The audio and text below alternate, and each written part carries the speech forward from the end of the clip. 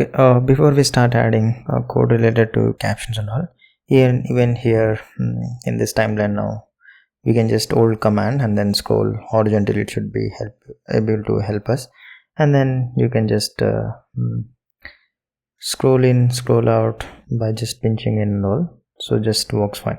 Those are all the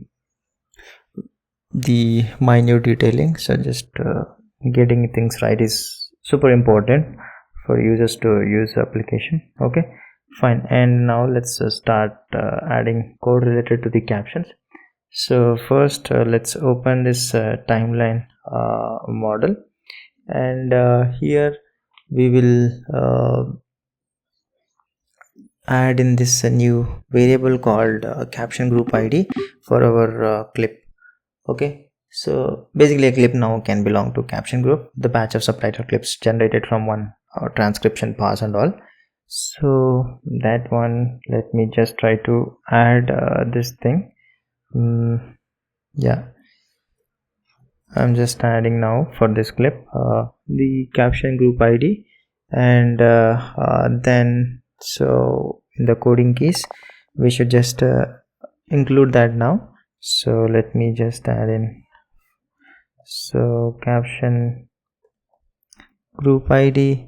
Okay, and then the way where we were trying to decode those in the init, so need to include this caption group id now. So let me just add in here. Okay, yeah, that's the thing now, just trying to include. And then these my now in the text layout model, the minor tweak, the padding, just the tiny fix here, nothing related to that. Okay, in here this height, I'm just trying to adjust here basically. So basically the padding we add to measurement is a space the box reserves, like just we're trying to reserve it only where the link actually goes. So the shadow pad still widens the box, but adding it to height like pushes the captions off their baseline. So just hide, we are trying to drop that shadow pad term and keep just the anti clipping slack. Okay, that's the change in this text layout. And then this text style here, this the tiny thing, so the background and the border we wanted to add. So let's create new variables for that. Okay, so basically captions need a filled background plate and an outline. So that's the thing we're just trying to add. These two variables, background and border, and then just add the, so below this shadow struct, let me just add in this fill. So this is the reusable, just toggleable solid color, so basically used for text box, background and border. Okay, that's the thing. And now here, now I just need to extend to this background and this border, the ones which we just added now. Okay, yep. And then just a tiny tweak here, calibrated it. So I'm just going to change this to source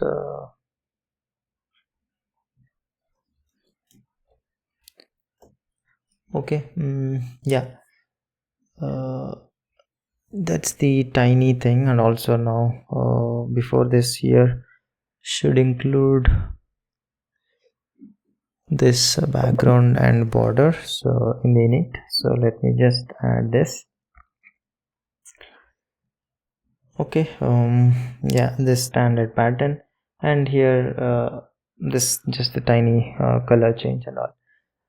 That's the tweak. Now just trying to tweak from the models sections first, and now let's open this app theme. So now we need to grow this designs token to support that canvas color, brighter borders and text for contrast and all those things. So let me just add in the static variable first for the preview canvas color. So I'm just adding in here that variable, and now for the border, just we are trying to tweak the opacity, the alpha component. Okay, so let me just tweak that these values for the border. Okay, and same thing for the text also. I'm just going to tweak that, and values I'm just going to update in the same in the text section. Yeah, okay, and now in the opacity, let's add the constant for opaque. So by default we are going to set the value to 1, and we'll introduce the new enum for caption and the component size. So let's just try to add yeah, somewhere I'm just going to add that so let's just add okay, let me just add in here. So the enum for component size and caption, so I'm just going to add these things here. Okay, yeah, just minimum font size, maximum font size, position, center snap, value, default center point, all those things, the things that we wanted to tweak. Okay, fine. And also I'm just going to add in a function called the panel header bar, just fixing the height and painting the raised background, and drawing the headline divider. So basically inspector preview and the panel can share a single look. Okay, so let me just add that thing.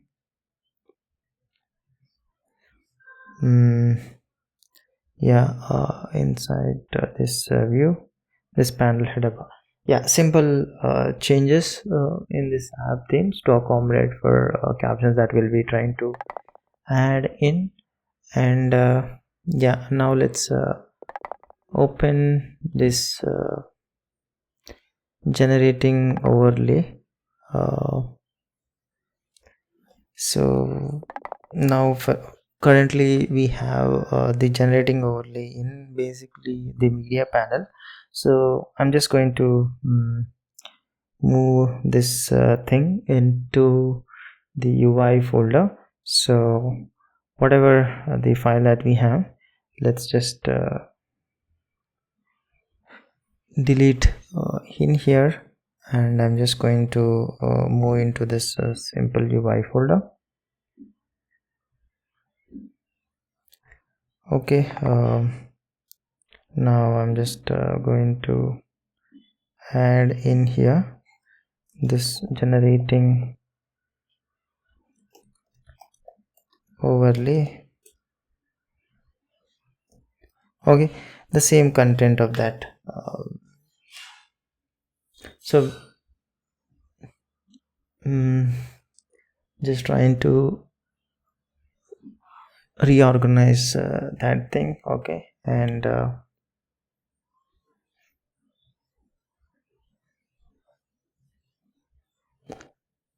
yep, so same thing, just the shimmering modifiers and all that thing, whatever is there, nothing difference is just added, just trying to properly group things. Okay, and now let's just close the sidebar and open now this preview tabs, and here like one new method I'm just going to add, simple opening, like selecting media asset. So let's just add in here thing. So basically whenever when is like user selects that media asset, we wanted to call this function and then use this to open that preview tab and then sync that selection to active tab. So just trying to create this single friend door function inside this preview tabs. Okay, fine. So that's the change that we are just trying to make in. And now in the refactoring things, in the inspector folder, I'll just add the new component. So let me just, inside this components folder, let me just add in this inspector section. Okay, fine. And this is going to be a simple tiny component, so I'm just going to add in here. So this is just the title group wrapper, an uppercase header over a vertical stack of rows thing, so that now the text inspector and new captions tab that we'll be adding will try to reuse this thing. So that's the intent. That's why we are just trying to add this new component.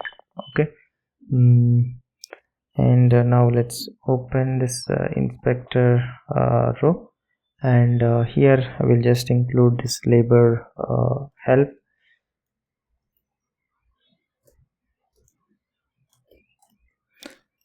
So here just trying to add in this thing, just trying to add in this optional tooltip thing, nothing. So that is what we are just trying to include into this component. So maybe below this text label, based upon that, if we have this label help, we'll just try to show this just need to close this thing. Okay, fine. That I need to properly add this help text label help. Okay, fine. And the tiny change inside this inspector row. Okay, fine. And now let's go to this color field. So here wanted to just clean up this a bit. This whatever we have, I'm just going to tweak this a bit. Okay, yeah. So basically we don't want to smuggle this non-sendable object across an isolation boundary, so we fetch it once like we are safely on the other side. So instead of extracting RGBA in notification close up, we opt to the main actor and read this in as color panel or shade dot color, same result. Okay, just tiny refactor, trying to clean things up. Okay, and now in this generation, this reference strip here, basically I can just remove all of this now. Just call that selected media, select media asset function, which we just added now. Okay, and here I'm just going to pass in this. So now every place wherever we need, we are just going to use this thing that we just added. Okay, yeah, that's the change. And now this text tab, we want to reorganize this into typography, appearance, layout sections, and like adding this background plus border controls and all. So it's just the tiny refactor thing. So I'll just quickly add this updated thing and just give you high level walkthrough, just the tiny reordering, that's it. Okay, so same typography, appearance, layout that we have, and now just added this background row and border row into the appearance, just proper thing. And then this is just the controls, the content field, just on commit and all, same thing whatever we had, and size slider, and yeah. Okay, and this new thing, background rows, just trying to add this border row. Okay, fine. And so that's this tiny grouping controls into this named sections, just turning that all that wall of rows into this scannable form. better organizing in this text tab. That's the tiny tweak inside that. And okay. All right, and now let's go to this inspector view. So now in here, basically the padding that we just added, in here now I can just replace this with this panel header bar that we just added. Okay. Adopting this shared header bar, so the inspectors now strip matches every other panel. So the tiny tweaks that we are just trying to make. Okay. All right, and now let's open this transcription, this file. So we will just a little bit of rewriting this video audio extractor. So the old one we want like exported in .m4a via this AV asset export session. Now we wanted to like read this raw PCM with AV asset reader and write a Dart CAF. So a more reliable feed for the speech recognizer.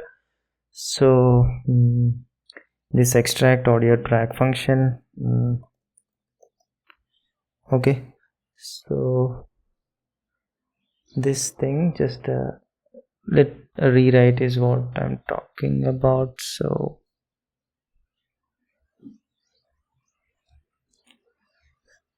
okay, yeah, let me just add in this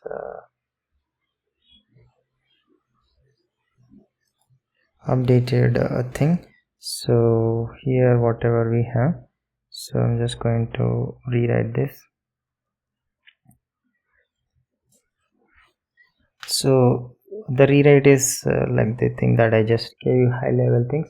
So now we are pulls like samples ourselves, and the convenience like exporter is flaky. So this extract audio track now loads the audio track, buys this AV asset reader tracker output configured for 16-bit little Indian PCM, and pumps the sample buffers into this the AV audio file .caf, and surfaces precise errors at each value point instead of like one opaque export error. Okay, so that's this rewrite in this transcription. Okay, fine, and now let's try to introduce the new files related to the caption builders. Okay, so that in the media panel, since it will be somewhere inside that, so I'm just going to create this new folder called this captions tab folder, and in here let's create this new file called the caption builder thing. Okay, yeah, so inside this basically we wanted to have logic that turns the transcribed words into the caption phrases and then into timeline text clip specs. Okay, so that is this the thing that we're just trying to add, the pure logic thing. Okay, so here this group, the function that we have, what it does, just it walks the word stream and flushes a phrase whenever gap is too long, and a line would word flow, so a hard word gap is just it, or sentence ends. So this the classic accumulate then break loop, just parameterized by fits, just predicate the y supplies and all. Okay, so that's the thing, and here this specs here mapping phrases onto this timeline is just a arithmetic about visible source range, so we are just trying to keep it beside this grouping. Okay, so this specs clips each phrase or to the source clips trim speed adjusted window, and maps seconds to the timeline frames, producing this text clip specification. So the and we have this private end sentence or join words help us just keeping the punctuation spacing correct and all. So this is the tiny caption builder helper. Okay, fine, and now we need to add the state management and the editor view model. Okay, for the captions. So the editor in here, let me just add in this new file. So this editor view model plus this captions. So I'm just trying to add in here, and this thing basically the orchestration layer. So let me just add that part. Okay. Okay, so it takes a request, transcribes the target clips and runs them through our caption builder and inserts that new captions track all as like one undoable action. So that's the thing. So this caption request bundles that user choices, and the caption line fits measures against a fraction of canvas width. And then this caption targets gathers the audio or video clips to transcribe, and this caption error that we have just names the one failure the UI must explain basically. And then the actual functions here, the generate captions, the pipeline caches these transcripts per media, tolerates per clip failures, and commits automatically or not at all. Okay, just transcribes each target reusing results by media ref, and builds this specifications and inserts this captions track, and either registers one undo step or rolls the timeline back if nothing landed. So just half finished caption pass can never corrupt the project and all. So that's the thing. This the generate captions is helping us to do this. So this is the simple the editor view model for handling these captions. Okay, and now we wanted to add new tab in the media panel. So for that I'm just going to again create a new folder inside this media panel. So we already have here captions tab, so inside only let's just add in this caption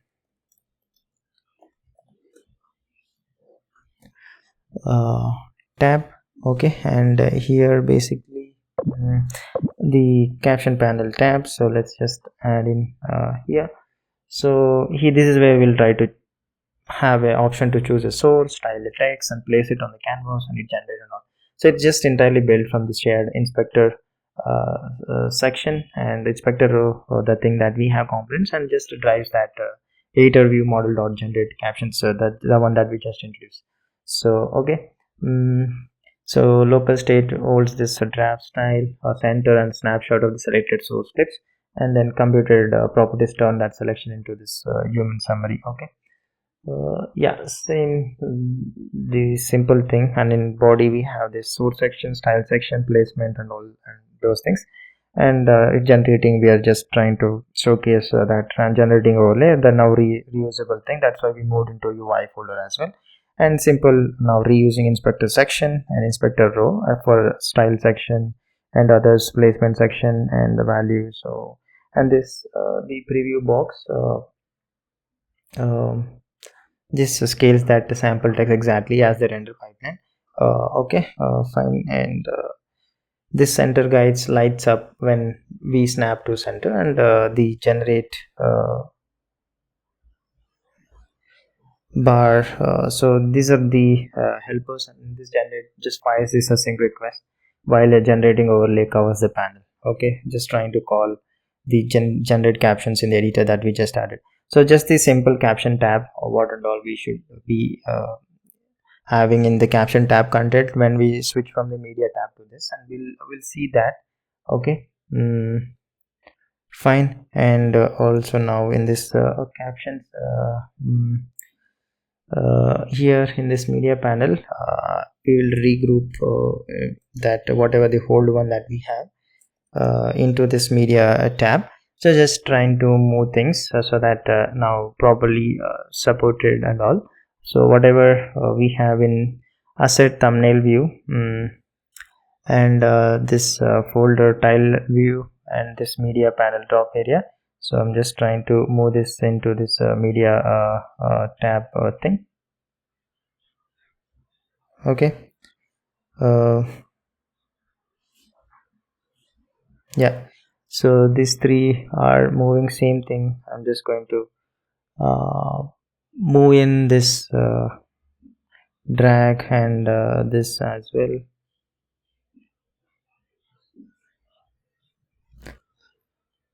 Okay, yeah, so just trying to move, nothing much, no change as such in that.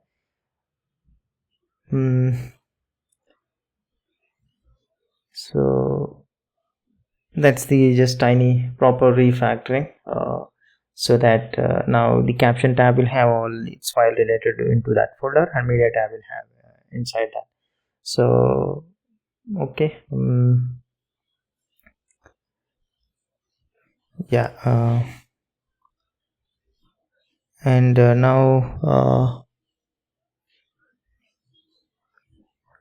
let's just create in here this media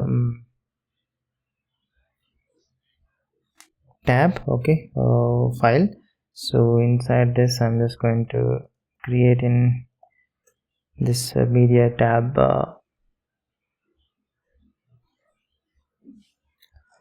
file. So here basically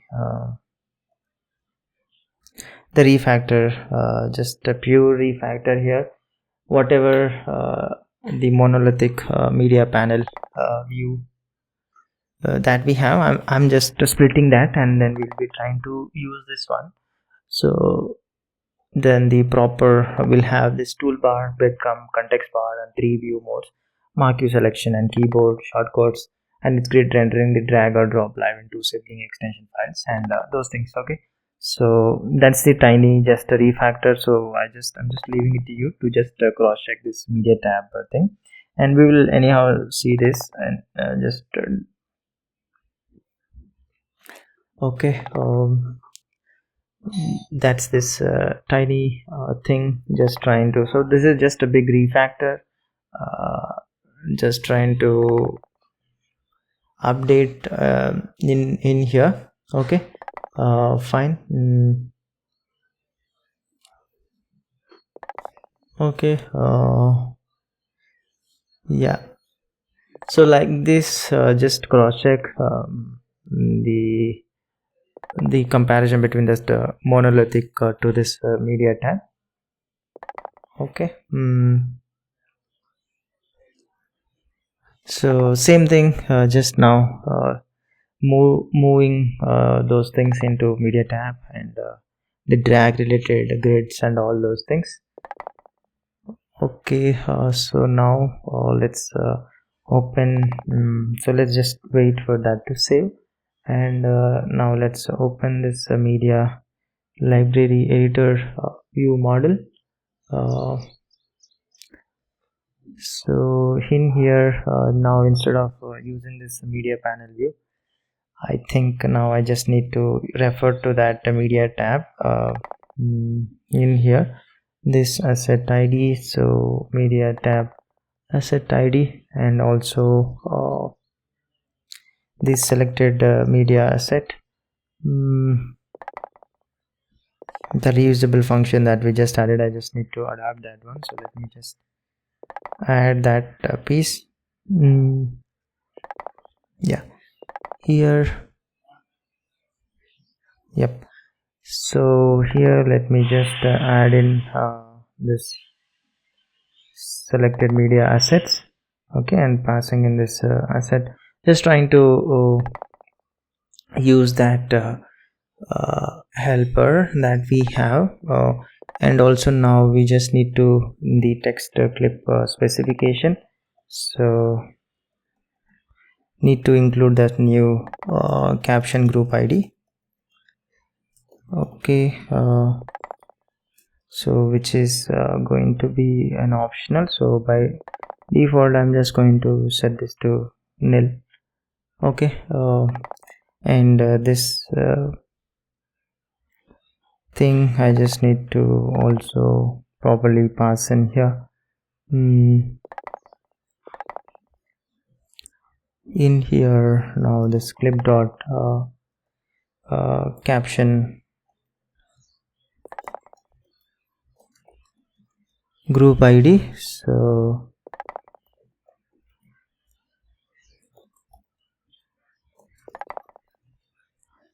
okay, fine, just trying to adapt to this caption group ID, the changes inside this media library. Okay.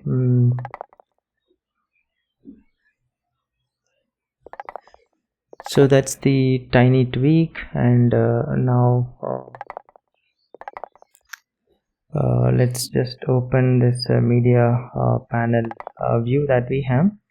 So now with all the browser related logic extracted, so we want to do now convert this into thin host. That this will be like now thin host of two tabs like video or captions or that extracted tabs. So it will be now way cleaner. So simple things. So I'll just so panel tab by default will have this media, and so captions and media is what we'll be having, and body now we will be having this simple panel tab bar will just show, and based on that we'll show this media tab and caption tab which we just created into in its own folder. Okay, this panel tab bar is simple with a button to switch between both of them. Okay, so both the options thing. That's the simple refactor in this media panel view. Okay, and now let's open this app state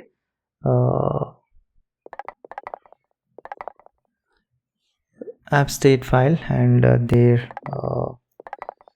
so let's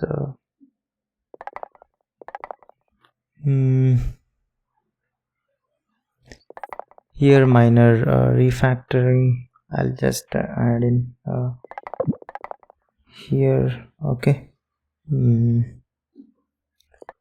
trying to capture into this asset variable, and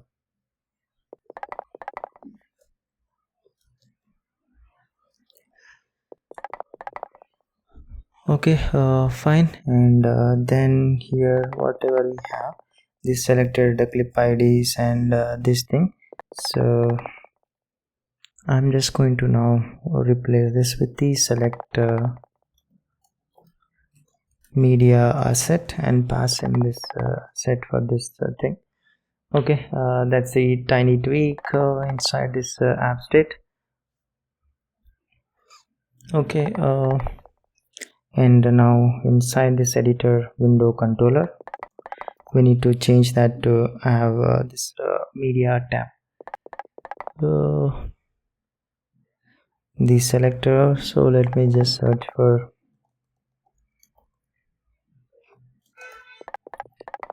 panel view. Okay, so this one just needs to be replaced now with the media tab. So since we just moved into that, okay, yeah, this tiny change, just trying to accommodate the refactor that we just did. Okay, fine. And then little bit of hardening the API key handling. So here just I wanted to let me just, it's too slow, so I'm just trying to skip this thing. Anyhow, that later when we try to save this again, it will just help us to refactor. So here we just want to harden this thing a bit. So never like the keychain, just trying to refactor this a bit, the init and the dinit that we have. Let me just update. Okay, this whatever I have, I'm just going to replace this with the new thing and all. So here what we're trying to do, so the keychain basically can block, so never read it in line on actors in it.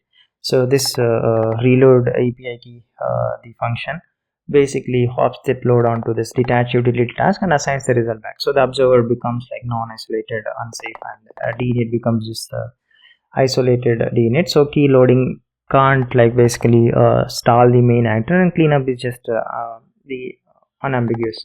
Okay, so that's the tiny change, just trying to harden the agent service, and then in this this tiny fix in this agent panel view, the error banner. So let's just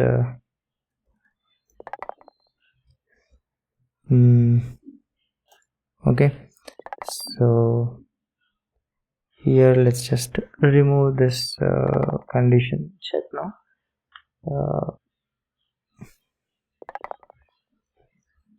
Okay, fine. That's the tiny things that we are just trying to make the changes, and let's also just in this agent pane, the MCP running on status, that little bit of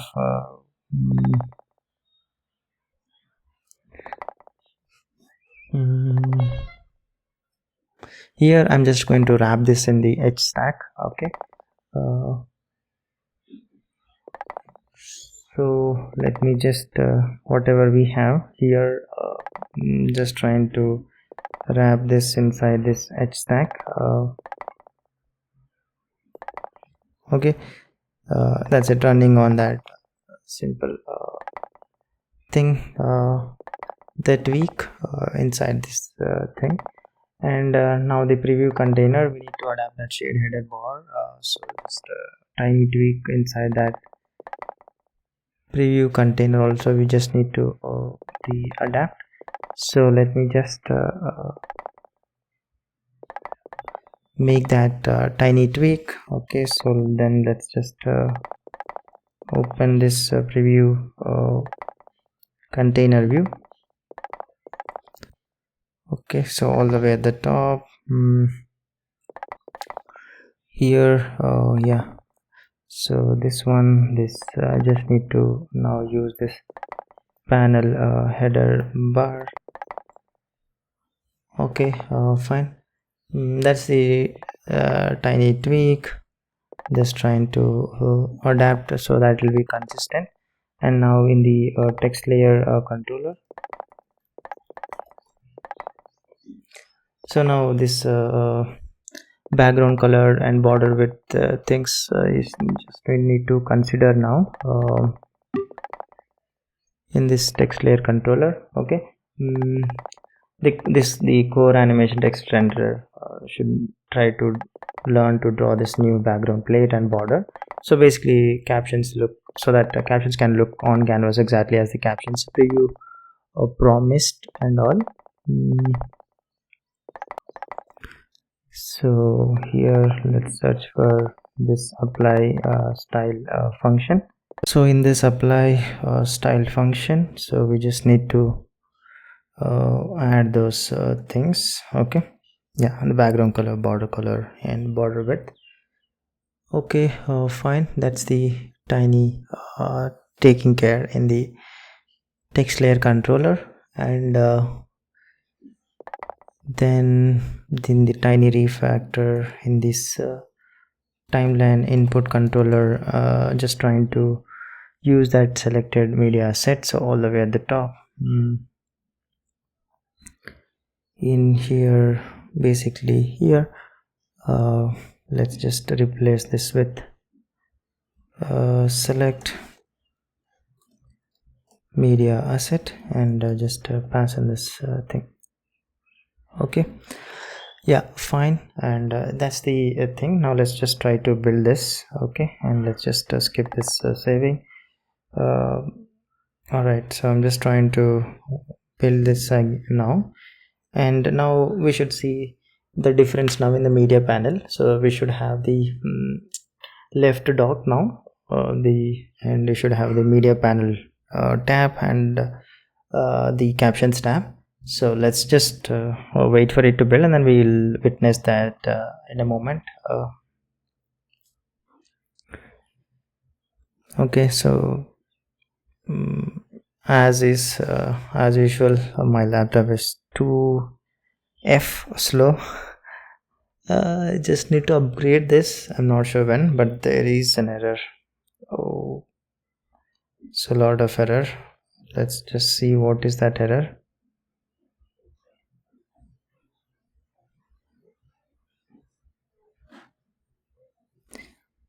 Media tab has no asset ID.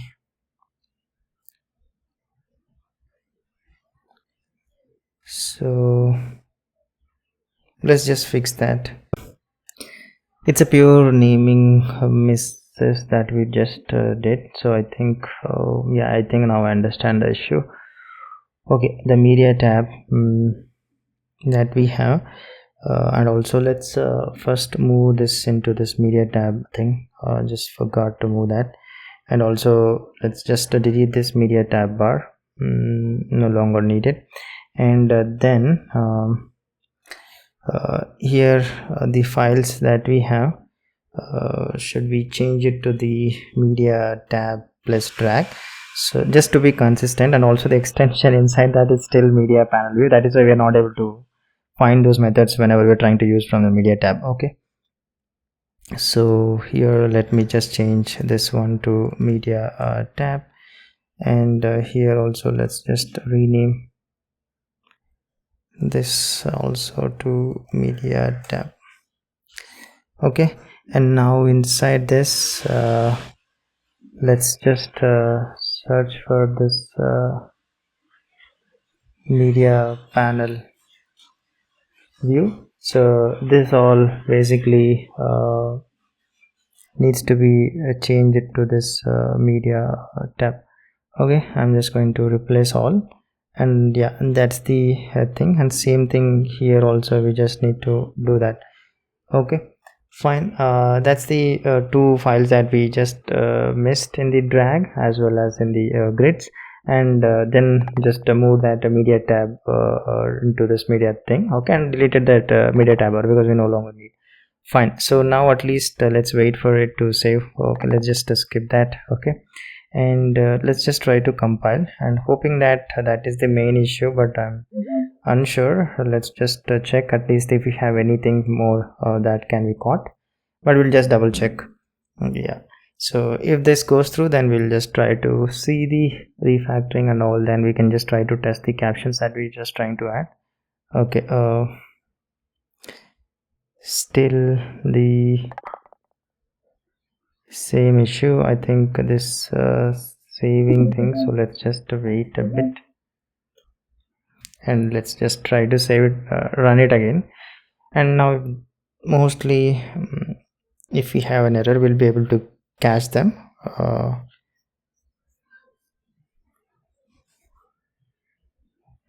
Okay, fine. So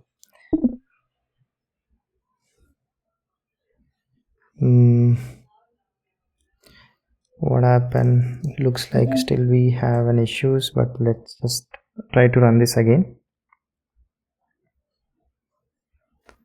Yeah, we have an issue here. Selected media asset. Okay, it should be select media asset. Okay, so let's just open this thing. Think where is that 178 line number? Yeah, so it should be the select media asset. Okay, and let's just save this, and let's just try to run. Yeah, the typo selected should be changed to select. Let's see now it's compiling that same thing, and if we have an issue, we'll be able to cache them. And again, we'll try to fix it readily, but hoping that no more issues. Let's just have a look at that. Yeah, mostly I think no issues. Yeah, build is complete. Now let's have a look at the our app. Let's wait for it to open. Okay, so this is open now, and let's just change this. So now we can see we have this media thing, and same thing, whatever we had media just stays the same. And now in the captions, you can see the difference now. The audio that we have, so the source uses the audio and video clips by default and all, and this is the language now currently auto detect. And font, we can just choose whatever the font, and here whatever the font that we choose we can see live in this thing, and that's the thing. And now we can just change here the font and also this color picker, just adapt to whatever the color that we want. And here also now if we want background, then again which color we want or not. So I'll just remove this background. So now basically let me just try to this video. Okay, let's just try to drop somewhere here. Okay, so and just move here this selected clip, and let me try to generate this clip, and hopefully now we should see. Yeah, so transcriptions are done, and here is what we have. And now if I see, many people have tried to convince me so not you to see start that the company. captions are added. I mean, if there was anything they could have done to stop me from starting the rocket company, they would have done it. So that's when I decided to start the rocket company. Yeah, so that's the thing. And now basically I can change the color. So maybe let's add this yellow thing. Okay, this is how it looks. And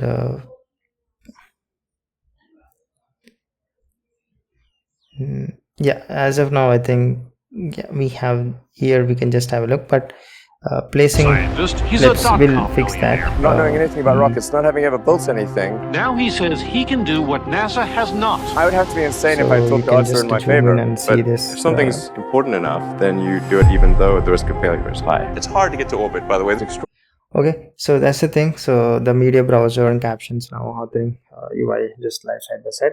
So now any video clip or audio clip, we can just try to generate these captions, and this captions basically will add right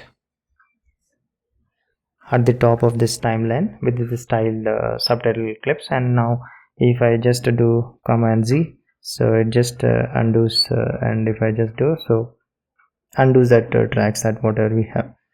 Okay, so here just try to adjust whatever it is. Okay, same thing. So now you can again just where position that you want, so you want here, and maybe you want to change these things and all, so you can just generate in this way.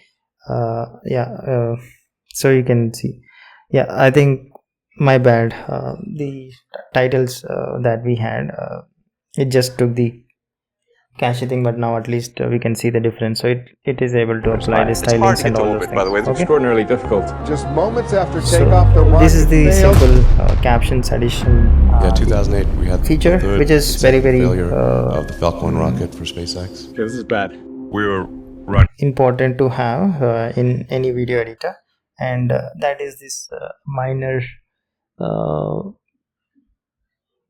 thing just trying to add. And now let's try to focus on extending this agents tools to basically to rename, manage and delete media and all. Eventually we need to add the tools to generate these captions and all, which we will okay, so just first we want to widen that agent, whatever it can do to our media library. Just new tools to rename, delete assets and folders, and also now the ability to scope a generation or upscale to just the clips trim range. And also now we need to deepen the editor and generation UI. So the edit menu on bin assets, like a generation panel that clamps its own height, and try to slim this two tab media dock that we have. And then the polishing things on the captions, so that now we can case, censor and translate also. And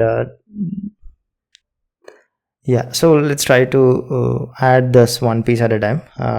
Now we just added these captions, and then we'll add to the agent's tools things, and eventually we'll extend the agent to support the captions also. So let's try to do one thing at a time. So let's go back to the code editor now. So let's try to add, and let's just try to collapse this thing, and here first I'm going to add a new file in the edit folder. In here, let me just add in this new file called AI edit menu. Okay, so this basically kind of one menu trying to offer all the AI moves that we can do. So here just trying to add in this. Okay, so all the options, upscale, edit, rerun, create video, basically whatever we used to have as part of this one component, so that basically whenever we can right click on the photo or video in the bin, we must get these actions. So that is the simple thing, like available actions, run, upscale, edit, and just trying to invoke whatever we have in the edit submitter thing. Okay, fine. So this is the new file, and now just minor tweak inside this AI access gate, and here basically gate should look like the I'm just going to tweak the background a bit, so kind of like AI background color is something that I'm going to add. So here let's just change this one to app theme dot this AI gradient dark color. Okay, yeah, just the UI polishes that we're just trying to take care inside this. And now let's go to this AI agent message view. So here basically this is the view that helps us to draw that view, so only the change regions are should be shown. So let me just try to update this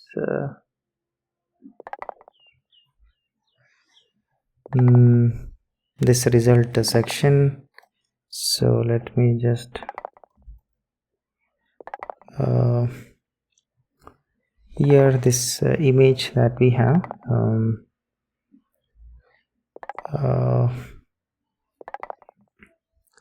let's remove this case, and here let's just probably format it. Okay, so decoding an image payload means like reaching into AppKit. So basically now the agent and also now I just need to import this AppKit, so that is the thing that we need. Okay, so that's what we want, this AppKit thing. And now this tool result that we just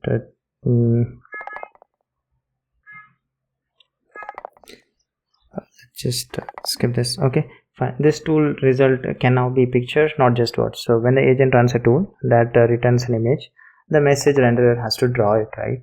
So the block switch, now we want to support this image view too. So here we just need to add in this new private struct. So I'm just going to add here somewhere, yeah. So simple tool result image view. So nothing, just decode the image of the main thread, so the chart never hitches. So base 64 image can be large, or undecoding it in line would freeze the message list mid scroll. So this small view shows a placeholder. Then in dart task that we have keyed on the payload decodes the bytes on a detached task and swaps in the NS image when ready. And yeah, okay, that's the thing, just trying to now handle this image also. Okay, fine. And now let's open this tool definitions, and now let's start adding the actual rename media, rename folder, and all those things, delete media and all. So let's try to add them in here. So rename media, rename folder, delete media, delete folder. Okay. Yep, so just trying to tweak in, and now let's search for this generate video, and along with this now source video map reference, we'll add this source clip ID now. So here, fine, just simple formatting. Okay, fine. And same for upscale media,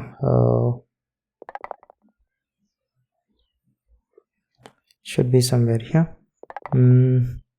Here let me just add in this source clip ID.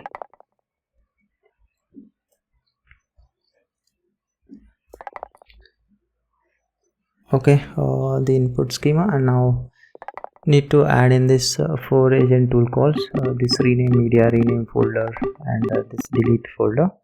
So let's just add them, maybe where we have this move to folder.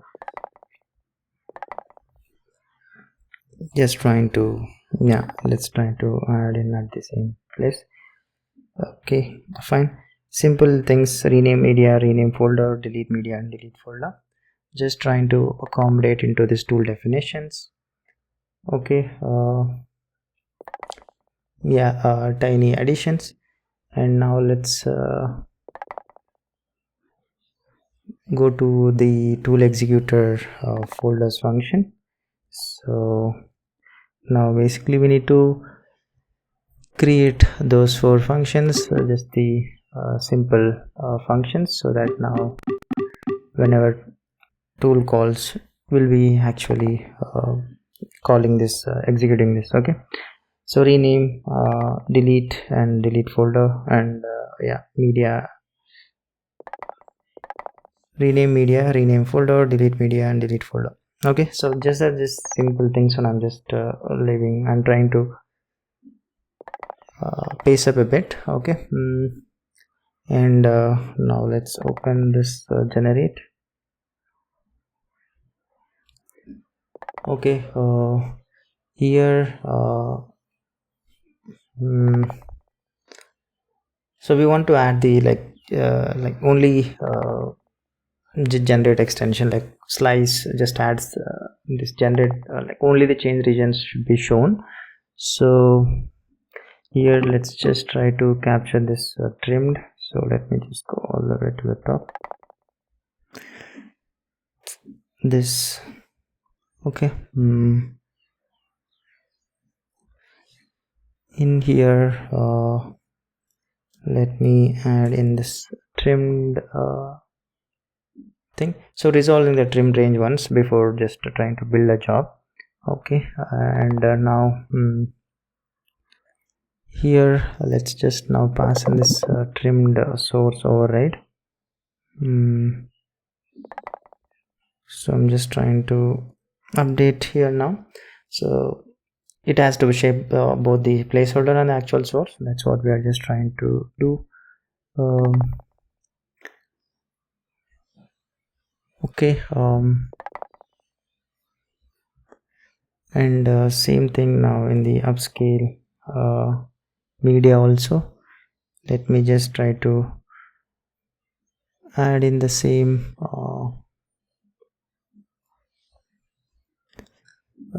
things. So let me just, in here I'm just going to, yeah, okay,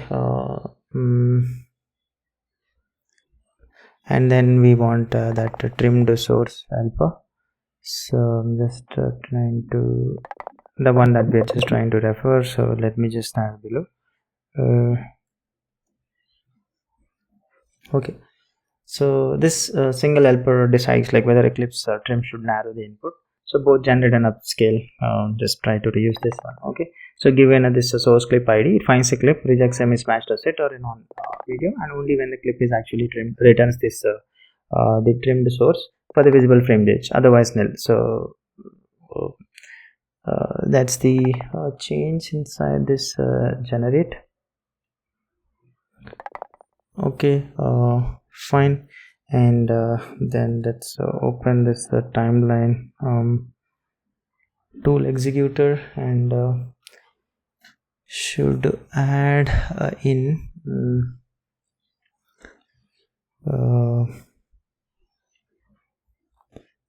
let's so just trying to find this just minor filters here. Okay, so we want to and the agent the richer facts about video it's inspecting. So the more accurate the metadata, the better it will be. So that's the thing, just trying to hand here. And so the base meta also, let's just update that.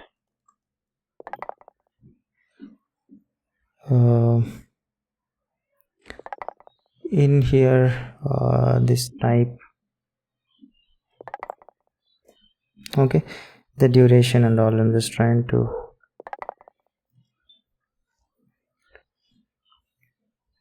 just the tiny tweaks just we're trying to add in here.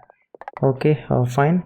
And now we added this new tool, so just need to update that in our this tool executor. So in here the case where we have all of this, now we just need to basically hook up those each tool call to the actual functions. So this rename media and those things and all. Okay, so those are minor tweaks.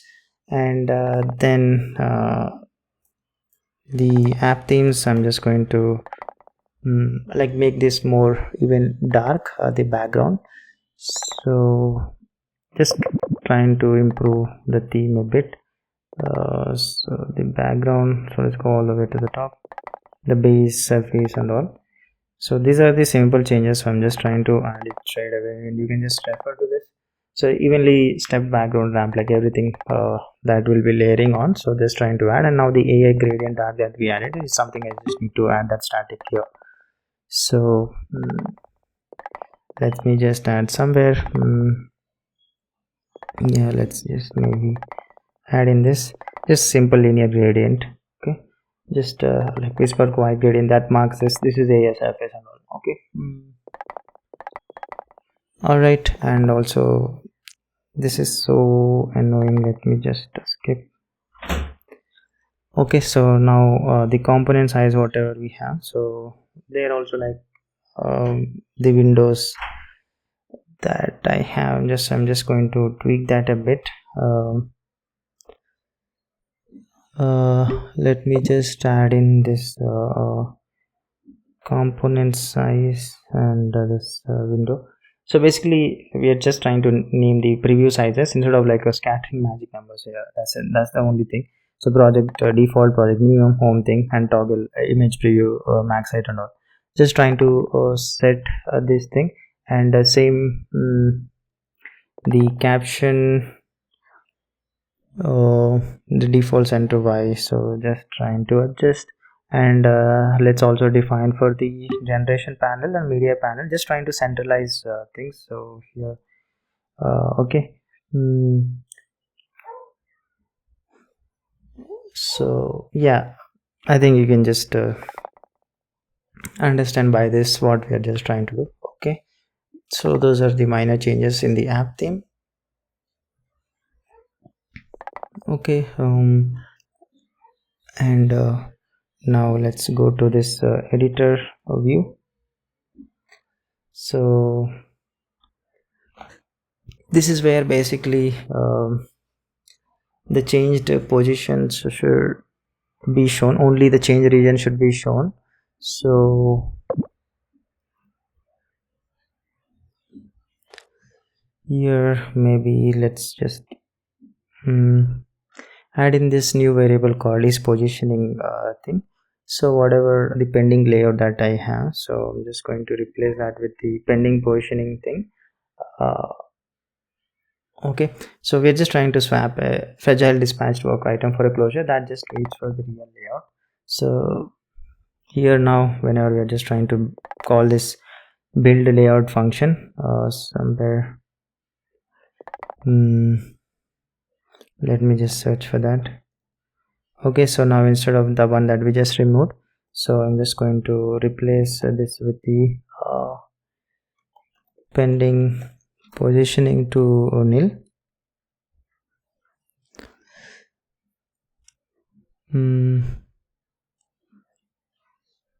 Okay, and then trying to just the make media item. So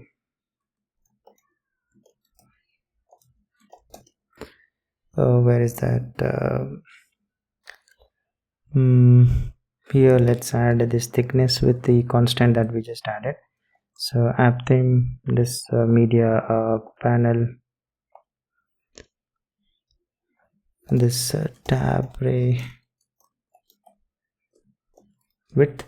Okay, yeah, so basically media panel grew that tab rail, so its floor must rise. So that's what we're just trying to add in here, take care of that. So that's the thing. And then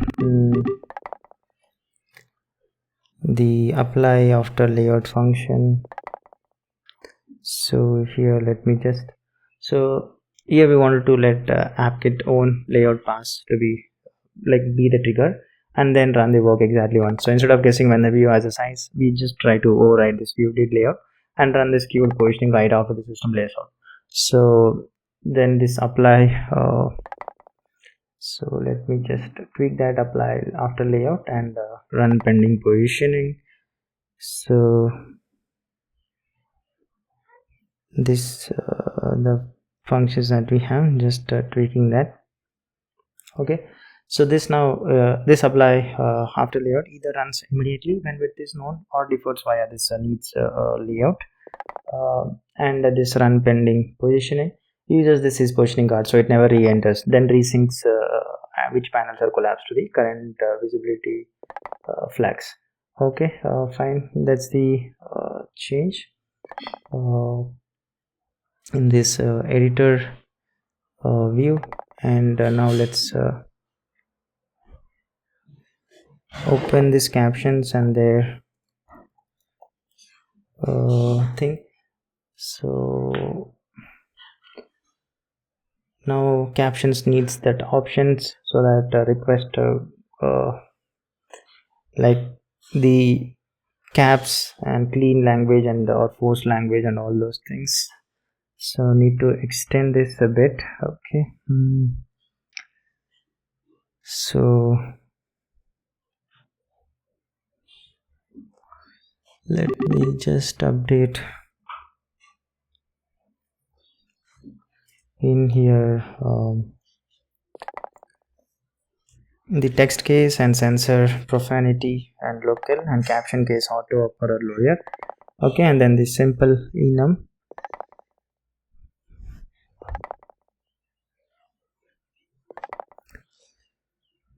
Okay, and now basically in the generate captions, let's just functions, wherever we're just calling this thing.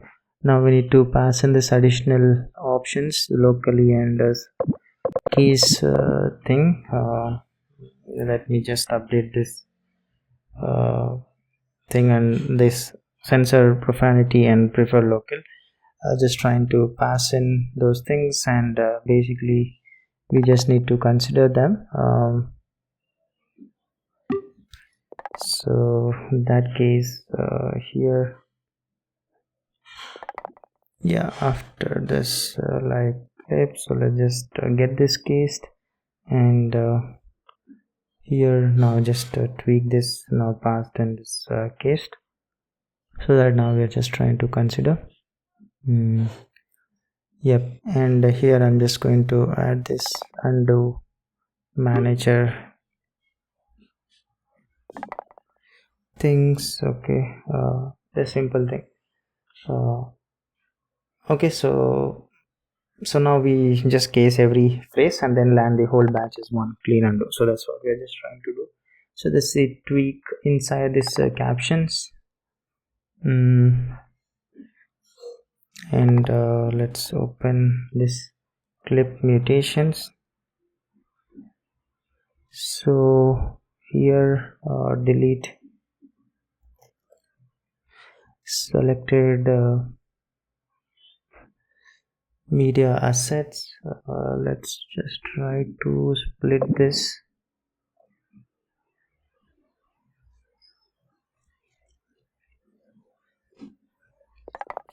function into two.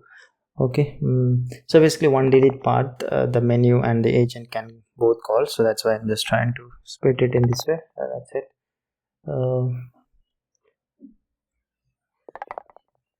All right, and now let's open this media library.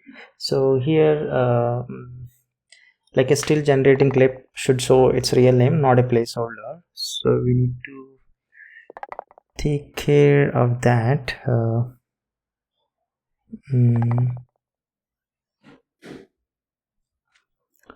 Okay, so here let me just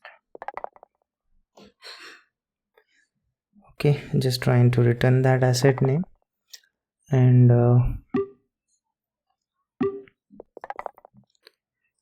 let me just add one function as well. So is clip media generating.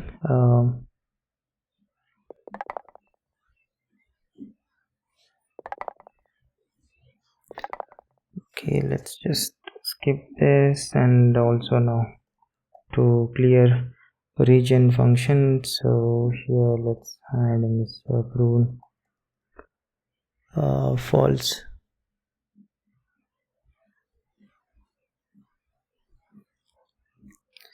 Yeah, okay, fine.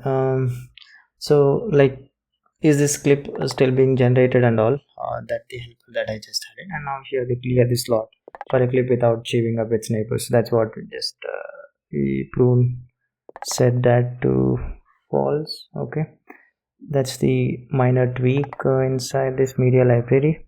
And also now in the editor view model, I can just delete that default name all the way at the top, pending panel seed. So let's just get rid of it.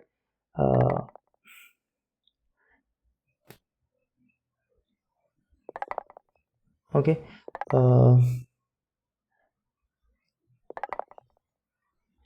so not needed, so I'm just trying to get rid of that.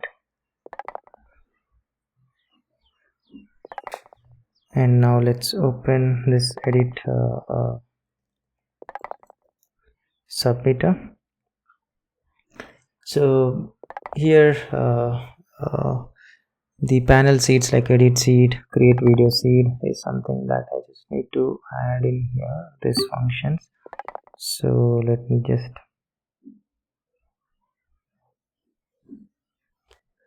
add this maybe somewhere at the bottom.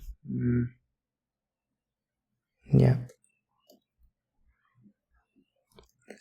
okay. So they translate like edit this or make a video from this into ready to run panel state. So these builders basically take an asset and hand back a generation input pre-wired for the right model. So edit seed picks a video to video or an image edit model with the asset as source, and this create video seed just picks a first frame or reference model depending upon the toggles. So just returning nil for unsupported types is how this menu knows like how to like to hide the action and all. Okay, so that's this edit submitter the change. Okay, and now let's go to this generation view. So here basically refactoring quite a bit inside this one.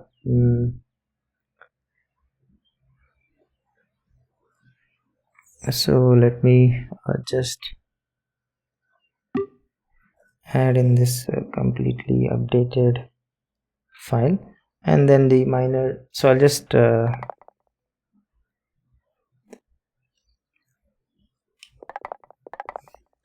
nothing major functionality wise, it's just the minor UI polishes. So now it just shares that vertical space with the media grid, so it can't decide its own maximum in isolation. So the parent just passes the maximum panel height in, and every clamp below just measures against this number, like instead of guessing and all. Okay, and yeah, and here and there just the UI just polishing things and enhancements, and just resizing handle and prompt height, just letting it to grow and all as the things, and trying to make the voice speakers and all those things cleaner and all those things. Okay, so you can just take a look at the diff that I'll be just attaching in the commit. Okay, that's the tiny thing. And now let's open this AI edit tab, and now instead of here this send it to video and all those things, whatever we have, we just need to now clean these things up and just use that in whatever the functions that we just added inside this edit submitter. So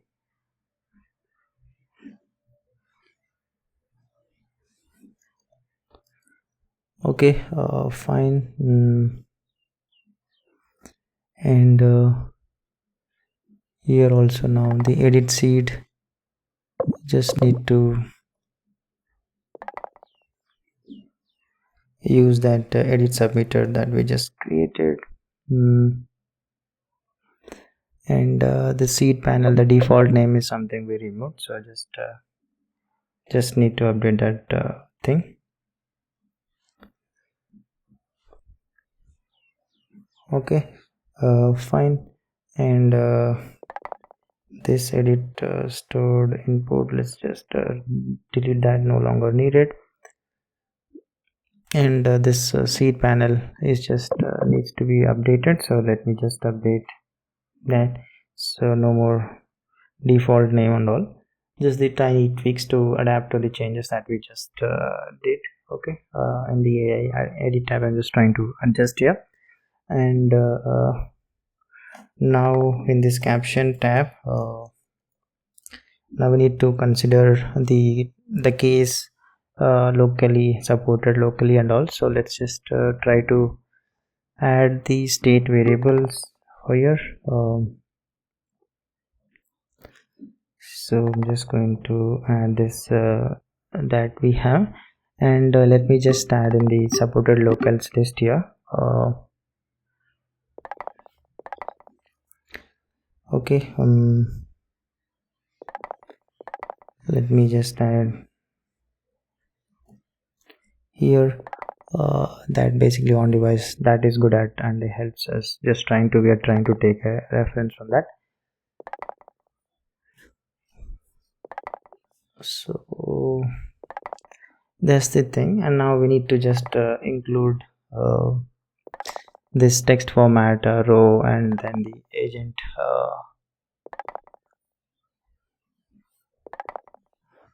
menu and all those options. So let me just add that.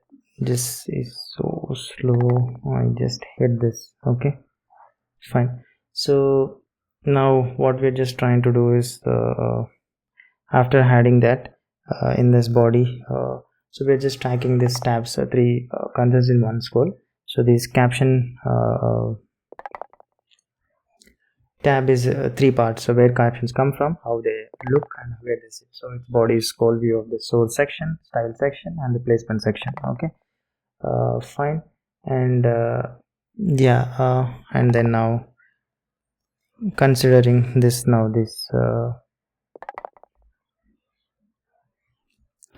the new additions, which is the sensor, and then the language and all those things, and this agent menu. So one click option, like the agent mode basically offers remove filler words, fix names, add emoji, translate to language, like each calling this caption task. Like that's the thing. Just trying to, if agent mode is active, just try to take care of this, like fixing jargons, fillers, and all those things. Okay. That is this that thing. Okay. The additions and generate captions buttons as usual. Okay, so just the enhancements to accommodate this case language and then this agent enhancements, like adding this pre-instructions for that. Okay, so that's the tiny UI change and all. You can just check in this caption tab and all. Fine. And now this let's go to this media panel view. So here we want to turn that media dock into like 2-tab panel with a slim icon rail. So this also pure UI change. So let me just update this and just remove this one, and here also you'll just see that turning that into slim icons, which we will see. That's the UI enhancement. So that's the minor UI polishes, and you will see that also. I think I'm not talking much about this because that's not the core logic change or anything that we are doing. And in the asset thumbnail view, now below rename, let me just add in the AI edit menu and the divider. So let me add in this. So now a single selected asset earns like rename and a edit in its menu. So that's what we're just trying to add that. Okay, fine. And now let's open this media panel grids media tab.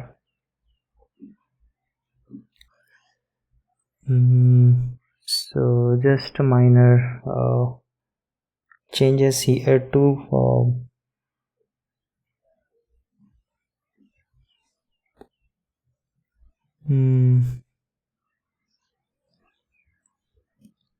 here these columns.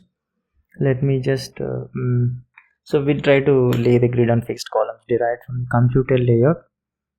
So let me just tweak this. Okay. Yeah, and now here the top padding that we just added, I'm just going to remove this cleanly, and now we'll just use this small spacing from this app theme.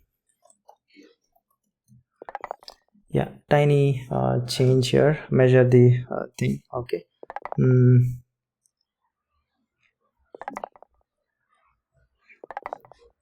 Okay, that's the tweak inside the grid. And also now in the media tab, we need to basically add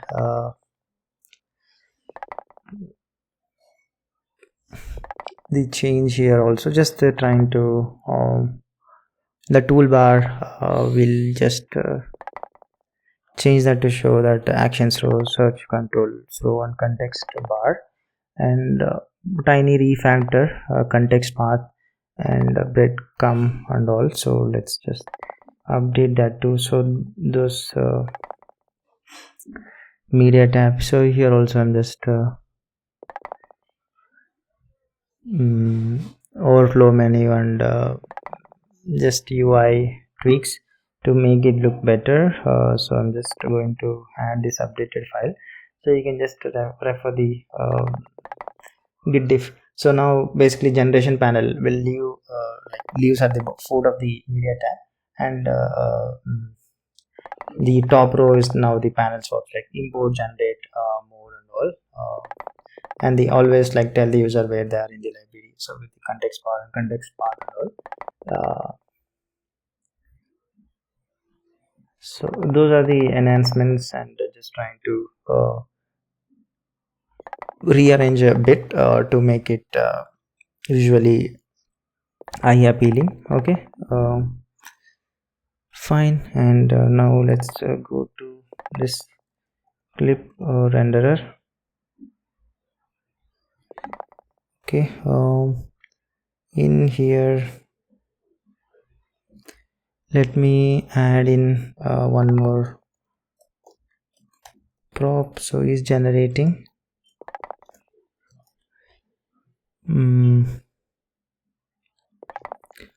okay, and now I'm just going to is missing and is not generating. Okay, so the clip painter needs to know a clip is still generating, so that's the thing. Now we're just trying to pass in. So now like don't show missing over media, that's simply still generating and all. So that's the thing that we're just trying to take care here in this clip renderer. Okay, fine. And now let's just go to this timeline container view, and here let's yeah, in here this render state, let's just pass in this generated assets as well, asset IDs. Okay, so I'm just updating.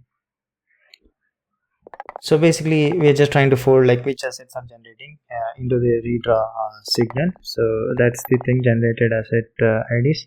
And in this struct of the render state is something now I just need to pass in these things, so that now it doesn't throw in error. Okay, so here I'm just adding this. Okay, fine. That is this timeline container view, and now let's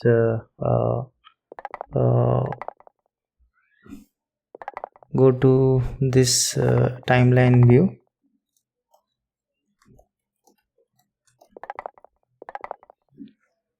So we wanted to basically now the pending replacement overlays and whatever it was. So we want to keep the animated overlays as real, reusable subviews. So here let's just replace this whatever we have with the generating clip overlays and clip display rectangles. I'm just going to define two private variables here. So let me just update in here. Okay, and now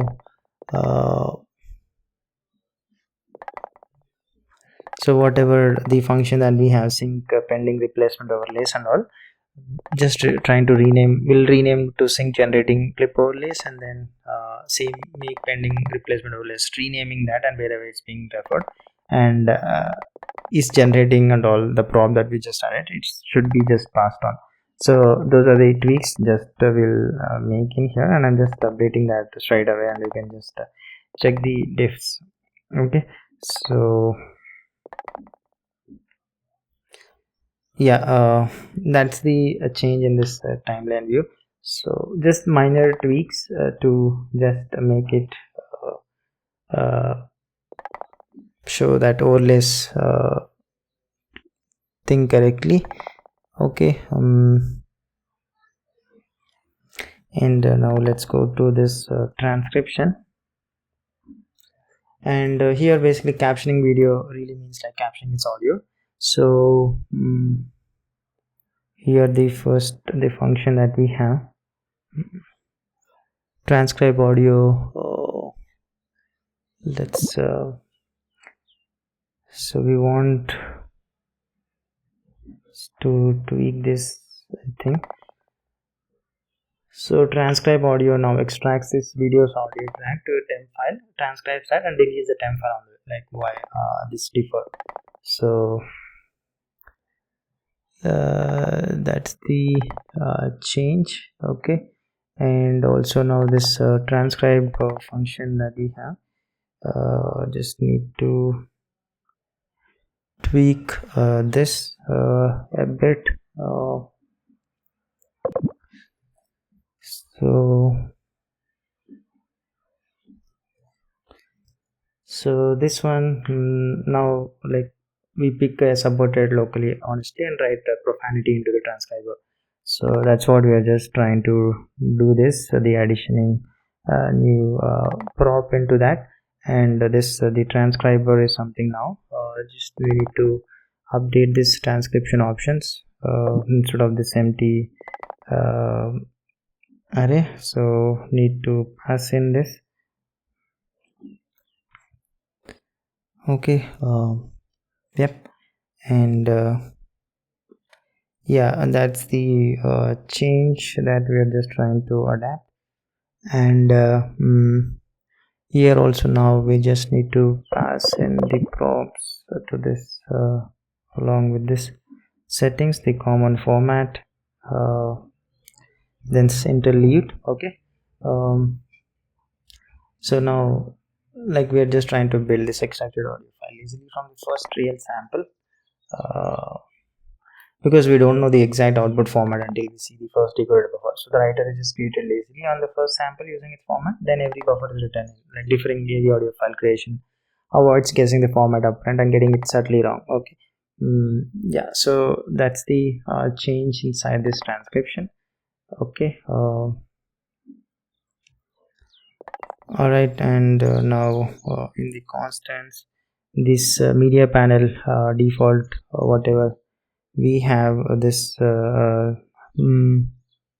thing. Let me just make this more wider and okay, giving media panel more room. Okay, fine. So that's the thing. And now some additional helpers in the time formatting. So let me just import this foundation.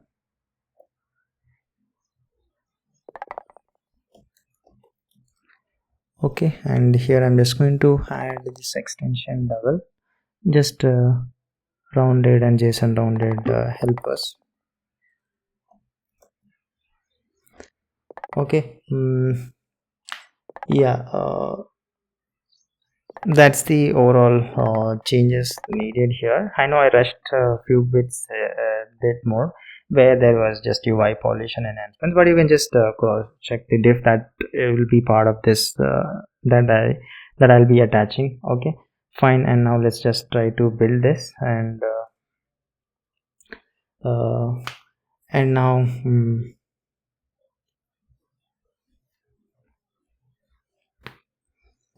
okay, so let's just wait for it to build, and then we should be able to basically test this. Now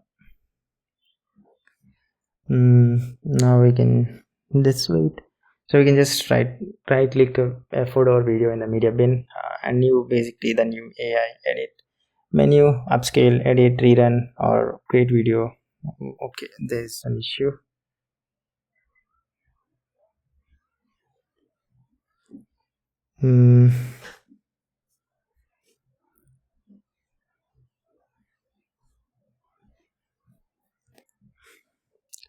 Let me just, so I think constants media panel, not in here, app theme.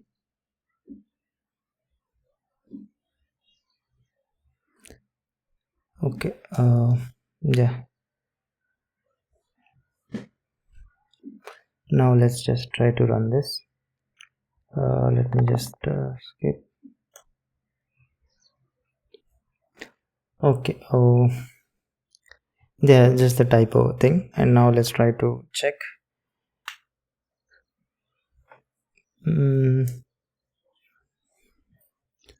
Hopefully it should compile. Let's wait if we have any issues, and we'll just try to see and then try to fix it.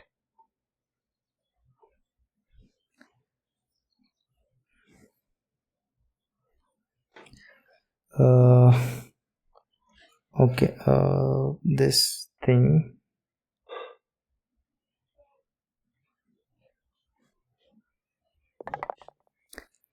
let's just keep this one to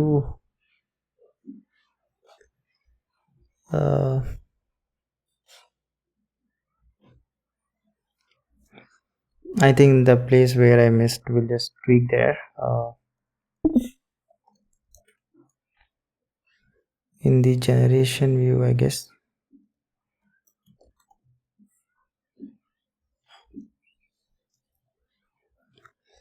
So okay, let's just see which file exactly.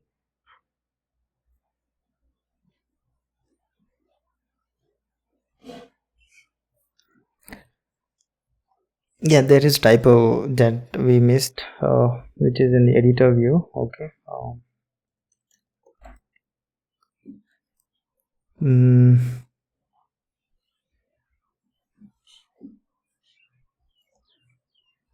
Yeah, I'm just going to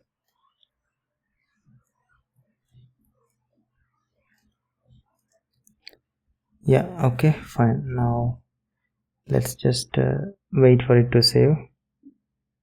Okay, and let's just clear this and try to build this now.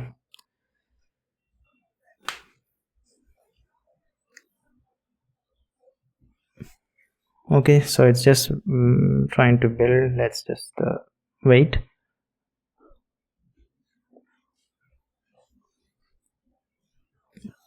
Mostly it should just go through, and then we should quickly I'll just try to show the minor UI tweaks and then the captions changes that we have and all those things. Okay.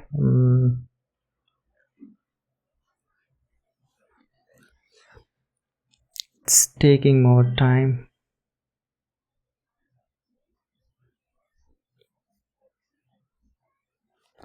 Okay, it's compiling. Let's just give some more time. So depending upon the resources that you have free on your device, just it's either fast or slow. Okay, fine.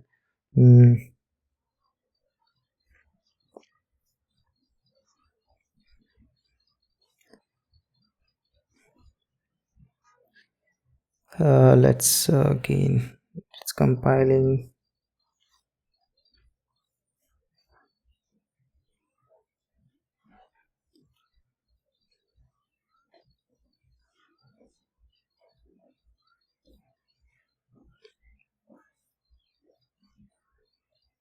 Okay, build is done.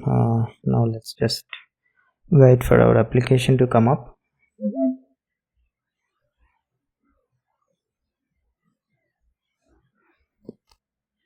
Okay, yeah, this is up fine, and now you see it is moved to this left hand side top. Okay, two slim icons. Before it we had in the top media and all those things, so now it's just way simpler. Okay, fine, and let's just go to this media, and if I just click right side, now we have this AI edit submenu and the upscale thing. So we can just edit and upscale and all those things. Okay. And also now this rename also I can just rename that. That also we just add it. And this the difference here, this the media doc and the captions doc and all. Okay. And now let's go to this captions that thing, and let's just try to minimize this a bit. So here now we have the language selector. Basically I can just choose in from this things that we have, and also the case, should we want uppercase or lowercase and all those things, we can just adapt a thing and just try to generate. So basically they just work. So if I just select this and let's say I want uppercase, yeah, and just try to click on this generating captions, and yeah, we already have one, so this is again new one, so you can just delete that. And also so let's try to delete all of this, and here also I'm just trying to delete this. So now if I just try to generate this, it should just add the new thing, the same thing. Okay, so the case is considered and also language now it's considered. We can just use that, and here we have this agent mode. So here now basically I can just ask it to thing, let's say add this emoji. So so I'm just trying to add those options, trying to take an help. So if I ask and remove filler words, so this is going to help us like any filler words and all. So now this, since we trying to take the agent help and all, and also we can help to translate to the another language and just try to hit this. So this the agent mode is something that we are trying to take care of, take help of that. So I'm not showcasing that, but these are all the things that basically that we added the agent mode. So I can just pass in that prompts that we just prepared and try to kick off that generation and all. Okay, fine.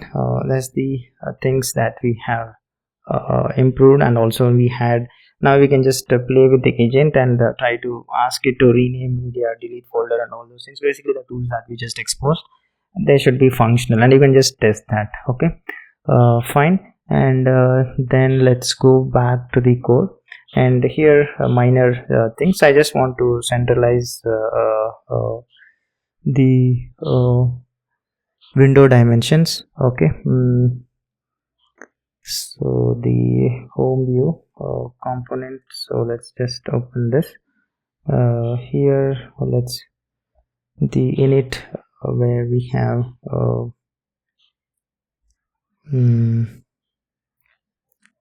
yeah, in here instead of this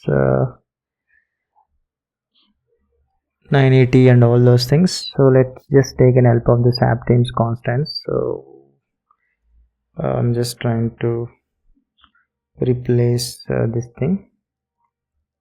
Okay, fine. And also now here let's add this collection behavior as full screen none.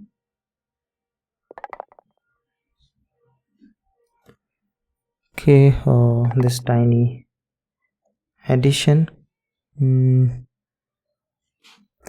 same thing in the video project. Basically the concepts that we just added, now we are just making it, putting it to use.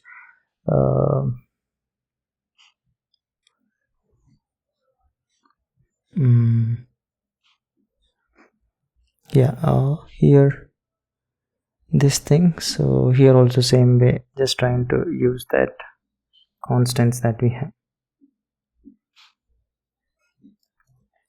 Okay, and just compile this and build this, should just be the same, and let's just skip formatting, that's fine.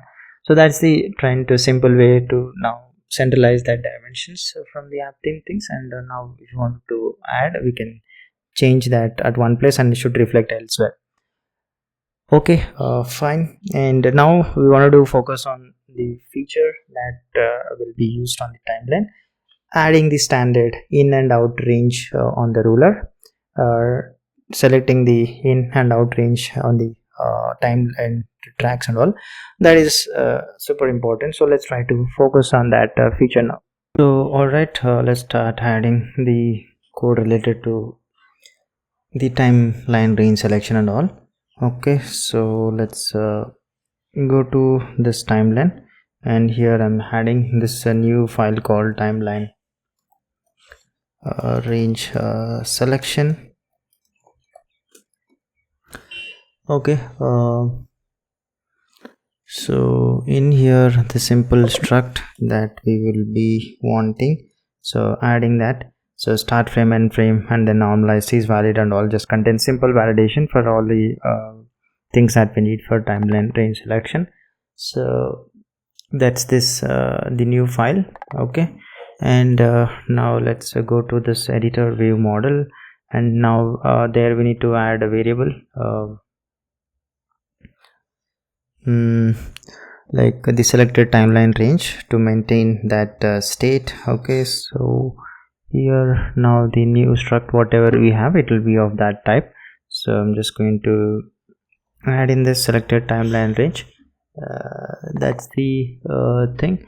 And now let's try to create this new file related to the timeline range. So the editor view model, so all the functions that we wanted to maintain normally. So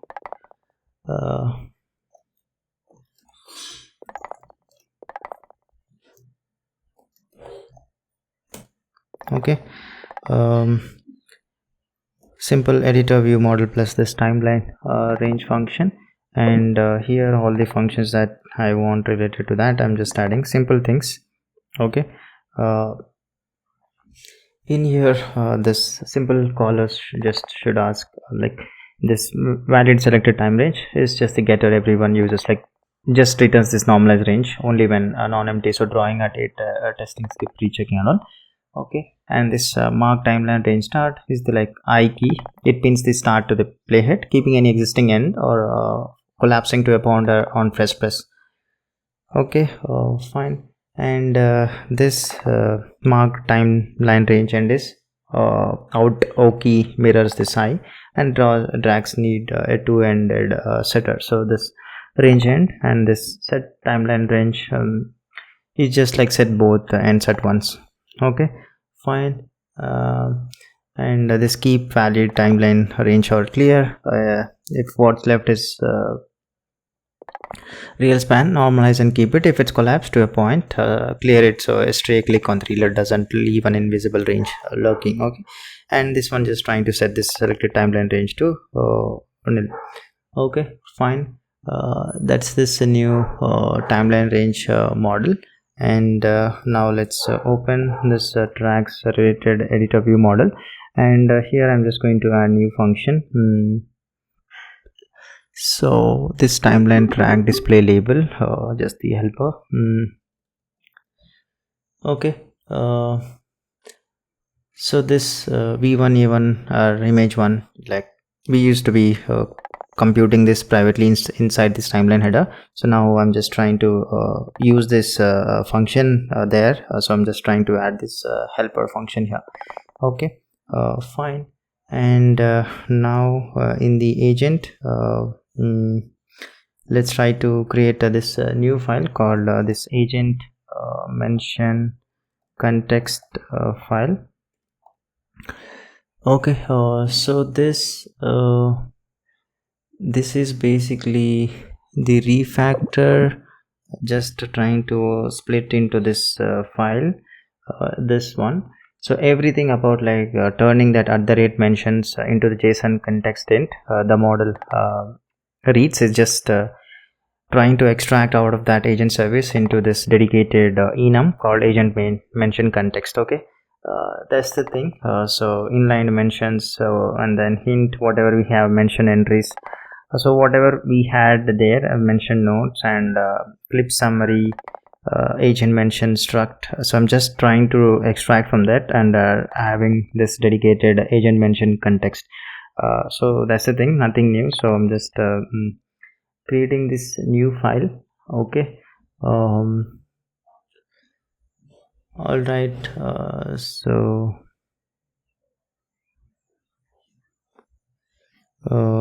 that is the thing. So timeline range mention also the new addition. Now the range mention also, now we are trying to let the agent know about that. Okay, so now the agent service, whatever we just added,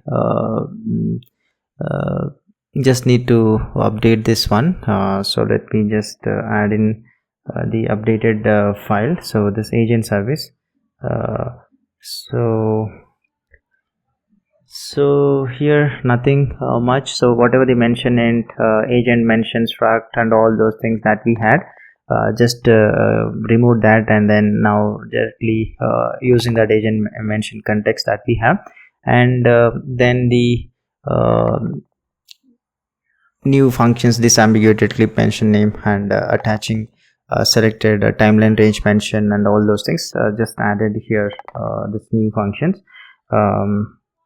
Okay, so this attach mentions and here attach selected timeline range mention. So those functions related to that, just added now. Okay, to just take care of this new addition that we're trying to make.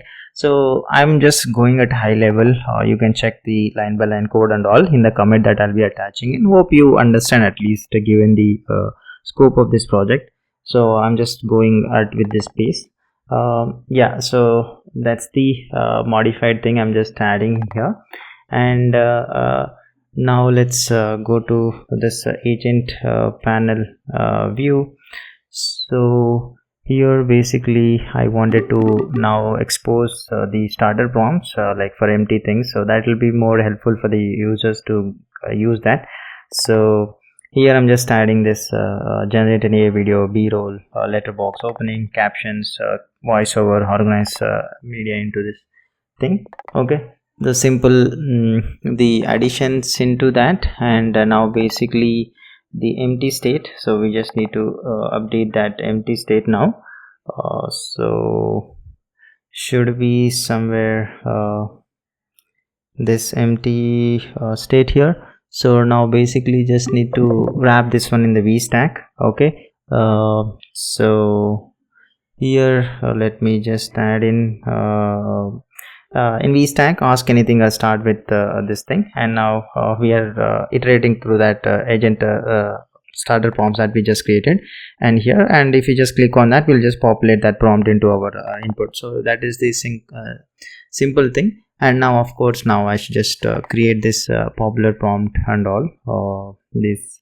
So let me just add somewhere here. So this so this popular prompt, I'm just adding this service draft to that, and then the so this agent starter prompt button, and then the agent starter prompt thing. So we just need to add that. So let me just create in here. So simple thing. So ID, title, and system image prompt, and then just body, we are just trying to wrap everything in the button in the edge stack. So image, and the title, and some padding and over highlight. So yeah, just a simple styling, and help is just a fill prompt and all. Okay, pretty standard that we normally see. So that's the thing, addition in this agent panel view. Okay, fine. And now in this chat history list, I'm just going to now if session is not open, that archived things, I'm just going to get rid of this.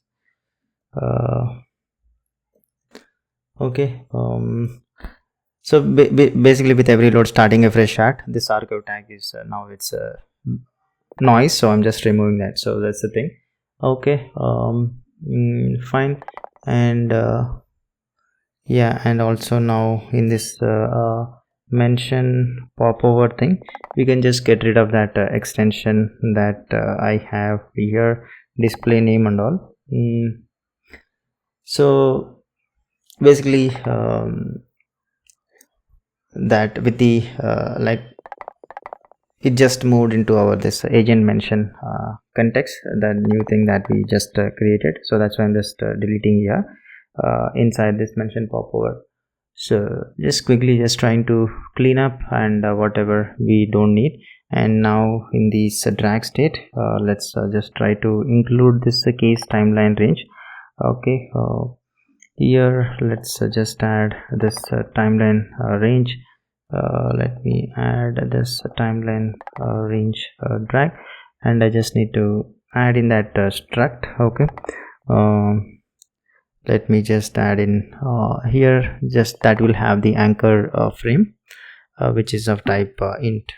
So the simple thing, just trying to include the drag state. Okay, fine. And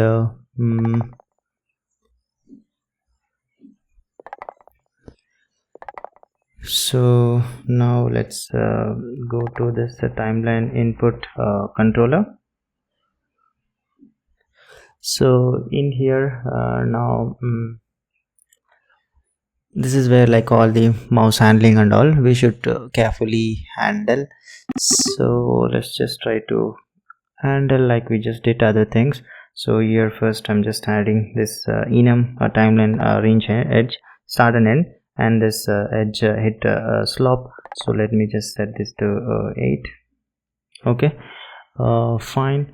And now in the mouse down, so just need to handle the case. Yeah, let me just try to update here ruler area. Okay, so here now, so one click on the ruler now, there is a 3 possible meanings. So we're just trying to resolve this by priority. So on mouse down in the ruler strip, we branch, like if we are near an existing range edge, start resizing it, else if shift is held, start painting a new range. Otherwise it's just a plain playhead scrub. So that's what we're just trying to handle that situation here. And okay, fine. And now in this mouse dragged case, just need to add this new one, drag state. Yeah, so here let me just add in this new case called this timeline range. So below this I'm just going to add in yeah, okay, this timeline range, so basically should snap to clip edges and the playhead just like everything else. So during the drag, we reuse that shared snap engine, collect the snap targets, and if the moving end lands near one, snap the frame and park a visual snap indicator. So otherwise the end follows the cursor frame. Either way we call the set this timeline range from the fixed anchor to the like possibly snapped end. So the selection just updates like. So that's the thing that we are just trying to handle inside this mouse dragged. And now the on release just need to handle in the mouse app. So let's just go to the mouse up functions. So here just need to add this case timeline range, and I just need to call keep valid timeline range or clear. Okay, based on so maybe let me just add here below this case. Okay, fine, simple thing. So releasing the mouse is where like that gets promoted to real range or discarded. That's the tiny thing. And also now in the mouse mode function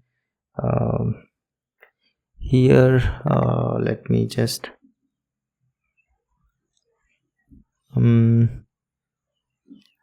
add this condition check. Okay, so now the cursor must basically telegraph what the next click will do. So on mouse mode, over the ruler we set the cursor to match the same priority ladder.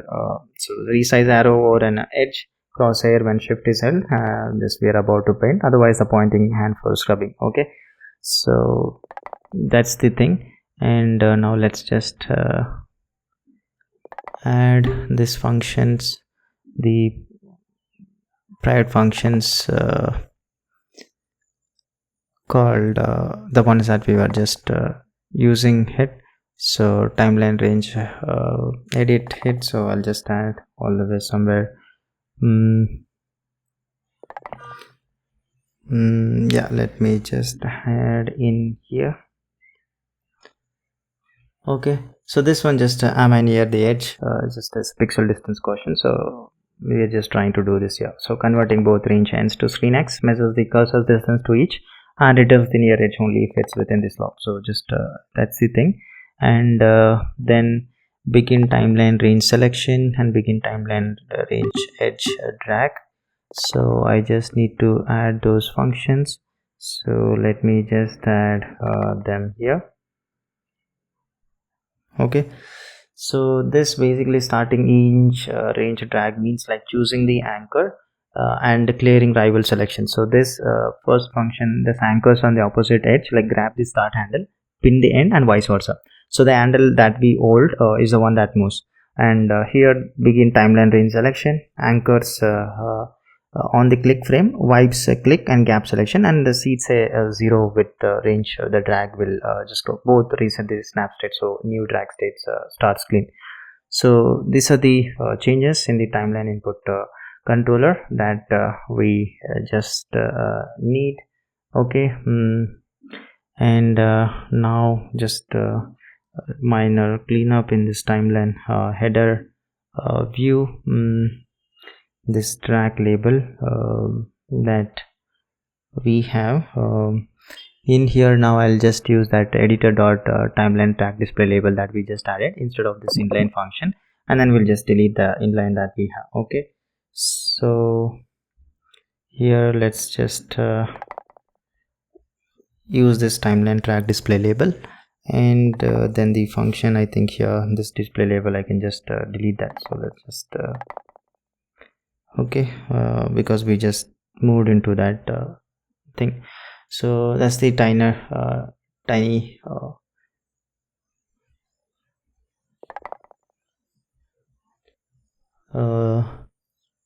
change inside this header view. Okay,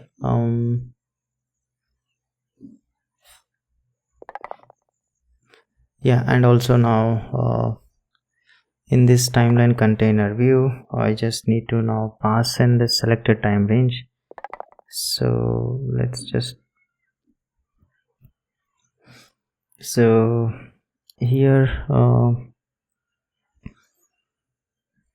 we need to pass in the selected time range. Let me just pass in, and also now here in this render state we just need to add that timeline range selection. So let me just add that here.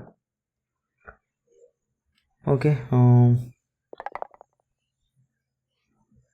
yeah, just trying to update this thing. So that's the tweak in this container view. And next, now in this timeliner view we need to call that actual draw thing. So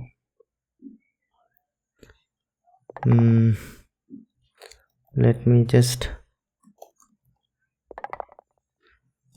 here I'm just going to basically call the new function that will be just adding kind of like draw track timeline range selection fill or something like that. Okay, so let me just add here. Okay, and also then at the end also I just need to add. So this is so annoying, my system is so hanging. Hang on. Okay, fine. So here also I'm just trying to add. So now basically the range needs a fill behind the tracks and a stronger fill on the ruler. So in the main draw we are just inserting this draw line range selection track fill right after the track background, so the tinted band sits under the clips, not over them. Okay, and now here this ruler just gets now its own denser fill plus crisp edge lines on top. So after the ruler is drawn on this contents draw, we layer the ruler region fill and then the two vertical edge lines, so the range basically reads clearly against the ticks. Okay, so now it's just now I need to add this functions related to our this the timeline range, and then we should be good. So let's just add them.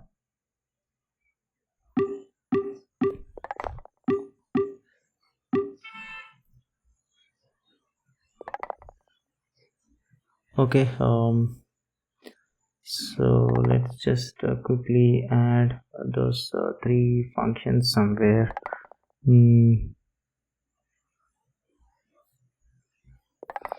So let me maybe near this cap selection, so I'm just going to add here. Okay, so this small draw routine, so each guarded by is there a valid range. So every routine just bails if this valid selected timeline range is nil, then converts the 2 frames to X. The track fill is just a paint int opacity wash across all track rows. The ruler fill a strong soft wash confined to the ruler. So the edge to accent colored vertical strokes at the boundaries. So just trying to split them so that it keeps each pass single purpose and cheap. Okay, so that's the selection drag fill, and here this ruler fill, and this the edges. Okay, fine. So those are the things, and now the right click menu needs to know whether we click inside the range or not. Okay, so that is something we need to handle. So let me just go for this menu, and here let me just try to validate here the hit that we have. Okay, so before building either menu, we just compute this clicked range via this range contains 100 into this empty area menu. So that one boolean decides whether the range action appears or not. So that is the thing that we are just trying to take care. And then this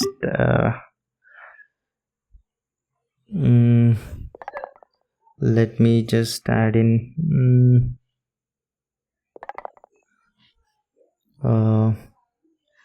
so here this basically adding to chart thing. So now we'll lead with add to chart. So mentioning is just one right click away. So at the top of the clip context menu, we insert this add to chart item carrying the timeline ordered selected clip IDs, then a separator before this usual copy paste and all. Okay, so this is the thing, like we try to let the agent know that I see the clip. So now agent knows which clip we are talking about. Okay. Okay, fine. And then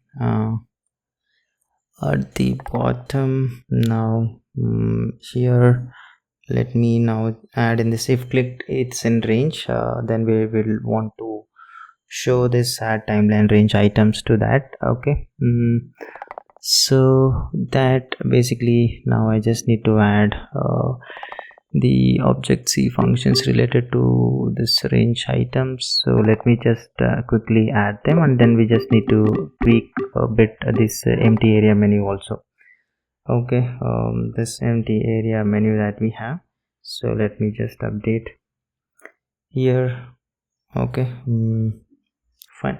So this now the range actions, so both menus that we are just trying to reuse one builder. So when clicked range is true, we append that range here items. So empty area menu builds conditionally paste only if you can paste, then the range items if we clicked inside a range, else nil. Okay, this now add timeline range items or add clear range item, centralized like add range to chart and clear range. And this is selected clips IDs in timeline order, flattens that selection into left to right clip IDs, and we have here three this Object-C analyst just trying to wire the items to service and view model thing. Okay, yeah, so that's the change inside this the timeline view that we needed. Okay, fine. And now let's we should wire it inside the window controller. So editor window controller. So basically if I click I and the O, so we should just try to start this in and out range marker. So first let's first define this constant here, the case where we have the command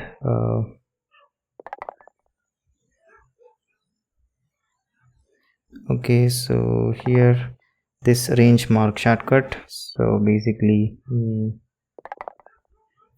no command or option or control down, so then the gate a key for mark start and O key or key code 31 mark end. So that's the thing just trying to add.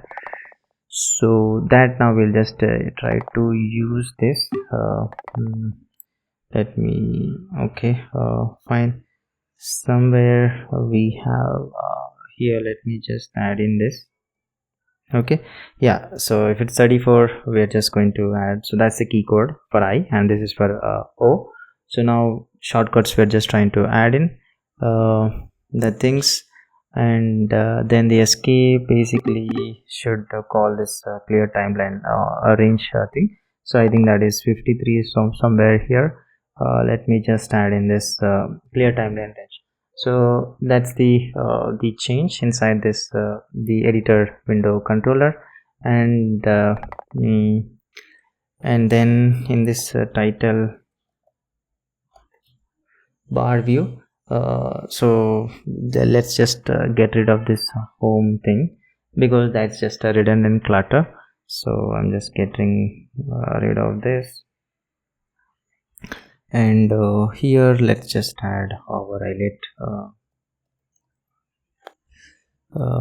thing. So I'm just trying to add in this. Okay, yeah, that's the thing. And now we need to update our shortcuts pane about this the timeline range that we just added. So let's just go to this here in this timeline related stuff. Where do we have that? Yeah, so here I'm just going to add in this shift plus drag ruler, so it helps us to select the range and all those things, basically whatever we have. Let's just okay, then drag range and adjust range, high, mark range start, and all those things. Okay, fine. Now just trying to like show this shortcuts also in this pane.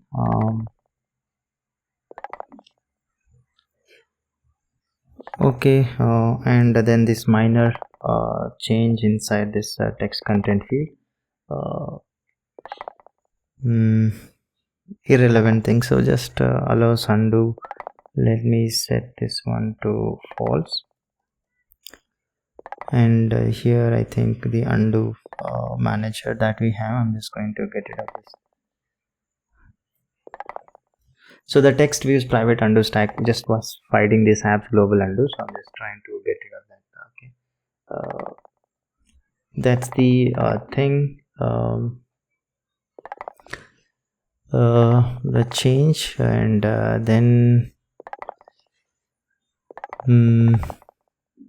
so let's now go to our this toolbar view. So we're just trying to add the here undo redo buttons. So let me just import here this app kit. Okay, so this basically they were just talking to the wrong undo manager, so just trying to update to our own things which we already had, so just trying to correct that. Okay, so here let's just add in this so now we'll just try to use this directly ns apps thing. Yeah, so let's just add somewhere here. Yeah, simple change inside this toolbar view. Yeah, we're almost there, and we'll just try to now build this, and then minor color change in this the app theme for our the accent. Yeah, so this timeline code color, and I'm just going to add another ns color too. Okay, so basically accent used in both worlds should be just defined once as ns color and bridged up. Okay, the range edges now are drawn in AppKit, so CG context which needs ns color and not as 50y color, so just trying to correct this thing. Okay, fine, and let's just wait for it to save and just skip this. Okay, and let's try to build this. Okay, let me just clear this and run this. Now hopefully the in and out range whatever we just added, we should be able to see that. Let's try to witness and just try to test it. So now on the timeline ruler, if I just hold shift and drag, a highlighted band should paint across the tracks with the accent edges, like snapping to clip boundaries and all. So then like we can just press I and O at the playhead to mark that range from the keyboard. Let's just try to see this. Okay, so let's just try to wait for that build to complete. Okay, mostly it should be just functional, but let's just try to test and see if we have any build error, and we'll just fix on the go. Okay, build is done. And let's just try to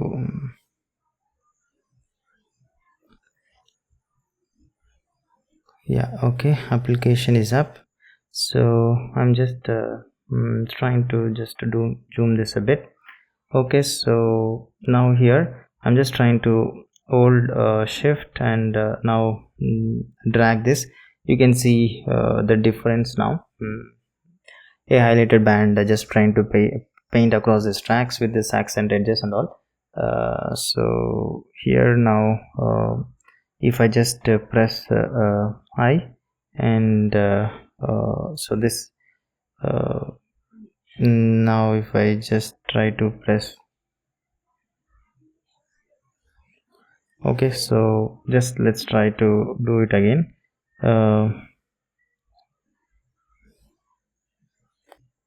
Okay, I pressed this I and now let's just go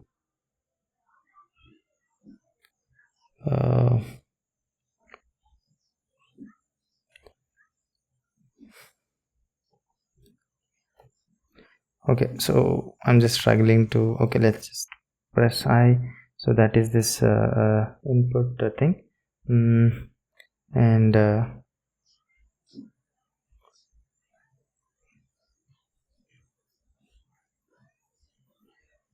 so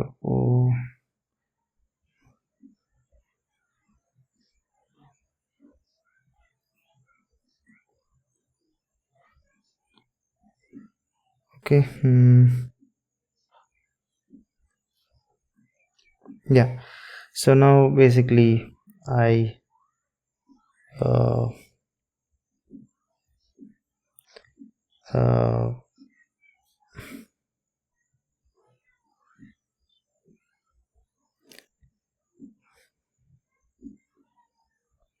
so this range now, if I just try to click on this add to range to chart, and we should be able to see this. Okay, that range.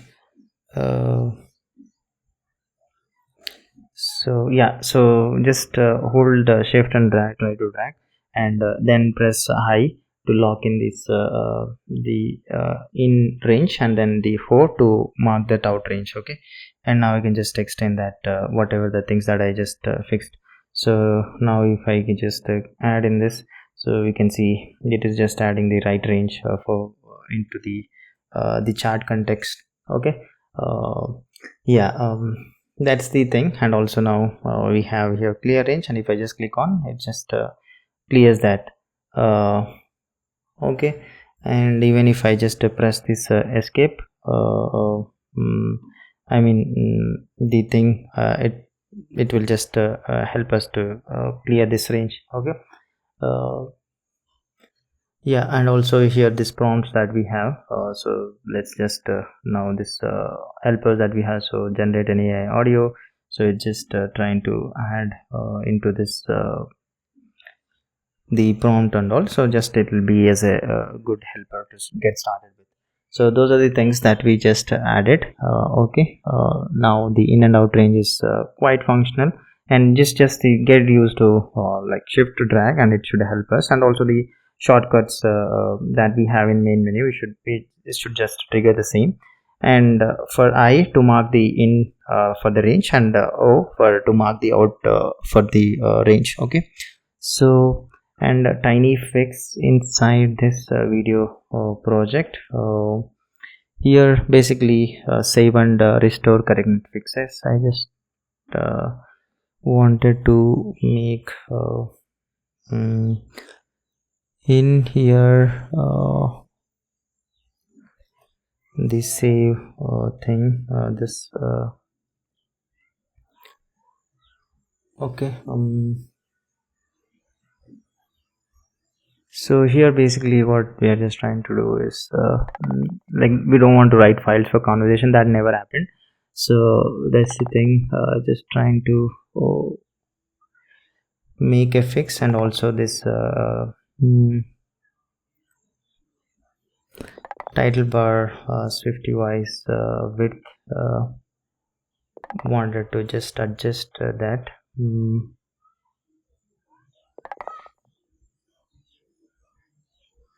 So we have in here 140, so I'm just going to now use this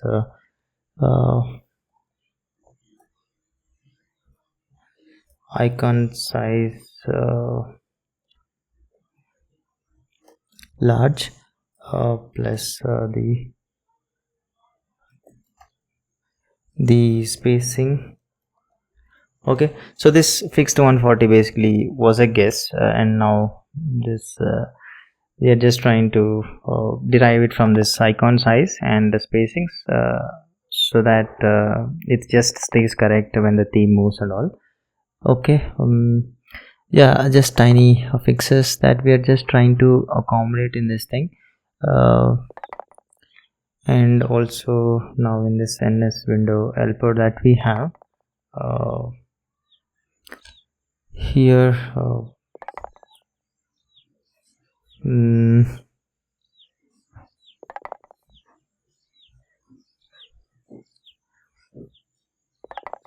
so let's just try to tweak this a bit.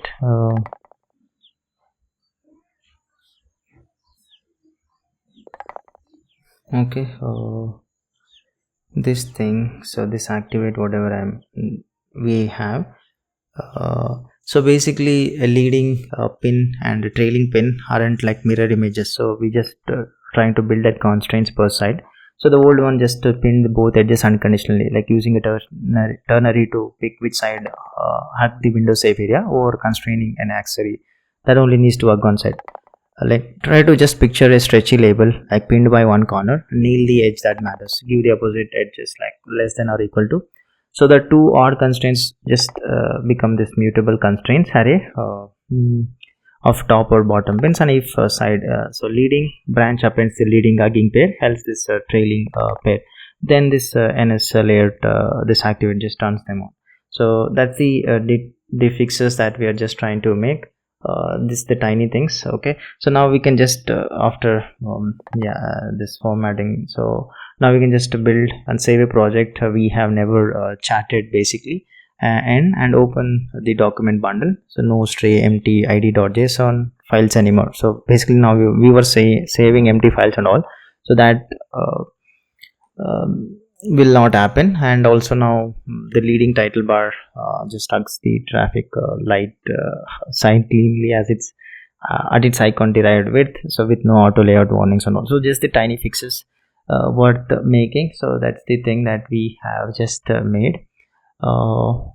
Okay, and now the audio captions whatever we had, so now we need to add that into the agent's capabilities. So we need to add the tools for that related that. So let's try to add those tool calls and all, and let the agent give the capability to automatically add the caption clips also, like we were trying to do by clicking on this generate. So let's try to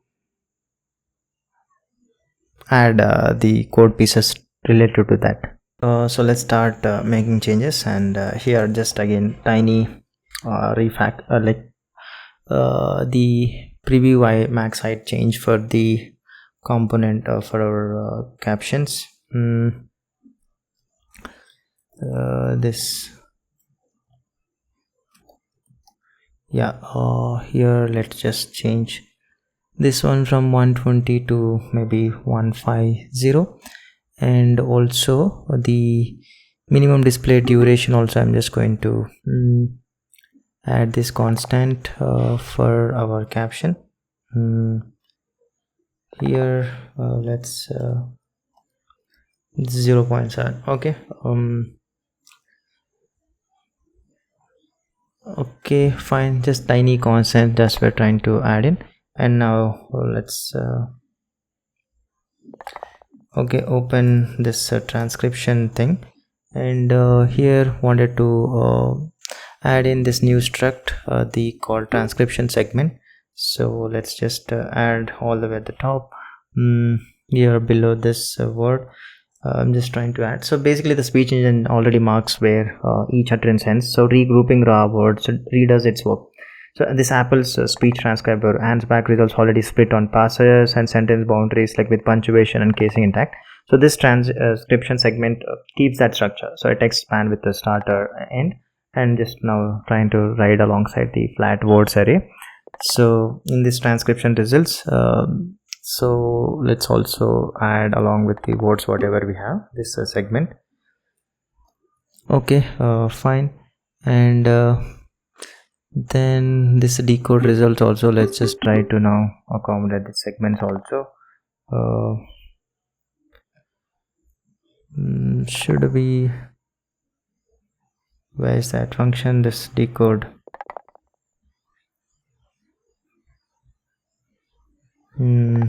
Yeah, so in here let me just add in this segments also, and we just need to try to fill that segments too, so just trying to append here. Okay, yeah, and now at the end just need to add in this segments. Okay, fine, so that's the tiny change inside this transcription. And now basically in the caption builder,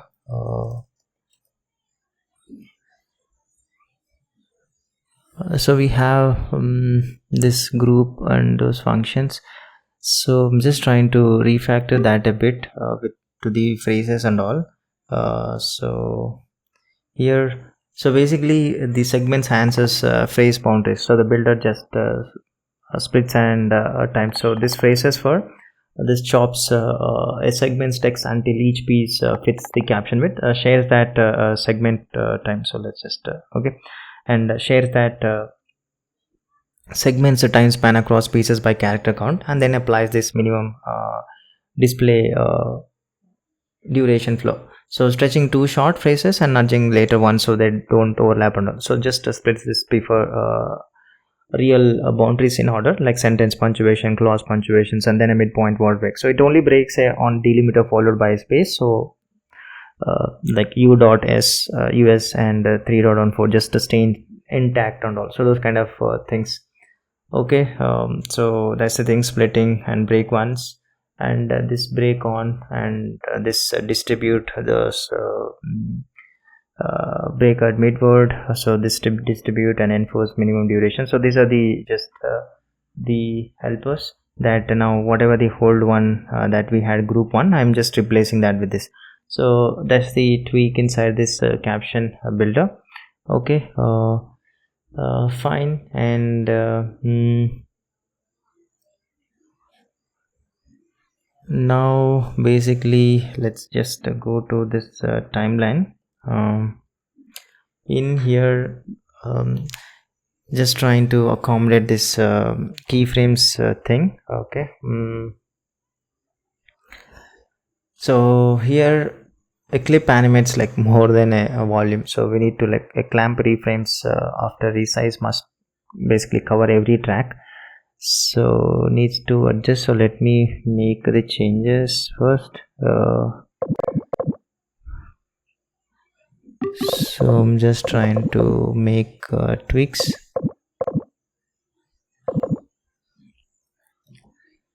Okay, so where do we have this extension clips?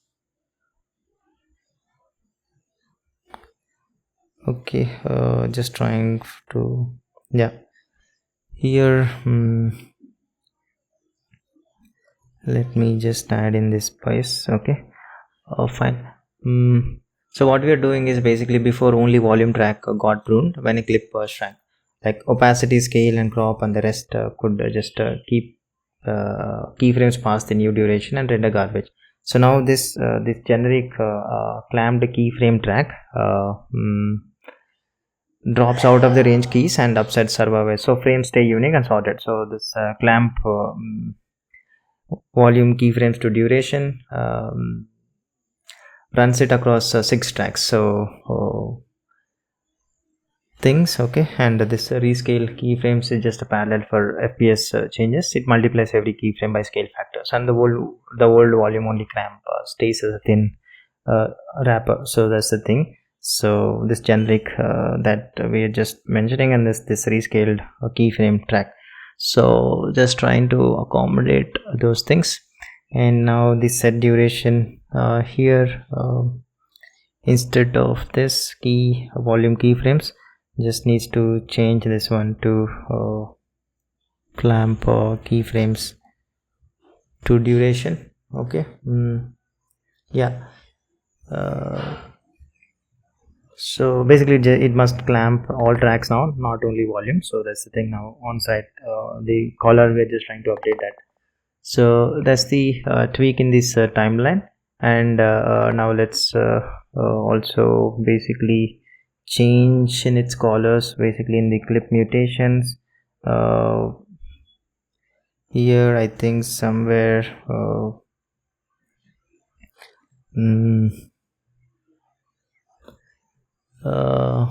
just let me search for that. So this clamp, yeah, volume keyframes thing. So let me just change this to clamp keyframes to duration. Yeah, this tiny change to just accommodate its callers. Okay, fine. And now the change inside this project settings editor view model. So in here the apply timeline settings. So an FPS change scales every frame number, and a new rounding can just push neighboring clips into an overlap or negative length. So here we just need to handle that piece here. Where is that check? Yeah, the check that we have here, let's just try to tweak that bit. Basically we just now need to rescale all frame based values when FPS changes, not just a volume. Okay, that's what we're just trying to take care here, and trying to now change this to keyframes to thing. Okay, fine. So after guarding against this 0 old or new FPS division by 0, we walk basically each tracks clips in start order with the previous end and cursor. So each scaled start is flowed at the previous clip scale, and duration is rebuilt from the scaled endpoint. So rounding basically can't collide them. So keyframes then this rescale keyframes by and clamp through all tracks method. So that's the change, just trying to accommodate for rescaling keyframes and like the clamping, not just like volumes things. Okay, yeah, fine. And now in the caption editor view model, so now need to add this auto detect boolean to this caption request. So let me just add in. So we are just adding this, like when the agent says like caption this with no clip IDs, auto detect is on and the pipeline just chooses a track for us. Okay, so now I need to add the functions to caption, can transcribe and caption uses video audio extractions and all. So this functions, let me just add here somewhere I'm just going to add in here. Let me just add here. So this caption can transcribe thing. So basically which clips can actually be captioned is just as we're just trying to split into this small functions. So that is the thing. So let me just try to split those caption targets, whatever we have. So this one, let's also just split this.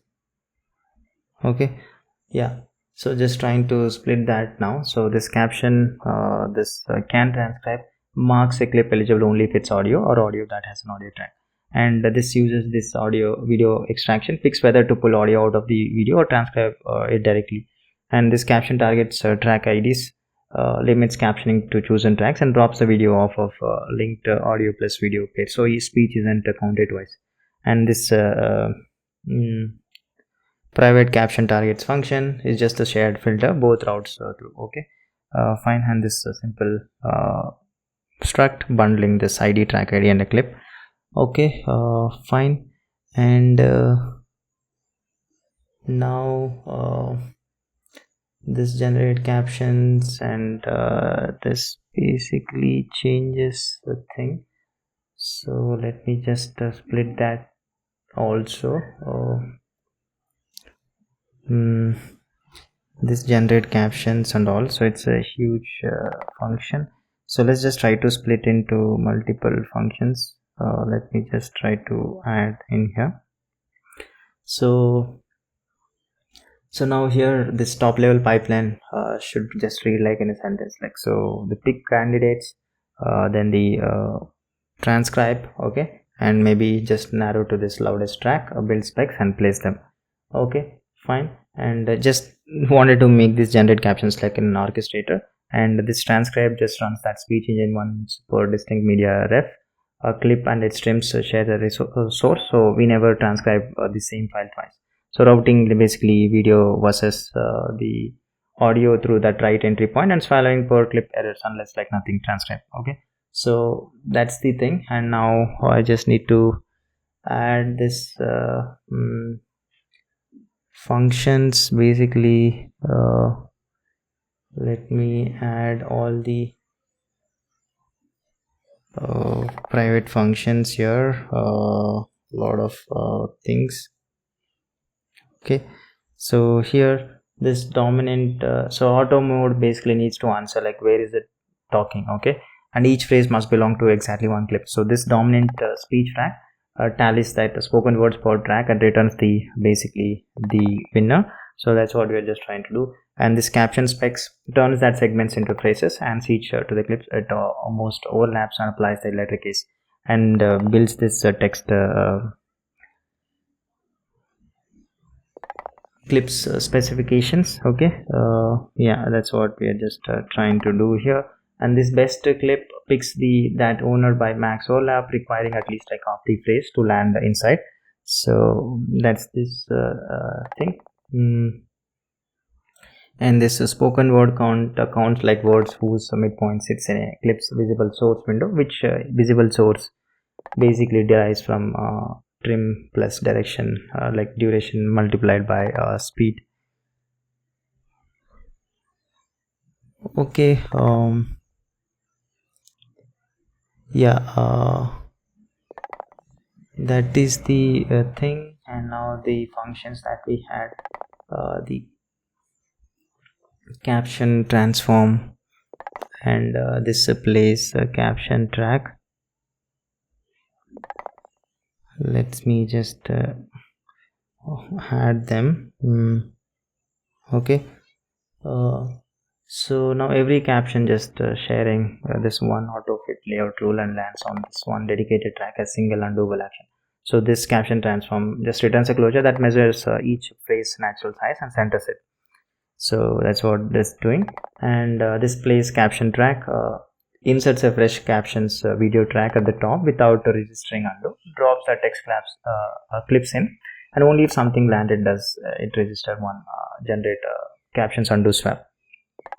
Okay, fine. Otherwise it just rolls the timeline back cleanly. So these are the changes needed inside this caption. So quite the things that we need to deal with the captions and all. So everything major core goes into this file. Okay, fine. And now let's go to this caption, this tab, and now the captions tab, source picker, like should grow from this all versus selected into like auto or selected clips or specific track. So its state changes shape and all. So let's try to introduce the state variables for that, like selected track ID and selected clip targets. So let me add in here. So okay, and so let me just remove this source snapshot and then adding this selected track ID and selected things. Okay, and just trying to now add all the variables that we need. So this all target, effective count and also let's just okay. So is auto source clip IDs, automatic source summary, effective count, and caption track indices. So basically the view, summary, line, and counts are all derived from those two pieces of state. So we just compute them, never store them. So that's what we're just trying to do. Okay, now wherever we have this source, summary, and all, let's just change that, use above the computed things. So here I'm just adding in here. Okay, and also now this in the task in the on appear thing. So let me just tweak this, the on appear and on change. Okay, so remember selected clip targets and that thing that we just added. Okay, fine. And this source section, let's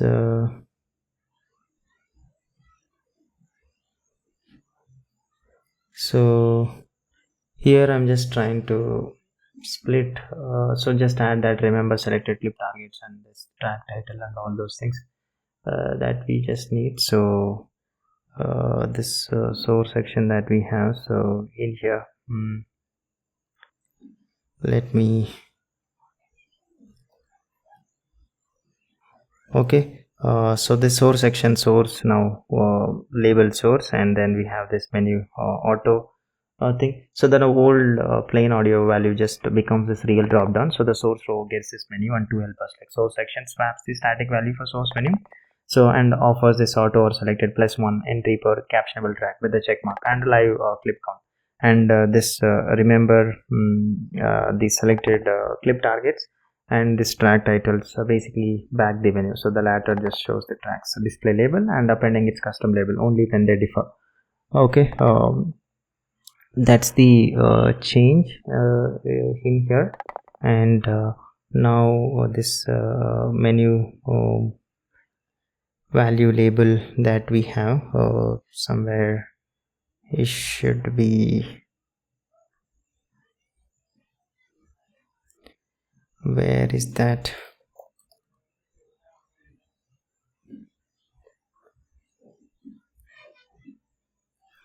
Okay, I think I just, so should be somewhere.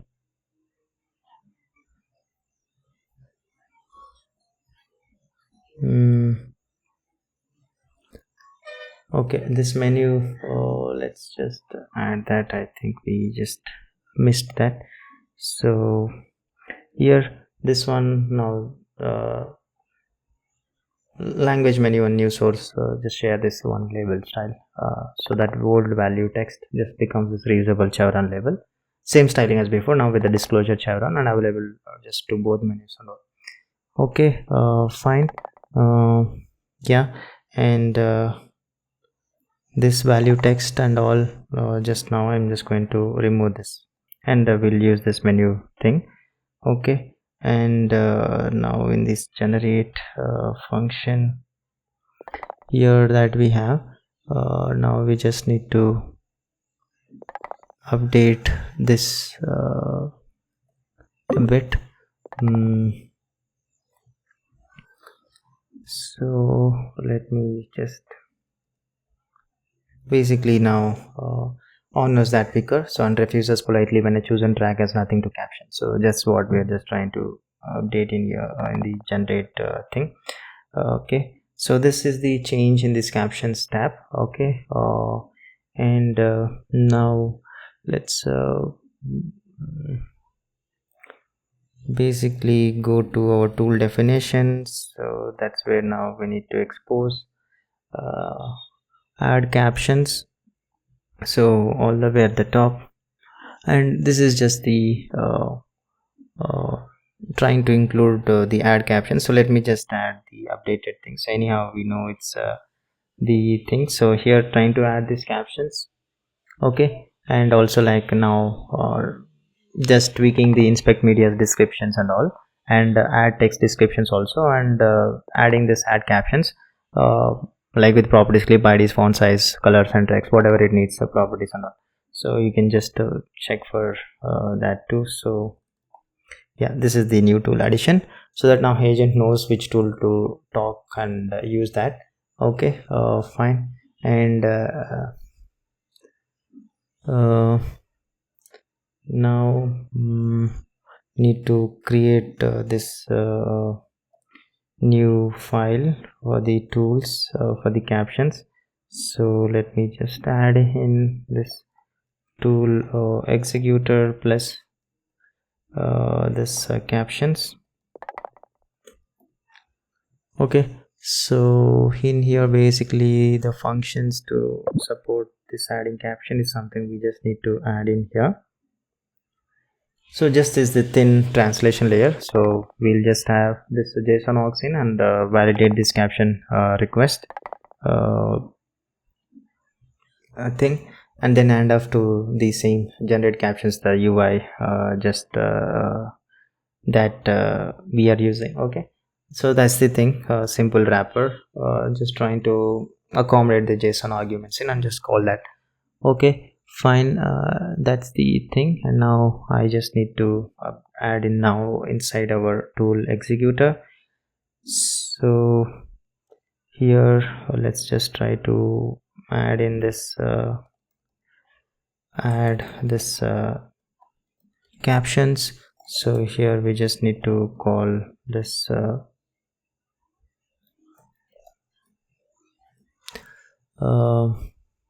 add captions. So let's just pass in now this same the editor and this args. Okay, fine, that's the thing. Now just trying to wire it up, and also now we just need to update our agent instructions to yeah, so let me just, so in here basically just trying to update this sentence or two, like report the result, and now timeline change, transcribing and all, go just trying to let it know, make just trying to tighten the system prompt, that's it. Okay, all right, and now this change inside our Eclipse, basically we have that volume keyframes thing, so that just need to be changed to our keyframes thing. So okay, fine, yeah, minor change in here. And also now let's go to this timeline tool executor. Okay, so here, since captioning we moved into this add captions, inspect media no longer needs to teach the model the frame conversion formula and all those things. So that's what we just need to take care of that. Let's see the things that where exactly that needs to be tweaked. Yeah, here let me just remove the trim start frame speed and all those things, and this note, let me update this thing. Okay, so transcription words are just trying to update this note. Okay, fine. And also now in the transcription meta just needs to be updated, so let's just search for that.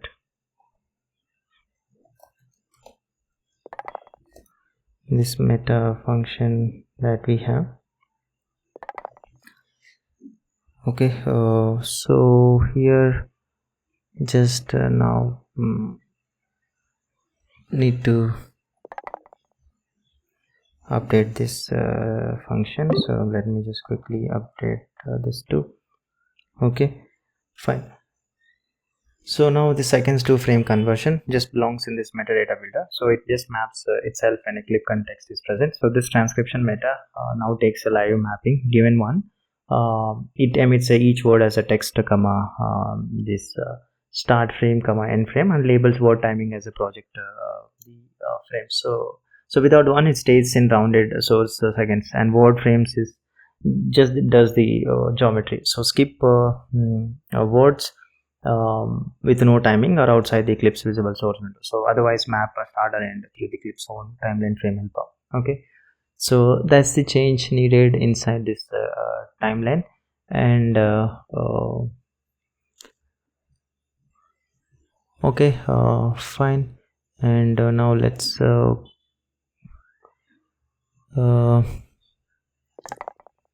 go to this composition builder.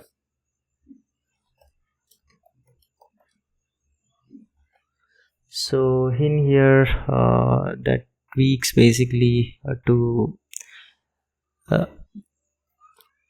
so overlapping or zero length clips on one track, just they produce garbage layer instructions, so the builder basically refuses them while inserting. So what just trying to accommodate that changes here, and I'm just trying to update things directly. So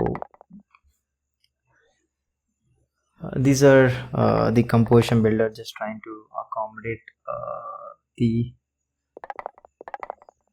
while inserting, and also basically AV foundation throws if you basically hand it an opacity outside 0 to 1 or like non-numeric or negative times. So every raw set opacity now we should just funnel through that guarded emitters and all. So that is the changes that we did. Same for envelope also, like emitting and volume envelope and all must only ever see deduplicated, so in range keyframe. So we just trying to normalize right where the keys are read. So basically emit opacity ramp, normalizing this opacity and emitting this opacity set, and normalizing keyframes is something that is added.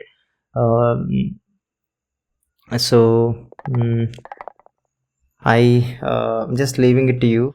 So this is the, just check the diff and try to understand. So this is quite a change, just some refactor in this composition builder. Sorry for that, just check the things, but I just wanted to give you the intention what we are trying to make. Okay, fine. And now let's try to build this.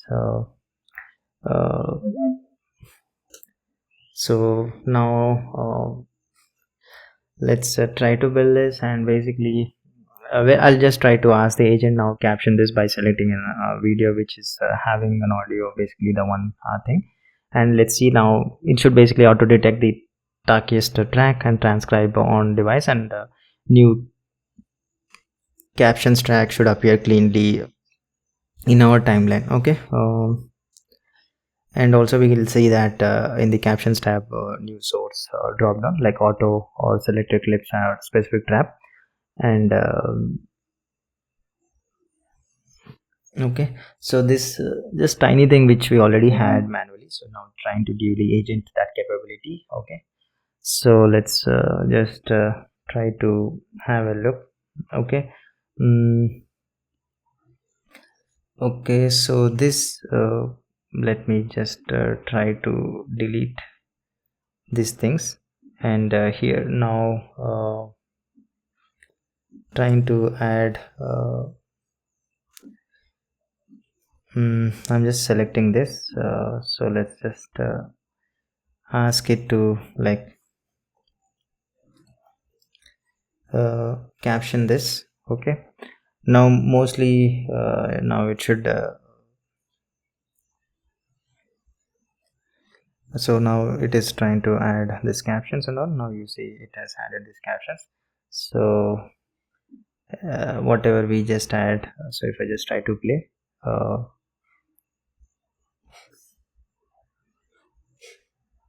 I had many people try to convince me Yeah. not to start the company. I mean, if it was okay, so just the thing, simple thing that we have, and let's just try to close that. And now this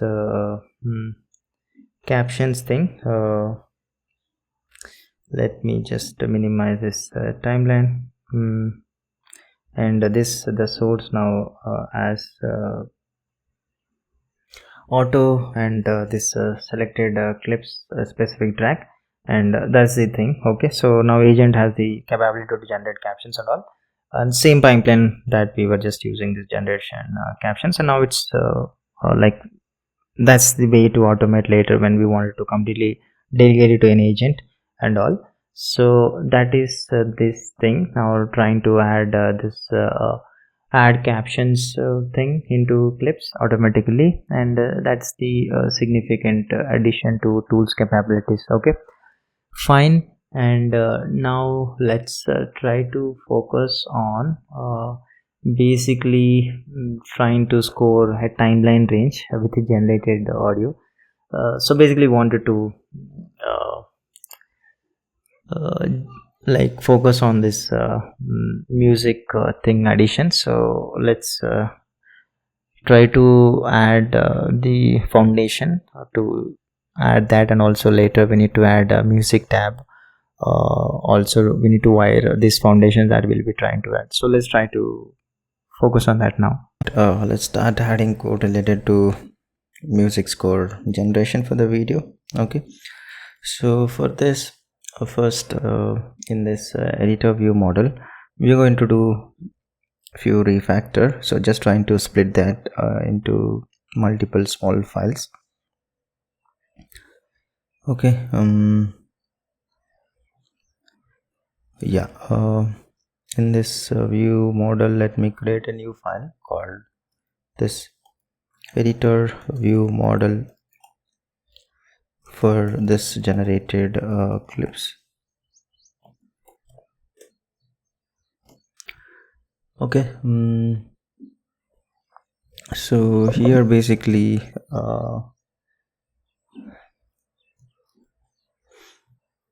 so we are like trying to have separate file which the whole editor UI will be taking help of. So basically for like flip a field on it, and every bound view like should redraw itself and all. So rather than like having it in the editor view model, we are just trying to split across this extension files. So trying to separate the extension. So this extension owns that just generating this audio clip lifecycle. So whatever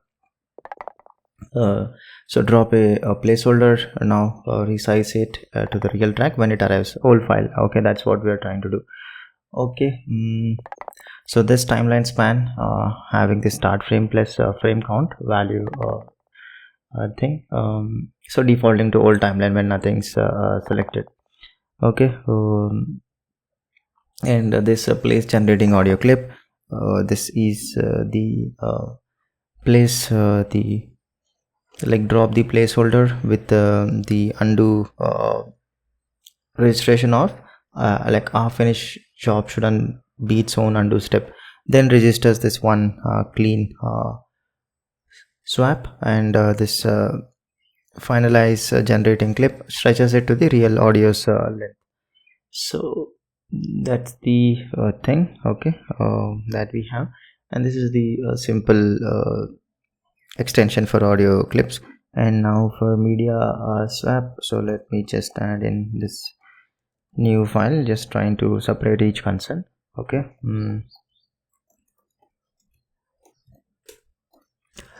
And here basically like swapping a clips source without losing its place and the ordered logic, it's something that we'll be just trying to split that concern into this file, okay. So the harmed clip, the lookups and beginner, cancel, complete, just everything here, okay. So this swap media basically keeps this clip's position, trims and effects, but points it at a so like whenever the clips swap is clicked, basically we want to pick the replacement in the media panel, so that's what so it should just remember the arm clip ID across that gap, and this is just it guard, and only for audio to audio for audio or for video for video, so mismatch mix shows the toast instead of like breaking a clip, okay. Yeah, that's the simple thing that we're just trying to split here, okay. Fine. And now let's go to this audio model config, and now here we need to tweak a bit here, so let me just add in this video URL for this audio generation params, okay. And now I just need to extend that coding keys as well, so let me just add in, okay. Fine. And just the encode also just need to improve that, let me just add in here. And the category that we have, I just need to add now basically SFX, new thing, sound effects, okay. So let me just add yeah, trying to include this new category here, and let's just make changes even here, this category, whatever we have, let me just update this thing, just trying to accommodate this new sound effects that will be just trying to support in, and then the variable to take in this prompt label minimum seconds and maximum seconds and all, okay. Yeah, so video to music models are fed a video, not just words, so that's what video URL is included, and just trying to update that category to include that, okay. Yep. And then the other variables that we just need, so simple addition into this audio model config to accommodate this new score generation, okay. Fine. So and now in the edit, let's just try to create this new file called the video to audio edit kind. So here basically a tiny enum to score like this video and all that thing, so I'm just going to add inside this a simple enum, okay. Like music and SFX, okay. Music and SFX are the same action, just varying different data, so just bottling the data into one enum. So let's every call, like call site, just to read that kind or title or kind out model instead of like focusing on like if music, else if, sfx and all those things. So that's the just split, trying to separate into its own enum namespace.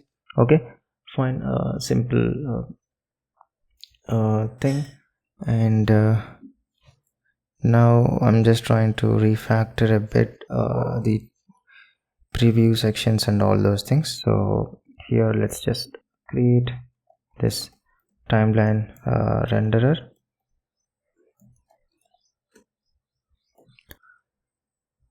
Okay, here a simple export helper is what we wanted to isolate in this file. So let me just add that. Okay, so like we add it a frame, and it writes exactly that slice of the timeline out to like real mp4 on disk. So the model we are about to call basically can't read frames 90 to 300 of the edit, so it needs a file, and this is the thing that just helps us to produce that. Okay, so that's what just to help us for that, and we're just trying to create that export to file and then give us that output URL. So that helper function is what we're just trying to add it in this timeline, the renderer. Okay, fine. And now in the submission inside this generation, so I wanted to now add the new file for the music generation. So let's add this new file, music generation submission. Okay, so here basically the conductor for music tab that will be just adding in. So same thing, just trying to replicate the patterns that we already have for image and video already. Okay, so yeah, just one simple struct for export, upload, generate and place, just driving the complete music tab path. So for a video span, it works 3 phases in order, like export the span to mp4, upload it as a reference, submit the generation. So reporting each to, so the UI shows exporting, uploading, generating. So it just so same thing here for this music generation, trying to lean on this thing. Okay, now using that timeline renderer that we just added, and now it's leaning on this audio generation, the params and audio generation submission for the real job, and drops the placeholder on the timeline right away, finalizing it on the completion, so the clip settles to its true length. Okay, fine, that's the thing. And also now in this preview folder, let's add this new file for this alpha video normalizer.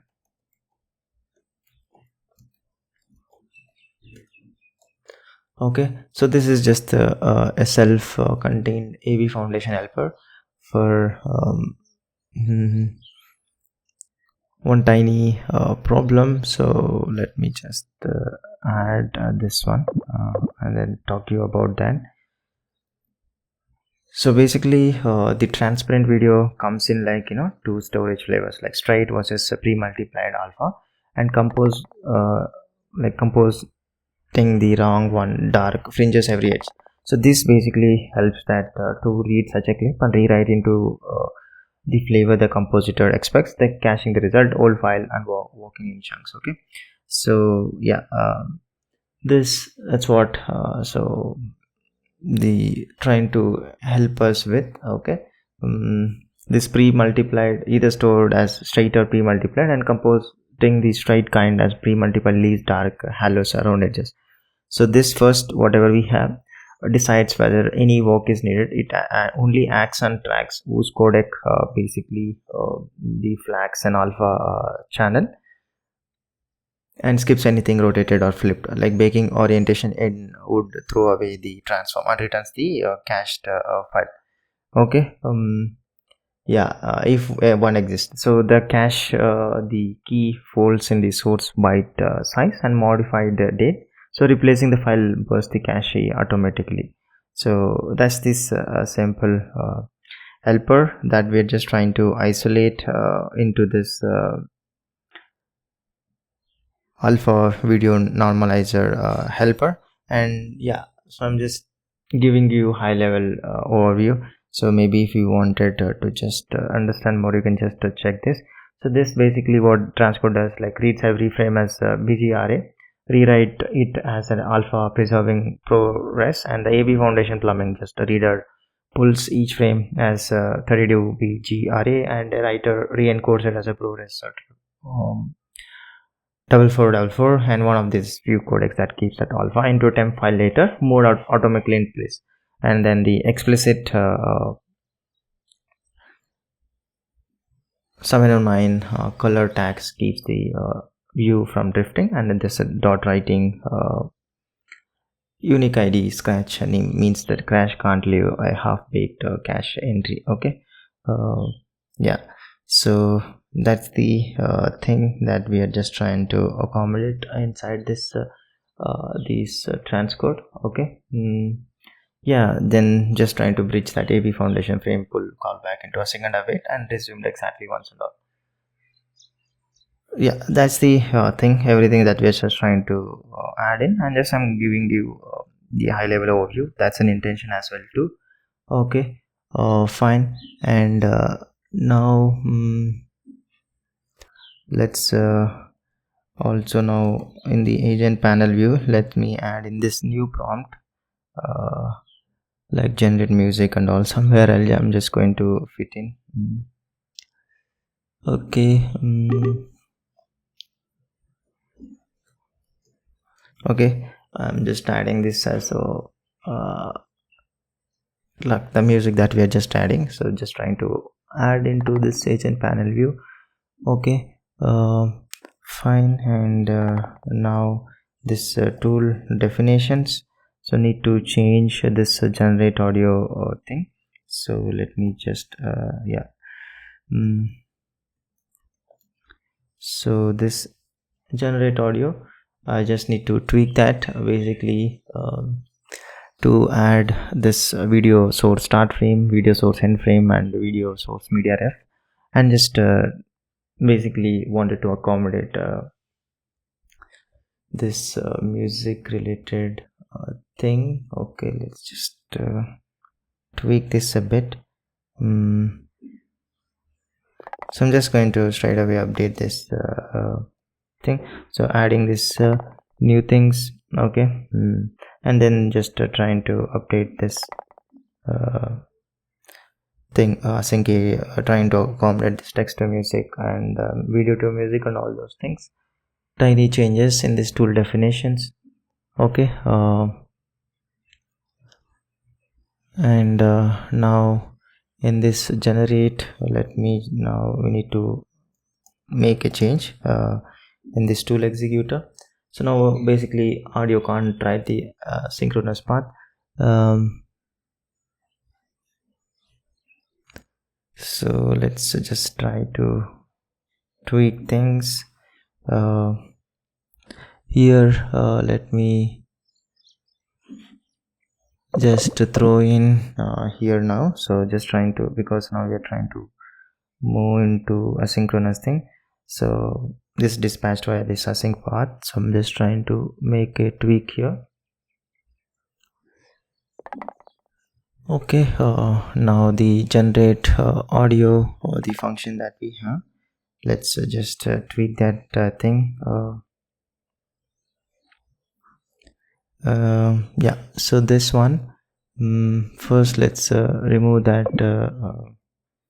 the private thing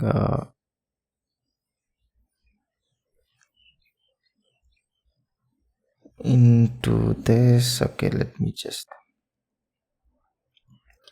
okay, so basically just trying to do checks here, signed in and ask credits alongside that. And now need to update this thing.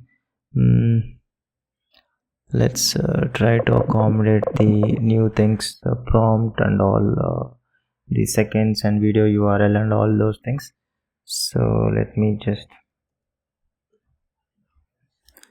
trying to add in here now. So basically we should figure out what to score in named asset or timeline span.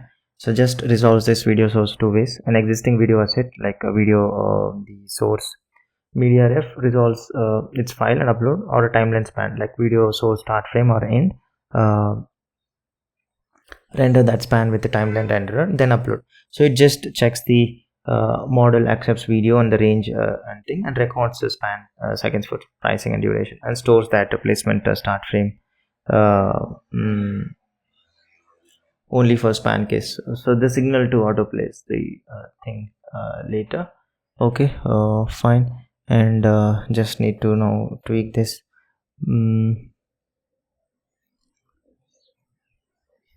So let me just change that to prompt to prompt and attach in. So yep, so these things let's just try to accommodate.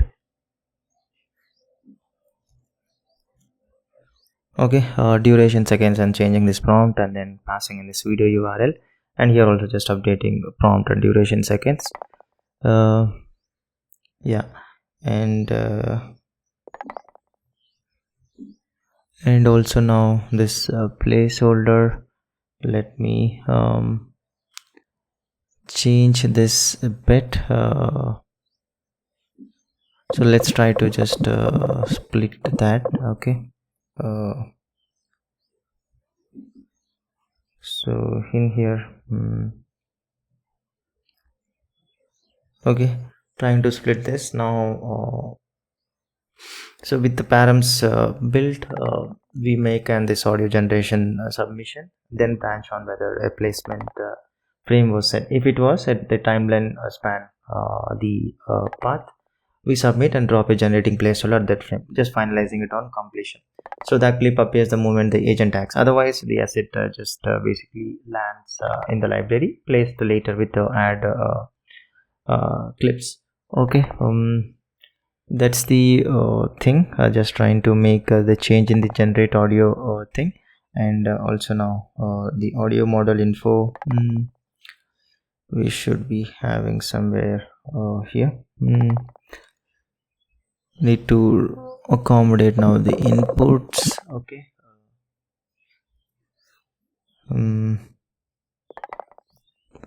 in here this category also needs to be just tweaked. Okay, and yep,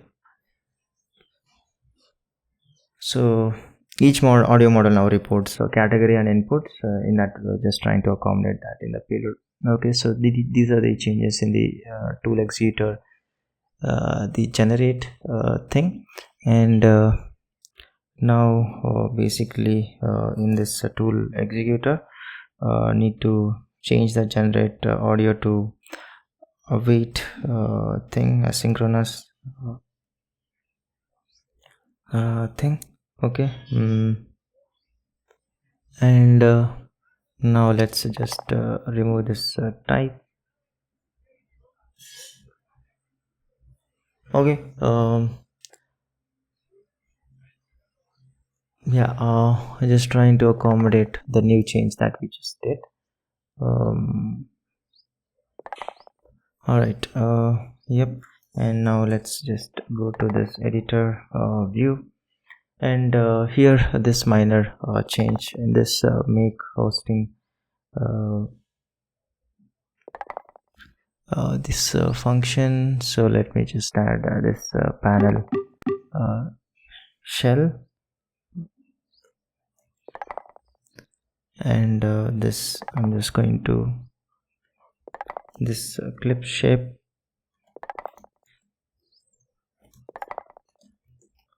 this panel shell. So we're just trying to wrap each panel as a rounded inside card. So editor panels should read as like distinct tiles, not like edge to edge slabs. So this hosts like each panel should provide content inside a continuous rounded rectangle clipped over the surface color with half a gap of insert padding, and so the panels sit apart with clean corners. So just tiny change, just trying to accommodate. And okay, and then the panel focus ring also, I'm just going to accommodate this tiny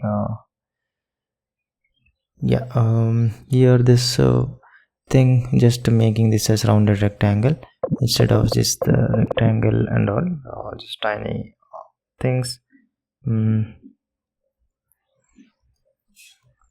Okay, fine. So just minor UI enhancement, just trying to accommodate. Okay, and now this editor window or controller.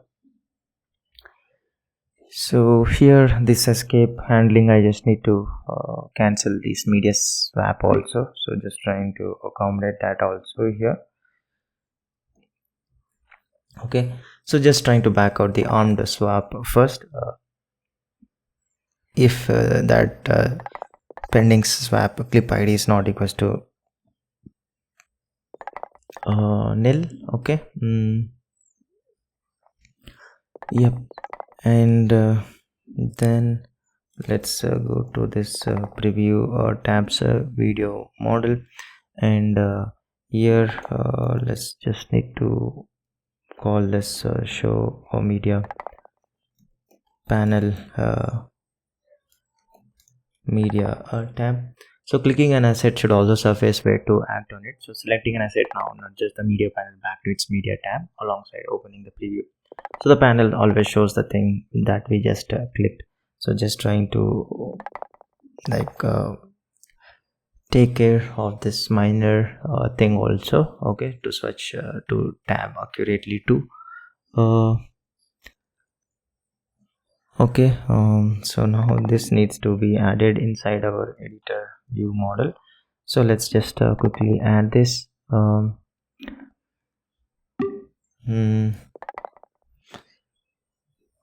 So first, and also this pending panel seed like we have, I'm just going to add for audio placement also, and then the pending swap clip id that we were referring to, so that also we should be adding here.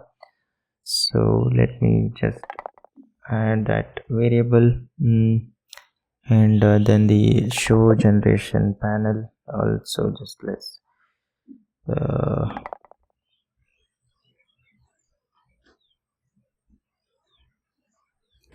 so we have this boolean false, but I'm just going to use this. If it's a true and it's not value, we'll just going to call that media panel tab, and which I'm just going to add that function, and then need to define that pending edit audio placement variable too. So let me just add in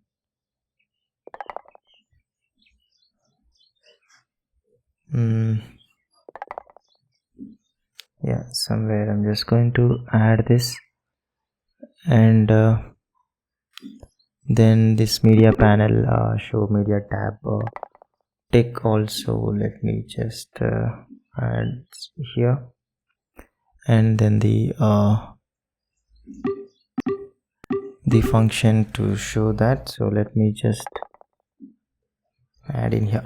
Okay, so a lot of things we just added. So first, the pending audio placement is little carry along record the editor stashes until the job is actually submitted and all. Okay, and then the armed swap needs exactly one piece of state, so that is what we added this new variable for pending swap clip id, and opening generation panel should reveal the media it needs. So also this trying to call this show media panel tab or a thing. Okay, and here we have this tick. So tick is how like model tells us 50y view to do a thing, so we can't tell a method on s50y view from the model. So to command switch to media tab, now we bump a counter, so unless the views on change react, so just this just increments the its integer, fire and forget one-way signal from model to view, so that works no matter how many times it fires.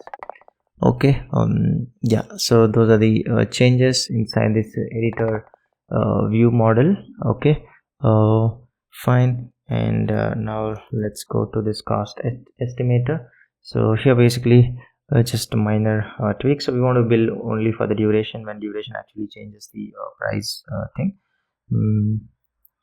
So in the case of this audio, just minor correction. Okay.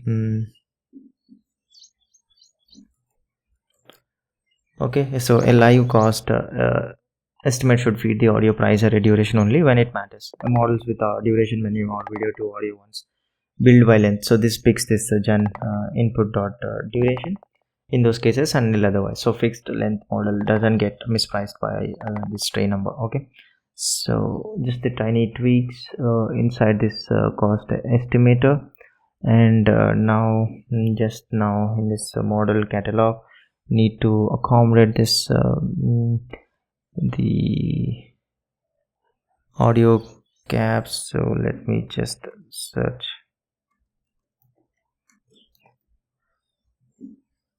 So here and now it's also now this SFX. Okay, and now we need to have this inputs, text or video and prompt label, and minimum seconds and maximum seconds.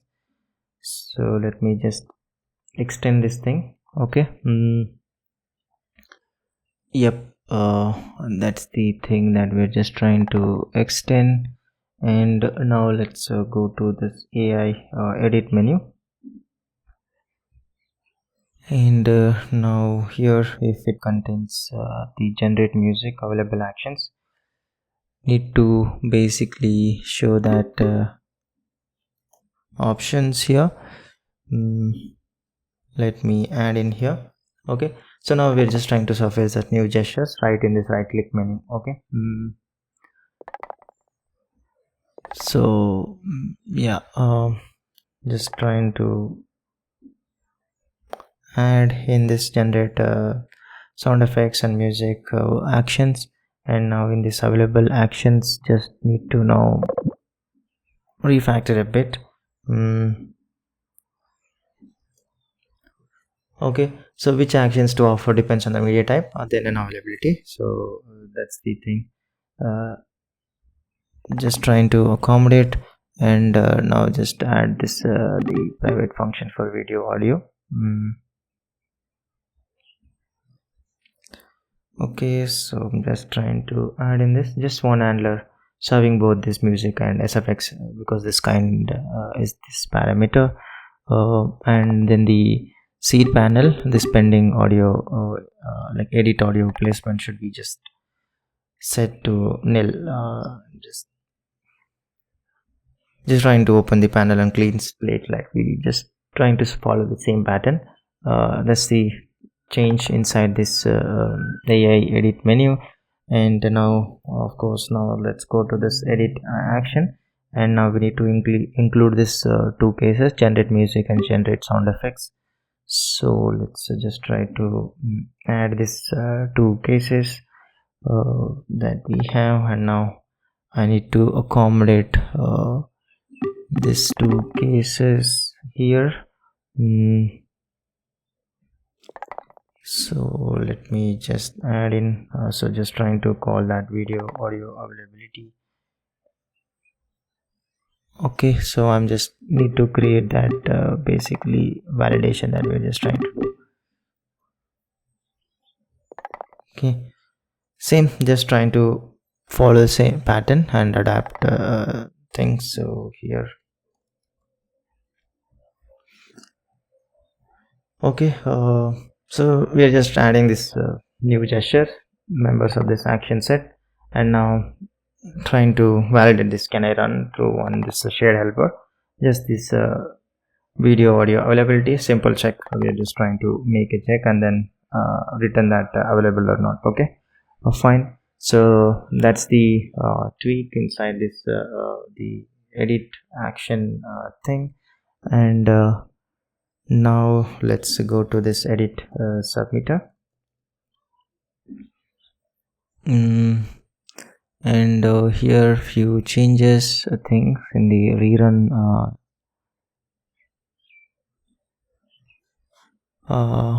function. Okay, so let me check this rerun.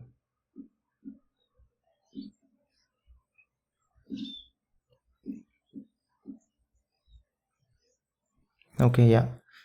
So in this function, so basically here this audio model that we have,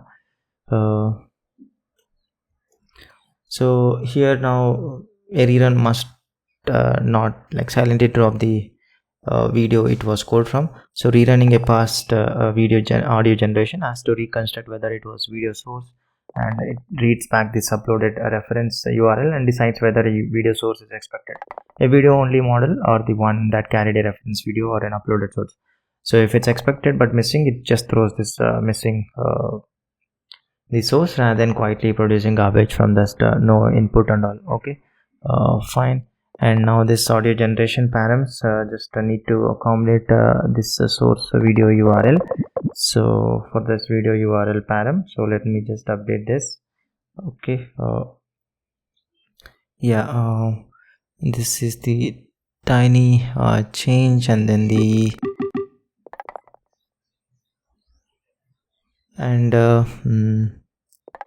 let me just add the static function for the video audio seed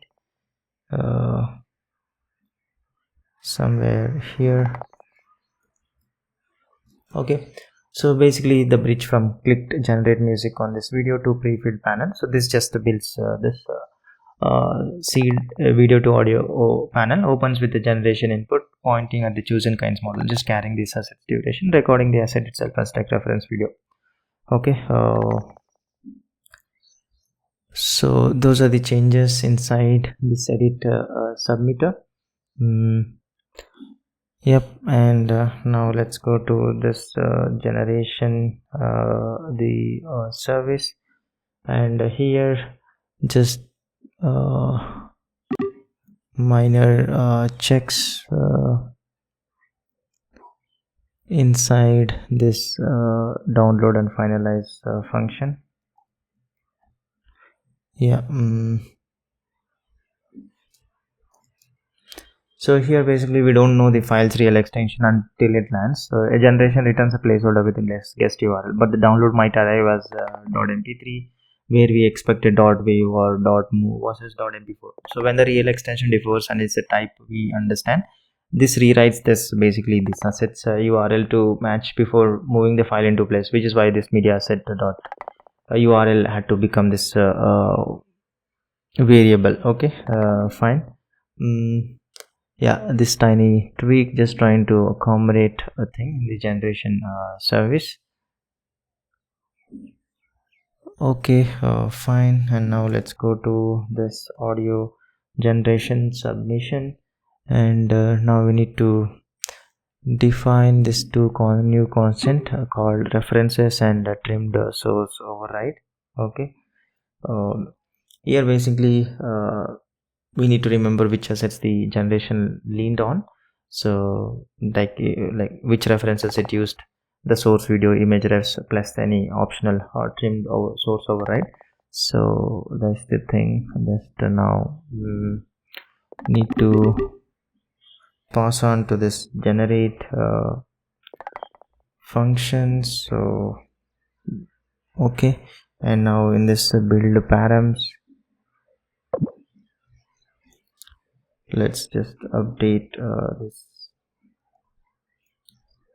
Okay, and then this make, let me just update that now to include this references and trimmed source override. And now just need to pass in this references and trimmed source override.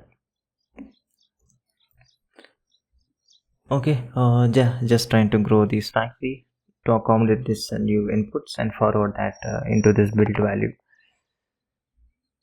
So that's the tweak inside this audio generation submission. Okay, fine. And now let's go to this generation view. Now this panel needs a home for this dropped source video.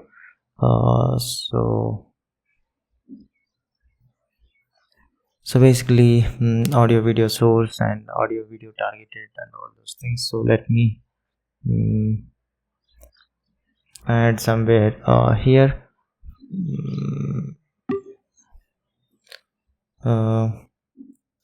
this new state variables. Okay, these are the two things, audio video source and audio video targeted and all. Just trying to add these two new variables, and now okay, and now in the can submit select type is audio. Just need to make the tiny change here. Okay, so the submit button like should never lie about being ready. So in this just trying to accommodate. So if it contains video, we just need to make sure that audio video source is not nil. Okay, fine. And then this prompt placeholder. So I just need to include now the sound effects case. So let me just add in. Okay, fine. And now the private things for effective audio video span seconds and whatever we just need, I'm just going to add in here. Okay, so just trying to compute that the score length once, so everyone just agrees. So that's what like we were doing video seconds. So effective audio video span seconds and effective audio video seconds, just trying to use that thing. And okay, so this just helps us compute that span in one place. So this price estimate, validation, duration, and actual submitted all just read the same number. Okay, fine. And now this estimated cost for this audio, the duration basically now needs to be changed. Just trying should take an help of the above helpers that we just added. So yeah, just trying to use those things. Okay, fine. And then for catalog loading view, I'm just going to add a bit of the shadow. So here this, let me just update. Okay, fine. Just now the panel header floats above the body without like stealing clicks and all. So that's what we're just trying to accommodate here. All right, and then in this body content we need to set this pending. Just need to clean this pending edit audio placement also back to nil. Okay, fine. Yeah, and same thing here also. Just let's add in that shadow thing. So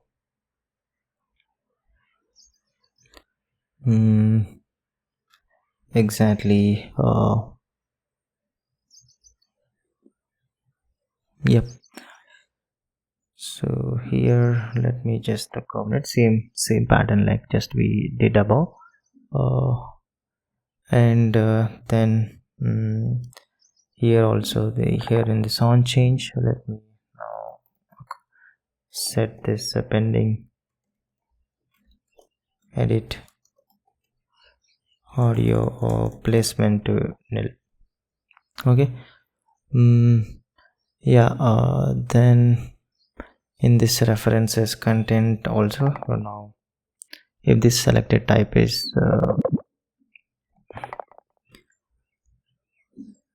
so here let me just add in this and return this audio video strip, and that now I just need to add here.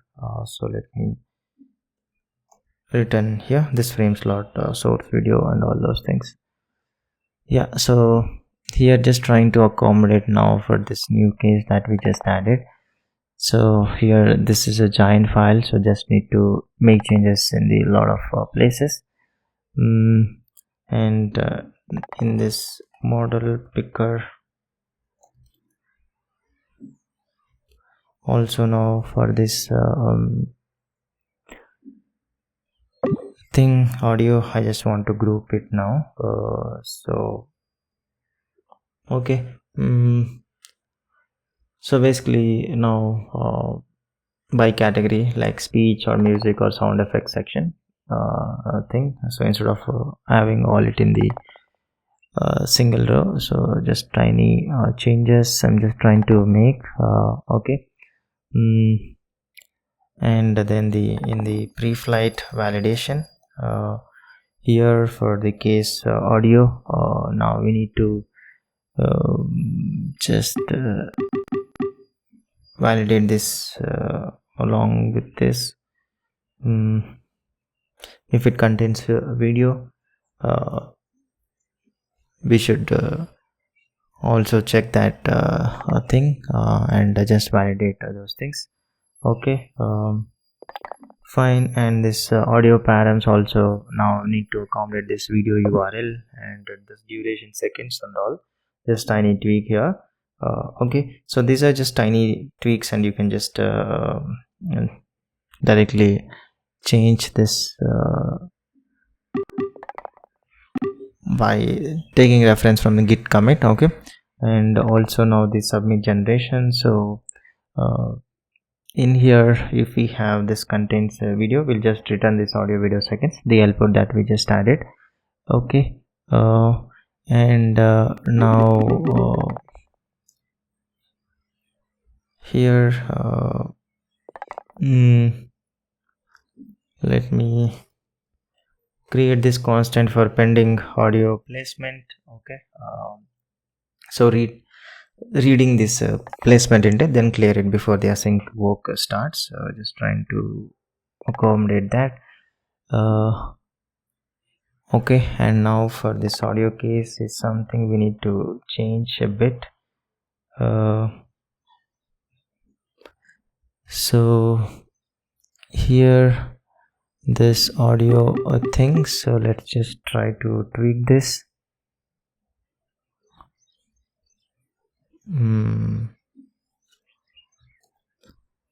So let's try to add in here. So basically this audio submit just mirroring this agent part. So for video source model, it wires on this on complete that finalizes place clip. So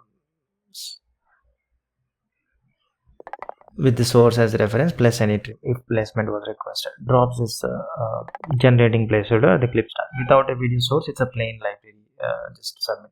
So it just reuses the same blocks that tool just use audio generation submission dot make and this pending this place generating audio clip. So UI and agent just produce identical results. Okay, fine. And here now let's on complete, change this to on complete audio thing, and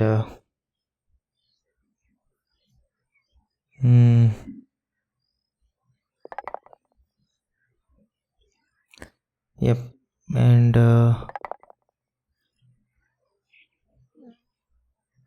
I think have I messed it up, so let's just try to correct this.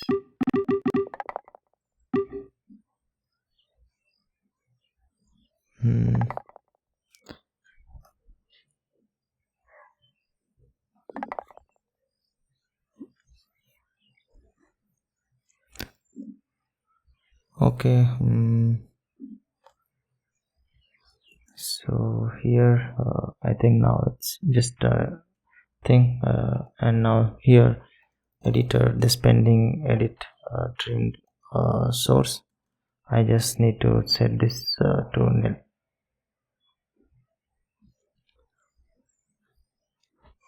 Okay, fine. And now in this clear references, need to set this audio or video or source to nil. So mostly I think just the, so this helps the condition that we have. So this is this else part.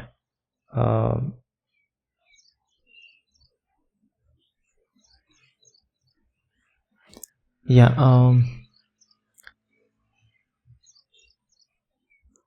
Yeah, so that's the change inside this thing. And also now change inside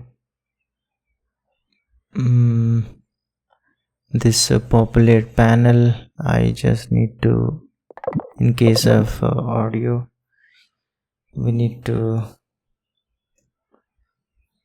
currently we have here this break. So now I just need to set this audio video or source. So just reiterate that source video when opening from a seed. Okay, that's the change inside this generation view. And if there is any, I think, syntax error and all, we'll just come back and try to edit that. Okay, and now let's go to this AI edit tab. And now here we need to let the user choose whether generated audio lands on the timeline or not. Okay, so let's try to define this variables. Place audio on timeline, AI enhance expanded, AI audio expanded and all. Okay, so basically we wanted to wrap everything now in the collapsible AI section. So this body that we have in the actions, let's just try to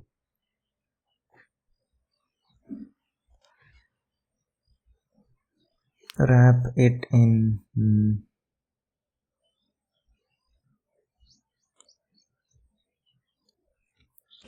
so let me just add this inside this collapsible AI section. So this whatever the actions that we have.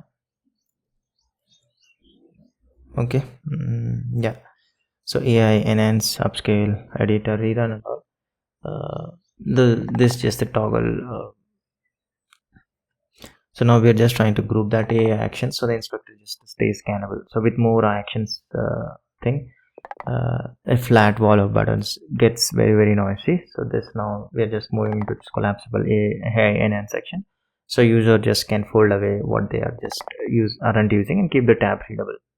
Okay, and here if asset type is video, gets their own AI audio home and all. Just yeah, that's this tiny thing.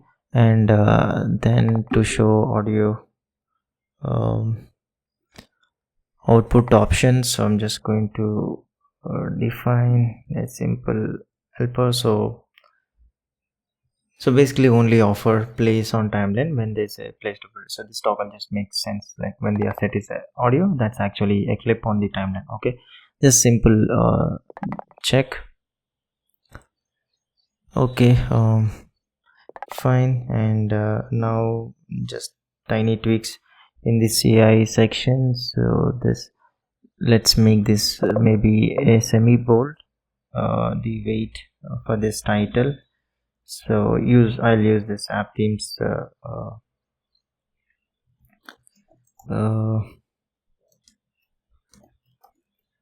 the font weight, this semi bold. Okay, yeah, and now we need to create this new collapsible AI section. So let me just add here. Okay, so this is basically a reusable fold, so any section can collapse. So this collapsible container, this chevron and the title button toggles a bound is expanded with animation, and the content only renders when expanded. It's just the one that lets this AI enhance and AI audio fold away. Just pass a title, binding and the rows, and we get this foldable action. Okay, yeah, so that's this collapsible AI section. And now the audio placement toggle is something that I need, so let me add in here this concrete place on timeline row. Okay,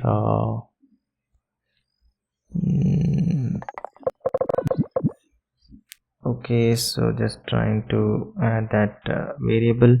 And now this action row, let's include this now, the trigger title,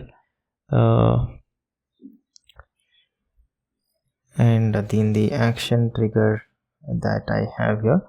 Just need to, if we have trigger title as a param, we'll just consider, or I'll just pass in this title that we have. Okay, so trying to make the generic render for any a action thing. Okay, and then just need to add now this video audio action group. Okay,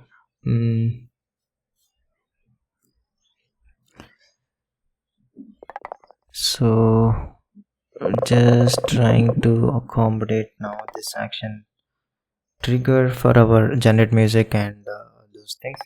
So basically here, let me just update this in this case. Okay, and the present, let me just add in this present video audio thing, which I should just define now. Okay, somewhere, yeah, let's just try to add in, and then this seed panel also just needs to be tweaked, so I'm just going to add that.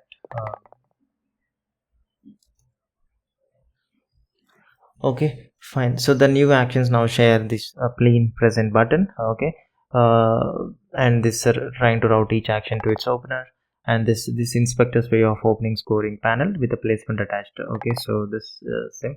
So just this seeds this panel with a kinds generation input, forward clip replacement. We are adding video, like audio, not swapping the video, and attaches the pending audio placement when the toggle is on, and pending audio placement derives the placement from the clip start frame, and it's possibly trimmed the span. So the exact record the generation panel reads back at the submit time to auto drop the result or not. Okay, yeah, these are the lot of changes in the CI edit tab to just accommodate the new things that we are just trying to add in.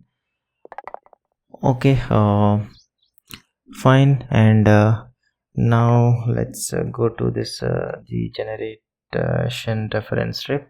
So now the same video means different things. So in the slots that we have, let me just create one static function video reference base label, and then I'll just try to update that. So instead of video ref, so let me just use this this simple private static function. I'm just going to add, like, should it be video ref or source video and all. So that is that simple helper which will take in help from. Okay, yeah, simple. The label decision is just delegated to this video reference base label. Okay, so that's that tiny tweak in that, and now in the inspector row, just tiny UI adjustment. We'll just add this frame width and this content shape. Okay, so let I field just trying to make this content shape as rectangle, and pass in frames width and height. Yeah, that's the tiny tweak thing. And also now in this media asset, we need to change that let to variable, so that we can just tweak the media asset. So in here, because a generated assets true file extension isn't known until the download arrives, so this generation lets the generation service correct it after the fact. Okay, fine. And now let's go to this composition builder, and here let's, so basically in here now I just need to, if media type is audio.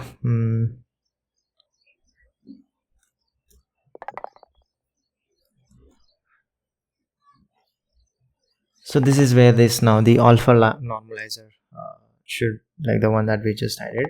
So right before composting video clip, we try to swap in a pre-multiplied copy from alpha video normalizer, falling back to original if there's nothing to fix. Okay, so that's the thing now, the thing that we just added. So okay, fine. So this is the loading the source that we're just trying to make the change. This tiny changes. Okay, and also just let's try to log in this media visual cache.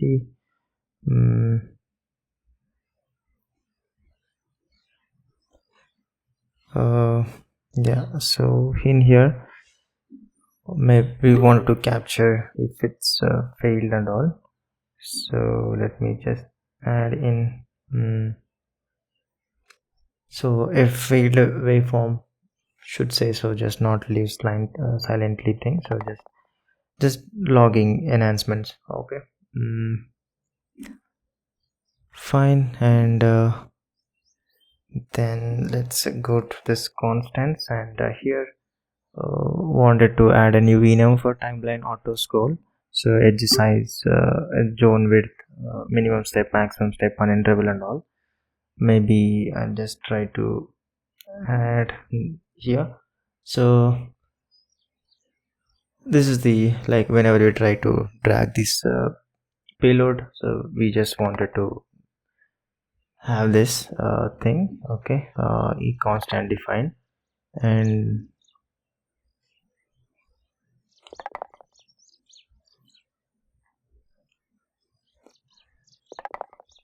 okay, and now in this timeline input controller, so now just need to accommodate this auto scroll timer and all those things. So basically it should, like, this is the one who owns every mouse gesture. So auto scroll must keep moving even when our mouse stops. So let's first add in this way the variables here thing. So if I drag the playhead to the timeline edge and hold still, the view should keep gliding, but a mouse that isn't moving fires no drag events. So the controller just keeps this repeating timer plus this last known window point. The timer reruns the scroll each tick using that remember point. So these stored fields are what is going to help us with this timer and a point. Okay, fine. And now this mouse dragged that function. Okay, so here I'm just going to, so now scrub drag takes us this special path, so everything else cancels auto scroll. So while scrubbing the playhead, drag ends after this continue playhead scrub and returns early, and any other kind of drag just first calls this to stop a playhead auto scroll. So only scrubbing owns the auto scroll timer. So starting a different drag must tear it down before it's normally testing. Okay, so here the scrub playhead, let me just remove this thing. Okay, and now same for mouse up also, we'll just add that helper function, so don't worry. Okay, so here also same thing, just need to call now. Let's stop playhead auto scroll.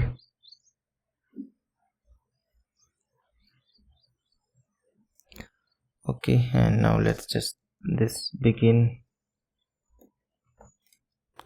playhead scrub. So here also I just need to call this and then finish here as well. Okay, and now let me just add those functions.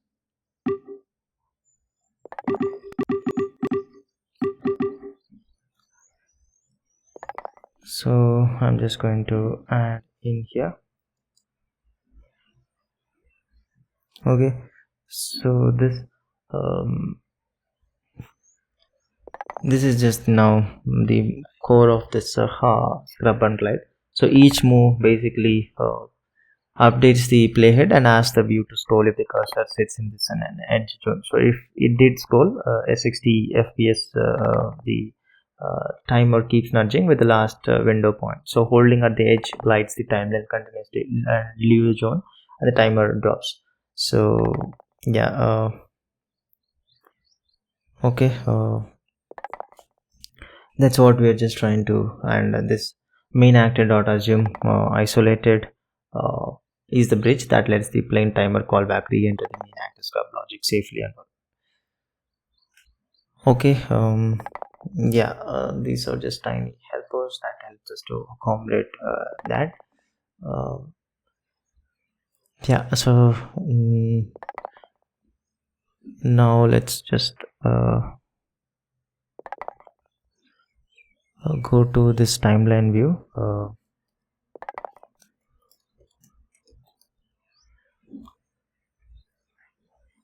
So here the view side that actually moves the scroll and reports back.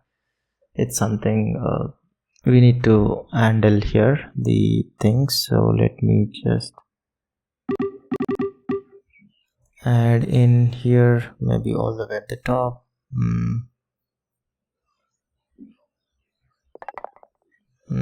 Somewhere, yeah, let me just add in this auto scroll horizontally for timeline drag, and horizontal auto scroll delta, and horizontal auto scroll step. So basically it helps us to compute this horizontal delta from how deep the cursor sits in an edge zone, or like deeper is equals to faster via this the horizontal this auto scroll step, and clamps this new origin to the content bounds and shifts this scroll. So crucially, it just returns whether it actually moved. The boolean the controller uses to decide whether to keep the auto scroll timer alive or let it die. So yeah, that's this new thing. Okay, fine. And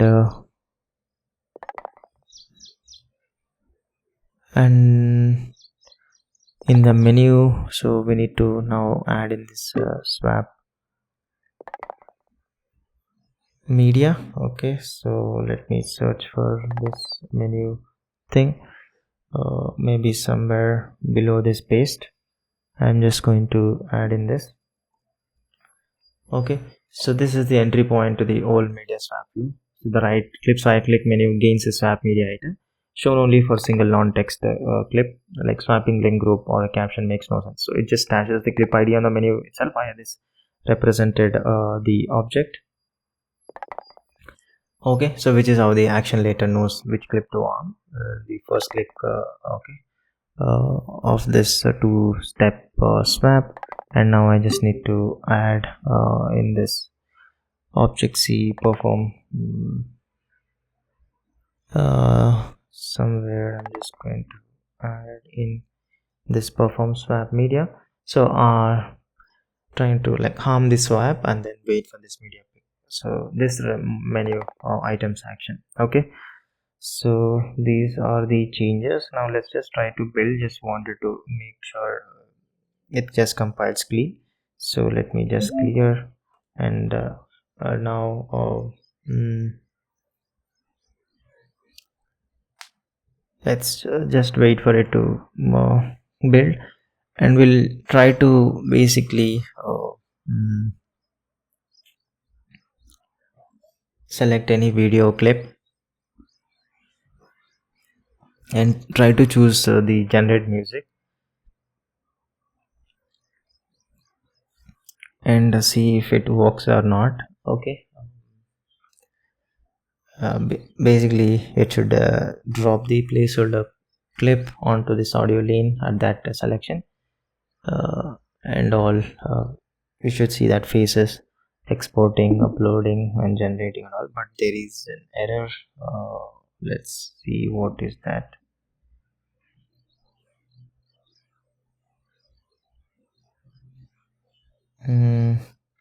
Mostly it should be related to saving thing. Okay, let's just try to run this again. If there is any, we'll be able to catch this now, or let's just wait.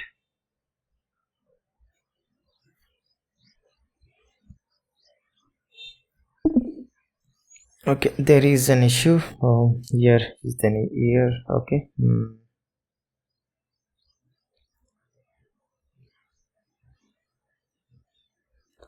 Okay, in this tool executor,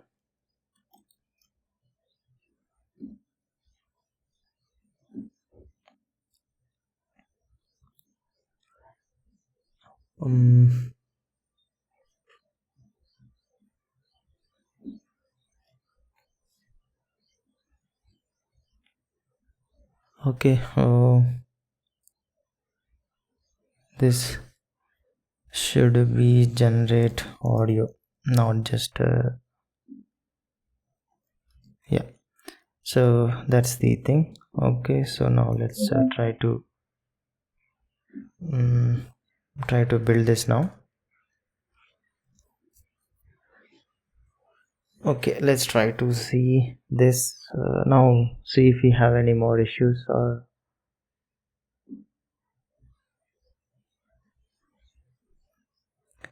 okay, build is done, so no issues.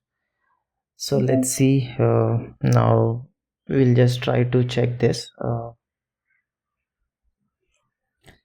Okay,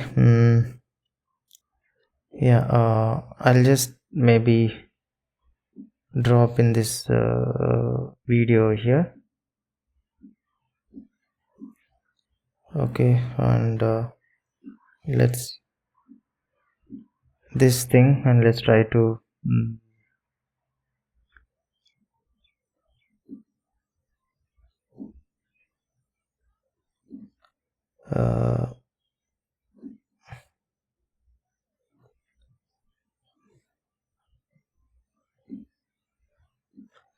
okay,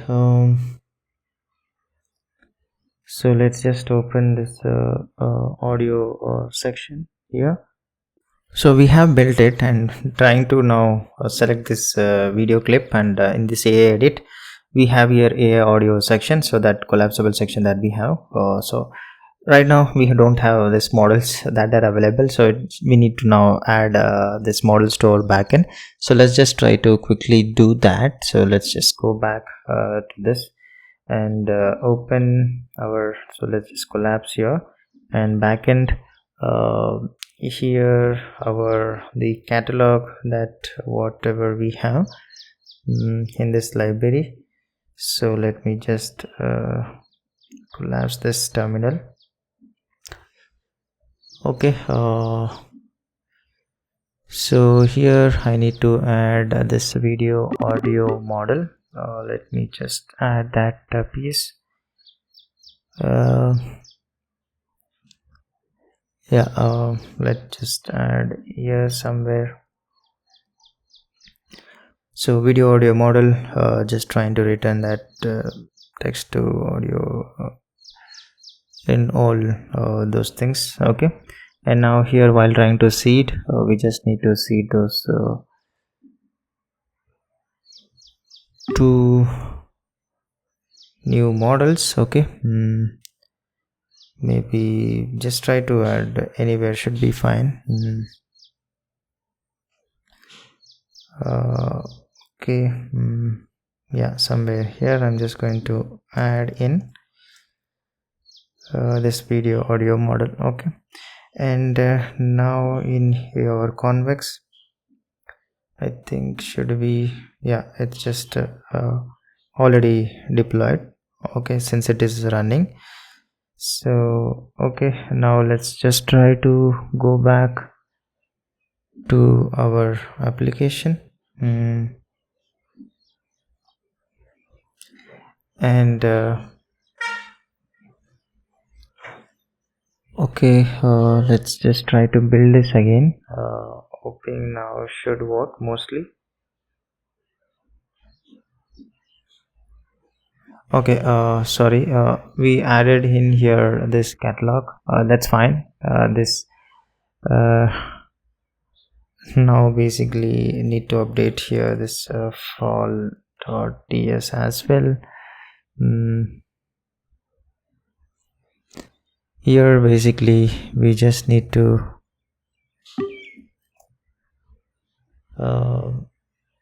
so seeding now is something that we have taken care in this catalog, and then this audio input is something that we need to just take care now, this function.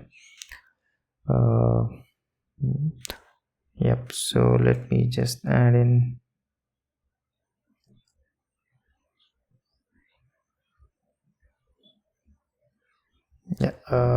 fine. So this app uploads the render structure and sending this video URL. So this has to add to the model cleanly. So that's the thing that we're just trying to do. Okay, fine. Yeah, so it's just pushing the code. It is done, and now let's try to build this again. So let's see.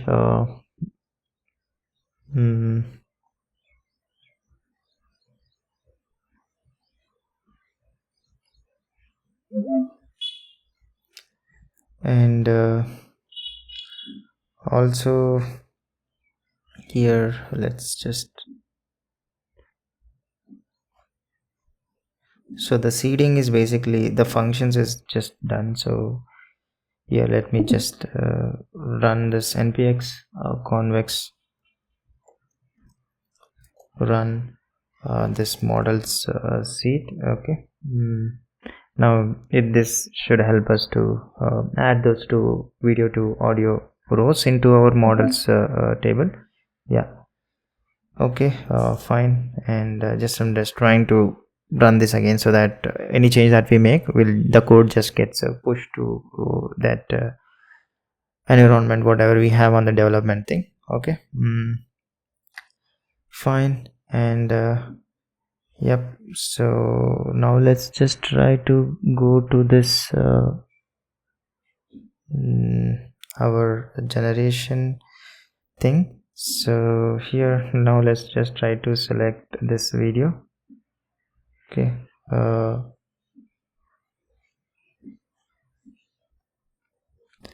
yeah, let's just try to basically, okay, I selected this one, and now let's go to this audio. Now we can see we have this thing. Let's try to maybe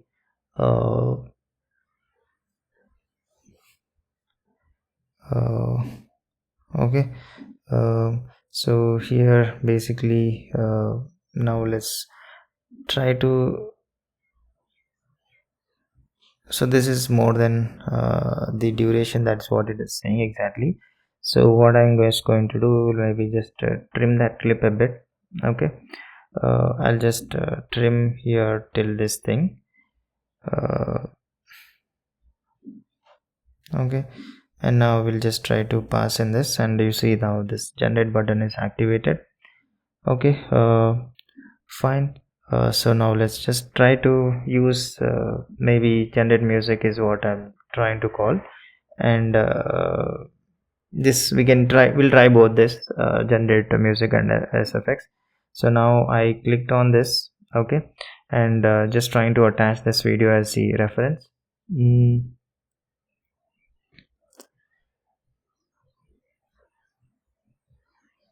Okay, here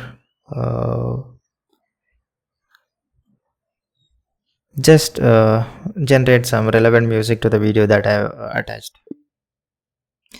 Okay, you can just hand in the prompt whatever it is, but I'm just for showcasing it just works and all.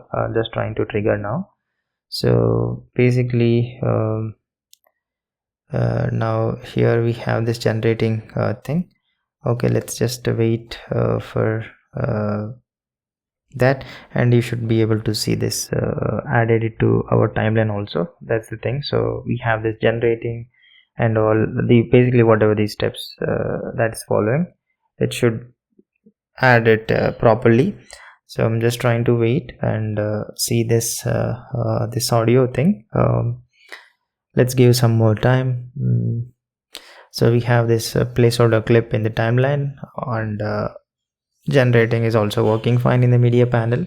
Okay, and the faces generating thing, it's just going on. Let's wait for that to settle, and then we'll see how that music is. So it's not on the best music and all, just the functionality wise, is it wide up or not, and or again later it depends upon the prompt and all those things that we just use. Okay.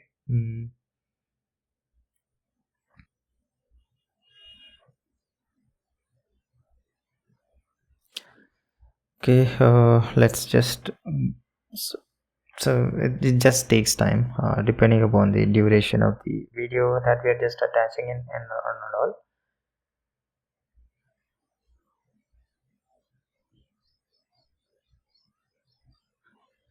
Okay, it failed. Why?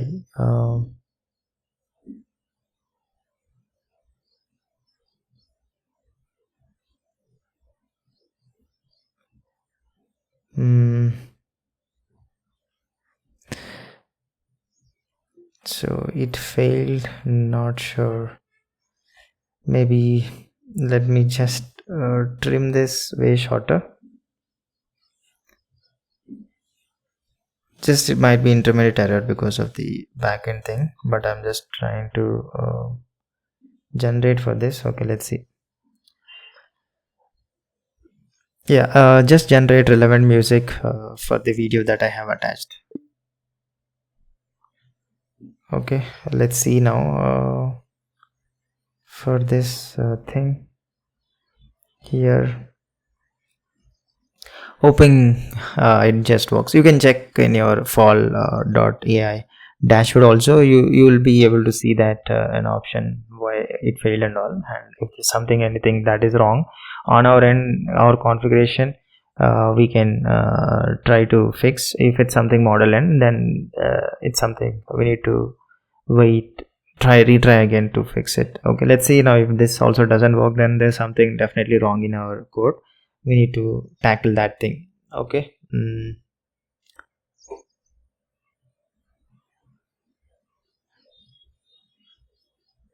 Okay, let's just wait, and let's just collapse this thing. So it's generating. Let's see.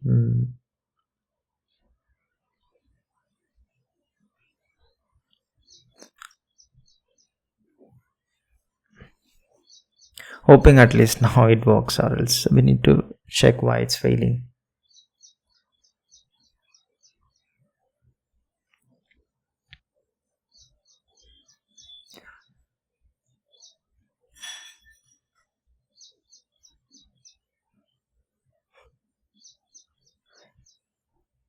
Okay.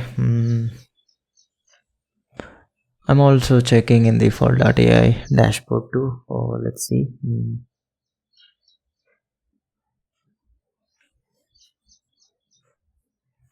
Okay, this also failed.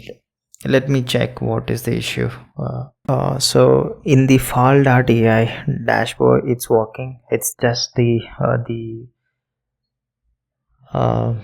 result handling is something is not properly handled inside our fall.ts. So let's just try to correct that. In case of this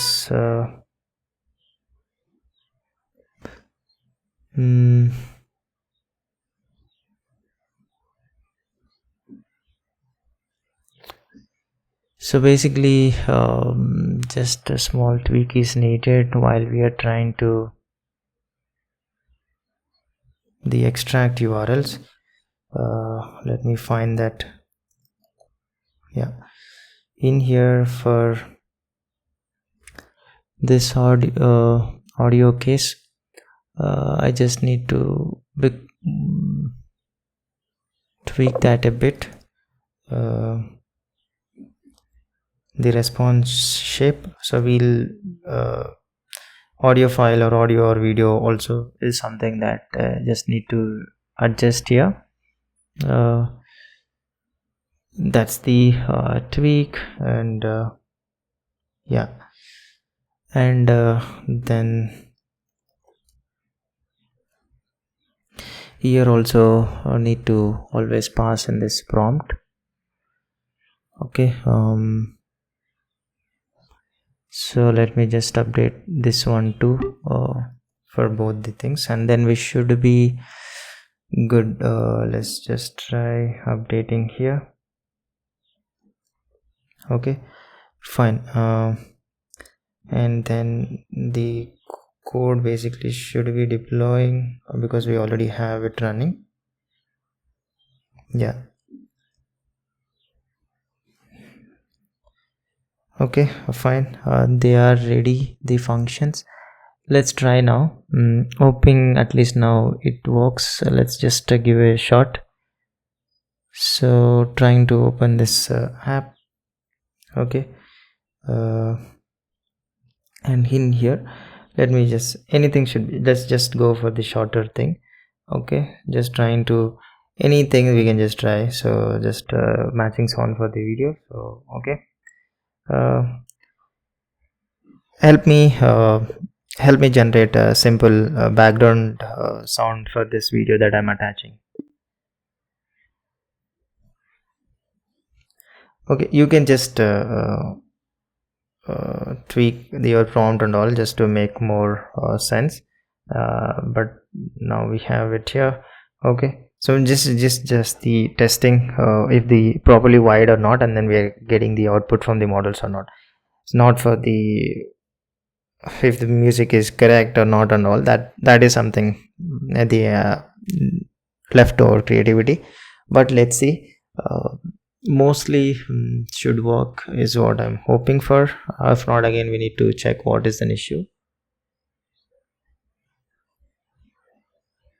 Okay, let's wait and give it some time, and let me just collapse this thing. Okay, these things are just failed ones, and okay, let's see what it generates.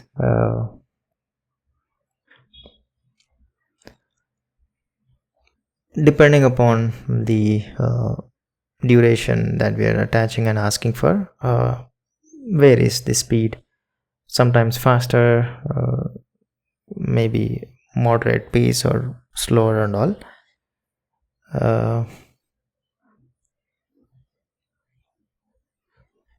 Okay,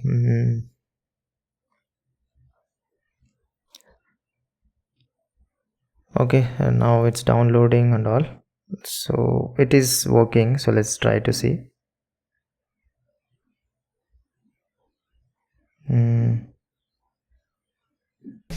A full tablet property where in his word occupies. It did work, but it's so so if I just play, We may visit the Souls app a full tablet property where in his word occupies. it did generate something, but that is so gibberish. It's just the model wiring prompt and all. That thing just need to be We may taken. visit the Souls app a full tablet property where in his word occupies. Okay, fine. So we can just mute this and now just try to play, and you'll feel the difference. Okay, everything around you that you call life was made up by people that were no smarter than you.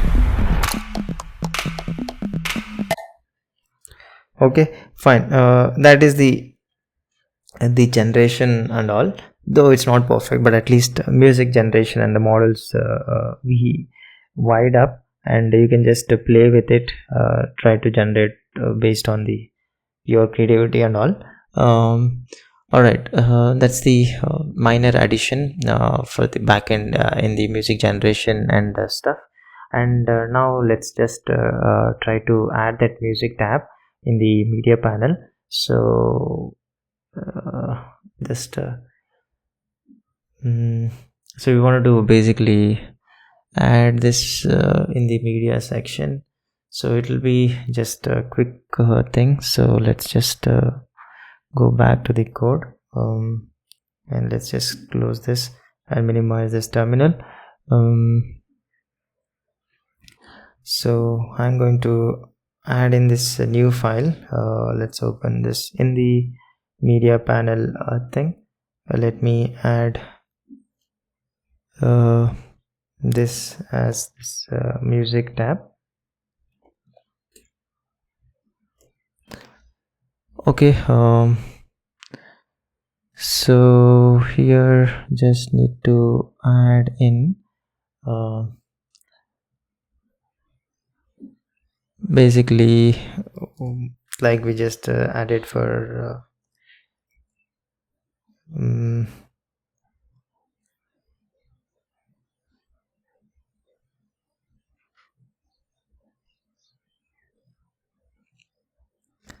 so let me just add the whole thing, and I'm just going to briefly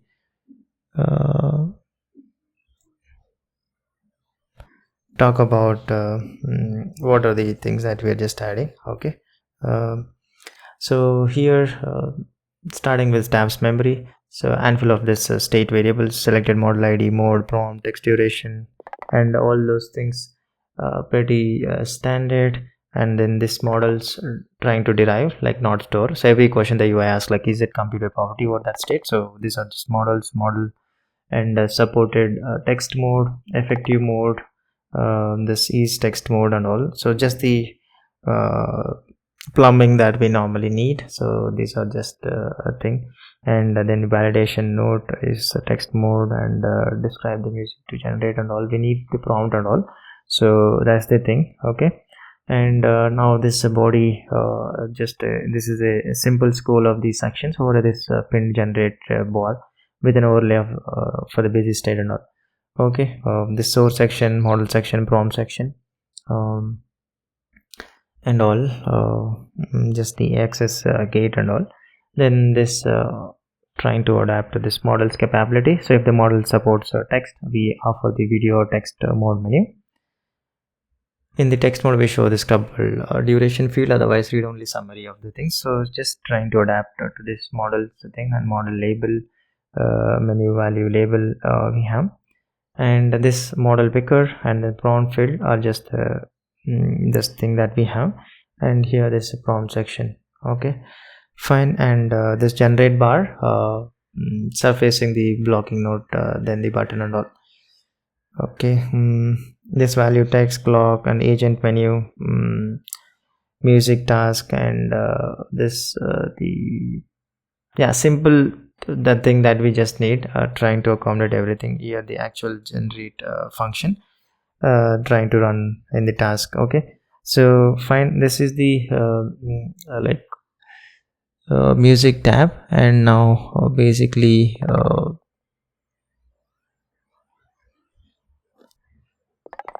we need to tweak things in the media panel view to accommodate our new tab. So let me open this media panel view, and also let me just add in here this editor. Okay, and here now just need to include this music. So this, okay, and here this case music.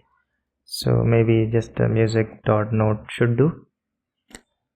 Okay, this tiny addition, just trying to accommodate. And also now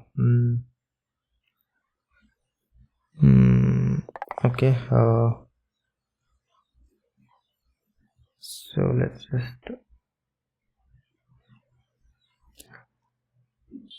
That's the tiny change. And now here in the body, for this music case, now we just need to use that music tab which we just added. Try to render that.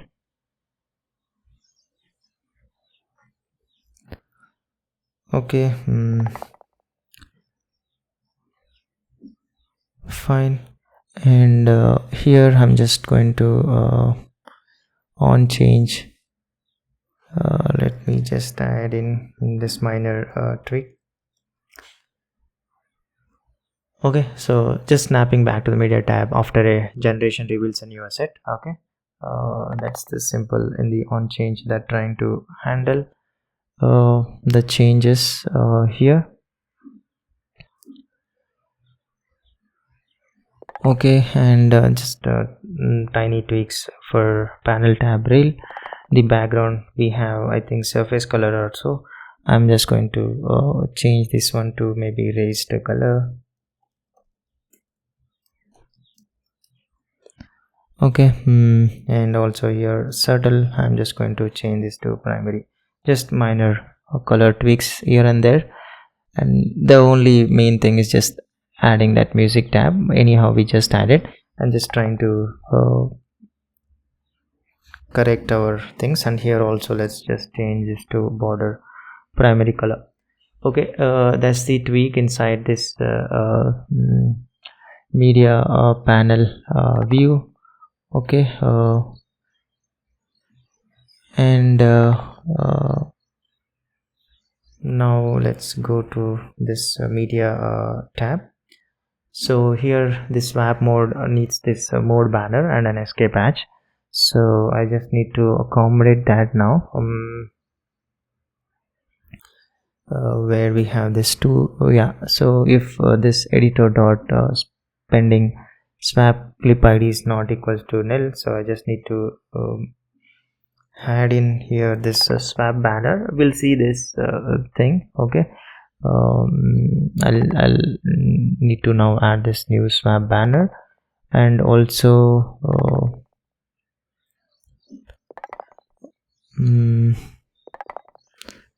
like on exit command. So it's too slow, bear with me. Okay, here yeah, here I'm just going to add basically on exit just to cancel that media swap. Okay, fine. And we just need to add this now, the new swap banner. Let me just add in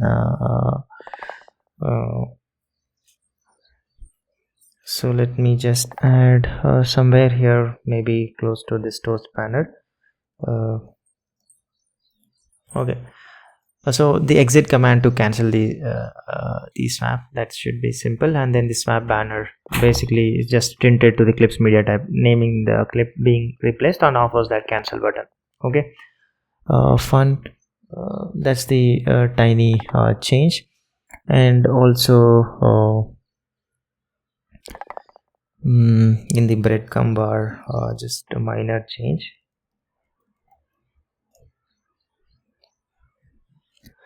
Let me just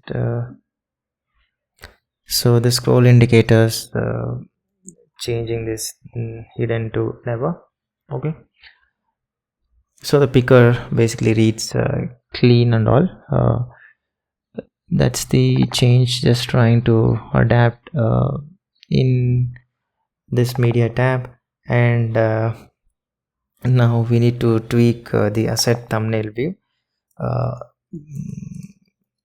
So here basically now each thumbnail must know like how to behave inside this swap mode and all. So need to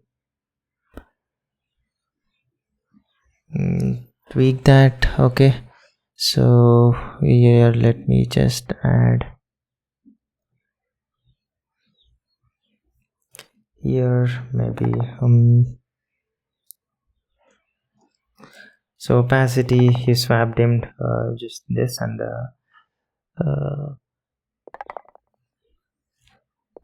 so basically a tile can't see the banner, so it just derives its own swap awareness. So So swap pick mode, swap pending, and also those things and all. I just need to add those just variables.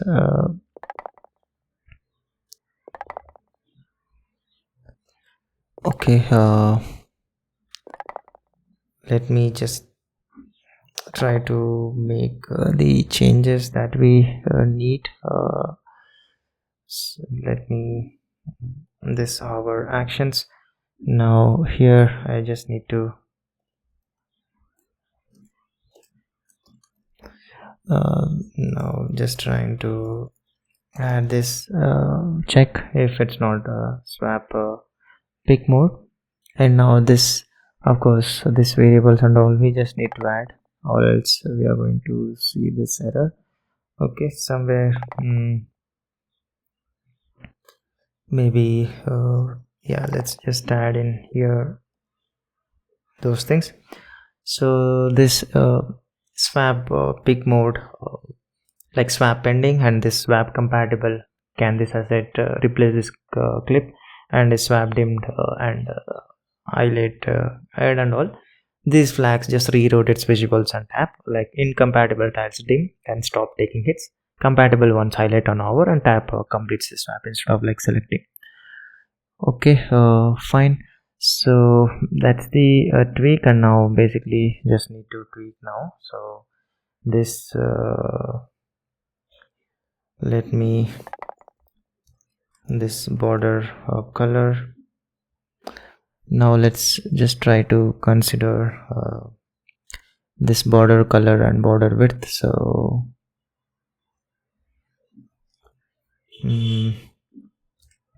so if swap pick mode, we are just going to give different color, and same thing for the border width also, just trying to show the difference. Okay, yeah, okay, fine. And then this handle tab, here we just need to consider that yeah, swap pick mode and all. Okay, so just trying to add this to complete that swap. Okay, yeah, so these are the changes, and now let's try to build this here. Let me just clear this and just trying to build. So now basically in the left dock we should see that a new music note icon, and let's just try to check this one. Okay, so basically the music thing, the same thing, whatever we just tried to generate thing, now we're just giving the its own tab in its the left dock.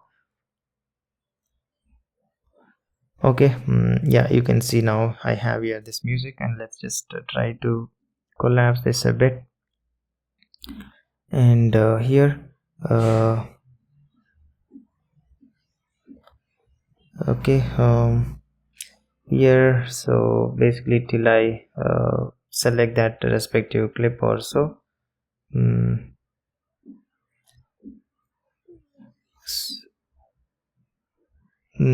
yeah, this is the new tab. So source here should whole timeline and the model thing, and trying to describe the sound and all. Let's try to check this thing now in this music. So by default it selects the whole timeline. Now how do we add a particular range and all? So we know how to add a range, so just hold shift and then drag, and you can see the duration. So it is taking in like 1.3 seconds and all those things as we just update.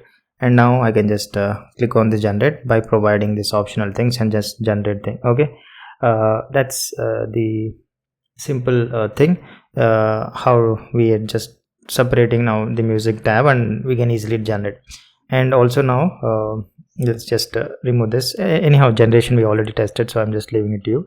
And now if I wanted to like swap media, so it should open the media tab for me, and it should basically this is video, so I should be able to swap this to any the relevant video. So let's say I wanted to swap this one, so you can see now it has just swapped to this video, and so that's the thing here, this one. So here this swap media is out, so it will just dim the ones that is not compatible. And now if I just again, so these are all not compatible, so it'll just dim, and only the ones which is compatible we are just going to add in here. So let me just escape, undo. Okay, fine. So that's the thing, separate music tab, and also like you can generate for the range that we select, and select that video to music and the models that we have. Currently we have just added a couple of models, but you can just seed as many as models that you want from the file, whichever is leading and whichever is best. So it's just now just adding into a new models table, that's it, and everything you will be able to pick from the UI and properly take care that output is properly handled, whatever it is generating and all, and this swap media and all. Okay, fine. And then in this toolbar, just tiny fix. So basically you want to attach the tooltips to the button, not its icon. So let me just open the toolbar view, and let's just minimize this terminal.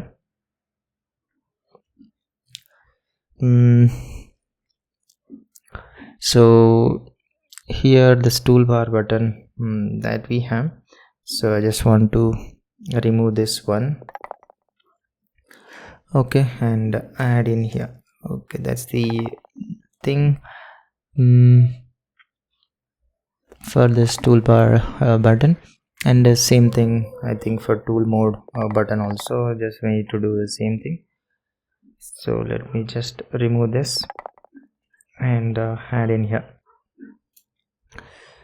Okay, yeah, and also the other functions, let's just this text glyph, and this also bracket button. So wherever we have all of these buttons, I'm just trying to move it to this button. Okay,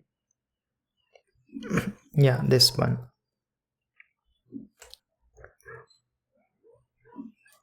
Okay, so the tiny fix, just attaching the tooltips to its button, not its icon. Okay, and also just let's brighten this timeline a bit. So just the theme in here, let's just search for this the track color. Here just trying to brighten these colors and nothing, or else you can just keep that same thing and you will see the tiny difference here.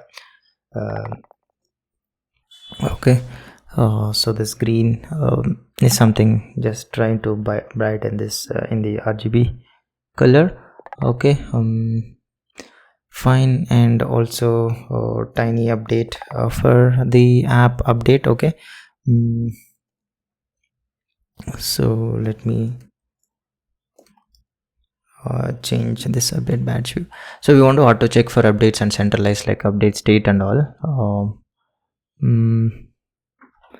Let me just change, and this let me just make this as the bindable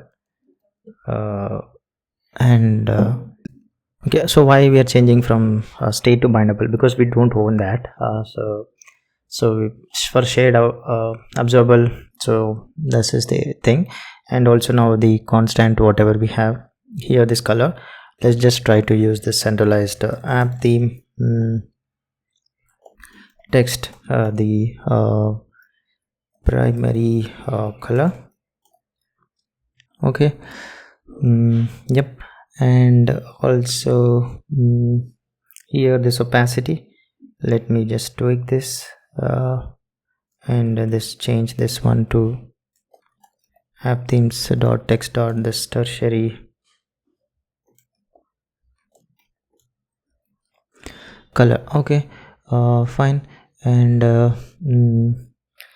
yeah, and now let's go to this updater, the file that we have, and here let's the controller, let's make this constant, and here now I'm just going to assign this controller whatever to this thing, and then we are going to call this updater dot this check for update information. Okay, so we are building the controller into local first, then check once it's live and all. Okay, fine. Then let's formatting. Okay, so in here now dismiss updates. So now we're just trying to name this two state transitions instead of like scattering the same two lines. Okay, so update available, this flips true, and update version basically gets a string, and no update moves both back. So we have this simple setters. Okay, and now we just need to here now remove this and just use that this mark update available and pass in this item. Okay, and here just need to call that clear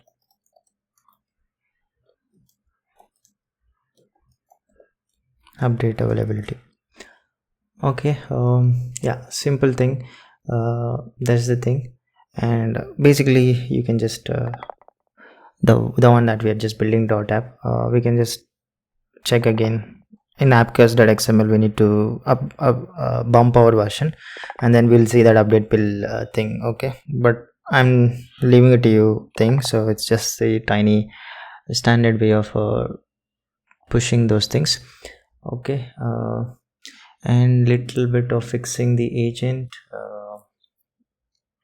So for the agent in the utilities, let's so basically wanted to round floats in the JSON responses. So just let's just add in this new file called this JSON number formatting. This is just a minor plumbing. Okay, so here I'm just going to add this simple functions which helps us to with around the JSON floating point numbers. So simple and straight, so you can just check that. So round floats once recursively, and everywhere the agent is JSON, so we can just try to use this. Okay, yeah, and so now basically I just need to use this one. So let's just tweak now in this generate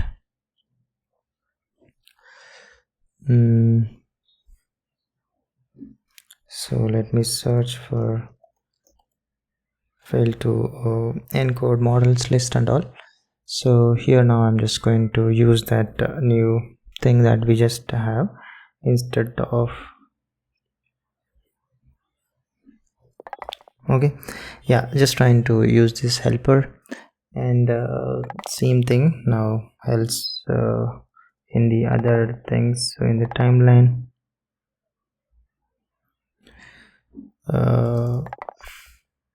okay, in this timeline tool,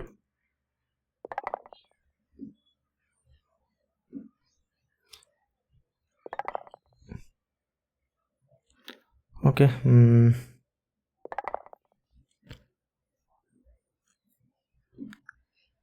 yep. So here just now need to use this the new function that we just added, just round JSON floating point numbers. Okay, fine. And also here we have in this get media, here also just need to take care the same thing. So let me just update here as well. Okay. And wherever we have this I think just trying to find yeah, here also. Now let's just update. So everywhere there we were trying to use a JSON string, so now we're just trying to wrap that inside our round JSON floating point numbers. Okay. So just trying to find other things. Yeah, so here also let me just change.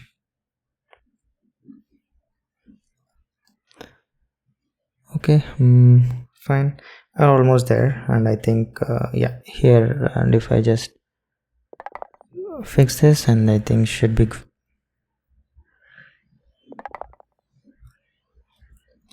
okay. Fine. That's this inside this timeline, the changes that we need to just use thing. Okay. And then miny, just updating this system prompt a bit, like to properly ask it to check the new music model.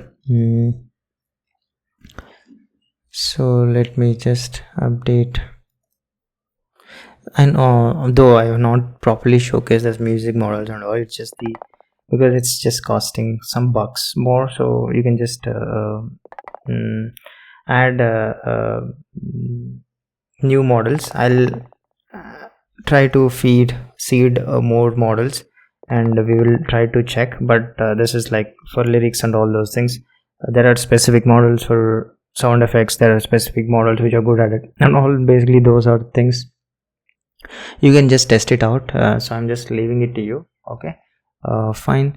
And now in the tool definitions, of course, we just need to update our generate audio thing. So let me just basically the new model that I'll be trying to add, we'll see for the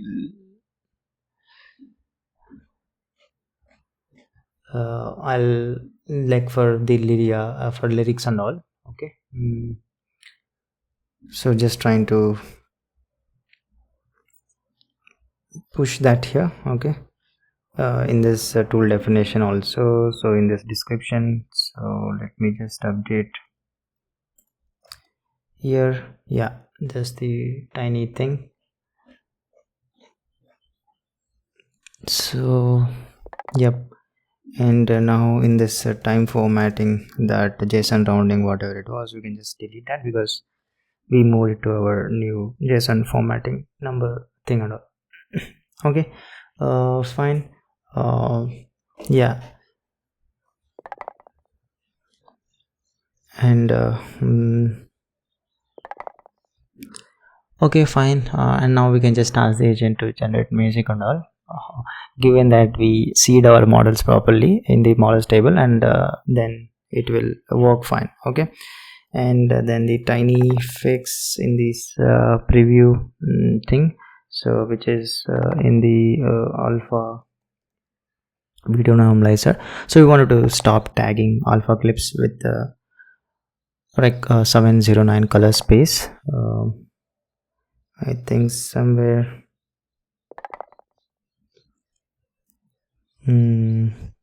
yeah, let me just get rid of this, and here this color properties.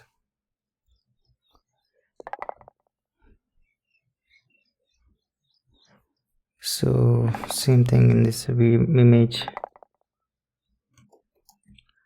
video generator. Should be somewhere, yeah, this thing. So let me just get rid of this. So this needs to be updated properly. Let me, so basically now same thing, now it's addition, not like a default. So let me just tweak this, whatever we have, and this output settings.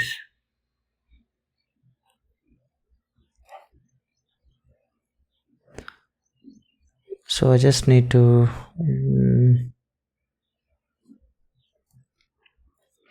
that input and all whatever we have. So let me just adapt this thing.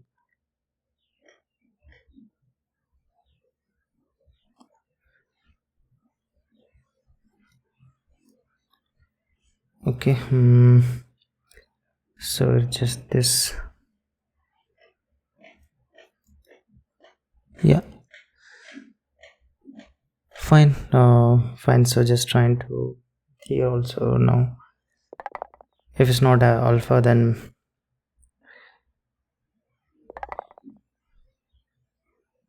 yep. So same thing, just color label helps this opaque video and HUD's alpha. So but here we can just delete. So because half the time we are producing opaque H.264, that genuinely benefits. So the settings just became variable, so now we can grow. Okay, so that's the thing. Seed the always true keys, and then only in the not as alpha branch glue on that properties. Okay, so that's this try the change. Okay, just trying to fix a few things, and also let's try to reserve the width for trailing title bar accessories. Okay, so let's yeah, here in this thing maybe I'll just add 280 or so. So just trying to centralize that and move it to this constant so that we can just use that. Okay, fine. And also this update batch we can just use, layout increase this whenever the space is tight, little bit. So for that, the tiny things, so here we can just always add this strict line limit as 1 and give this fix the size. So this horizontal and this vertical, let's set this to false. Okay, so my bad. Okay, and yeah, here also let's just add in this fixed size. Just trying to make this work whenever even the space is tight and look good. So that's the thing, though we are not seeing this. I know I can but it is tested. You can just deploy in the bundle and then you should be able to see if the version in our appcast is higher than the version that you have installed. Okay, so this is the tiny fix inside this updater. Okay, and now the constant that we just defined, so we just need to now consider that. Let's just search for that constant that we have. Yeah, so here now I'm just going to use this app theme, Windows, this project, title bar, trailing width. Okay, just trying to centralize into this app themes. Okay, yeah, tiny change, just trying to consider Okay, now the wanted to focus on the agent improvements. Basically, wanted to scale the agent size and hands for like basically for long media and all. So wanted to like teach inspect media to work like coarse to fine. So a storyboard overview, sentence level segments, then a windows zooms and all, backed by maybe a cacheable transcript that can be sliced to time range and all. So improvements on the agents to just work and make it truly the agent native. Okay, so let's create new file called the overview renderer, maybe inside this agent tools folder. Okay, let me add in this overview renderer. Okay, and here I'm just, let me just add so this is basically trying to show the model 36 frames costs, like show all of that. It's going to cost us a lot of money and tokens. So we wanted to convert that into like storyboard image.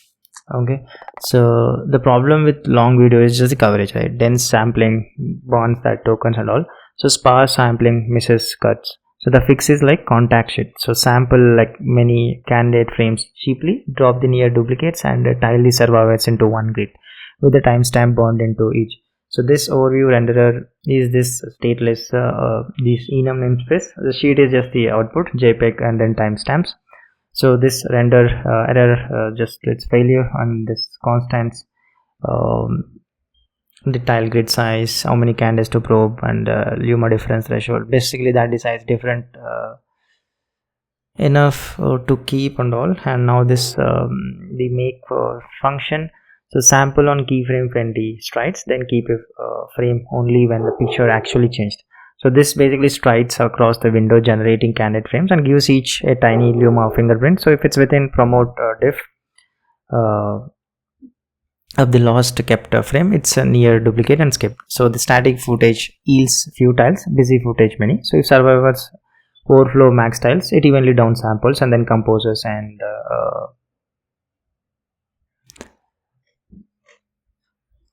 JPEG encodes this sheet, the thing that we need. Okay, and this luma grid is just the cheap fingerprint, just beats this real diff or did the short change and all those things. So it just draws the frame down into 8x8 grid and reads back per call brightness a 64 number signature. So comparing signatures is far cheaper than comparing full images, and it's enough to catch cuts and big motions, which is like all the dedupe needs and all. Okay, fine. And this render just compose the survivors into the single black backed grid so that the whole flow reads as one image. So this lays tiles left to right, top to bottom into one bitmap, and stamps each with its timestamp label. Okay, fine. And here this draw label just paints a dark chip and white text in the corner of each tile, and the time label formats the seconds as like hours, minutes, seconds. So the model can say zoom into this at 1 minute 24 seconds or so, and then request that exact window. So yeah, just trying to make it to understand for the model and give it more context. And yeah, so that's the thing. This overflow overview renderer we are trying to tackle in. And now let's make tweaks in the transcription. So here we are just trying to make that transcription word the codable and all. So basically we wanted to cache, right? So to make it cacheable, so we need to make this codable and all those things. So I'm just going to add the tweaks that directly and then just give you rough walkthrough what we changed and all. So this transcription word made this now codable, and then removed that the type and speaker ID because they are not used and things. And same thing for segment, also made everything, just made this codable. Okay, and then added this offsetting inside this transcription result. So it's just the trick behind window transcription. When we transcribe only an extracted slice of an audio, its timestamp starts from 0. So adding this slice start puts them back in source time. So that's this the thing. We clearly have that description and all, so what it does and all. Okay, fine. And then in this enum transcription, this transcribe video audio now gains this source range. So it extracts and transcribes only that span, then offsets the results back into this source time. Okay, fine. Yeah, just now trying to include that ranges into this, and that's the tweaks just made. And now this transcriptions is like properly the way that we want. We are just accommodated into that. And now here language probability also just remove this. Okay, fine. So I know that's like major changes in the transcription and all. You can just refer the diff and understand more line by line if you wanted to have a deeper understanding of everything. And also now let's add in this the cache thing. So let me just add this new file called transcription, this cache. Okay, fine. And here let me just add this simple thing. So we know that transcribing is slow, so we never wanted to do it twice for the same file. So this is just the 2-tier memory plus disk store, that's keyed by this file identity, path, size, and m time. So editing the file invalidates its entry. So it's an actor just because the memory and disk are shared mutable states, so reached from concurrent inspect calls, so which the actor serializes. Only like full transcripts are cached, and the windowed request filters a cached full one. So that's this simple thing. So actor transcript cache, and then this functions, like this is the one entry point decides cache hit, windowed filter, or transcribe and all. Okay, fine. And this filter is basically filtering a full transcript. Window is just keeping the overlapping segments and words. And this cache is this memory is the first line, and disk is the like durable lane, and both are like populated on read and all. Okay, so store and remember and all. And this directory basically so we are just trying to, the cache key basically must change exactly when the file's content could have. So here directory / disk URL is where we are just trying to place those hash.json files under this caches folder. Okay, yeah, simple thing. Okay, and of course now need to add this disk cache utility thing. So in here let me, so now every on disk cache basically wants this same thing. So I'm just we're just trying to add this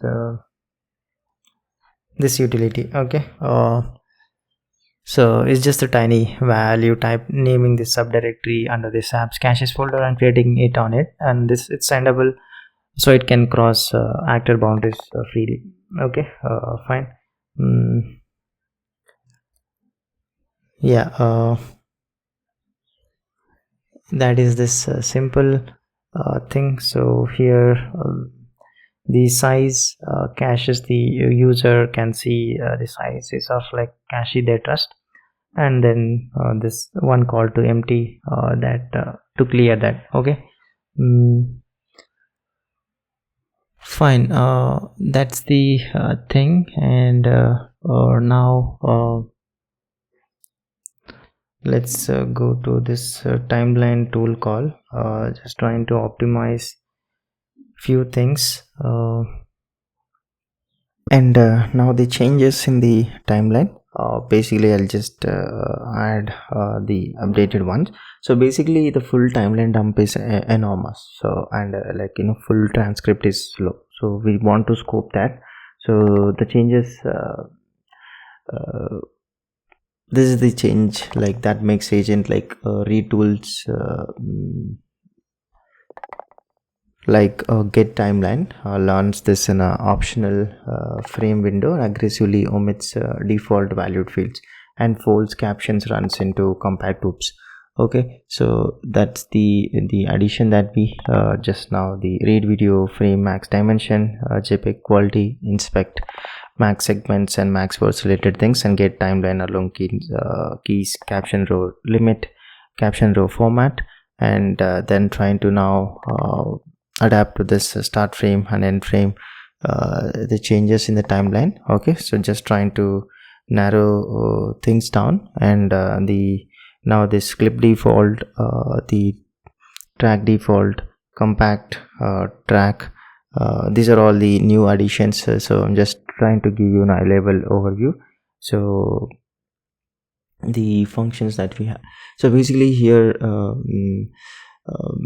inspect media learns the time windows and overview mode and an optional word timestamps, runs frames and transcription currently, and routes transcription through the new cache. Okay, so that's the thing. Okay,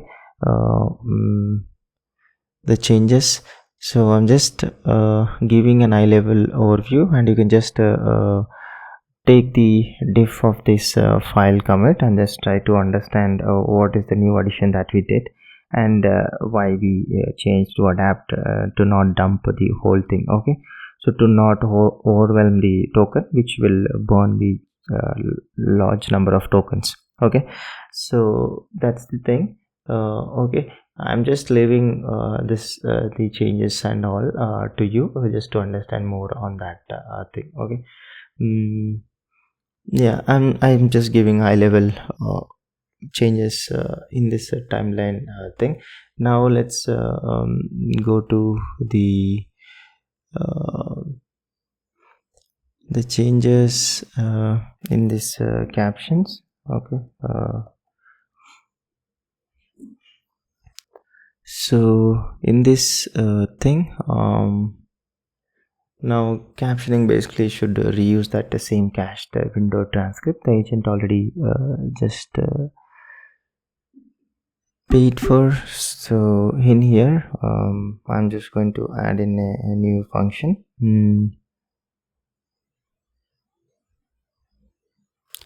So here let me just add a new function called visible source union. Okay, so this visible span is basically a padded union of every clip's used source range for that media in seconds. So that basically we just need to make changes here.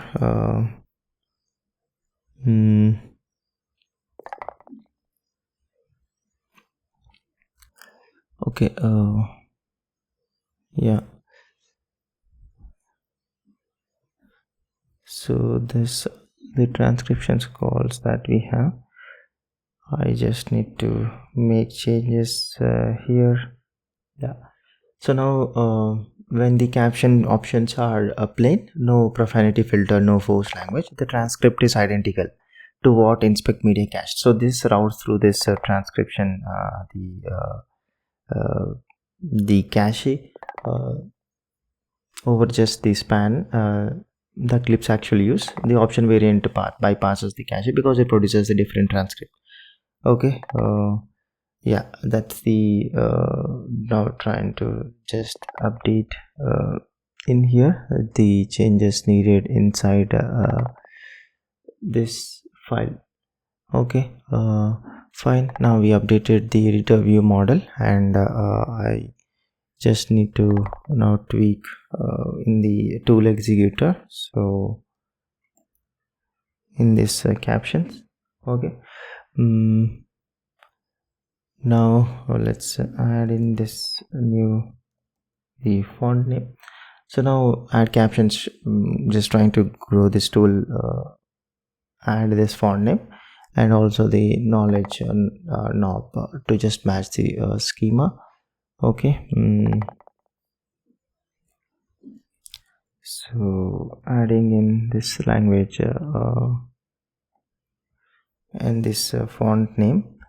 Okay, fine. And now in this here, let's just, if we have this arguments, the font name, we need to get that.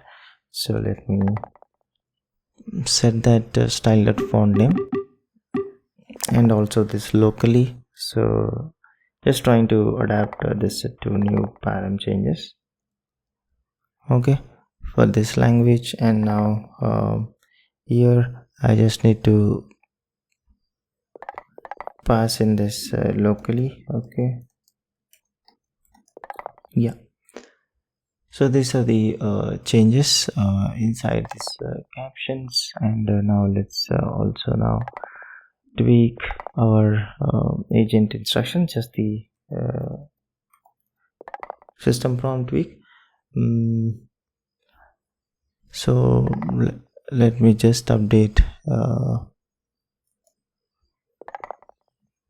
just a tiny update. So here you can just take the updated one. So basically we now teach the agent the new thing, like expect compacted timelines with the caption groups and paging, and inspect long media codes to find overview, then segments, and then a word layout window. So that is basically just added here. Okay, yeah. So that's the minor tweak that we just made, and I'm just leaving it to you. So it's just the system prompt update, and you can just take care of that. Okay, now let's go to this tool definitions, and let's register this remove tracks and the new tool. So I'm just going to just add that new capabilities that. So here this remove tracks, and now let's also just try to update this the get timeline thing, because now we have the input schema with the property start frame and end frame. So, and also let's just try to update the inspect media. Yep, so just trying to update to the new changes that we accommodated, and then I just need to add this remove or tracks thing. So let me just add it's a new tool. Okay, yeah, remove tracks and then properties and all, what it expects and all, just the as always. And now we need to add the language and the font name to the add captions. So here maybe let's just add after this clip ID. Okay, fine. So just trying to adapt the changes just needed, and also just I'm going to update this create a folder thing as well. So in here the description and then the new properties I just need to update.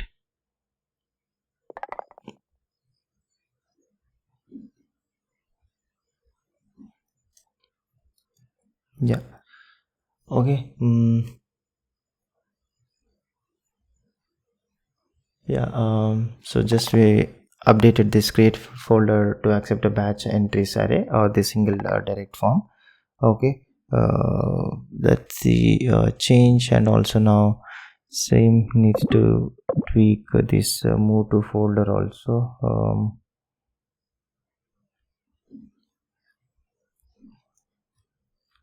Okay, so this move to folder, same, just trying to adapt for that too.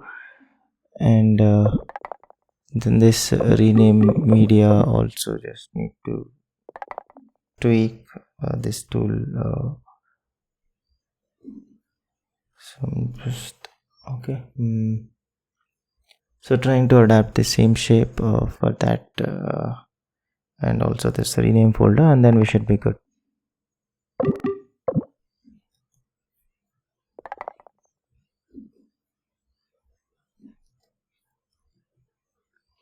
Okay, fine. So these are the changes in the tool definition. Just trying to adapt the new tools and also update the input for parameters for that and all.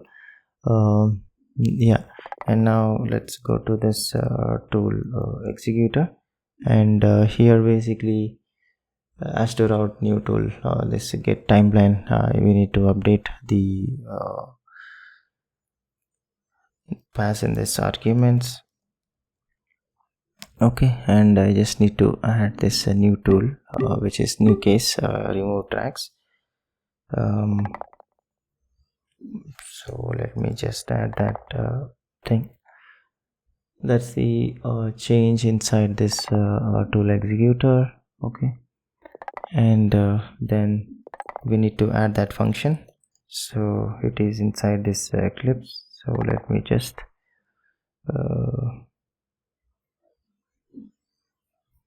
all the way at the bottom. So let me add that function, the remove tracks function. Okay, so this basically needs an executor that validates indexes and reports what it killed and all. So this is this, just it parses the requested the track indexes, deduplicates and rearrange checks them, and records a summary per remove track, and performs a removal as one undoable the action via this editor's new batch API. Okay, fine. That's the change in here in the Eclipse, and now we need to make tweaks in the folder. So now all four folder tools that we have should add this batch mode. So let me just update that. Okay,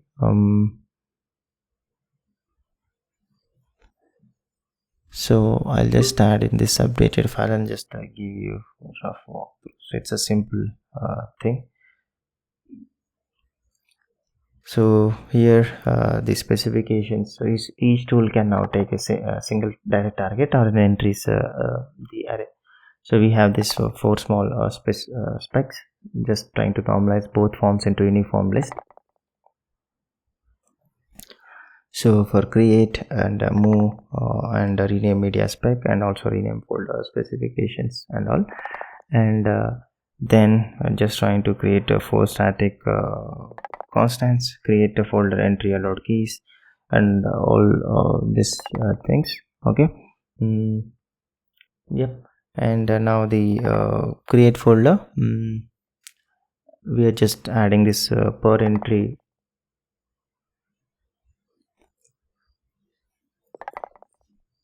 allowed keys for validation. Okay, yeah, and then just trying to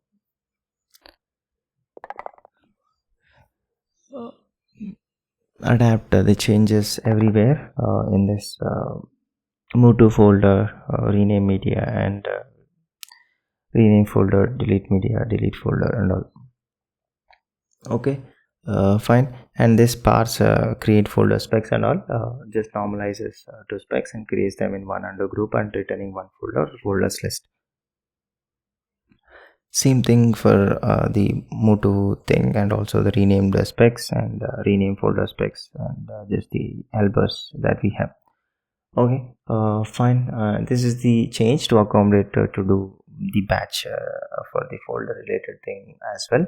So the changes, I am just giving you high level overview and just go through that the change in this folders tool executors. Yeah.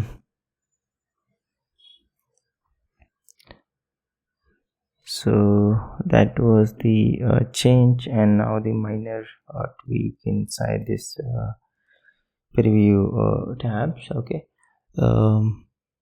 in here this minor thing.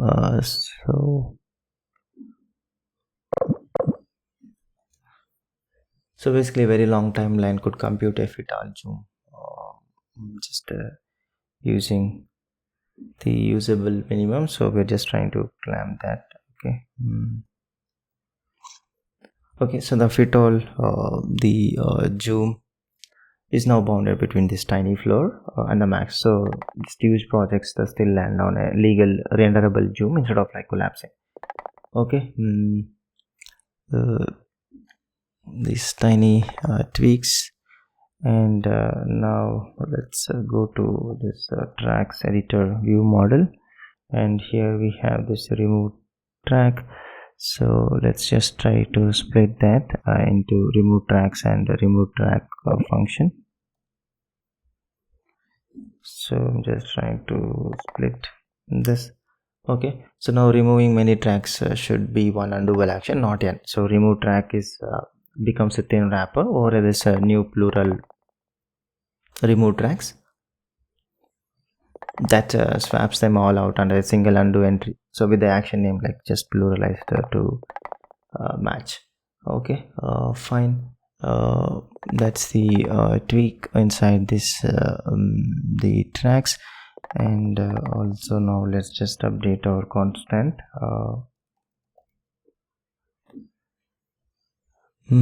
Yeah, we just need this legal floor constant. So I'm just adding that simple okay,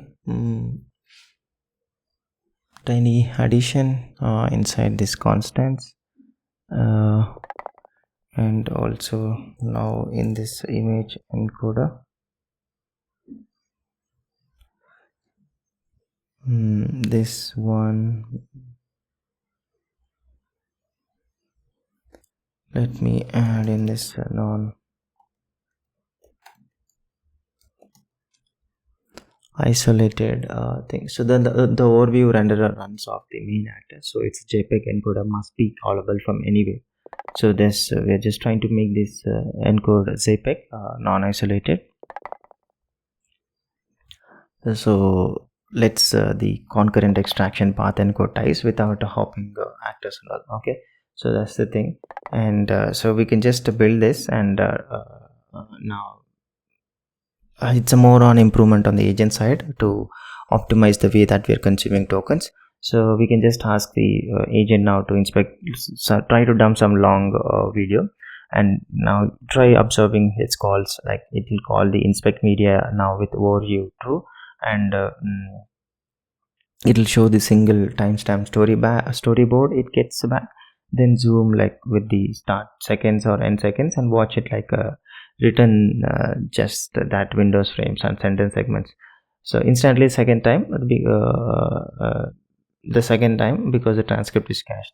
And also now the get timeline on a caption heavy project, and we can see that caption compared caption groups and things and all, and also now remove tracks in one undoable step.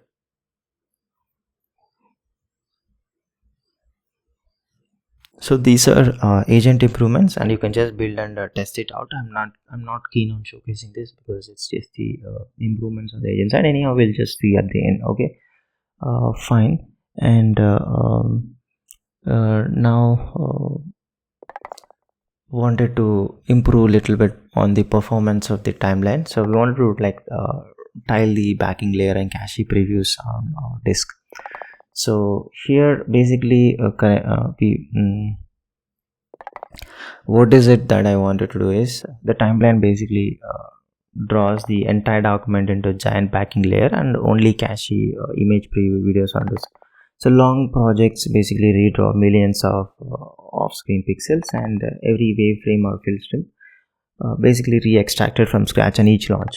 So we wanted to do two big things at once, like like move clip drawing onto like small viewport sized canvas that only paints like what we can actually see. Like so the overlays, tiling and waveform bars all link to clip to the visible rectangle.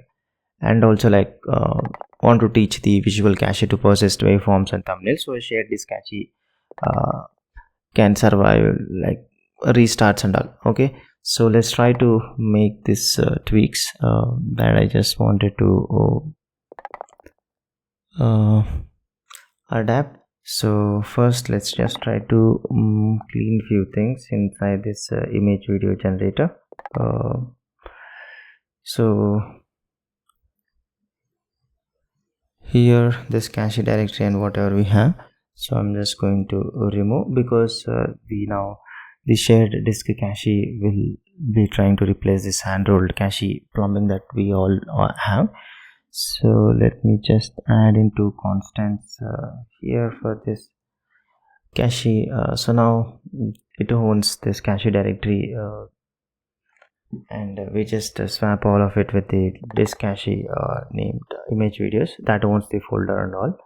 Okay, and let's get rid of the functions that we have, something the cache size and all those things. Yeah, so I'm just trying to get rid of this and also this clear cache things. Yep, and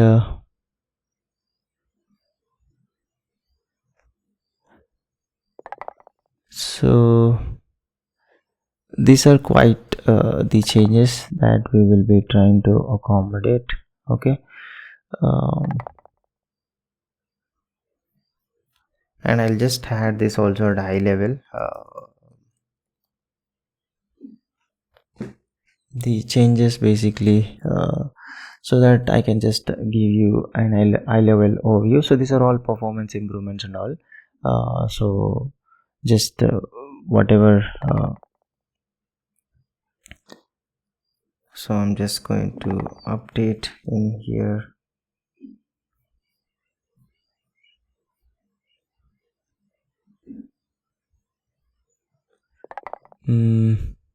So this the changes that needed in the visual cache, so I'm just trying to add those things.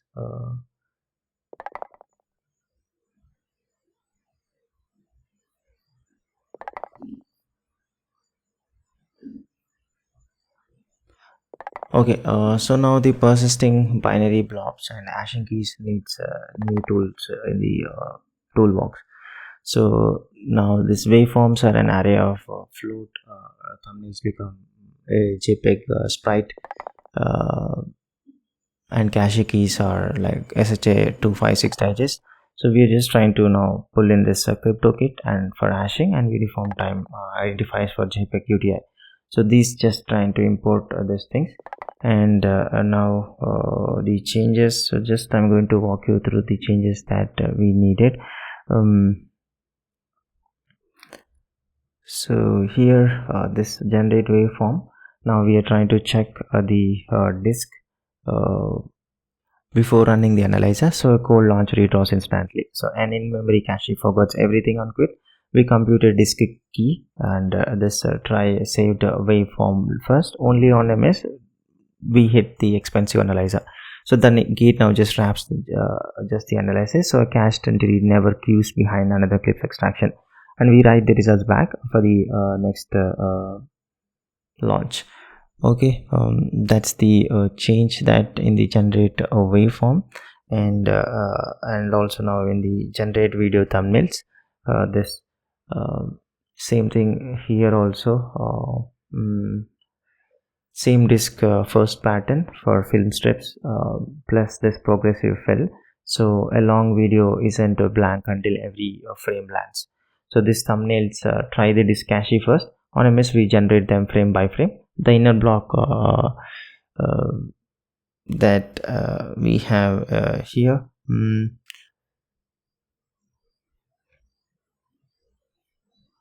publishes partial results every 50 frames, pushing what we have to video the thumbnails, and asking the timeline to read. So a 10-minute clip fills in left to right. After the stream finishes, we sort by time and persist the set. So even you get the changes, right? So we don't want giant like to take time and load all at once. We want to do it by 50 frames at finds, and it feels like realistic and a good experience is what we want to target. Okay, that's the thing that now we just and trying to update thing, and now the disk cache related changes. So here now trying to like now the key must change the instant the source file does, or else we'll show the stale film strip. So now we are just trying to like fingerprint the file from three things: path, byte size, and modification date. Hash that seed with the SHA-256 and keep the first 16 bytes as X. Short enough for the file name, unique enough for never to collide in practice, and re-encode or return the source. The M time moves and the key changes and the old entry silently off and all. So that's this disk cache key that's how we are trying to prepare. And this load waveform and save waveform is just an array of float. So the cheapest disk format is just raw bytes, just no JSON, no encoder. We reinterpret this float array as a byte buffer to write and bind the bytes back to the float to read. The load basically just guards double as an integer check, and non-empty file whose length is an exact multiple of one float is just trusted. Anything else just treated as corrupt and ignored. Okay, that's this load and save form. And now this thumbnail cache metadata and loading this related thumbnails and all. So this also like this small codable sidecar records the style geometry and every frame's timestamp. Okay, so loading just validates the metadata and checks the decoded sprite is big enough to hold the promised rate. Cheap just defense against the truncated write. So, and crucially here we decode with this the KCG image source should cache immediately. Okay,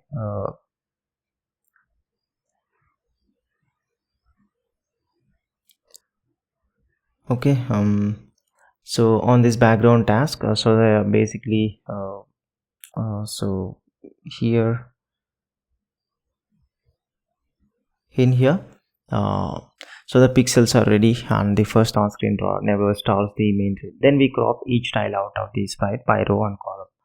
Okay, yeah, that's exactly this function just helping us to do in the loading thumbnail and save this thing, just writing the sprite mirrors, reading it and coordinate the flip in just one the save thumbnails. Okay, so we size this bitmap context to column rows tiles and draw each thumbnail into itself. And here the CG context is origin sits at the bottom left, but our cropping reads from the top. So we are just inverting the rows minus one minus row when placing each tile, keeping write and read in one coordinate space. And then we JPEG encode the at 0.75 quality and write the JSON sidecar last. Only once the image is safely on disk, so its presence marks a complete entry and all. So those are the changes inside this media visual cache. Okay, and now let's go to this storage pin, and here now the tiny changes.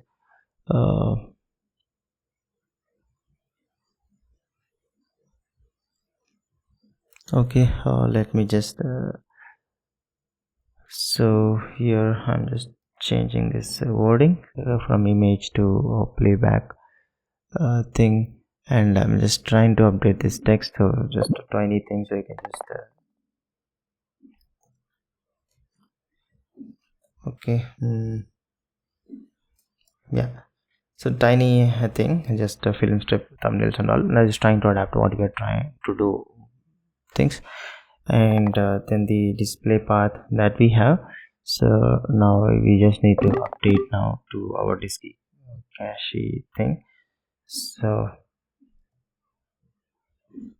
okay, fine. So now storage pane cleared only one cache, but there are now two on disk, right? So we both the image video generator cache and media visual disk cache live under the same disk cache root. So the pane just collects them into one array and treats them uniformly. So this becomes the shared root directory home relative instead of pointing at just the image video sub the folder. Okay. All right, and now we need to just update this clear and the refresh function. So let me update this functions here. Okay, so now basically must fan out across every cache, not one. So we're just clearing loops the array and wipes each cache, and the size reads each cache size of the main thread. Both stay in detached tasks, so a big directory walk never just jacks the settings. So just trying to adapt this the change and all. Okay, fine. That is the update in the storage pane. And now let's go to this clip renderer. So here the changes basically so here the waveform basically drew every bar for the whole clip even when 99% sat off screen. So now we want to emit only the bars that the rectangle touches. Okay, so that's the tweak that we wanted to make. So let's find this draw waveform function, and this visible samples that we have, let me just get rid of this, and now let's just try to add like trying to emit the bars. So just now emit the bars inside this context clip region, basically that dirty rectangle.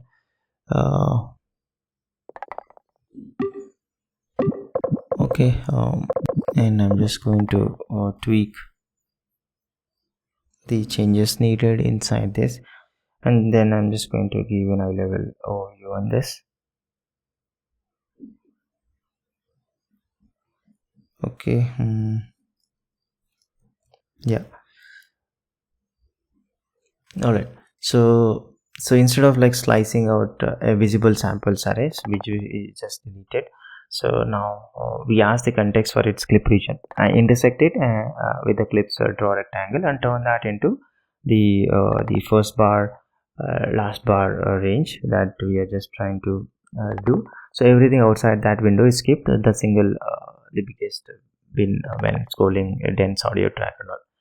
Okay, fine, and that's the thing that we are just trying to do. And here this the change, most clips hold one constant volume, so recomputing a per bar curve is wasted work. So we check upfront basically whether volume actually varies a keyframe track or fade in or fade out.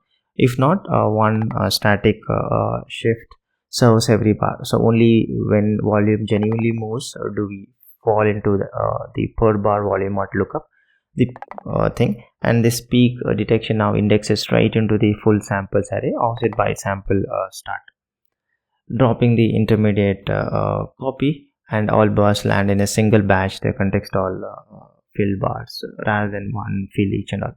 So okay, fine, and also now the change inside our thumbnail strip. So let me just go to that yeah.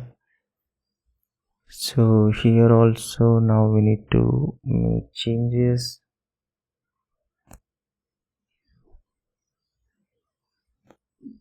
Let me just tweak this one too.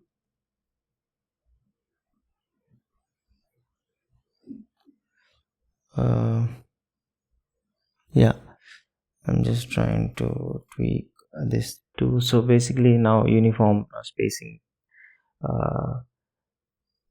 turns the tiles thumbnails nearest frame search into this plain index lookup. So because the thumbnails are captured at even time intervals, the nearest one to at any time is arithmetic, so we just subtract this start time, divide by spacing round, and we hand this Tyler closure that computes that index directly and returns a nil past the last covered second. So partially loaded strips leave the tail empty instead of like smearing the final frame.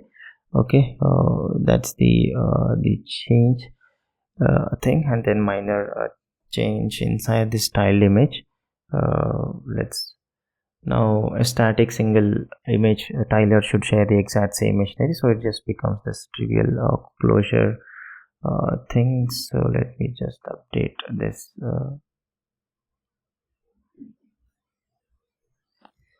style image alone. Okay, fine. So this image thumbnail path just tiles one constant image with the tiler now taking pro tile closure, and it passes in this in image and gets the all viewport clipping just benefits. Okay, fine. And now I just need to tweak this tile image function. Let me just tweak this to this the new odd option.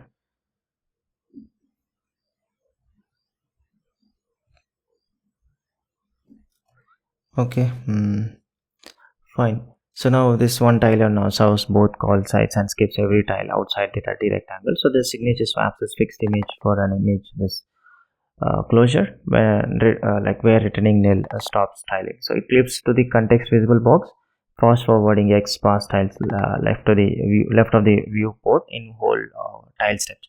So alignment stays stable and stops once it passes the right edge on a scroll long timeline that's a handful of tiles, like not 200 and all. Okay, so that's the change needed inside this clip renderer. And now let's go to this playhead overlay.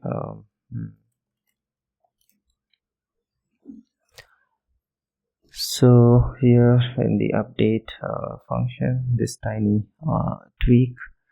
So let me just update. So on a viewport canvas, the playhead must live in a viewport coordinates, not like the whole document. So we need to tweak that here. Okay, so instead of the scrolls view content bounds, we take this now views visible rectangle as a single source of truth. So the playhead's x is shifted left by viewport dot this minimum x, so it lands at the right screen column. Top and bottom just come from the ruler and viewport heights, and the layer frame tracks the viewport. The empty viewport guard just keeps drawing into 0 during layout. So let me so this instead of this view dot bounds, just need to change this to viewport. Okay, yeah, this is the tiny change inside this playhead overlay. And now let's go to this snap indicator overlay. So here same, it needs the identical viewport translation, so just need to update that.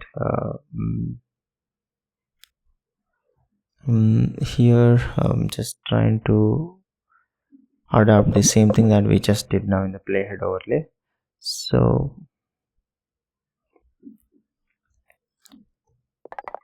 yeah, nothing.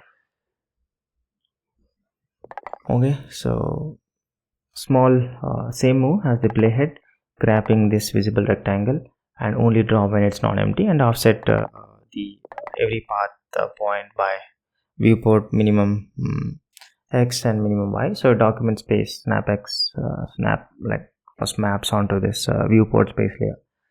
The layer frame follows that view frame viewport too. Okay, so tiny changes, just trying to be consistent. Okay, and now let's go to this timeline view. So here we wanted to split that huge document view from a tiny drawing surface that just covers the viewport. So the changes needs to be now made here. So let's first define this private constant called variable called canvas. So I'm just going to define here this thing. So the timeline view stays full size. So this we add this canvas sub view. So that's the only thing that planes Eclipse and all. So and in the initializer thing, let me just remove this now. Layout contains redraw policy and add in this here. Okay, so just dropping its own layer content redraws policy. It no longer backs a giant bitmap, and the canvas just takes on this onset needs display redrawing. Okay. Okay, so now let me just add the changes related to this viewport canvas. Let me just add somewhere.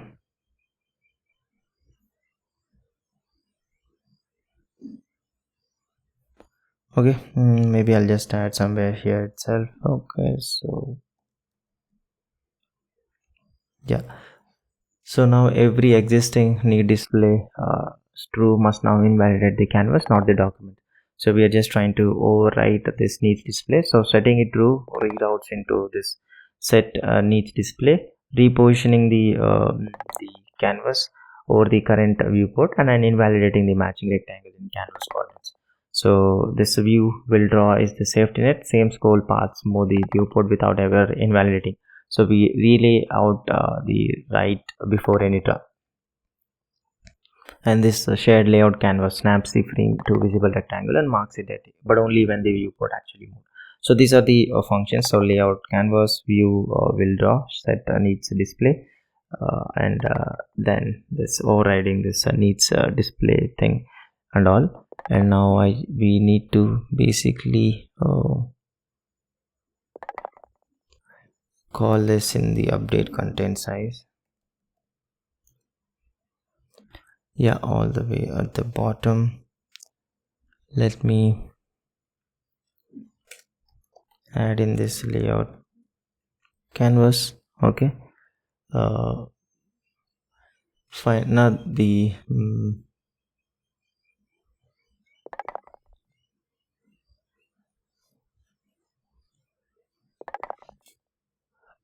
okay.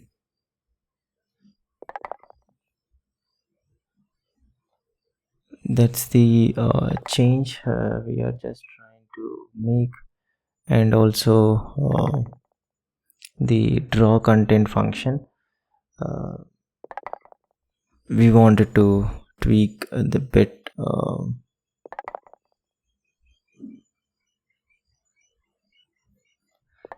so let's this draw function, let's just trying to tweak this thing a bit. Let's update this thing and just walk you through the changes that we just trying to make. Okay, and let's just remove this guard check here. So basically the real this drawing code doesn't move. We want to just get called this differently. The old draw functions override is getting just renamed to draw content, and we are just making this as file private and taking in this explicit CG context. So all the body is just now it's untouched. It just thinks in this document coordinates. The only change is that canvas is that the canvas, not the applet, decides when and with what context to call it.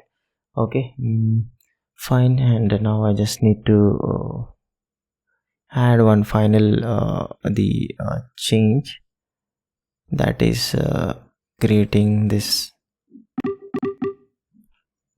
class for the timeline canvas view. So all the way at the bottom, let me just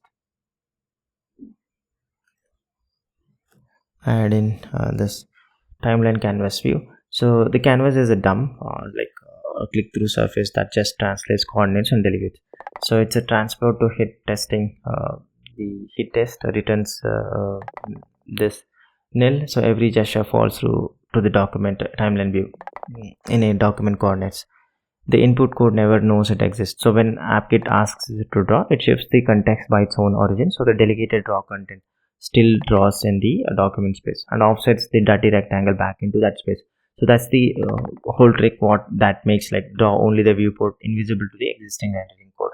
Okay, fine. So these are the changes just to increase the performance of the timeline and all.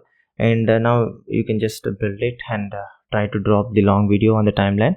Now the film strip basically fills in progressively left to right instead of like trying to popping in at the end. And also now scrolling a dense audio track stays smooth because only the visible waveform bars and thumbnail tiles are drawn, right? And yeah, and now you can just test this the change that we just made and make sure that the cache changes and the smoothness and also like performance improvements just works and all. And you can just quit and relaunch on the same project. So now waveforms and film strips appear instantly from disk, like instead of redrawing it all it again. And also now in the storage, the copy we just changed the playback previews, waveforms, and film strip thumbnails, because those are also we are also storing in the cache and all. So just trying to reflect what we are actually changing out. So those are the things that just you can just have a look at it. So I'm just passing on to you to check on those things. Okay. Yeah. That's the addition. Now we are just trying to improve the performances and all those things. Okay, fine. And now let's try to make the tiny changes. Want to fix this toolbar, so let's go to this toolbar thing, toolbar view, and here basically wanted to make that zoom slider logarithmic.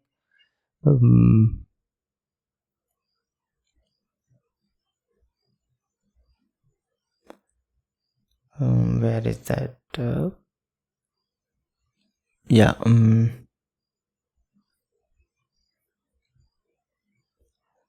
So here, simple thing. We just wanted to make this the zoom thing.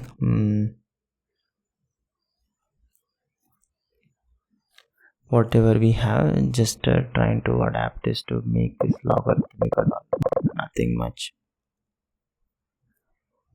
So let me just tweak this.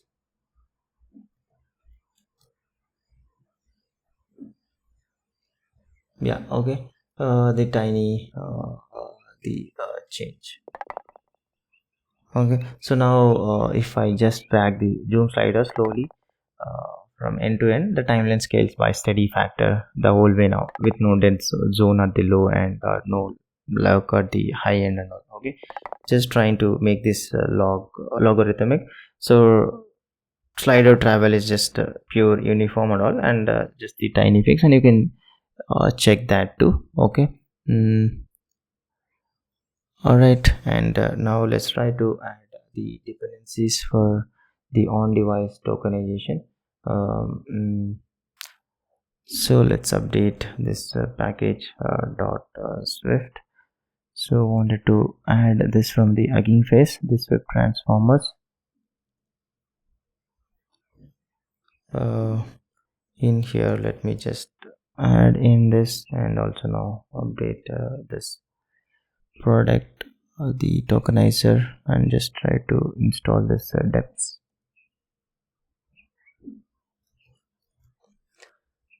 Okay, so just trying to wire this Hugging Faces Swift transformers into this build, so later basically we can use to tokenize the text on device thing.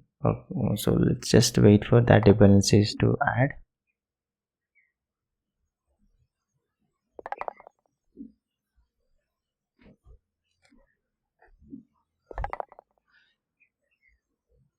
Okay, Fine. Yeah, I'm just waiting for those to add, and now let's focus on basically um, the search feature.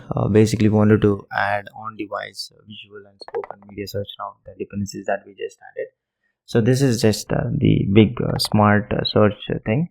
So we wanted to add this on device visual and to spoken search over the old media library. So thing let's try to add all the file changes that we need related to that. Okay, so in this Cutroom folder, so I'm just going to create this new folder called the search. Okay, and here let me again maybe create a new folder called this indexing, and inside this I'm going to create this new embedding store file. Okay,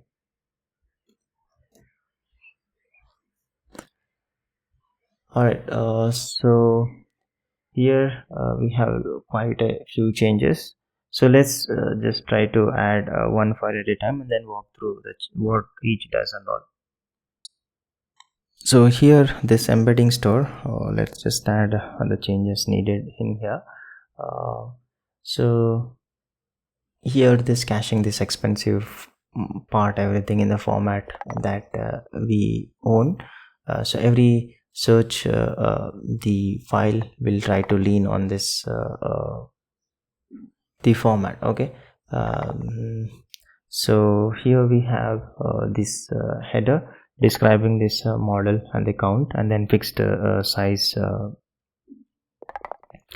the rows of the time, short start and short end as float 64, like followed by this the dimensions of floats as. Okay, so this nested row and the asset index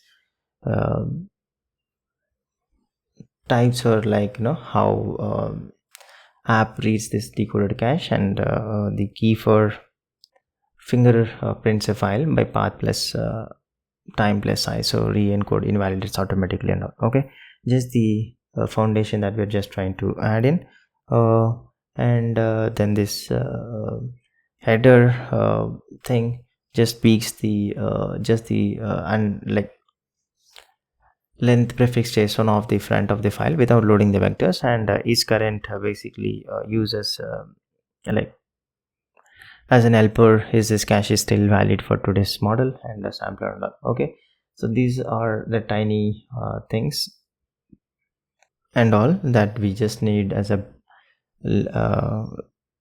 foundation. Okay, and load is just the inverse of the on disk layout, like validate this magic, read the JSON header, and then walk the raw bytes row by row. So unpacking 3 doubles and dimension floats 16s per row into this flat float array, then accelerate can multiply later, like load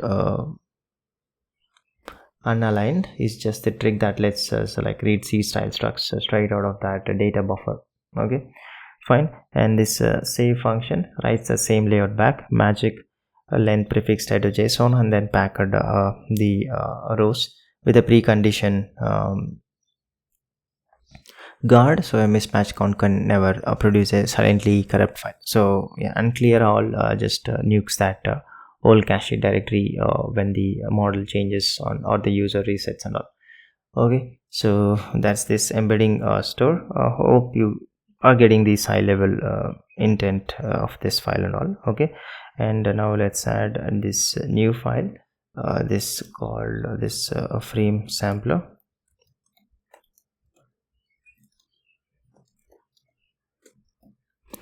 Okay, so here this file, let me just add in this file, and let's just walk you through. So embedding every frame of a video would be wasteful and redundant. So a static talking headshot like is the same frame 1,000 times, right?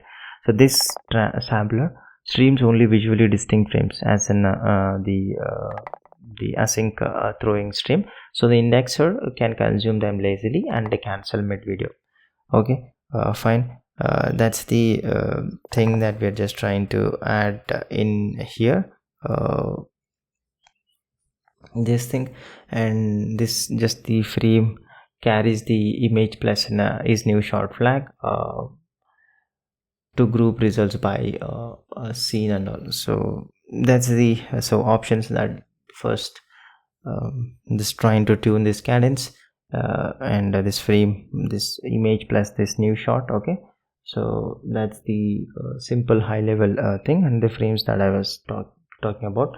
And now here this private the sample does the real work. Okay, so decode the candidate frames at intervals, like doubling the interval for huge 4K plus footage, and decide keep or the skip, and frame is kept if it starts a new shot, a big luma change from the last frame, or if a converge flow has elapsed. So long static shots still get at least one representative frame and all. Okay, so that's the thing, the main work is happening in this sample. And here this luma grid is just a cheap fingerprint that powers the addition. So like it strings any frame to an 8x8 grid of a mean luma via this downsampling the draw, and this mean diff is just the average pixel difference between two grids. A big diff means the picture changed a lot. A cut, this CML is what, like, or you renderer will reuse now. Okay, instead of its own private copy, we'll change that. Okay, fine. And now in this search, let's add in this new folder called this models, and here let me just add in this this text tokenizer. Okay, so this text tokenizer, this the tiny thing, so let me just add here. So this text encoder basically can't eat a string, so it basically is token IDs and all. This thin wrapper basically loads that Hugging Face tokenizer from a folder and exposes one method. So okay, and this unchecked sendable lets us send it across actor boundaries because we treat it as a like immutable after init and all. Okay, fine. And this tokenize this just padding detail matters, and this siglip basically was trained on a sequences padded to a fixed context length with no attention mask. So we must reproduce that exactly. So truncate if too long, then pad with zeros, or the on-device embeddings won't match the reference model. So that's the just trying to take care here. Okay, fine. This is the simple text tokenizer. And now let's add this new file for visual this embedder. Okay, so this visual embedder, this is the actual model itself. So wanted to add inside this thing. Okay, so first two core ML encoders, image and text. Okay, that map either a picture or a phrase into the same vector space. So text query can be compared against frame vectors by dot product. And this spec records the shape, like dimension, the image size, context length, and it flows out to the cache header and the downloader. So it holds this text the tokenizer from the just now the new file which we just added. Yeah, so image encoder, tokenizer, and then the init, just trying to set all of that. And now here this encode and functions that we have, encoding image and encoding text, just two ways to support the image and the text. Okay, the image path builds this pixel buffer, and this text path tokenizes, then fills in this ML multi array. Both run this core ML prediction and pull out this embedding this feature. Okay, fine. The vector and this pixel buffer is fiddly but important. Like recycled buffer memory is garbage, so we fill black first, the alpha images, must blend over black, not noise. And the siglip expects the squash resize to a square with no aspect crop. So we draw the whole image into square regardless of the proportions. So that's this pixel buffer is helping us to do with this. So this is the just the actual visual embedder. That's what this file helps us dealing with. Okay, and now let's create a file which helps us to download this model. So here this model downloader. Okay, so here this is basically we know basically models will be of huge size, like hundreds of megabytes and more and all. So so we wanted to, like, install on demand. So this the manifest is the signed thing which lets us do that. So like here this manifest like which files and their SHA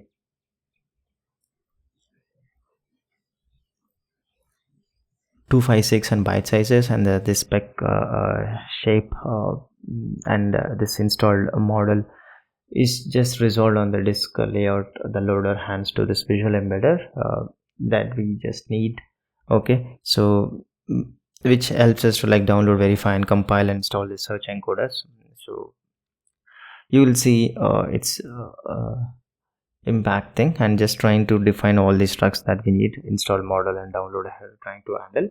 And okay, and here this installed for is just the fast path. It checks whether the compiled encoders and tokenizer already sit under the application support, returning ready installed this model. So relaunch never re-downloads and all. And this install is this the full pipeline, the actual work. Okay, so idempotent by that same check. So download each zip with progress, verify its checksum, unzip unzip and compile the .ml package into this .ml model. See, it stages basically everything into this temporary directory first, and then automatically moves the finished set into place. So a crash mid download never leaves a half installed model and all. So that's the thing. Just properly trying to take care in this the full pipeline that we have inside this install function. Okay, fine. And then this progress delegate and all, just the helpers of,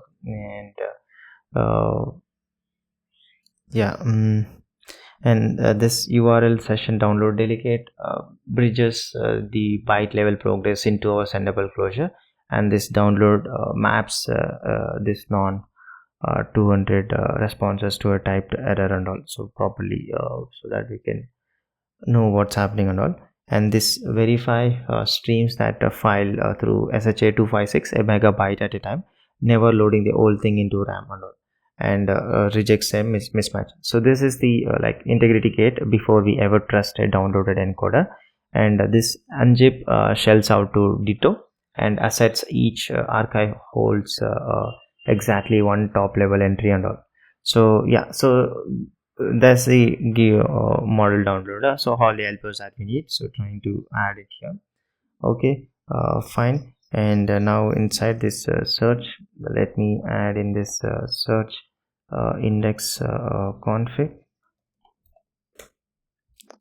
Okay, so this basically wanted to add in one namespace for every knob. So let me just add in here this config here.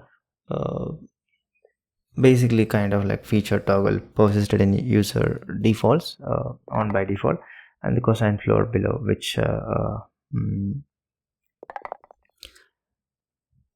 so like where the model is hosted, base URL and all those things. So enables defaults key visual match cosine floor hosted URL. So basically we need to have this model hosted somewhere in our Hugging Face thing. I have it in my Hugging Face registry, and I'll just show you that, so we'll see how to resolve that. And this the static variables to get that and set that enabled or not, the toggle, and this base URL. For debug cases, we'll just try to get this, else you'll get this hosted URL if it's bundled and deployed. Okay, fine. And here this manifest is this concrete pin, so exact model name, version, embedding dimension. Okay, and the 3 files with the checksums, like bumping version here is what invalidates every cached embedding and triggers a fresh download. A single source of truth that downloader and cache like will use to read and all. Okay, yeah, so this is the manifest and all that we need. And now let's try to add in this query folder inside this search folder, and let me add this new file first for this visual search. Okay, so this visual search, the query time, let me just add in this tiny thing. Okay, so given a text vector and set of a power asset index and all, we wanted to query our model and all. So this asset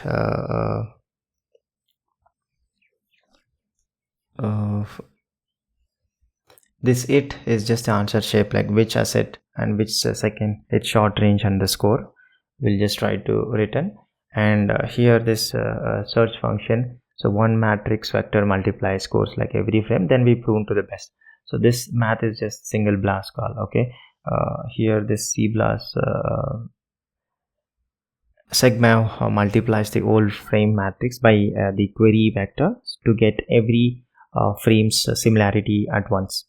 Then the product decision, like keep only the best frame per shot. Also, one busy scene can't filter results, so sort by score and then trim with a relative cutoff. So we return a tight cluster of strong matches, not like a long tail of weak ones and all. So that's this thing. We're just trying to handle this visual search here. And same thing now. Let's in the transcription folder, I'm going to add in this transcription search.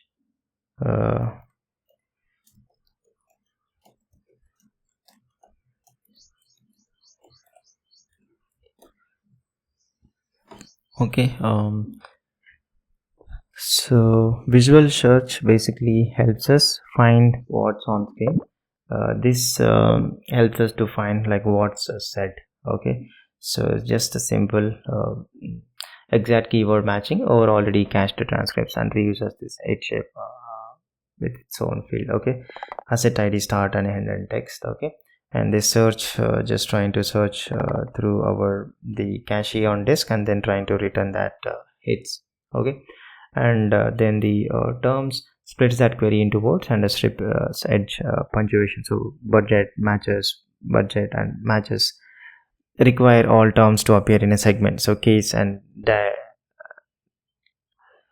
critic insensitively, and semantics just keeps this results precise and all. Okay, fine, just help us just trying to split into words and remove this punctuations and all. Okay, fine. And now in this search itself, in the indexing thing, let me just add now this visual indexer.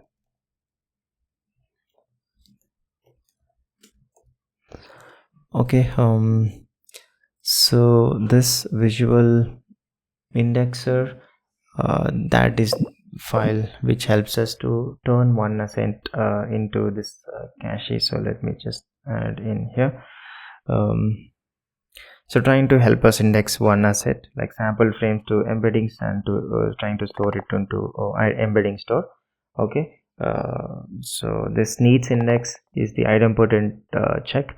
Ask the store like whether the current cache already exists for this like file, model and sampler and thing. Okay, fine, that's the thing. And now this index basically walks the frame stream, embeds each frame, tracks short boundaries, so every row knows the scene it belongs to, and it heals to this wait while export active between frames. So running export always basically wins the GPU and reports progress as the fraction of the duration. Okay, fine. So that's what this does. And here now this index image and all. So stills take a shortcut like no sampler, 1 embedding and 0 length short range, and save stamps the header with the current model and sampler version. So the cache self invalidates on the next bump or not. Okay, so those are the functions and what it does in the visual indexer at a high level and all. Okay, and now let's add in this visual model loader. So this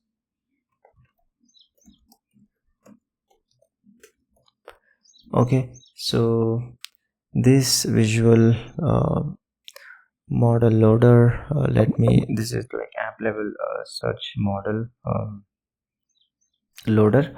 So it loads the Siglip model on the app launcher. So it's at a single app wide this observable owner of this model's lifecycle. So every window sees the same state. So this the thing. Okay, and here this state enum is just the old thing that UI renders, like not installed, downloading, preparing, ready, file, and all the things and all. And then the and embedder is basically observation ignore, because swapping the heavy model shouldn't trigger view invalidations thing and all. Okay, fine. And now we have here a few functions. So prepare is the launch path, so load an already installed model but never download. So that's the user's explicit choice why download, which runs the installer and the streams progress back onto the main actor and all. Okay, fine. This prepare and download is what we're just trying to handle, and this set enabled and remove basically are the off switches. So just the toggling the feature cancels in-flight indexing and drops the model. Removing deletes the installed files and resets every project's index state and all. And this load function does this expensive work of the main actor on a detached task, warms the text encoder with a throwaway prediction. First inference is slow, then publishes the dot ready and kicks a sweep. Also any waiting assets start indexing and all. Okay, yeah, so that's the thing in this the visual model encoder, loader. Okay, and now let's add this new file called the search index coordinator. Okay, so this coordinator, it's just the per project brain that helps us to tie all together. So let's just walk through here. Basically indexing queue and search for each project separately and all. We have here this queue worker progress counters and small in memory cache of loaded indexes and all, and it's observable, so the panel can show live progresses and it registers itself in a weak table. So app level fan out can reach every open project, and it references the visual model loader and visual indexer, both of which we have just added now. Okay, so now let's try to understand. So all this queue worker and all what we need, loading indexes, registry, and all those things. And this now the export thing. So export pass counter. So exporting and indexing both want the GPU. So exports win. Okay, so a ref counted export pass counter across every window gates that indexing, like, and this and wait while export active is this cooperative pass the indexer awaits between frames and all. Okay, so trying to count this in-flight exports across all windows, and indexing just passes when anything is in running. Okay, that's the thing. And here app level fan out. So this is static fan out help us broadcast to every live coordinator. So Sweep them all when the model becomes ready, cancel them all when the feature is turned off, and reset them all when the model is removed, and clear the global embedding store. So that is the static functions. And now the triggers. So opening a project prepares this model and then sweeps. Okay, so this sweep and gives every asset that still needs work, giving previously failed assets a fresh chance, like since failed IDs only dedupes within one batch and all. Okay, so these are the triggers. And now the schedule is basically a gate for one asset. So skip if it's still generating, already queued, or already fully indexed for both visual and transcript. So everything that passes joins the queue and bumps the batch total. Okay, so and this cancel indexing the tears the worker down and crucially awaits the in-flight asset, so a reset can't trace a running encode and all. Okay, fine. And now this worker. So this worker is basically a single utility priority task, like draining the queue one asset at a time, passing while an export runs. So yeah, that's the thing. And this worker generation counter guards against stale worker clobbering newer one's reference when it exists and all. So ensure worker, dequeue, and a reset batch are trying to help with the thing. And index 1 runs this visual and transcript work concurrently, splitting the progress bar between them, and logs this timings, and its values cancellation quietly and records real failures, so a bad file doesn't vary the batch and all. So that's what now trying to now use this visual indexer in case, and trying to call that respective functions and log those things. Okay, fine. And now this search the query thing is the read path. Snapshot the candidate assets on the main actor, then do all the disk reads that we are the text encode, the ranking of actor on a detached task, keeping the UI responsive, and fold any newly loaded indexes back into the cache. That's the simple thing. And here this private this duration dot seconds helper is just for the timing logs and all. Okay, so this is just the coordinator for all the things that we just added, and that's what we'll be just trying to expose it to our UI stuff and all. Okay, fine. And also now let's just modify this log file. Okay, so here we just need to add this source category thing. That's it. So let me add in below this transcription. Okay, so we know that every subsystem should get its own category, so we are just adding that. All right, and now let's go to this transcription. So the transcriber and now the indexer that drives it only needs speech, so decoding stereo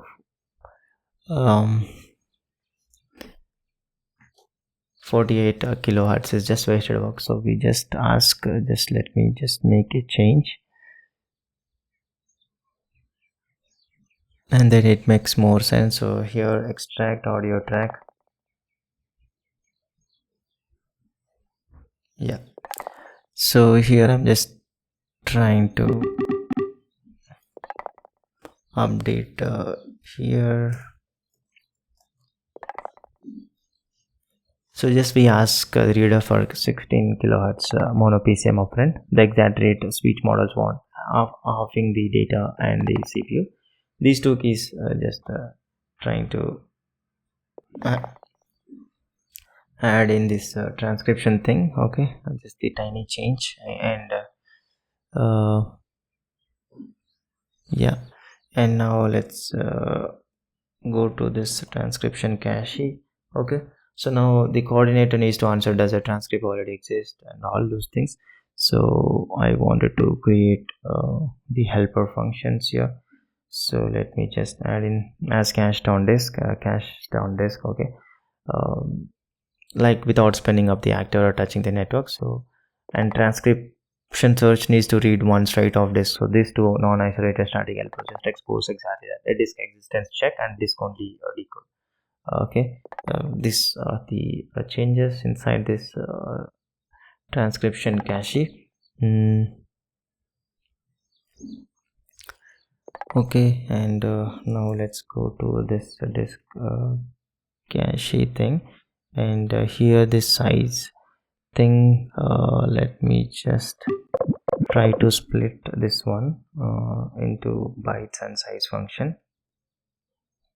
Okay, so now embedding cache stores files in subfolders, but the old size only counted the top level. So the settings screen under reported disk usage thing, so we need to just generalize into this statics bytes at that works recursively with an enumerator and makes that size one line or delegating to it. And yeah, that's the thing, just trying to accommodate for the new changes that we have introduced now for the search feature.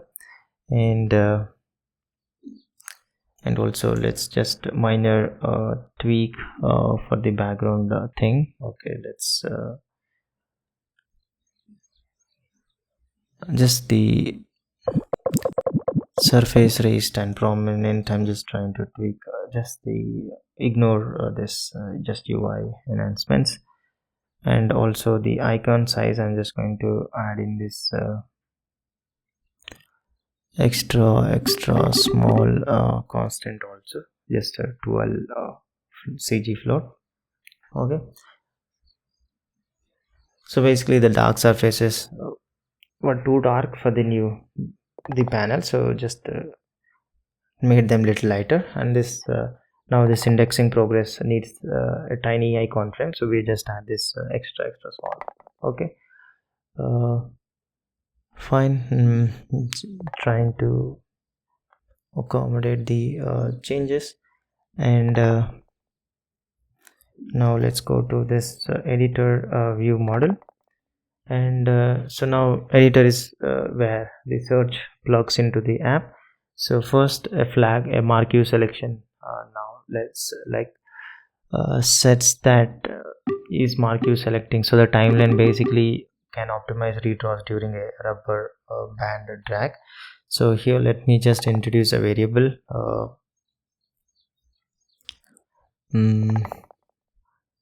okay, so I'm just going to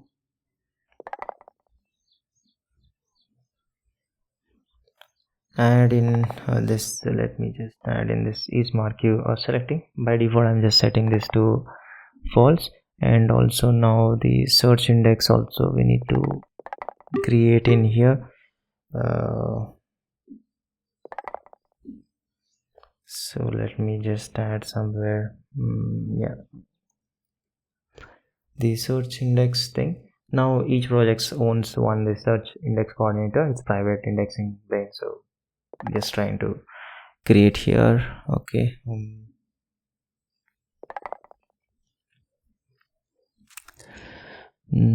okay, and now we need to make some tweaks. So let's just go to this place clip. So a search movement is a sub range of clip, so placement basically has to honor that piece.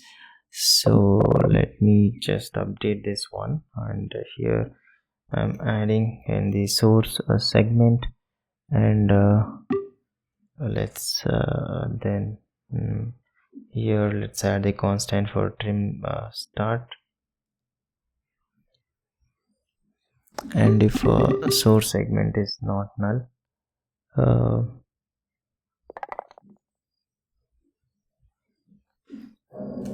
let me set this trim start frame and trim end frame. Okay, so just trying to add those things now. Let me just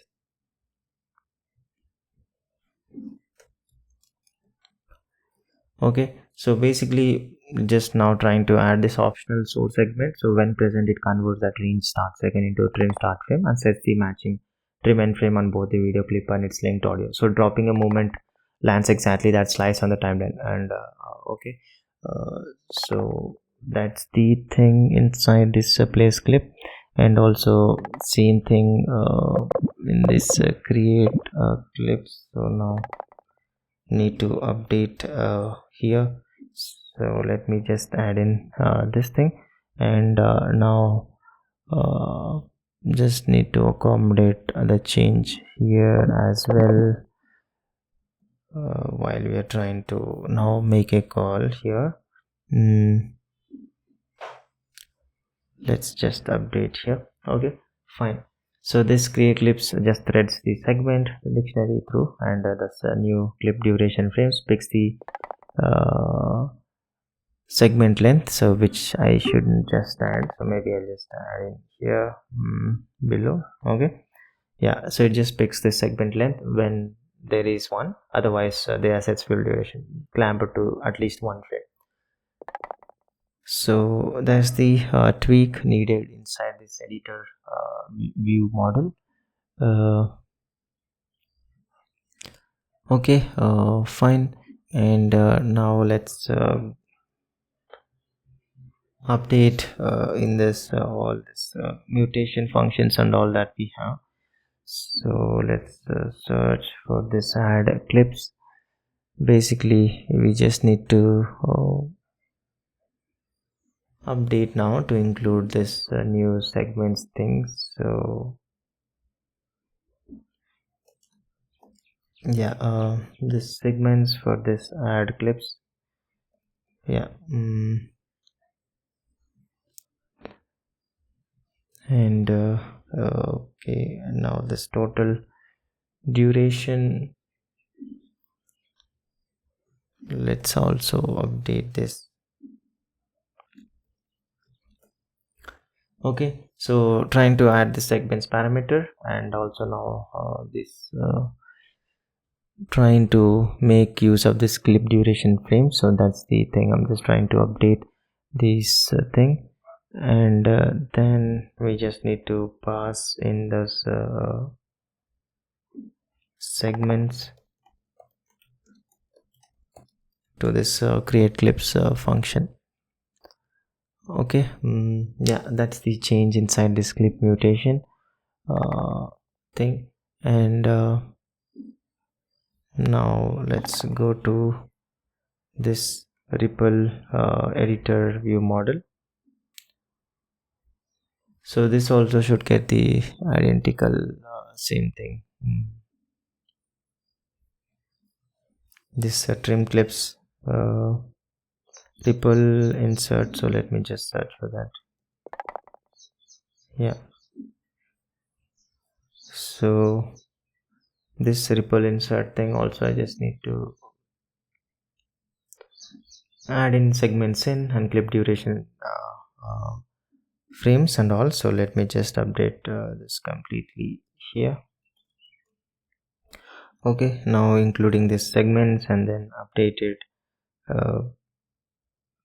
by passing in this to create clips, and also this duration, now trying to use this clip duration frames. Okay, trying to adapt the changes that's now across the its colors things and all. And now let's open this preview tabs editor view model. So now clicking a search head should open its clip and jump to that second, so not the start. So this select media set, we need to tweak that. Okay, so let me just update this couple of functions here. Okay, so now select media set and open preview tab. Takes an optional at source frame default 0, so every existing color is just basically unaffected at all. So and that sees the source playhead and all.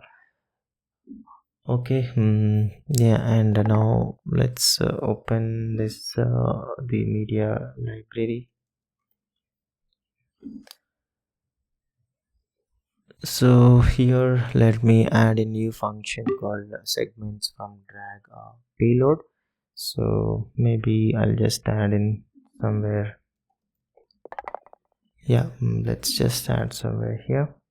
Okay, so a dragged search movement encodes its source range in the drag string. So this helper basically decodes a playhead the payload back into per asset closed range double segments, which the timeline hands to add clips or ripple insert clips and all.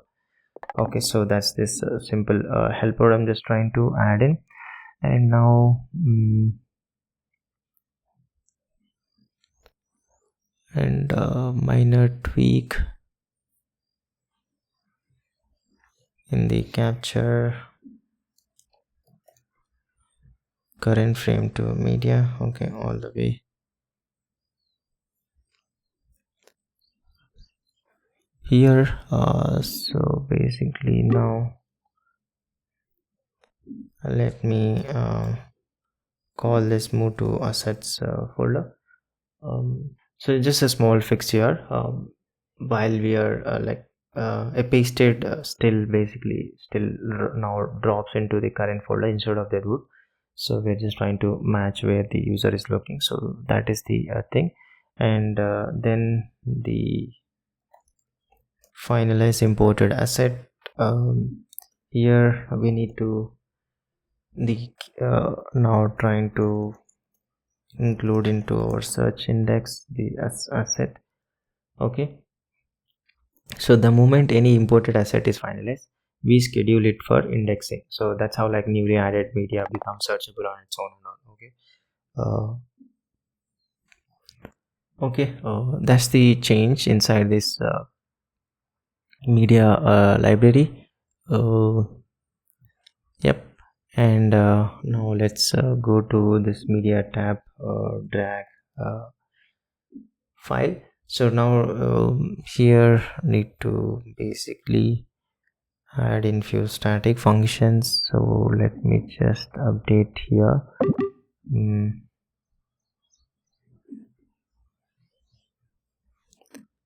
Okay, just trying to add few helpers. So drags are plain strings on the pasteboard. A search movement needs to carry time range. So we are just trying to extend the Cutroom asset scheme with the start and end suffix in 4 seconds. So this overload builds that string. Okay, so this asset segment, just trying to extend that with the start and suffix the thing. Yeah, we just have the comment here. Okay, and this asset segment decoding is the mirror image. So asset id now stops at the hash. So the moment still yields a clean asset id, and asset segment passes that range back out, validating two positive order numbers before returning a closed range and all. Okay, just the tiny helpers. Okay, to accommodate the start and end as well. Okay, fine. And now let's open this media tab. So now this needs to grow to accommodate the search state. So let's try to first create the state variables that we need. So let me just add in what and all we need. So here this visual edge, spoken edge, collapse search section, some movement search task and all. The visual and spoken it arrays like which result sections are collapsed and handle to the debounce search task and all. Okay, all right. And now in this body we need to try to basically add in the search results thing. Yeah, so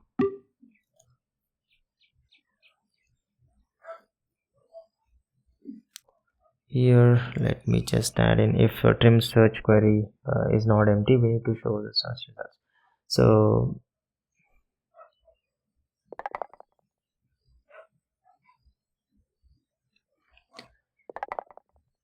So an empty search box shows the normal grid, but non-empty query swaps in this search results view instead, which we will add that.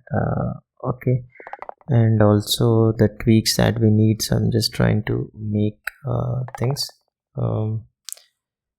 and this v stack I can just get rid of this thing. Okay, let me just remove.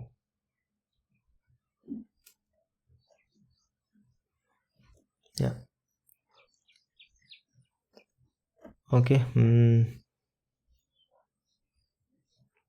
Yeah, so that was just redundant nesting, so I'm just removing that. And also now in here this on change thing, so on like changing the query, we need to call this scheduling this searching thing. So I'm just so typing reruns the search on change on the query text, just kicks this debounce the scheduled movement search and all. Okay, and now this header should gain this search index status and all. So this actions row, so let me just add in somewhere here after this. Okay, this search index status. Okay, fine. And now we need to create this new file for this index status and all. Let me just in this media tab folder, let me add in this new file called this media tab, this index status. Okay, so this is just a little view, so let's just add here. Okay, it's just the honest status line for the search. Okay, it's just a pure switch over visual model loader dot state, so it offers this one tap download when the model isn't installed, and there's like something to index and show download and indexing progress or retry and failure, and nothing at all like when there's no news or not. Okay, so this the simple search index status. Yeah, exactly what just have elaborated, that's what we're just trying to showcase here. Okay, and here this the supporting bits compute whether the library even has indexable media, format that models download size for the buttons, help text and layout a labeled button. Okay, so that's the thing. And here this status indicator is just a compact indicator, just pairing a label with either a spinner or a custom progress ring. A trimmed circle that animates as indexing advances, just size it to the new the extra icon size small that we just added. Okay, fine. Yeah, the tiny thing view for the index status and all. Okay, and also now let's add this new file for the search. So this media tab, the search, so I'm just trying to add in here. So this basically the whole search UI is something that we wanted to have it inside this file. So this is basically the search results, the stack this 3 independently ranked groups: visual movements, spoken hits, and file name files, so each collapsible with a friendly empty state and all. So the groups like never blend, trying to match how the ranking actually works. Okay, so yeah, this movement had spoken hits and the files and no matches and all those things. So just trying to, this is these results that we were just referring inside this search result, which is an extension of media tab. In the scroll view, lazy v stack the movements and spoken, and then these files and all those things. Okay, fine. And now here this helpers like results grid and this movement header are just shared things. So an adaptive thumbnail grid and a header row that just doubles as the collapse toggle, showing an icon and count. Okay, so that's this thing, this tiny helpers. And now this rows. Okay, so this movement card is just draggable visual head. The important detail is the payload, so it still drags as a plain asset. A time range is meaningless for it, so a whole video moment drags with its start and end segment, so dropping hit trims so exactly that short. So tapping previews so the moment at its start second. Okay, so this the movement card here on tab gesture and all the thing that showcase that preview movement. And here this movement thumb renders either a still cache the thumbnail or an async frame grab for the video. So every card shows the actual matched picture and all. Okay, so that is this movement thumb. And here this spoken row is just a transcript hit.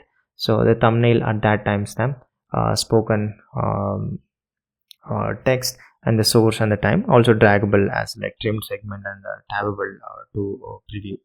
So okay, fine. And now this file card is just a plain name match tile reusing the existing drag payload, and the preview movement opens the asset seek to that it's a second. And okay, yeah, so that we have, and this time code just formats the seconds as like minutes, seconds, or hours, minutes, seconds, and all. And this query execution schedule moment search is debounced engine. So cancel any in-flight search, wait 250 milliseconds so we don't query on every keystroke, then run the exact spoken search and the async visual search, and publish both unless your keystroke cancelled as first. So that's what this the schedule moment search does. And this movement thumbnail is a tiny self-contained view that just grabs a single frame at a given time of the main actor and caches it in the state thing. So so it refetches when the URL of the time changes and all. So that's the tiny thing. Okay, fine. So that's the overall the search related UI and all the things that's trying to handle. All right, so this is pretty core and trying to wire up everything. Okay, and now let's go to this tool definitions. And here now agent basically needs a needed tool to reach all this. So I'm going to add in this maybe inspect media below somewhere a new tool called the search media. So trying to now accommodate this in the form of the tools, and now we just need to add this tools. Okay, let's just add somewhere here. Okay, just trying to now give that ability to the tools also. So just trying to adapt. So here, so now we add it here, and now let's just go to this tool executor and include that now. So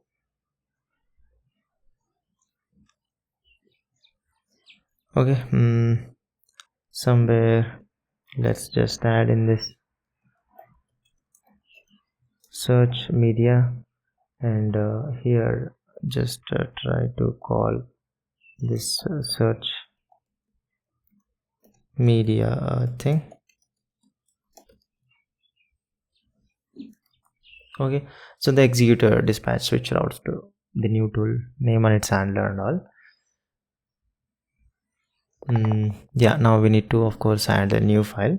So let me just add inside this tools itself the tool executor plus the search.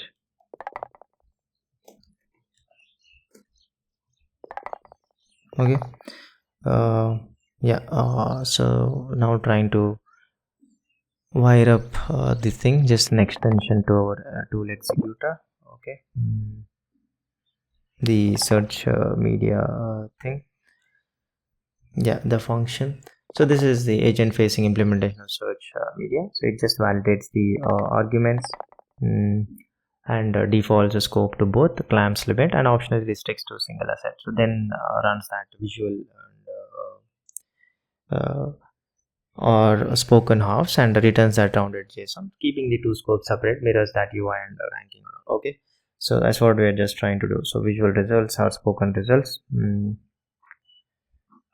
tiny thing, and then whatever we just need. Okay, so to just give, so this visual results, the index status, how many assets are indexable, how many are actually indexed. So when coverage is partial, the model can say like still indexing instead of like wrongly concluding the footage doesn't exist. It becomes source second ranges. The agent can convert into trims and all. Okay. This spoken results just runs this keyword transcript search over the audio or video candidates. That's what we are just trying to use this transcription search, and this visual status maps at loaded state onto the small vocabulary. So the description promise the model and all. Okay, fine. That's the thing. And introduce now new tool executor call, and we just need to add in this update this things into our instruction prompt. Okay, so let's open agent instructions. So here somewhere I'm just going to add in this. So to find a movement across library or something like this, we need to call this search media tool or something. We're just letting it know. Okay, fine. That's the tweak now, trying to update our system prompt so that it knows about the new tool that we have just added. And here this overview renderer,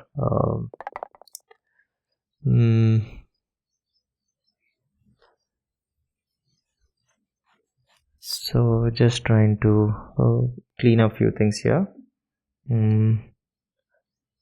This Luma grid function, whatever we have, let me just remove this, and its reference now, and also let's just remove this grid cells, and now just update this the reference variable, because now it just trying to use that the helpers that we just added instead of like having its own private copy.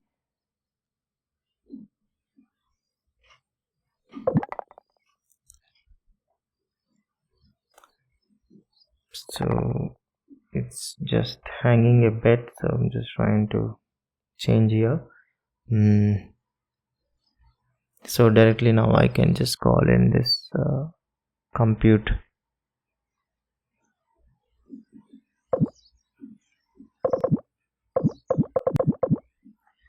So this loop, whatever we have, this if condition here, I'm just trying to change that.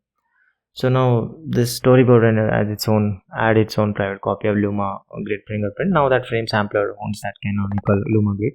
So we're just deleting the duplicate and call this shared compute and mean diff instead. So one implementation, and so that just trying to share that. So that's the tiny cleanup inside this overview renderer.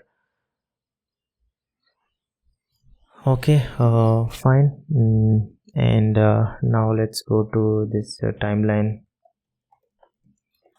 input controller, and here now starting a marquee now just should announce itself by setting this editor dot is marquee selecting. So downstream can treat that rubber band selection as like distinct mode and all. Okay, so this basically we just need to set this editor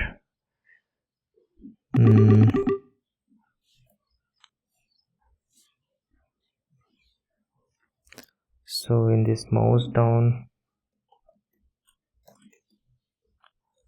let me exactly, I'm just trying to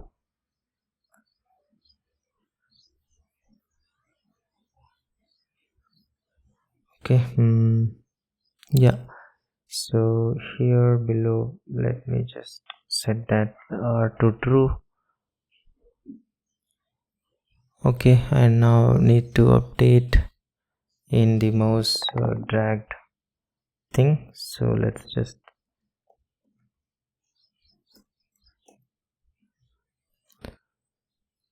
okay, so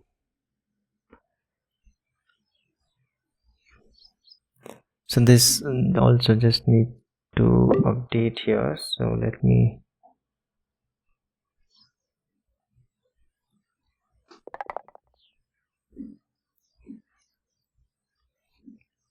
Okay. Okay.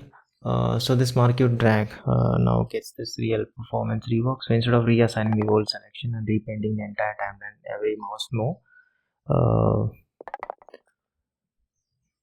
we snapshot the previous rectangle and recompute the selection and then invalidate only the changed rectangles.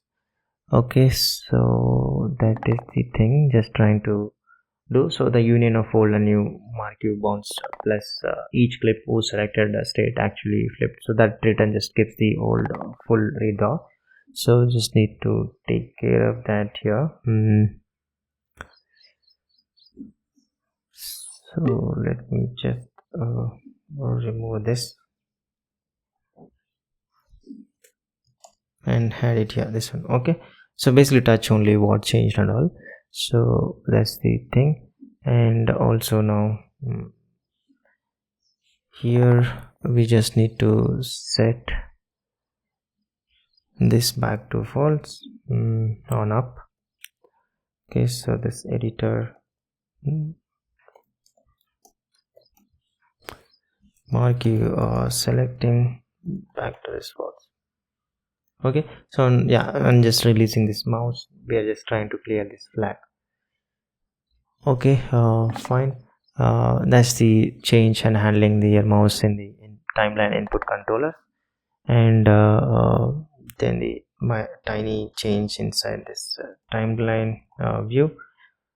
So now the drop handler now also like decodes any segment ranges from the payload and threads them into both the ripple and non-ripple insert paths.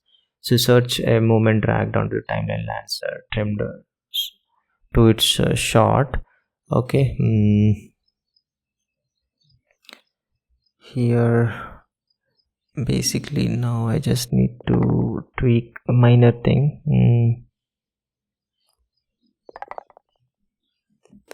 Let's search for this perform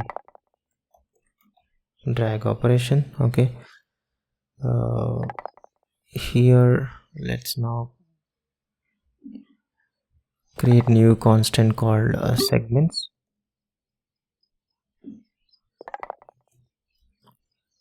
Okay, and here now basically we just need to pass in those segments here.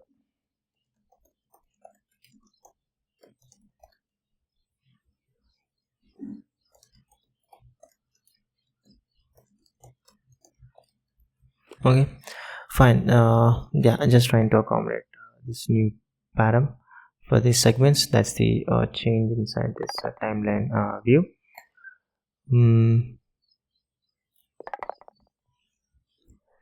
Okay, and then minor tweak inside this preview container view here. So while a clip is being generated, we don't know we didn't know at its real pixel size and all, only its requested aspect ratio. So now the preview basically should honor a generating aspect override, so the canvas frames the pending result correctly instead of like snapping to the timeline's aspect and all. So here let's just try to honor that, and I'm just going to add in that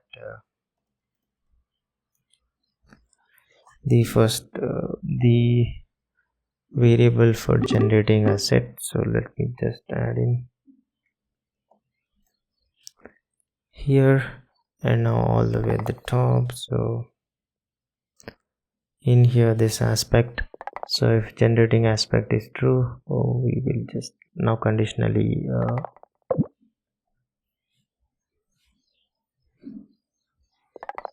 honor that thing. So if we have that, we'll use this, or else just default back to this. Okay, yeah, this tiny change inside this preview container view, and now in the text layer or controller,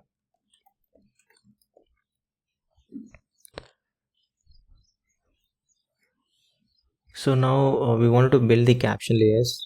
We can actually see thing. The current one basically kept the one CA text layer per visible clip in an array parallel log step. So the new model keys layers by clip ID and materializes one only when the playhead is within the small pre-roll window of the clip. So timeline with hundreds of captions doesn't hold hundreds of live layers. So we wanted to fix that.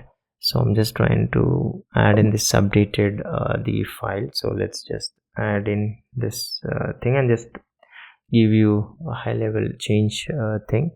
So basically the sync function that we have here rebuilds this clip list and restyles things. So whatever now, yeah, just trying to make it concise, and we have this reconcile new function. So we are just trying to clip within the pre-roll window thing. Okay, fine, just trying to optimize, and the tick function that we have here, it just advances the frame and the both funnel through that reconcile, so which just creates layers entering the window and updates opacity and takes down those that have left and all. So the more better way and all. Okay, and you can just check the def and all, so it should be just and layer dot display if needed and all. All right, so these are the changes related to search and all. Let's try to build this. Okay, and try to see the changes. So now basically if I just open a media panel, a smart search pill should appear there, and it should now offer to download the on-device model and all. And let's have a look at that and try to see whatever the thing that we added, is it working fine or not. Okay, yeah, it's just building. Let's give some time.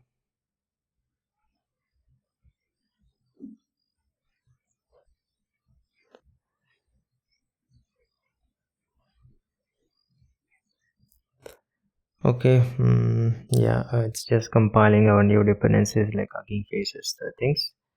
So just give it some time to compile, and later next time it will be way faster because it will just cache those things and all.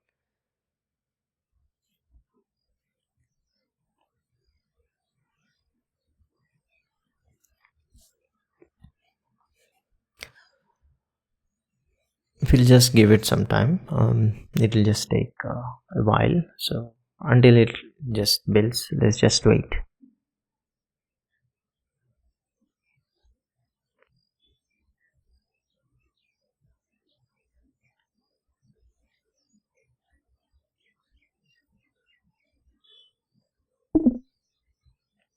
Okay, there is an error inside this editor view model, so let me just check this at 311.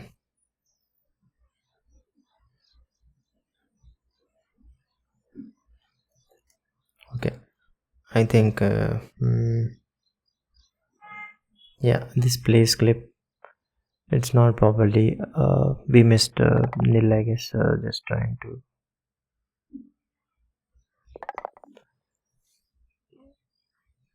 yeah, now let's try to build that. Mostly it should just work. I think that's the only error. Yeah, I'm just trying to run this again.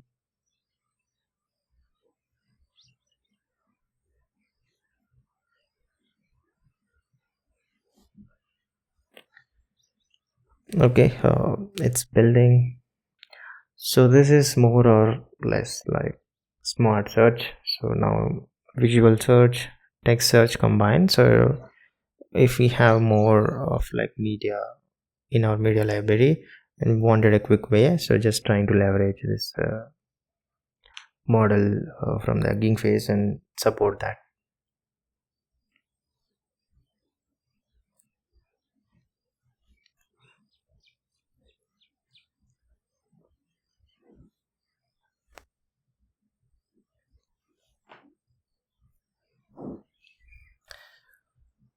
Yeah, mostly it should build now. Let's see again if it collapses or what.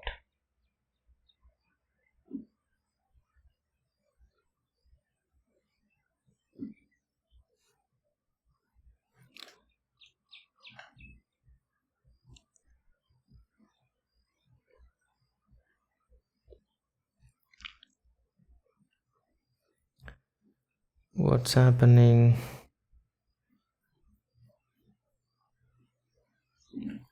Let me just clear this and try to run this again. Okay, build is done. Okay, let's now. Okay, build is done, but still will not be able to see anything in the UI side. Just couple of tweaks. Just we need to load that. Okay, so first let me in here. Let's try to load that model, like trying to prepare this. So here the window appearing, so a machine learning model is kind of slow to spin up, so we don't want it to like charge to the first click that needs it. So this task modifier runs an async job tied to this view's lifetime, firing when the view appears. Like that's the thing that we're trying to do. And now in this video project,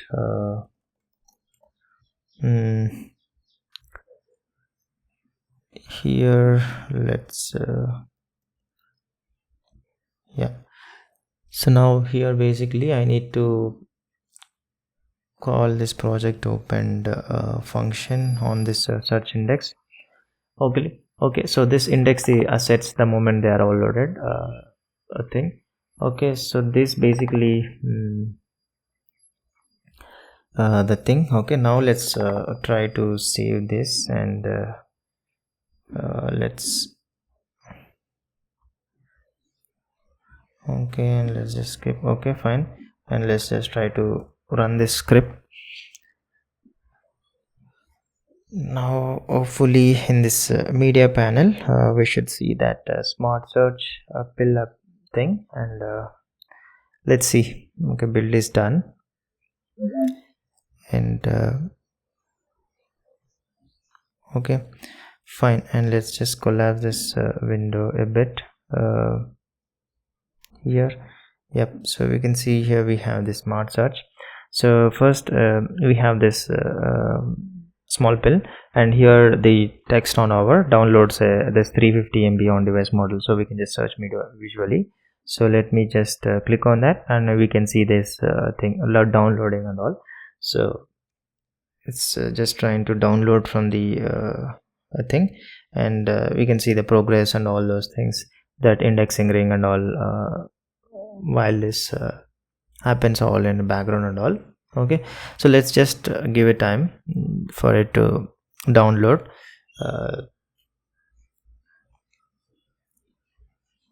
Okay, it's preparing, and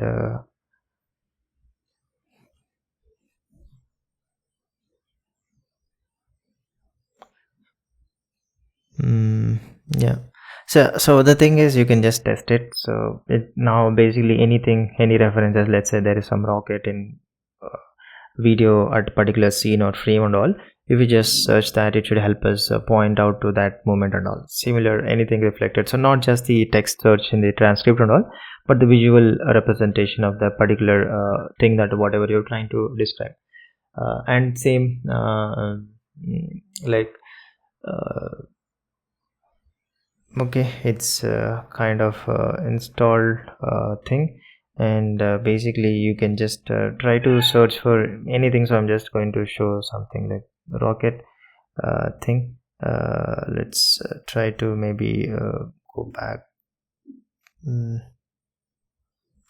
So we have let's try to drag something.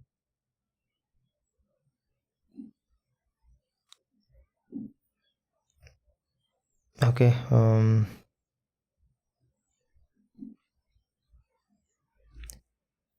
yeah, so you can just search for anything that we have. Maybe I'll use this as an example better. Okay, so because this so once it indexes, usually whenever you just search for this rocket and all, so not just this trying to group by this movement, spoken and all those things. So now in spoken we have the captions, transcriptions already built for this video. So now it's just trying to showcase at that, and if I just click on this, it should just open up that specific moment and all. So this is really helpful whenever we want to do that, identify a specific moment and all.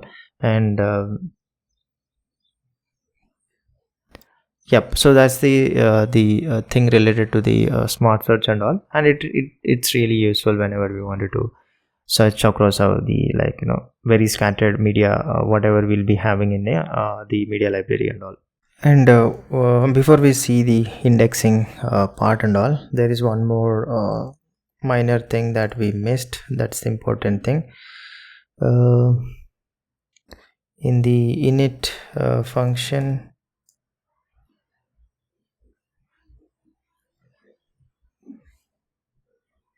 yeah, here basically I forgot to add this assets provider.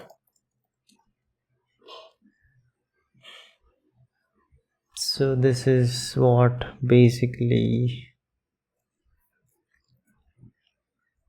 the bridge that lets index coordinators see our media library and all.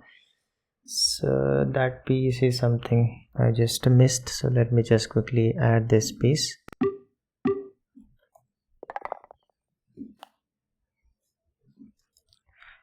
Okay, fine. And now let's try to build this.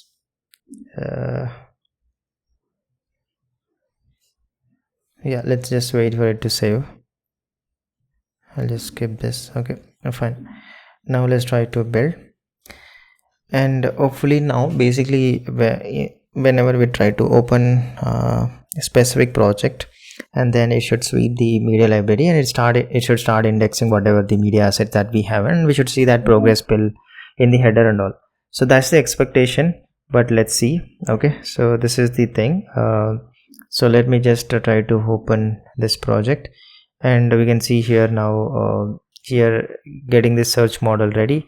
And so it's just preparing that. So for this project, we know it's now separate to each and every project thing instead of for whole app and all. So I'm just trying to show you this progress. So it is getting the search model ready, and we'll see this preparing and all. And you can see this indexing also. Now it's just indexing all the medias that we have, and indexing is also done. So now if I just search basically anything specific to whatever we have in our thing. So let's say I am going to search for this farmer. So now you can see we have this movements and also the files. So these are all the images that related to farmer. So it can capture the visual things and all and showcase it.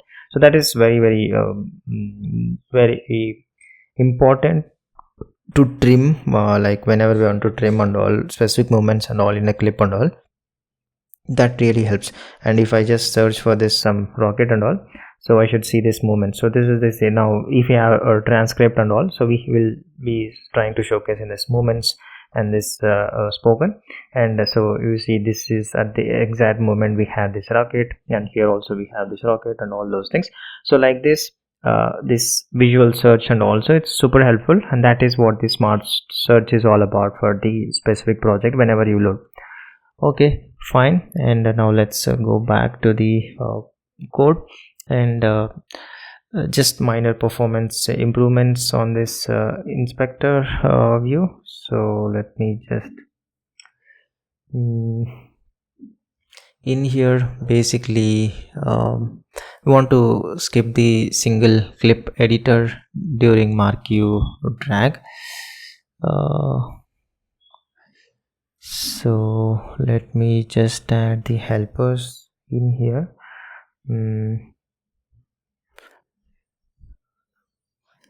So I'm just going to add in this resolve preferred tab and then this marquee selection summary. So basically while we are dragging a marquee rubber band selection across the timeline, the inspector shouldn't try to render a full single clip editor for a selection that's still changing every frame. So this we wanted to teach inspector view, a dedicated marquee in progress mode, a neutral header, and simple end selected count, and importantly it suppresses the tab switching logic until the drag ends, so the inspector doesn't crash while we are still lassoing. Okay, so that is the thing. I'm just trying to make a change. Okay, so now here.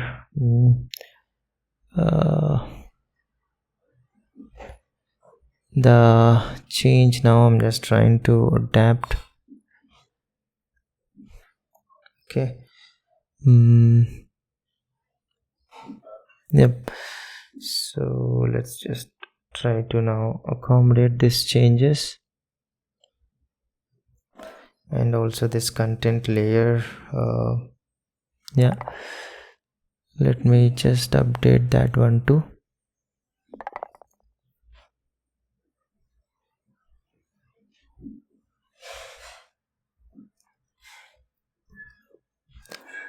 Okay, fine. And this header title also will just tweak that a bit. Okay, based on this condition.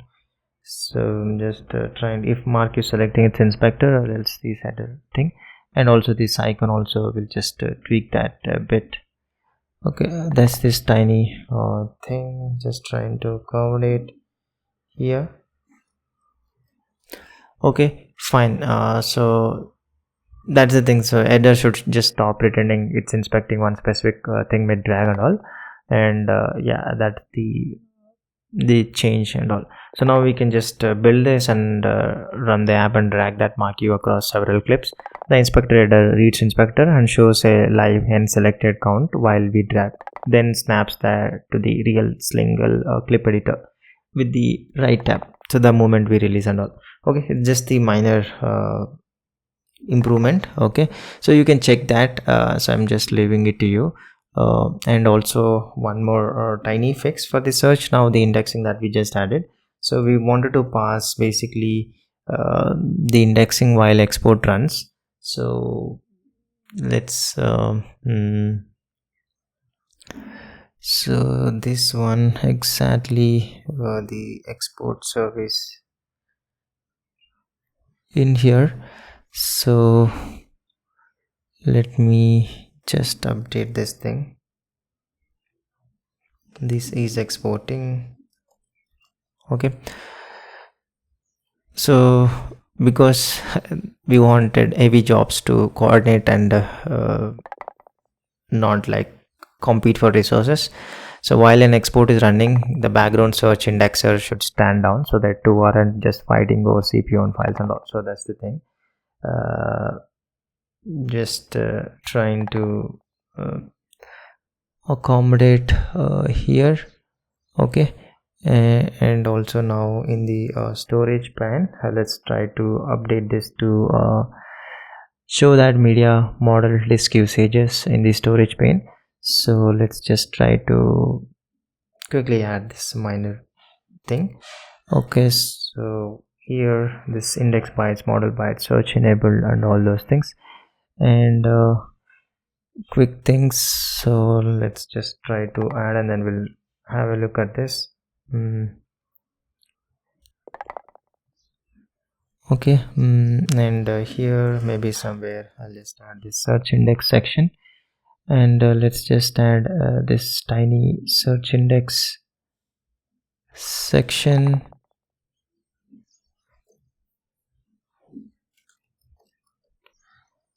Okay, yeah, these are all just the simple UI thing. Okay, just in wrapping everything in vstack, and then we have media search indexes, media and import, so you can search and all those things. This is the toggle thing.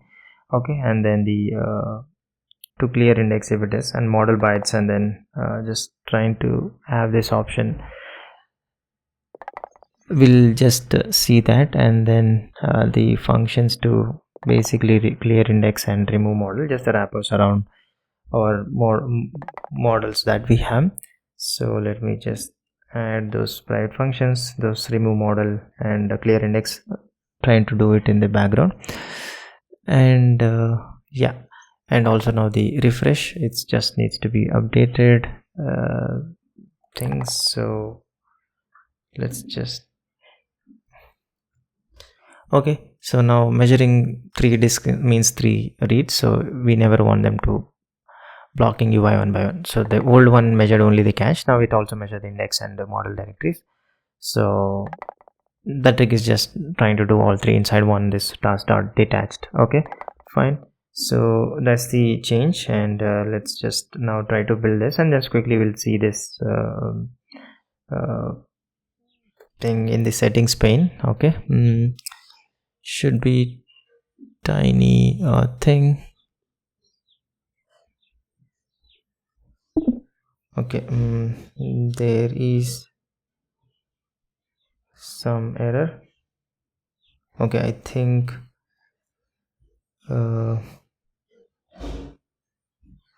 in the inspector view,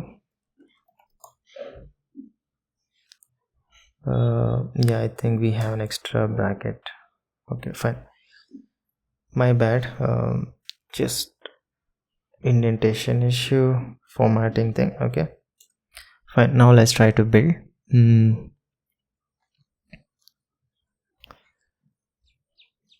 Yeah, it should be simple one, and let's quickly.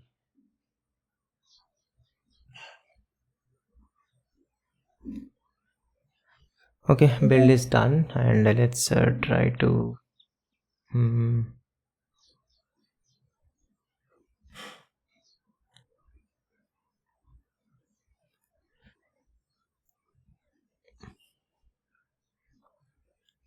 okay,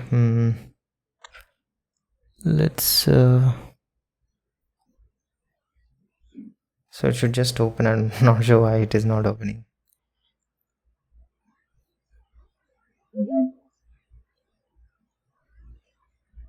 Yeah, fine, it is done. So now I'll just quickly see this in settings, and now if I just go to the storage, and we should see here now media thing. So media, we have enabled this is the toggle, and index is media on import. We can see the text that we added, and index so far 94 KB, and now if you wanted to clear, you can just click on that, and what is the model that we are using, this is the thing, and now what is the size of that, and if you want to remove model or not. So just the basic CRUD on this media search that we added and all. Okay, and yep, and also now here okay, should just work fine, everything whatever we have. Okay, fine, and that's the thing. And now let's try to extend the ability of the agent to inspect complete timeline to see that composited frame, and so that's very important, and also some refactor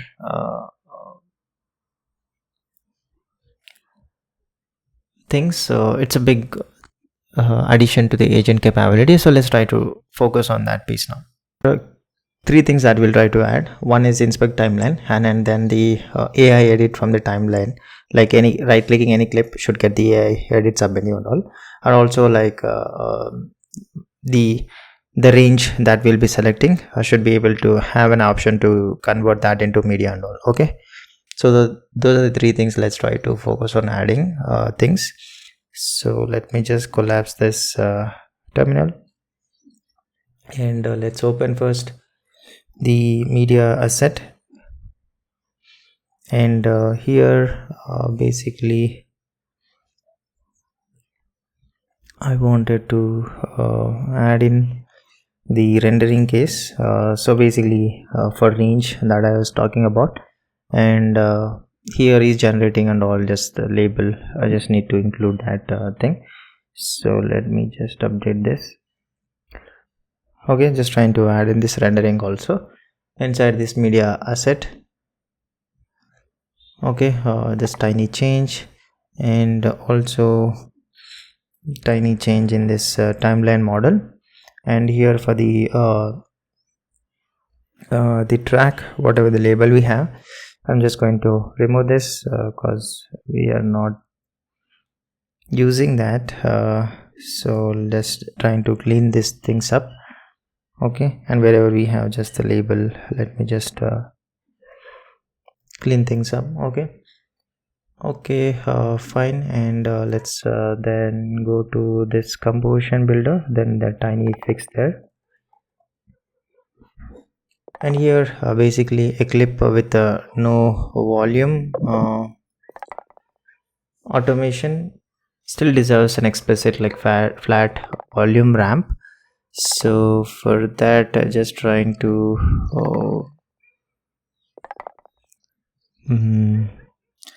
make a change here. So this emit volume ramp I mean envelope function. So let's just go to this and this,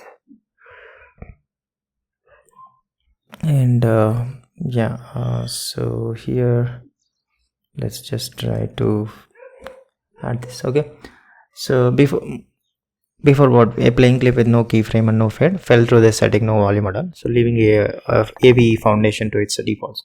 So we're just adding this trivial case upfront, like no keyframes and no fade means a flat ramp at the clamp constant volume. So like guarding on this volume dot is finite and end greater than start, avoids like degenerate range, and only the automated case reaches this emit envelope the ramps that we have here below. Okay, so the tiny change in this composition builder, and then in this image video generator just a minor one character color fix, so stills match everything else on the canvas. So the tiny thing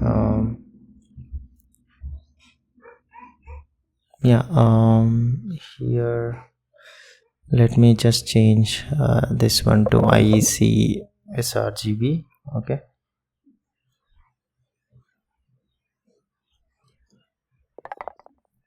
yeah, okay, so the transfer function just tags like how pixel values map to light. So the generator was writing the ITUR 709 curve while the rest of the pipeline treats color as sRGB. So the still image clips could look subtly off against the video, so just trying to fix that. Okay, so that's the thing. And now in this timeline renderer here in this render just tiny things, so we want to bake the text clips here. Yeah, I'm just going to, so we want to bake text clips via in the animation tool. That's the minor thing. Okay, so an exporter clip has to include the text, not just the footage and all. So that's the thing in this timeline renderer. Okay, and now let's open the media library editor view model. Okay, so here just a tiny change. So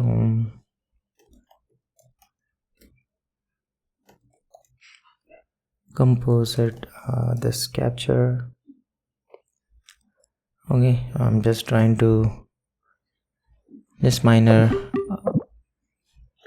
refactor, changing from the private to normal static function. Okay,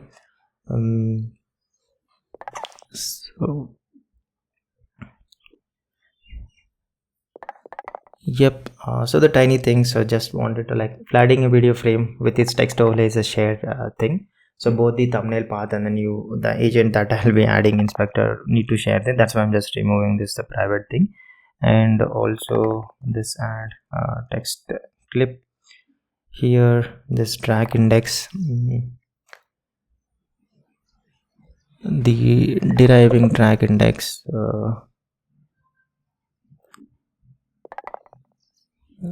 so basically Also switching to this deriving this track slot, so a small ripple of this label refactor. So when this like makes a new track, it inserts at index 0 and lets the numbering fall out naturally, so no stored label to set and all those things. Okay, that's the tiny tweak. Okay, now let's add this new file for our inspector timeline and all. So that inside this tools folder, let's add in this tool executor plus this inspector, maybe inspect timeline. Okay, and let's just close this. Okay, so this inspect timeline, the one basically which will give an agent an ability to view complete timeline like we normally do. So this renders this composited preview at one or more frames and adds the agent JPEG plus metadata. So it depends upon this composite capture in the just the thing. So it just so now an image rendering tool needs frameworks or this AB foundation for that as the thing. And now here this we have the simple static constants to inspector timeline, all load keys, default frames, max frames, dimension, JPEG quality and all. Okay, and then this inspect timeline, like pick which frames to render before rendering any, and validate every input first. So that's what this does. Okay, so the entry point just basically rejects unknown keys and then empty timeline, then bounce checks start frame, and then the real logic is basically the frame sampling. No end frame gives you the single frame we asked for, and end frame gives up to max frame samples spread evenly across the off open span, each at the midpoint of its bucket, plus this 0.5 centers the sample, so we don't overweight the start. So that's how the agent basically cheaply grabs a few frames across a transition. Okay, fine. And then it builds the composition once at a full canvas size, then downscale the generator. So rendering is expensive, so we build this AB foundation composition a single time for the whole request. We compute this render size whose longest edge is just capped, but composite at the true canvas, so nothing is distorted. So generator's maximum size does the downscale and all. Okay, so here this configure this image generator for exact tolerance free frame grabs and all. So for verification, the agent needs the exact frame it asked for, so we zero both the time tolerances, like this applies preferred or track transform, just keeps orientation correct, and we also just prep the accumulators for the results. Okay, so here now for each frame, grab the video, stamp the text, encode and skip failures gracefully. So for every sample frame, we ask the generator for the video or image, build the text overlay for that frame and flatten them with the shared composite capture. Anything that fails to render it dropped, just continue rather than aborting the whole call. A black frame passed content shouldn't kill a basically multi-frame request. And this parallel rendered frames list records exactly which frames came back. Okay, fine. And then return the pictures and the numbers and the things that basically the agent needs and all. Okay, fine. And here this simple the downscale math just isolated into this function.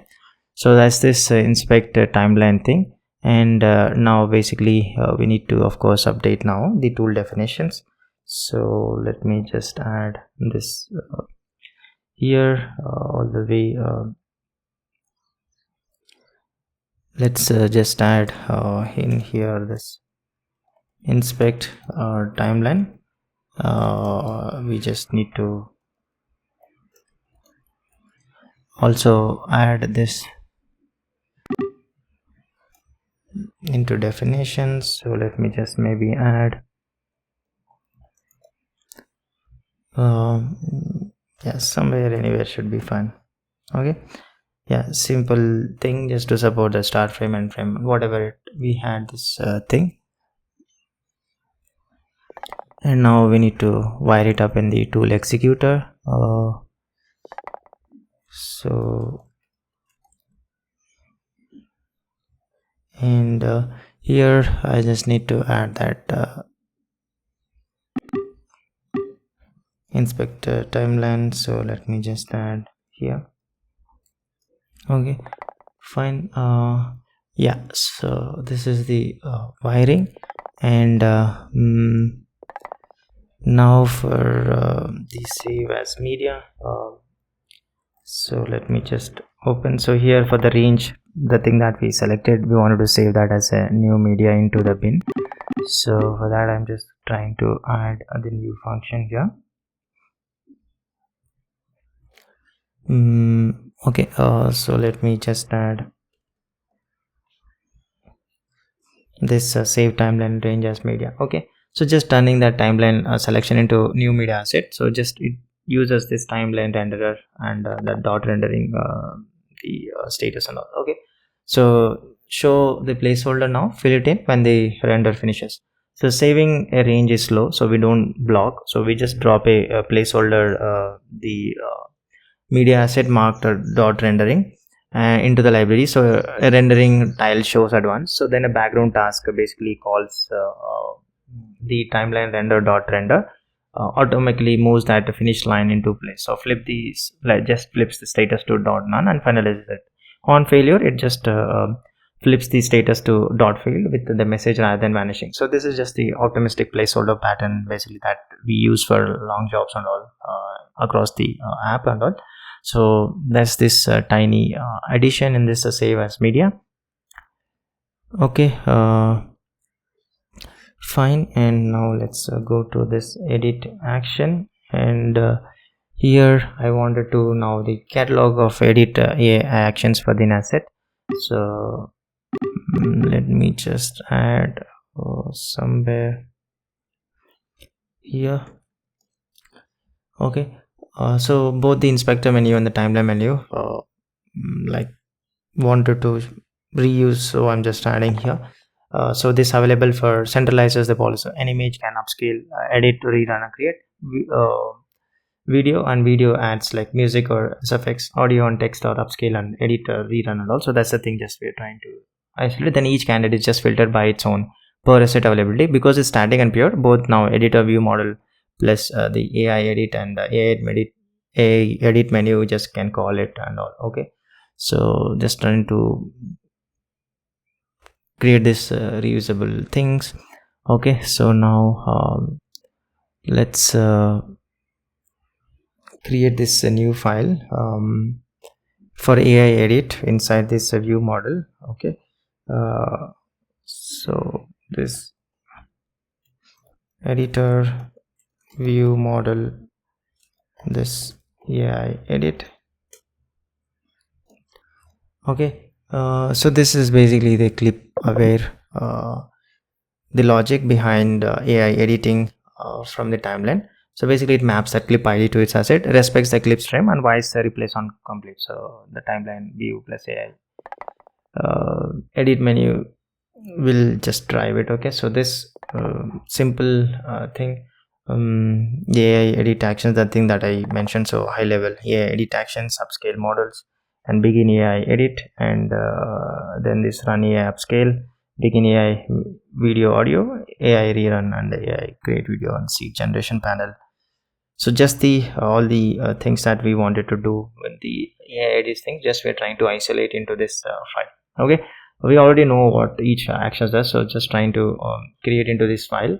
And now this new file in the timeline thing, so just trying to refactor things and organize into better things.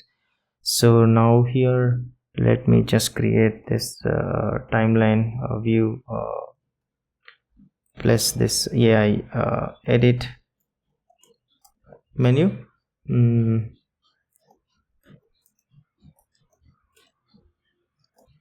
Okay, so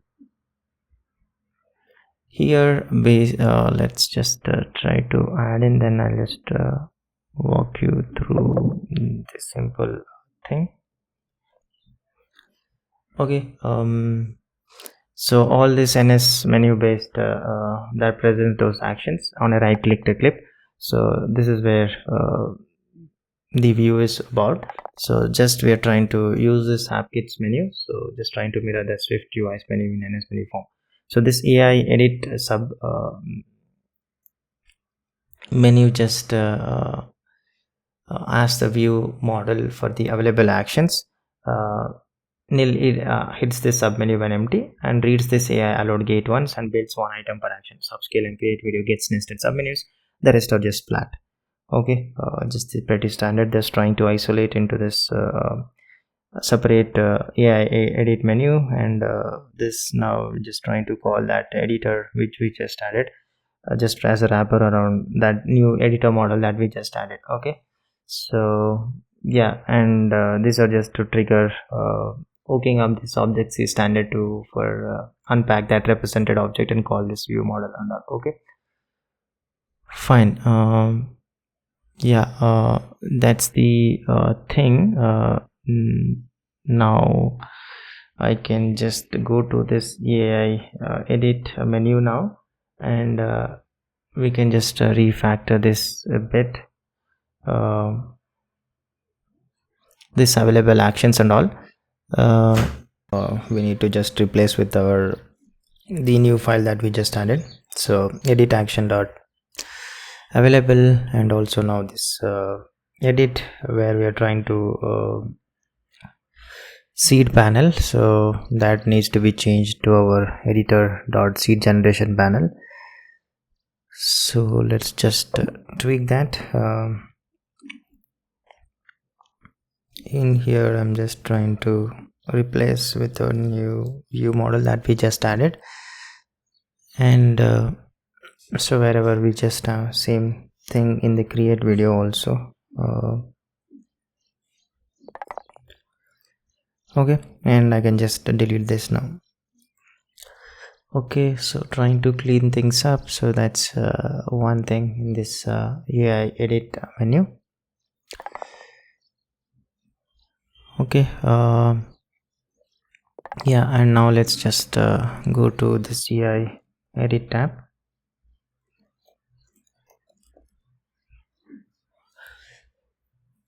So here also we just need to replace that with the seed generation thing. Okay, so let me just find this seed panel.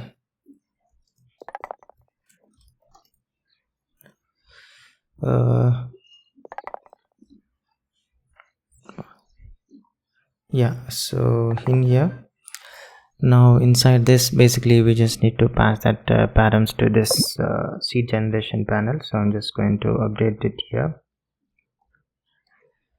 Okay, fine. So that's the tweak needed inside this AI edit tab. Yeah, just trying to adjust to refactoring and the new thing that we just added. Okay, and now let's go to this tracks editor view model, and now here inserting a tag no longer means inventing a label string, so just need to remove that the thing that we just got rid of. So let's just update the thing. Just I can just remove that label reference whatever we have here. So yeah, trying to update that, and also now label is the function of the position and the video versus audio count in opposite direction. So this just wanted to change that, this timeline track display label. So let me just update this. Okay, So audio tracks count top down through the audio zone. Video tracks count from the index up to the first audio track. So result like V1, A2 is always correct because it's recomputed from the current layout. So inserting or removing tracks can never leave a tail name behind. Okay, fine. That's the tiny tweak inside this tracks editor's view model. Yeah, and now in the Eclipse tool executor, in here basically need to again get rid of that the label thing. Okay, let me see this created. Yeah, in here the label that we have, I just need to remove that now. Okay, and instead just use that new function, that editor dot timeline display thing. So let me just replace this thing. Okay, fine. And also here now this label reference, wherever we have, we just need to remove that. So we can just get rid of that, and the same thing here also. Okay, so it's just now the, yeah, fine. Yep, just trying to adapt to the changes now. And also the text tool executor, there also we need to make a change.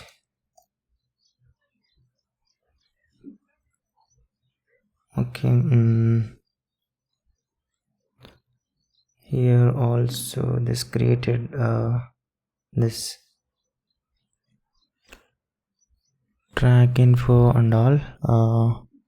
Let me update this one too. So just need to remove that label thing. So yeah, okay, and use that timeline track display label at this index.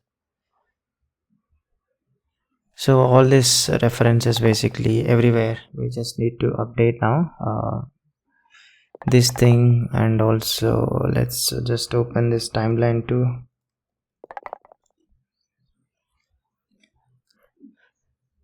Okay, here also, and now here I'm just going to just report the displayed label in here, just mirroring this video numbering, like not the stored speed and all. And now the case rendering is something I just need to include.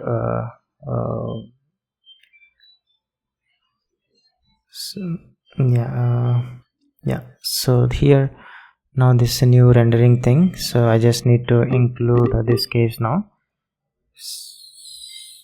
So let me just add in here. Okay, for creating an asset from the media range and all. So I think all the way here also, I think some place we just need to add in here. Yes, so let me just add in this rendering. Yeah, okay, fine. Just trying to include those cases. And also now in this captions thing, so just need to get rid of not in this thing, in this editor view model.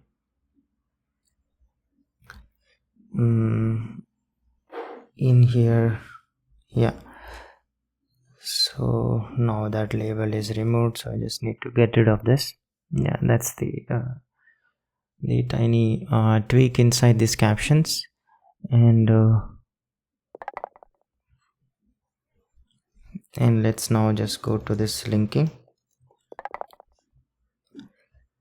So here the drop planner, we wanted to add this optional per asset segment map to support that dropping the trimmed section. So here let me just resolve the drop plan, and I just want to add in this new segment. Okay, so let me just update that.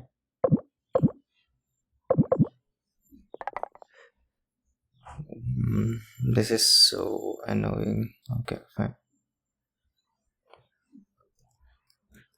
Okay, so just adding this segments so that like asset id to source range, and like to support that dropping a trimmed selection and all. Okay, fine. And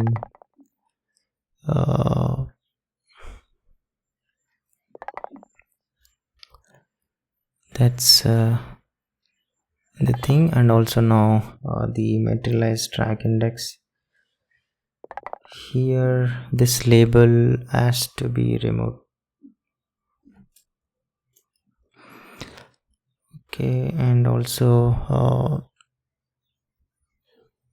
here also this label has to be removed. Yeah, that's the change inside this linking. Okay, and now let's open this ripple function. So basically changing in one place has to be accommodated in multiple places wherever we are referring, because ours is properly scattered and organized and all. So that's the thing, we are just trying to make a tweaks. And here now this validate the shifts function. So error messages should name the track the way that user sees it. So now we'll just again take an help of this timeline track display label. So I'll just create some constant here. Okay, and here this the text, we just need to now include that label properly. So not the track label.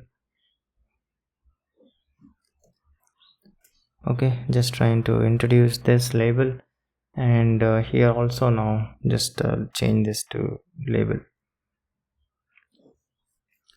Yeah, that's the tiny change to be consistent even in the errors also. And also now in this caption tab, there also we have this track title function. So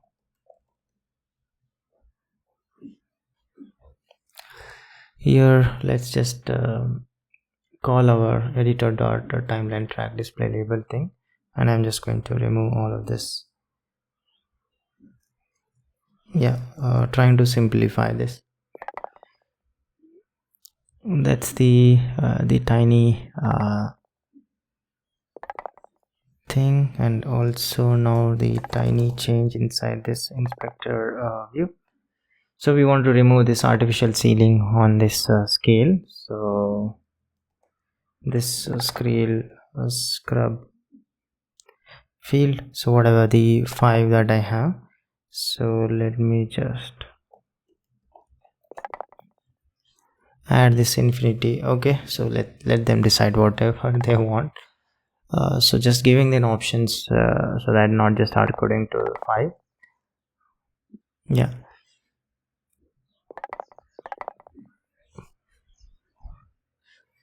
okay. And also now in this timeline input controller, here also new track at, we have this index thing. Yeah, this label, now I can just get rid of this. Okay, yeah, the tiny change just to now propagate across all its references, so that our compiler doesn't throw in an error. Okay, fine. And now let's go to our this timeline view. and here the drag from the media bin may carry like trimmed segments, so we need a slot to hold them. So the external segments, so let me just add that variable all the way at the top. Okay, somewhere this external variables that we have, so I'm just going to add in this external drag segments, and now this drag external this draw external drag ghost.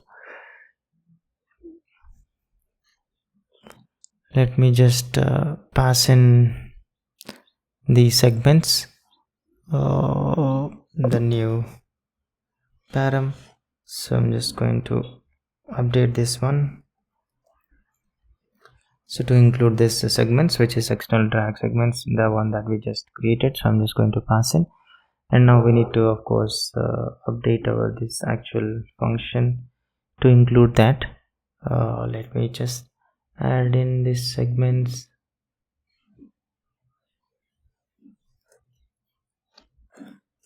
Okay, fine.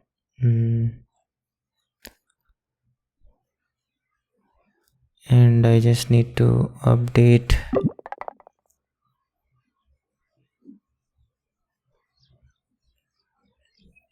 so here let's just try to, so now the plan basically is resolved with segments. So ghost geometry matches the real drop. So inside this drawer we pass the segments into this resolved drop plan, guaranteeing the ghost we see and the clip we get are the same size. Okay, fine. And now here this local trim helper stamps the source range onto each probe clip. So for every placement we build a probe clip, and if a segment exists for that asset, set its trim or start or end from the segment seconds. So the ghost is exactly the trimmed length for both the visual and audio halves. So here I just need to just tweak this, just use this the above helper, local helper that we just created. Okay, and for audio also I just need to update that, and then we should be good.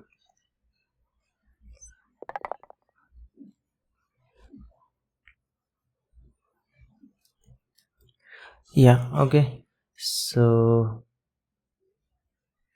that is the thing. And also now the context menu is, we need to update now. So let's just go to this menu thing, and so now we need to rebuild into this clean separated groups, and we should add that AI edit submenu thing. Okay,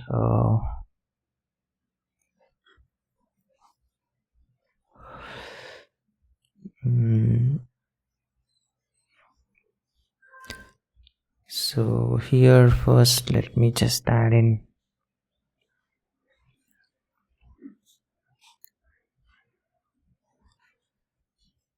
so I'll just add in basically the updated menu function.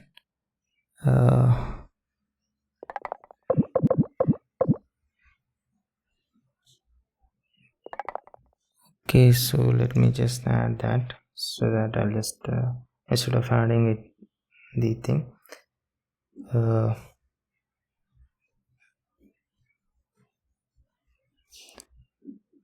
this menu override I'm just going to replace with the new one. Okay, just trying to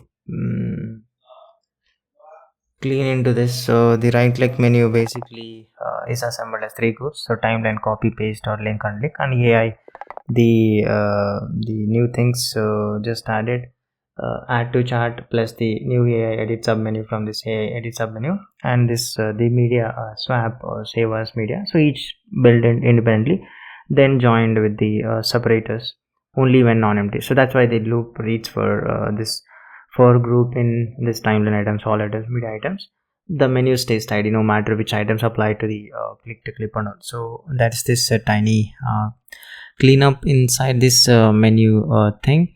And then the save range as media, so I just need to add that, the timeline range. So below here let's just add in the new things, and then we need to of course now add this object separate functions for that. So somewhere I'm just going to add that to say that timeline range as media. Just and now this dragging entered thing, we need to make this change here. This external drag segments is something now we need to set here. So let's add in here segments from drag payload, and then the dragging exited. I just need to set this external drag segment to this empty. Okay, fine. So the selector just forwarding that range save to this view model, that object see things, and now when drag enters we need to capture that segments alongside its assets. That's the thing. And leaving the drag, we need to clear this segments. So that's the thing. And still we have few more changes here. This apply externals, this need to now change this total duration that we have. So now the snap targets are just computed from the segment aware total duration. So the dragged blocks length now accounts for each asset trimmed segment via clip duration frames per segment. So snapping lines have the trimmed footprint, not the full asset one. Okay.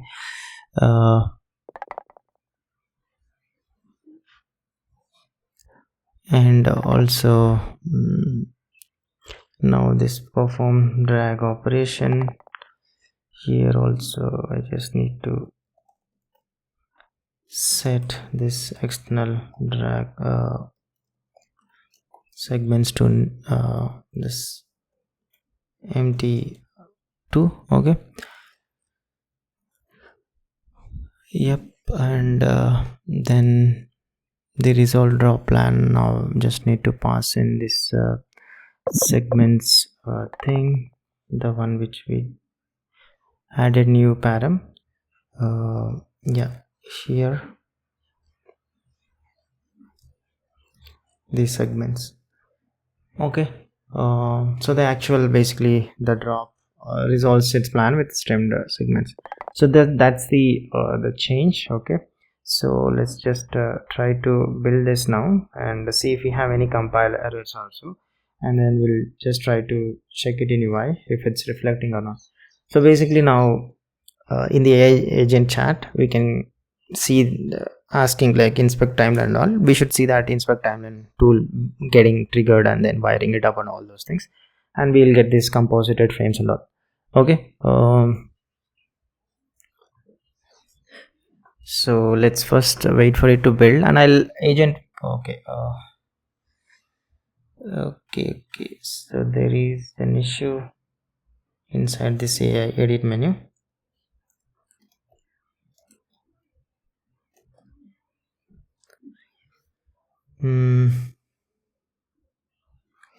Which line is that? 73.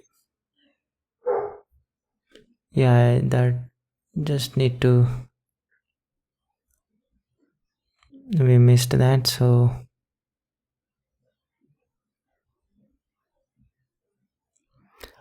that should be just replaced like we just did here. So let me just update this one too. Okay, fine, and hopefully that's the fix. Let's just clean this. Okay, clear. Okay, I'm trying to run this now. Let's see, at least now it should build this, and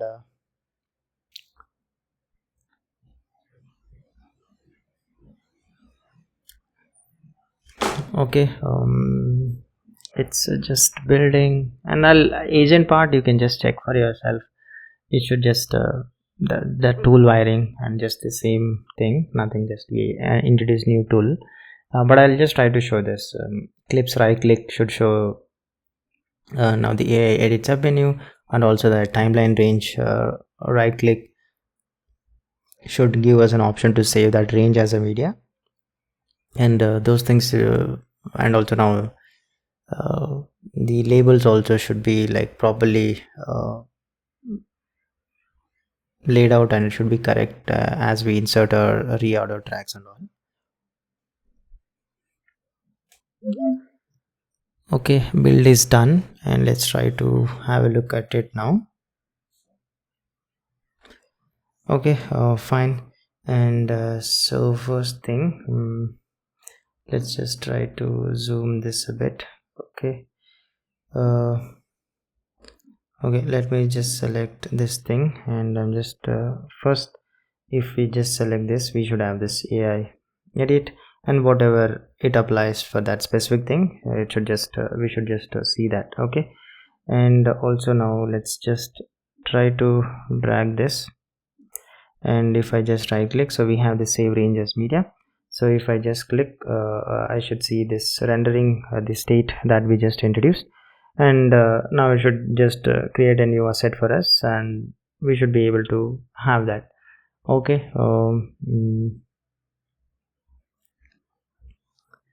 yeah, so this is the new clip is created, so like that. And also now in the agent, basically you can just ask for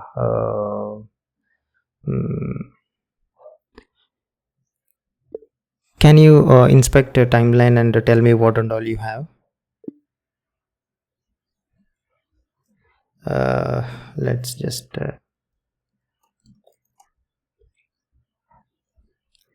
yeah, you can just ask something on these lines, and basically we should see. So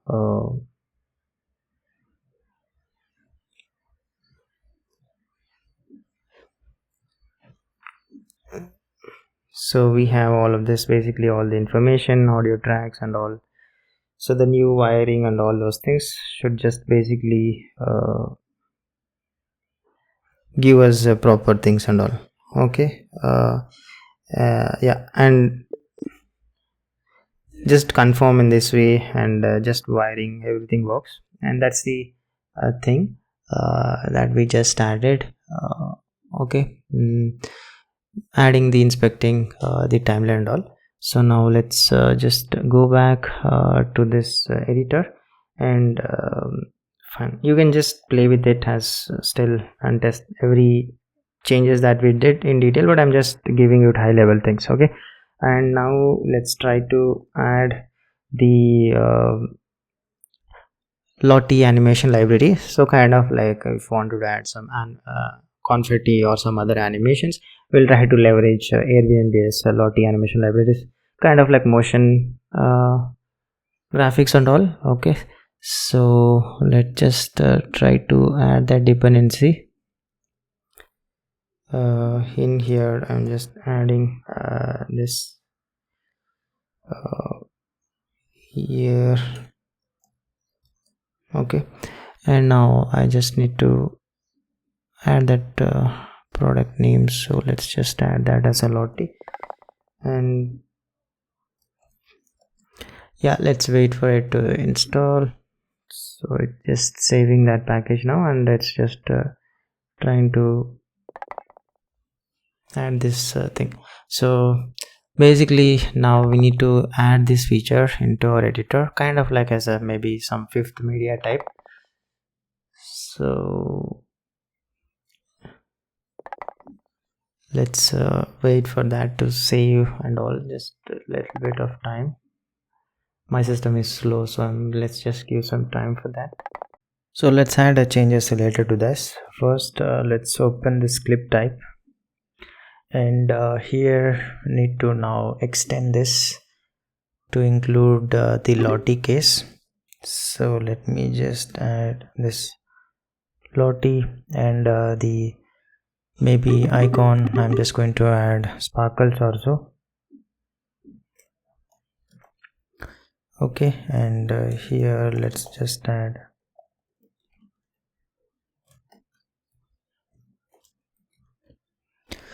okay. Fine, so basically just need to update wherever is it visual. I just need to now add in this check for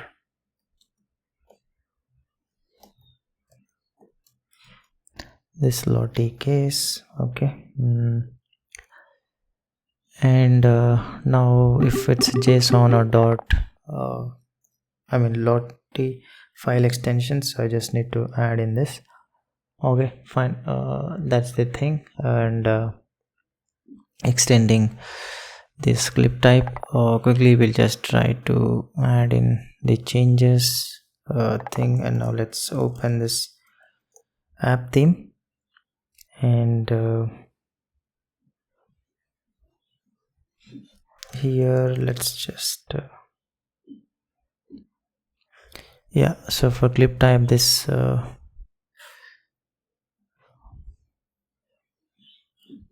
we need to add in this Lottie thing. And also now this track color, I need to add this. For that also Lottie track color, so I'm just adding.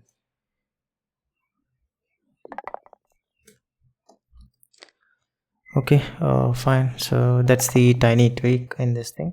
So just trying to, every clip type owns a color, so trying to add that for our this new type that we are just adding to. Okay, and now I just need to create now new file. Let's name that maybe inside our preview folder. Yeah, so inside this let's add in this Lottie video generator. Okay, and let's just close this.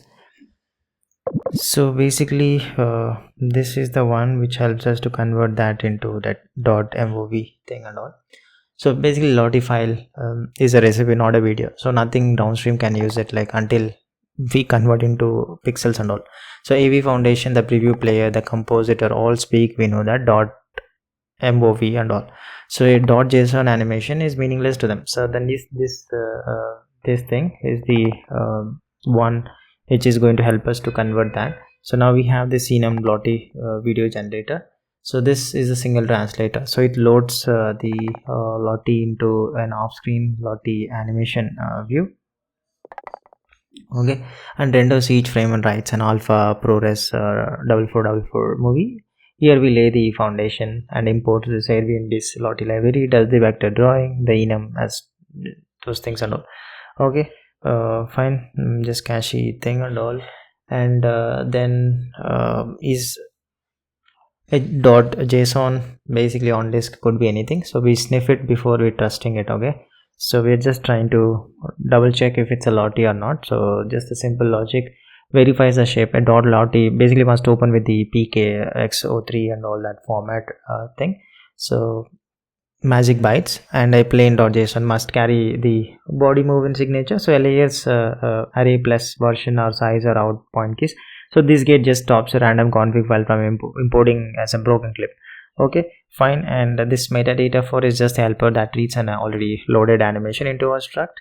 And then this inspect, this media library needs a thumbnail and dimensions the instant we import, so without breaking the old movie. So inspect is just the fast path, load the view, read the metadata, render just the first frame at thumbnail size. So it runs as main actor because the Lottie animation view is AppKit UI and must be touched on the main thread. So this is what like fills in the assets duration and poster image in the bin. Okay, so this inspect, and here this Lottie video, this is just the public entry point. Everything downstream will take an help of to call, and it's just cachy first, so we never bake twice. So it just names the output by BDRF plus target size, and if that .mo already exists on disk, it returns immediately. Rendering hundreds of frames is expensive, right? So cache is doing the real work. So only on mess we'll load the view and hand off to write video. So that's the thing. And now here this load view function, both loading paths just trying to converge on this laid out view, so nothing downstream case if the source was JSON or zip. So this branches on extension like .lottie and zips via .lottie file .json, decodes via lottie animation .from. So then normalizes to this scale to fill to fill the target frame, keep the layer transparent so alpha survives, just rising it with the relayout. And we pick this main thread engine to layer render in, gives us the real bitmap to capture. Okay, fine. And here this render frame, the agent basically wants to see a few frames of Lottie if authored, unevenly spaced samples tell a like story. So this render frame grabs one frame to CG image, sample frames walks count fractions from 0 to 1 across the timeline and renders each. So a 4 frame sample of like 120 frame animation shows the beginning, 2 middles and the end. So that's enough for the model to judge the motion without rendering all 120 and all. Okay, fine. And then this relayout and render and this make context, capturing the frame bridges app kits coordinates to core graphics and flip trips everyone abreast. So this render sets the frame, forces a display update and then draws a layer into CG context and all.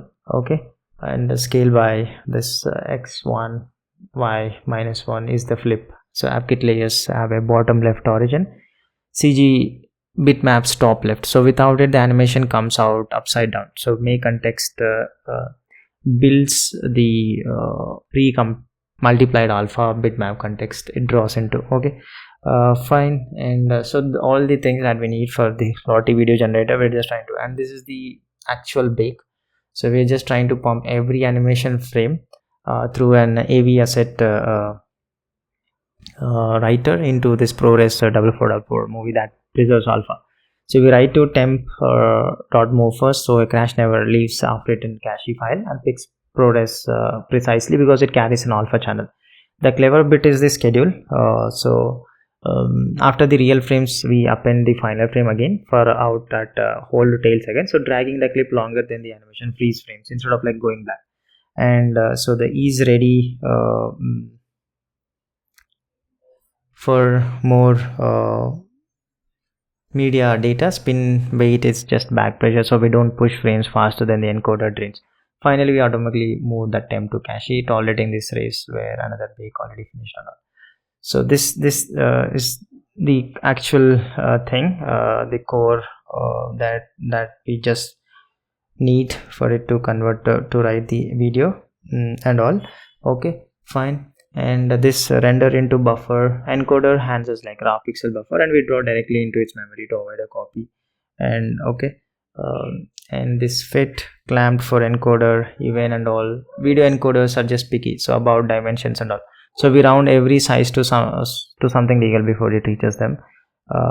And this is just handling this Lottie video error things, typed error, so that we know what each means and all. So that's the thing. So this is the Lottie video generator, the critical part to convert our whatever Lottie into the video format, so that we can preview as well as support in our timeline also. Okay, fine. So that's the thing. And now let's open this media asset. So in here now this asset must know its size, duration and poster before the UI can lay out, and Lottie answers like one of these, the AV foundation way. So basically I just need to accommodate this, nothing much thing in this load metadata function. So let me, so here I'm just adding this thing. Okay, yeah, simple thing. So just trying to get this from type Lottie, how to get this duration, source width and frame per seconds and all. Okay, so that's the change in this media asset. And now we just need to accommodate all of this case. So let's just go to this media library and here all the way just media panel toast. Let me include this case, the type Lottie as well. Okay, fine, just trying to accommodate this. So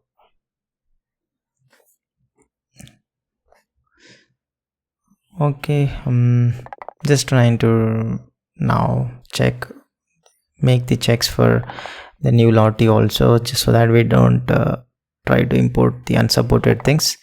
And also now in this finalize imported asset. So in here I'm just adding and this also, because Lottie is visual, so it must obey the same visual tracks. Okay,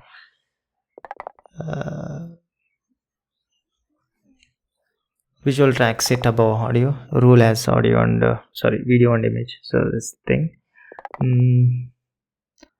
Alright, so that's the change in this media library. And now let's also in this composition builder.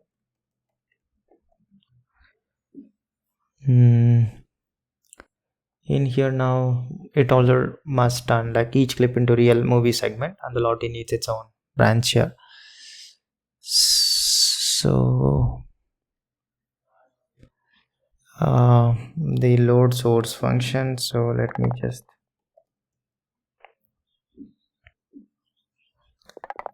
okay, yeah, so here I'm just going to add this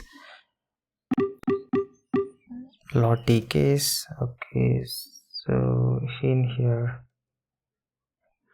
yeah, now I'm just trying to handle it just case and call that now Lottie video generated or Lottie video function that we just added the new file. Okay, that's the tweak inside this composition builder.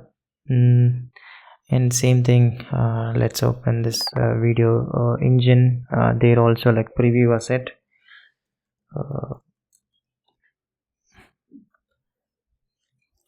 So yeah, let me just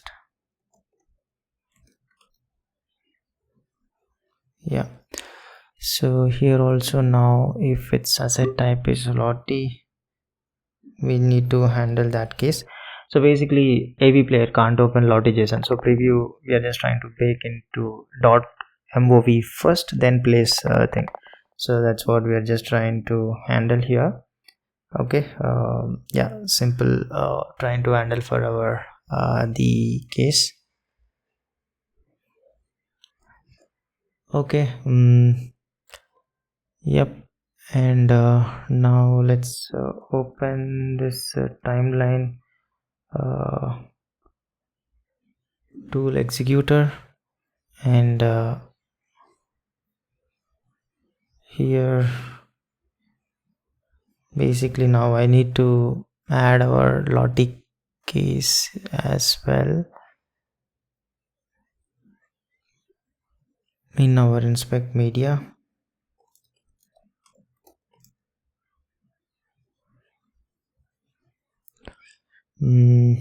Yeah, here let me just try to add this.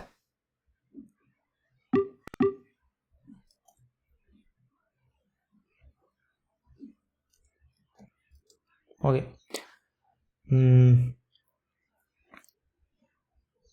just trying to support this new thing, so we need to now add this functions to read Lottie and all those things. So let me just add them to somewhere. I'm just going to add below this read audio. Okay, so a language model reasons our images. So reading a Lottie means like handing it sample frames plus the numbers that describe the motion. So this read Lottie basically calls this sample frames and returns the two things: the frame images as JPEG blocks and metadata JSON with the frame rate, duration, and which frame indices we sampled. So the model knows it's saying frames 0, 40, 80 and all, not a continuous clip. The key detail is composite JPEG. Here Okay, so Lottie frames are transparent and a model can't tell transparent from white. So we paint each over mid gray first, then flatten the alpha way. So that's why the animation reads right to the agent. Okay, yeah. So this composite JPEG is this is the one. Just trying to do what I just specified. That's the tweak inside this timeline. And now let's open this import tool executor. Okay, so here I just need to handle things for unsupported file extensions thing. So just need to say now okay, just supported this JSON also. I'm just adding that thing so that now it knows like we do support that and agent can take help of it. So just trying to give as much as context as possible for that. And here now application JSON and all those things, I just need to add that case here. So let's just add in okay file extension. Yeah, simple changes that we are just trying to make in this import. And also in this generate I need to add in this Lottie case. Yeah, here also now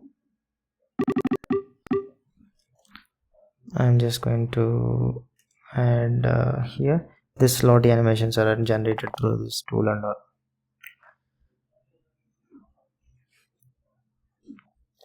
Okay, so generate tool covers video, image or audio and it must explicitly refuse Lottie rather than fall through silently and all. Okay, fine, that's the thing. And then inspect media, we need to tweak that to. And now in this tool definitions we need to update our inspect media thing to include the about Lottie frames information. So let me just update this thing here, this max frames also. I'm just going to update this. So here and the Lottie I'm just including, and also just trying to add this Lottie related info into this tool description. Okay, you can just check that updated description. It's just the telling the agent know about now the Lottie support also. Okay, fine. And now we need to update our edit action. So in here what we can do with this Lottie case, so the candidate is just going to leave this empty. Okay, and then here also now I just need to add this edit doesn't support Lottie and all.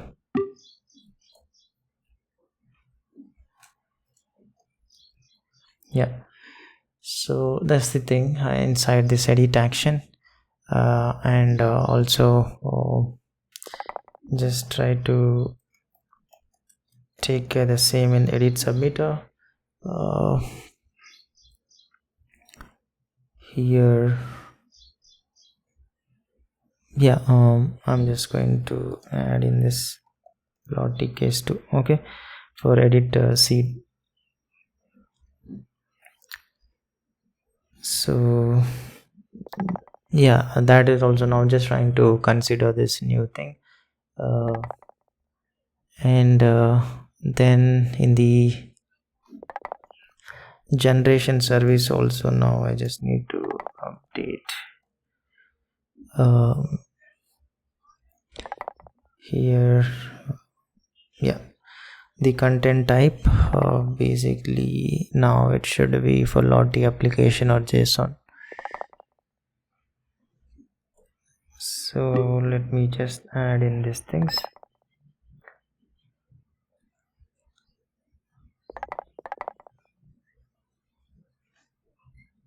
Yeah, that's the change in this generation service. And now of course now we need to handle in the generation view too. So navigate into this,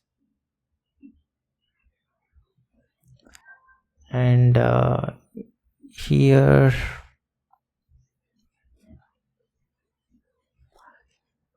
it's a very big file, so just need to check exactly in the all ref card items. So let's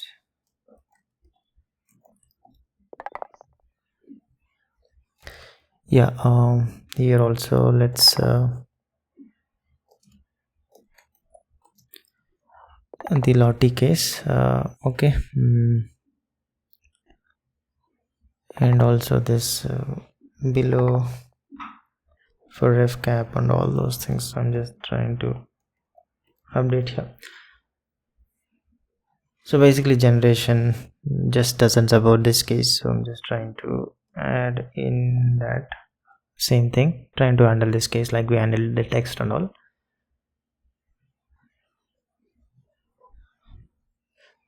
And also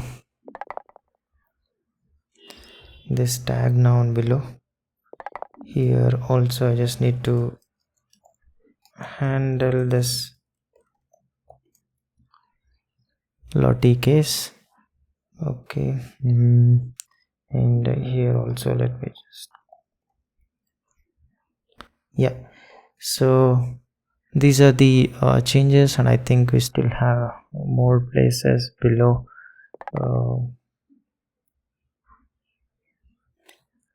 Here let me just add in this Lottie,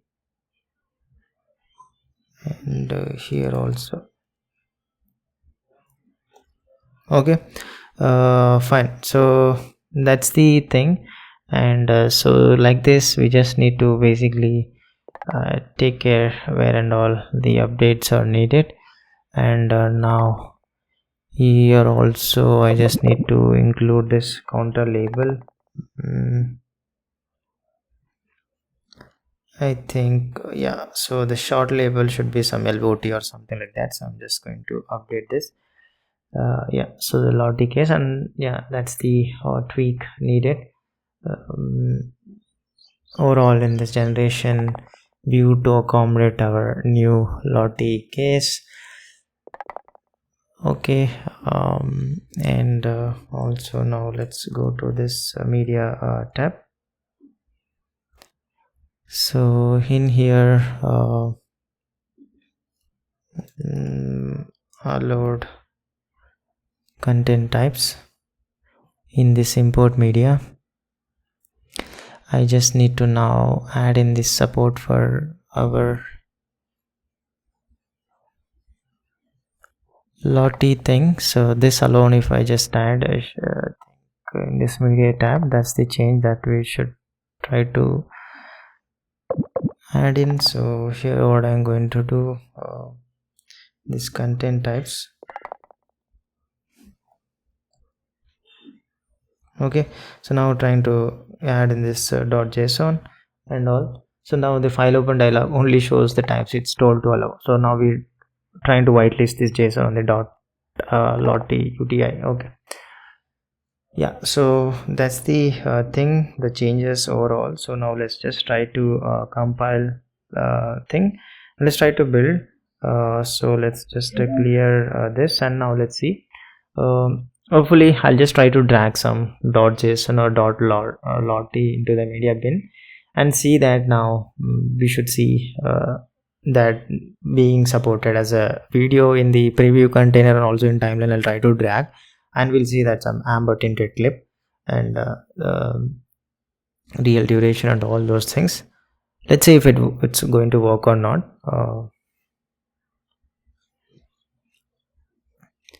So I'm just waiting to make it look okay. So let's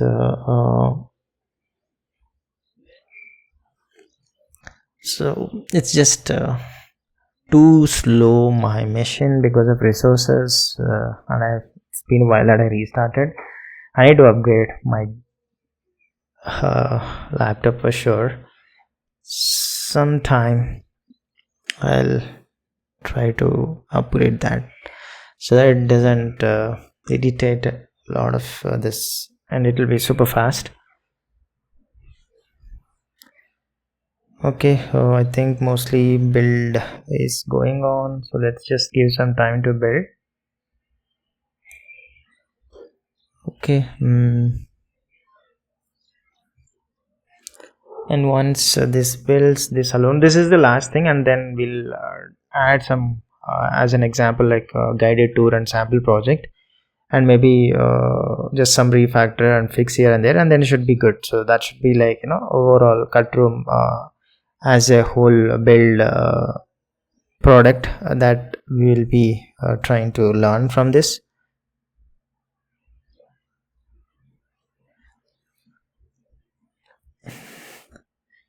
Why is it taking so long? Let's just try to build it again.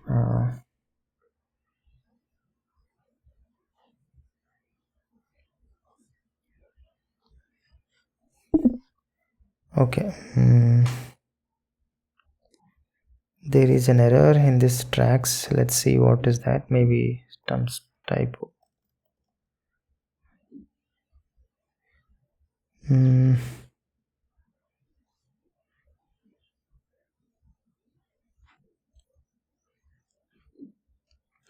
I think here we just need to,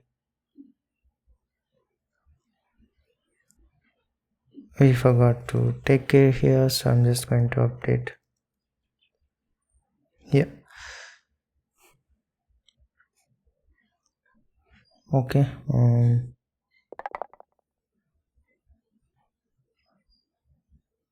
Yeah, that's the thing. So now let's just try to build this again.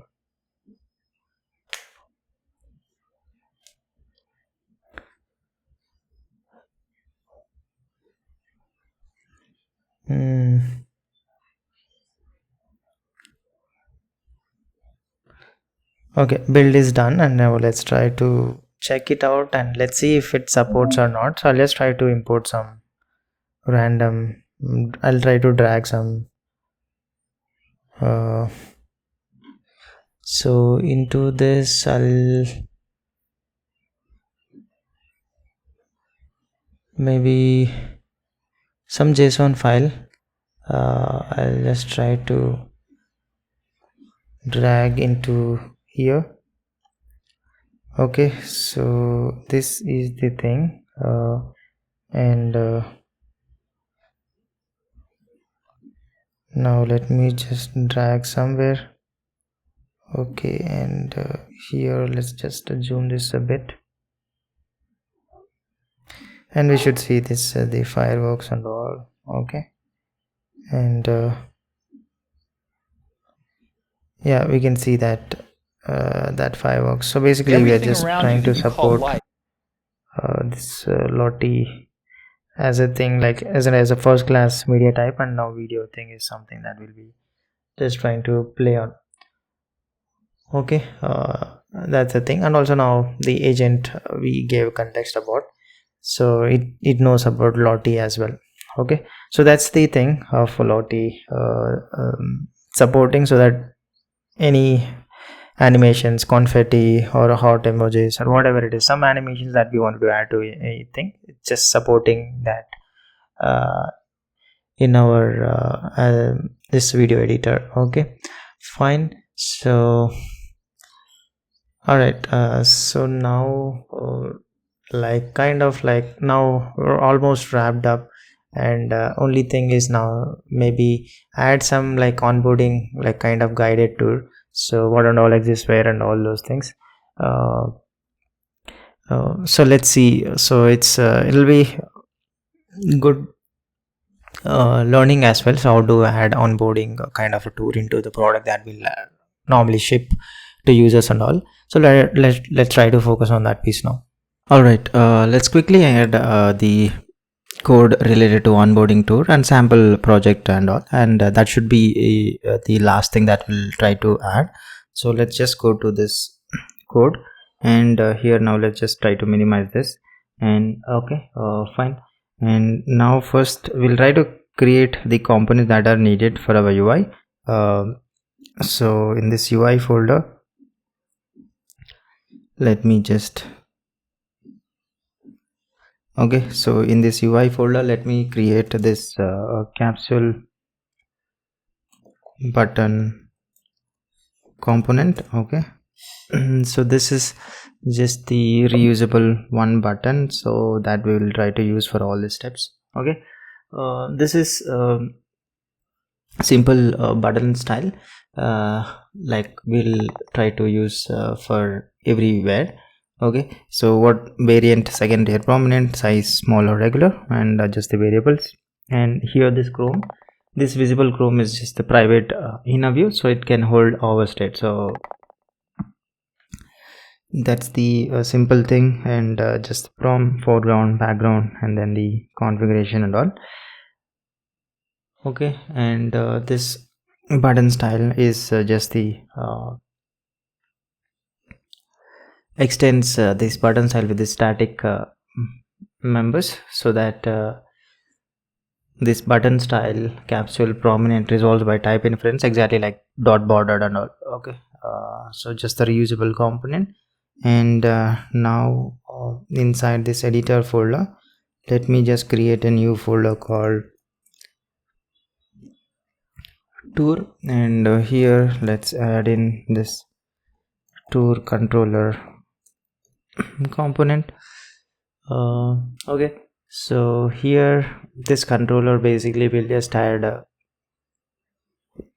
all the data thing, and then the plus cursor. So let's just add in here. So it's just data plus cursor. So modeling this data first. So before any UI, so we wanted to describe what tour is, like an order list of steps. So like where each step is either the opening intro card, a spotlight on some target, or closing the outro. So this making this two step and its kind plain, this equatable value means that rest of the system just can compare and switch over them without ceremony. Okay, fine. Just the kind intro, spotlight, outro, and this kind title instructions, and then this is the paneler, the element. So here the spotlight needs to know like what it points at and which panel must be open to see it. So this tour target is just 2k enum, highlight a whole panel or a specific element control. So this host panel computer property answers the question the controller keeps asking me before I can frame this target, which panel do I have to reveal and all. Okay, so that's the thing.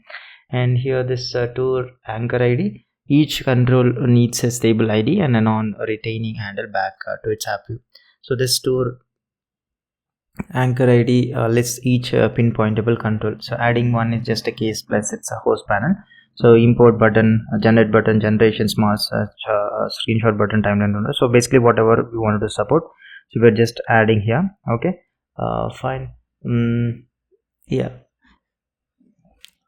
so this weak view is just a tiny box holding this weak NS view, so the controller can measure a controls frame without owning and leaking the view. This view just keeps the box keeps only a weak pointer, so no reference cycle and all. Alright, now this controller is the observable state the whole editor can watch, and this observable and a main actor means that when step index or target frame changes, every Swift UI view reading them re-renders. And this observation ignored marks the plumbing, like anchor views, editor back reference that shouldn't trigger redraws and all. Okay, and this anchor revision is the deliberate tick. So bumping it is how a control just laid out inside a panel says like remeasure me without the frame itself being observable. Okay, so that's the thing. And now here this navigation things is just a cursor over the steps, like, and each move must reveal the target first, like start, advance, back, end. only move step index, and the real work is the supply step. So before landing on a spotlight, it forces the target host panel, like open media agent or inspector. A highlight is worthless if it points at if it's hidden. So visibility comes first, then the index is set. Okay, fine. And now here this the script of our tour, so should be like one readable list with the optional steps guarded in the end. So this makes steps we have here just like a storyboard. So this is the intro, a media panel, generate, like import, generate, generation panel, then preview, inspector, timeline, agent, so then outro. So the smart search step is appended only when that button is actually on screen. Okay, so the tool never spotlights control that user can't see and all. So these are all the steps that we are just trying to add in here. Okay, fine. All the things that we wanted to, and this just conditional smart search available checks and all. So this is the main controller, the logic that we'll be trying to add. And now let's add in this tour overlay component. So this should be just the renderer of whatever this step the controller is on. So let me just add in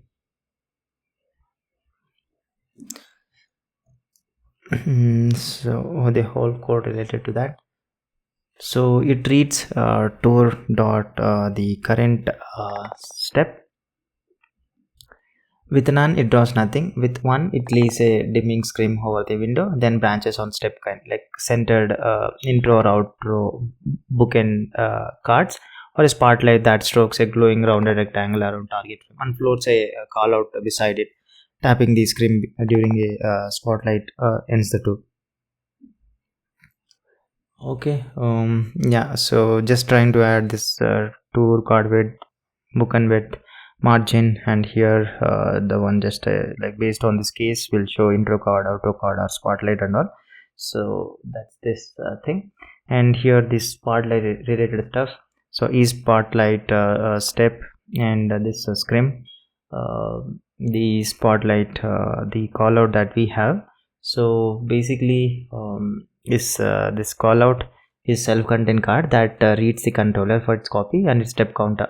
So is spotlight step and the scrim are just small helpers, and this call out builds the step n of m card with the title, instruction, and the skip back or next the buttons just wide straight to the functions that we just add in our tool controller, like tool dot and tool dot back and tool dot advance and all.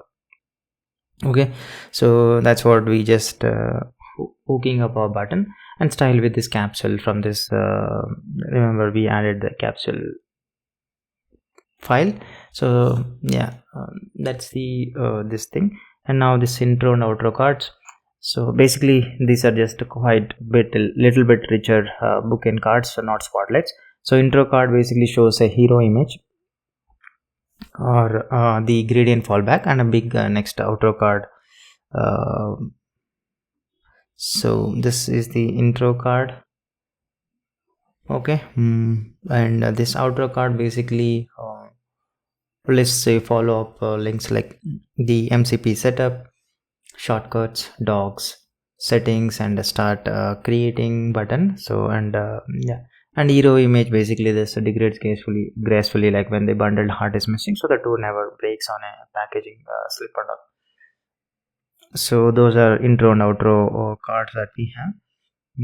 And the spotlight card is basically it's useless if it covers the thing that it explains. So the placement is computed. So this link row renders one outro link, this, and we have in the stack image text and spacer image and all.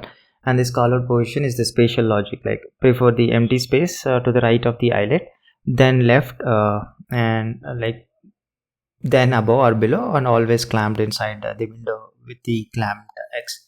So that keeps the card adjacent to the glow without ever hiding it.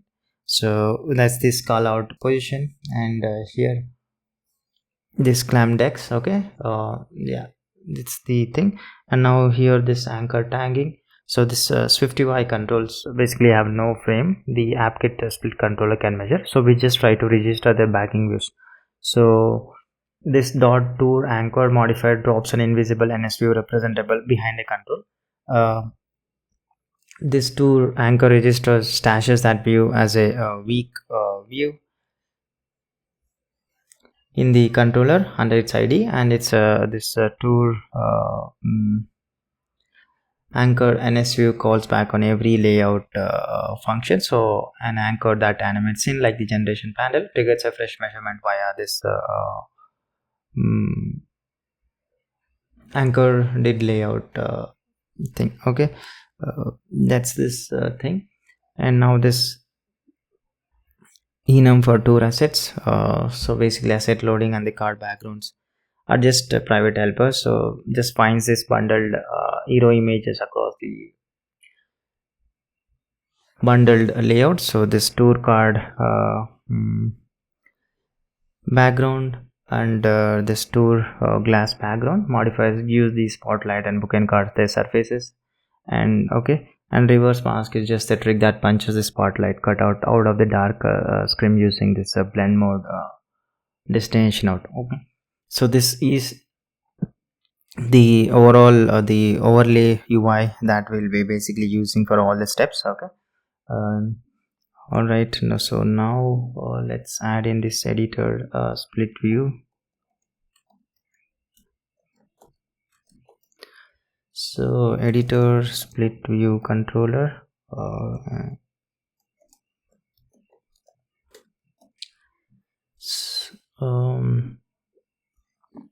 so this should be simple file. Just trying to extend our editor split view controller.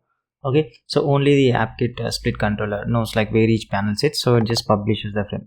So SwiftUI basically can't measure live panel geometry, but editor split view controller can. So this update tool frame finds that current spotlight target, computes the rectangle and writes it into the observable tool dot target frame, which flows back to the SwiftUI overlay. And the basically the unused anchor revision parameter exists only.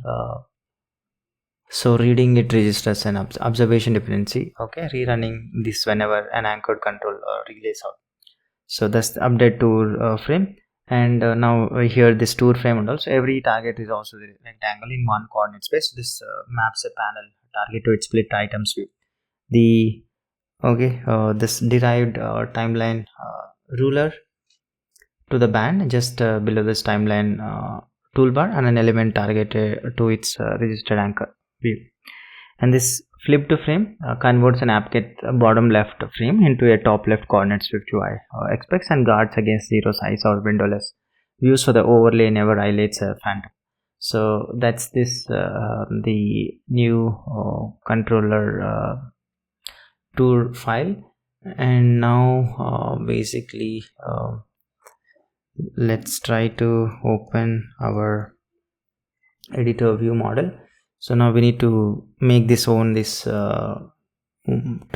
So somewhere I'll just try to just create a constant by just calling our tour controller. Okay, so let me just add in this. So tour controller. Okay, fine. So the whole we know that this feature hangs off the single tour controller living on the editor view model, so any view can reach it via this editor.tour. So we are just trying to declare that here. Okay, fine. That's the thing. And now let's open this editor view. So now in here in the update NS controller, I need to call now this controller dot update tour frame. So all the way, let's just go up here. Okay, so basically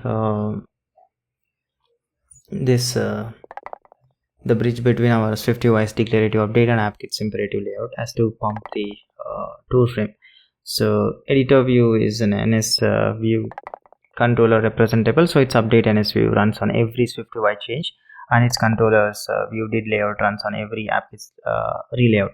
The tool needs both to keep the eyelet glued to moving targets, so that also means that the controller's editor and leaf item can no longer be private, since the +tool extension just reaches them.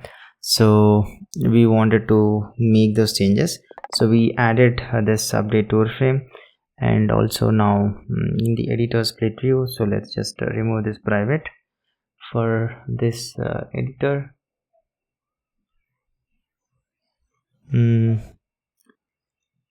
Yep, and also this leaf item, that also now I just need to remove that private. Yep, and then in this view did layout is just we need to call that update tool frame function. Yeah, so here I'm just going to call in here. Okay, fine. So those are the changes inside this editor view, and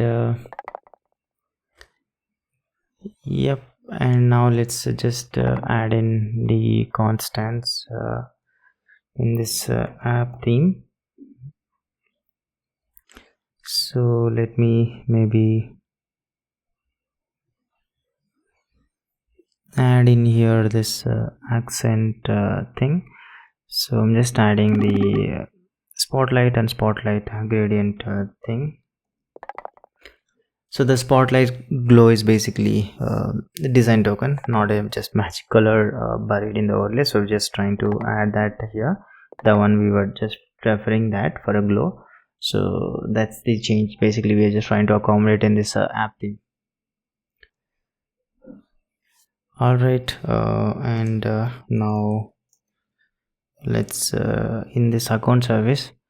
So I wanted to now just basically create a variable like to just have like is AI allowed or not somewhere. Here let me just add in. So basically, can the user run AI right now? So instead of like model gate wrapping goal panels, we are just asking here simple thing and just trying to maintain this variable. So this account service, and now basically everywhere in this generation view and all, we can just remove that gate and then use this variable. So first let's try to create that bindable account variable. So let me just add in this. Okay, and let me just search for this AI access gate. Okay, and here I'm just going to remove this now, and instead let's just create that private variable is AI allowed, and then we'll just set that whatever the account dot is like AI allowed, the one that we just added. So basically now we just need to change in here this in the submit button function.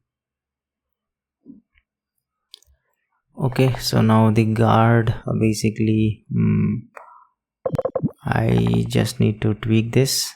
Let me just update this one,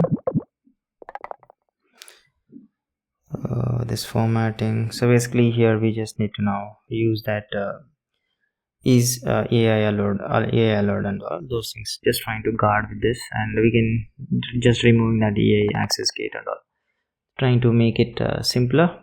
Okay, so that's the change inside this generation view. Okay,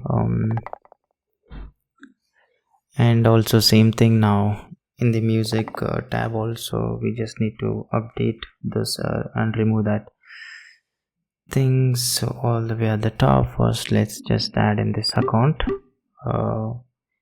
Here let's just trying to add this account, And now let's just search for this AI access gate. Let's just remove this. Okay, and then basically in this generate bar function, so I just need to update this now here. So let me just update this just to use this account.ai allowed and all. So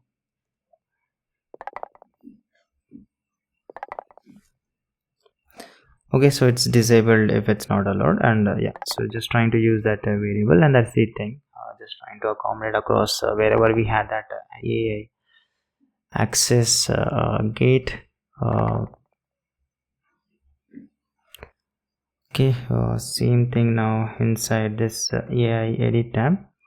So here also let's define first the account variable here somewhere.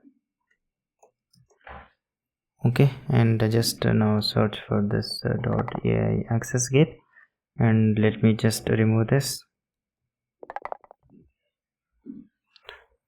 Okay, and now basically in this action trigger thing, let me just search for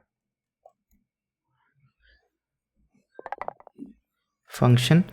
So here this disabled, now we just need to add that or condition and then do the check for AI allowed things. So okay, fine. And also now just minor tweak for this editing. Instead of this bordered, I'll just use that capsule thing, that one just we added. So trying to adjust in here, yeah, just minor tweak, and then just getting removing that, and now using that new variable. So same thing whatever we did, and I think the same stuff. Okay, now let's go to this media tab. So this is where now the tools anchors like should we should attach the two, and the toolbar buttons becomes capsule, and also we just need to tweak things here. So first thing, let me just, so here this I'm going to add in this generation anchor. Okay, and then in here the tool anchor for this import button. So let me just add in, and here for this generate button, so let me just add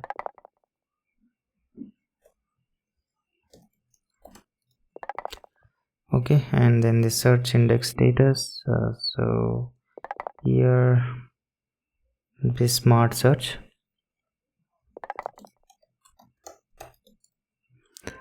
Yep,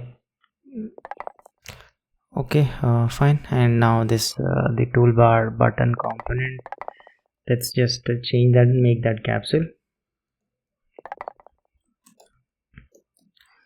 Okay, so here basically all the style that we have, font and all those things, I'll just change that to our simple button style.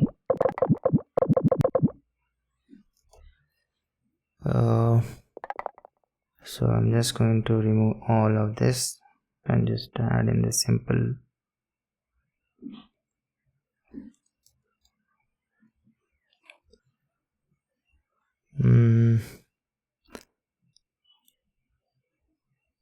Okay, yeah, I think here I just need to add in this. Yeah, now makes sense. Okay, yeah, so just tweaking the style, and also now anchoring this all the two related stuff inside this media tab. Okay, fine. And same thing now in the preview container view, so just the to ranker, I just need to add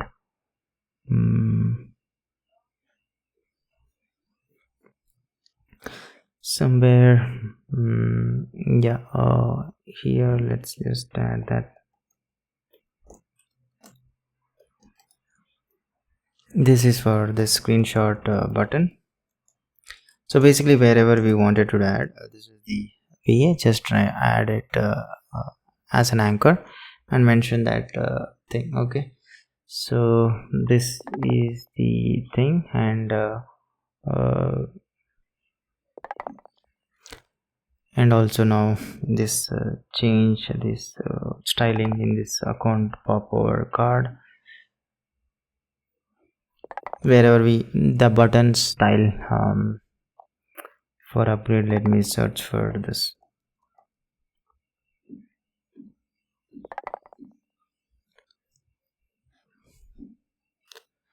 Okay, so here this one, instead of this we'll just use that capsule prominent and capsule secondary, just trying to wrap inside that. So okay, and here this, instead of this prominent, let's just change this one to secondary.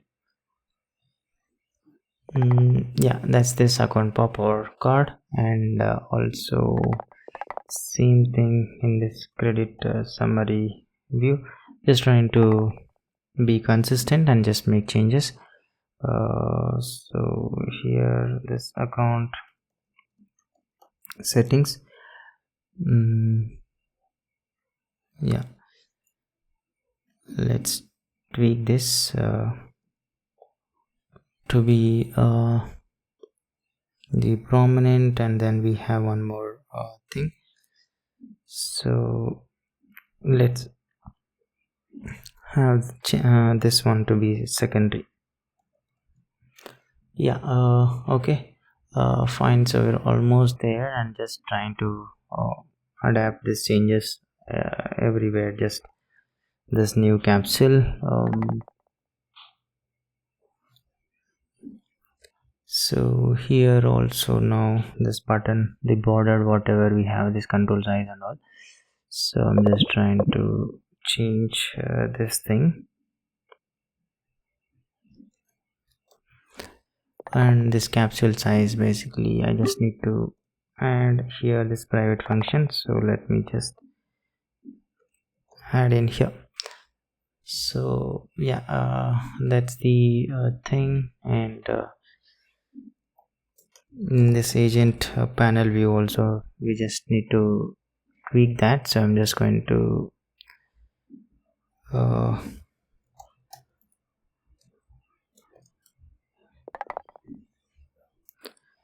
so in here this also just trying to wrap inside this capsule,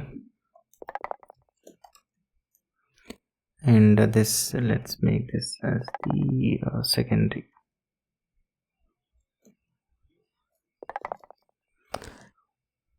Yeah, okay. Yeah, that's the change inside this agent panel view, and also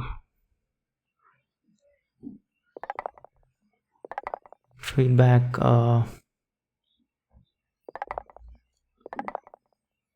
so feedback also, so everywhere if you want you can just leave that, or else just to be consistent you can just tweak this. So here we should have this cancel buttons and all those things. Here also let me just update this bordered, and so we're just trying to wrap that everywhere, the capsule thing, and here this border prominent. So let's now, instead of this secondary, this should be the prominent. Okay, and somewhere we should have this done. Yeah, so here also let's just change and this to prominent. Yeah, that's the change in this feedback view. And now everywhere inside this account pane also, so I'm just going to update. So here also just update that to the capsule around this wrapper. So you can just check wherever I just changed. So this for the sign out, sign in with Google, manage subscription. So for everywhere, whatever the buttons that we have, so update that one and pass in the size as regular. Okay, so that's the thing. And finally, in the agent pane, if we just tweak, we should be now consistent, and that should be like everywhere should be the same. So here also for the save and the remove thing, so you just need to basically add in. So I'm just updating that, and so you can just find those references also over here.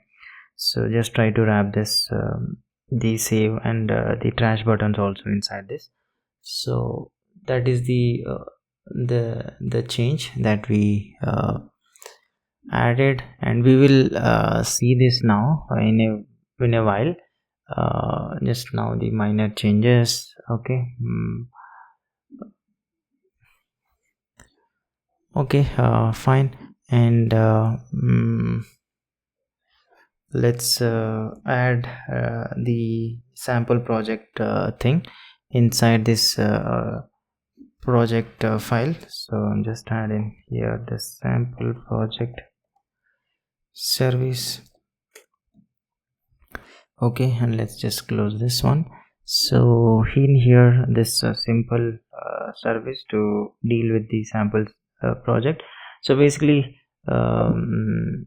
the simple service talking to the backend, downloading samples pieces and assembling them into real package project package on disk. And so okay, just trying to import this foundation in AppKit, and now here this setting up who this service is and how it can feel, and before any networking, and also main actor, shared, summary, download, sample error, and all those things.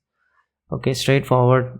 And we know this UI can watch main actor observable, and summary is just the tiny JSON listing shape, just enough to draw a card, and download is a one file to fetch, and sample error just names that 3 failure modes not configured, HTTP or malformed and all, just trying to take it.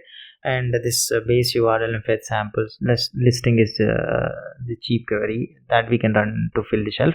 So this base URL just comes from the backend config, and here fetch samples just cards on its first, otherwise it's just the simplest possible REST call, this to our v1 samples endpoint and all. And here this materialize function turns that JSON manifest into this real project package on disk. So a .cutroom project isn't just one file. So timeline, manifest, optional generation, log, media, and charts transcript. So we just resolve everything. So resolve the sample, split the JSON, write the small pieces, and then download every media and chart file concurrently in a with throwing task group. Okay. In here then taking progress as each lands, and then wipe any stale copy upfront, and if anything throws, we just delete the build package. So fail download never corrupts one. So that is the main function, just trying to materialize everything. And here just some helpers throwing if any HTTP error, and a download file, just fetch to temp file, ensure the parent directory exists, then automatically move into a place. So reader never sees an half written file and all. So okay, so both are static and non-isolated, so because they touch no active state and run on background the threads. And then the other helpers like cached URL, cache slug directory, root, and safe name. So don't basically re-download what we already have, and keep the cache on safe path. Those are the simple helpers. So that's this simple the sample project service. That is what we'll be using to create the thing whenever user installs our application. Okay, and in the app state, I'm just going to update create one simple struct, in here let me just add in this project open options. So here now just simple struct with the variable start tutorial as like false. So like should we start the tutorial after opening or not? So that's an intent, just trying to maintain here. And now basically when we try to open this project, we just need to consider that thing. So let's go to the open project function somewhere here. So let me just add the updated functions that we need, so it should be straightforward. Okay.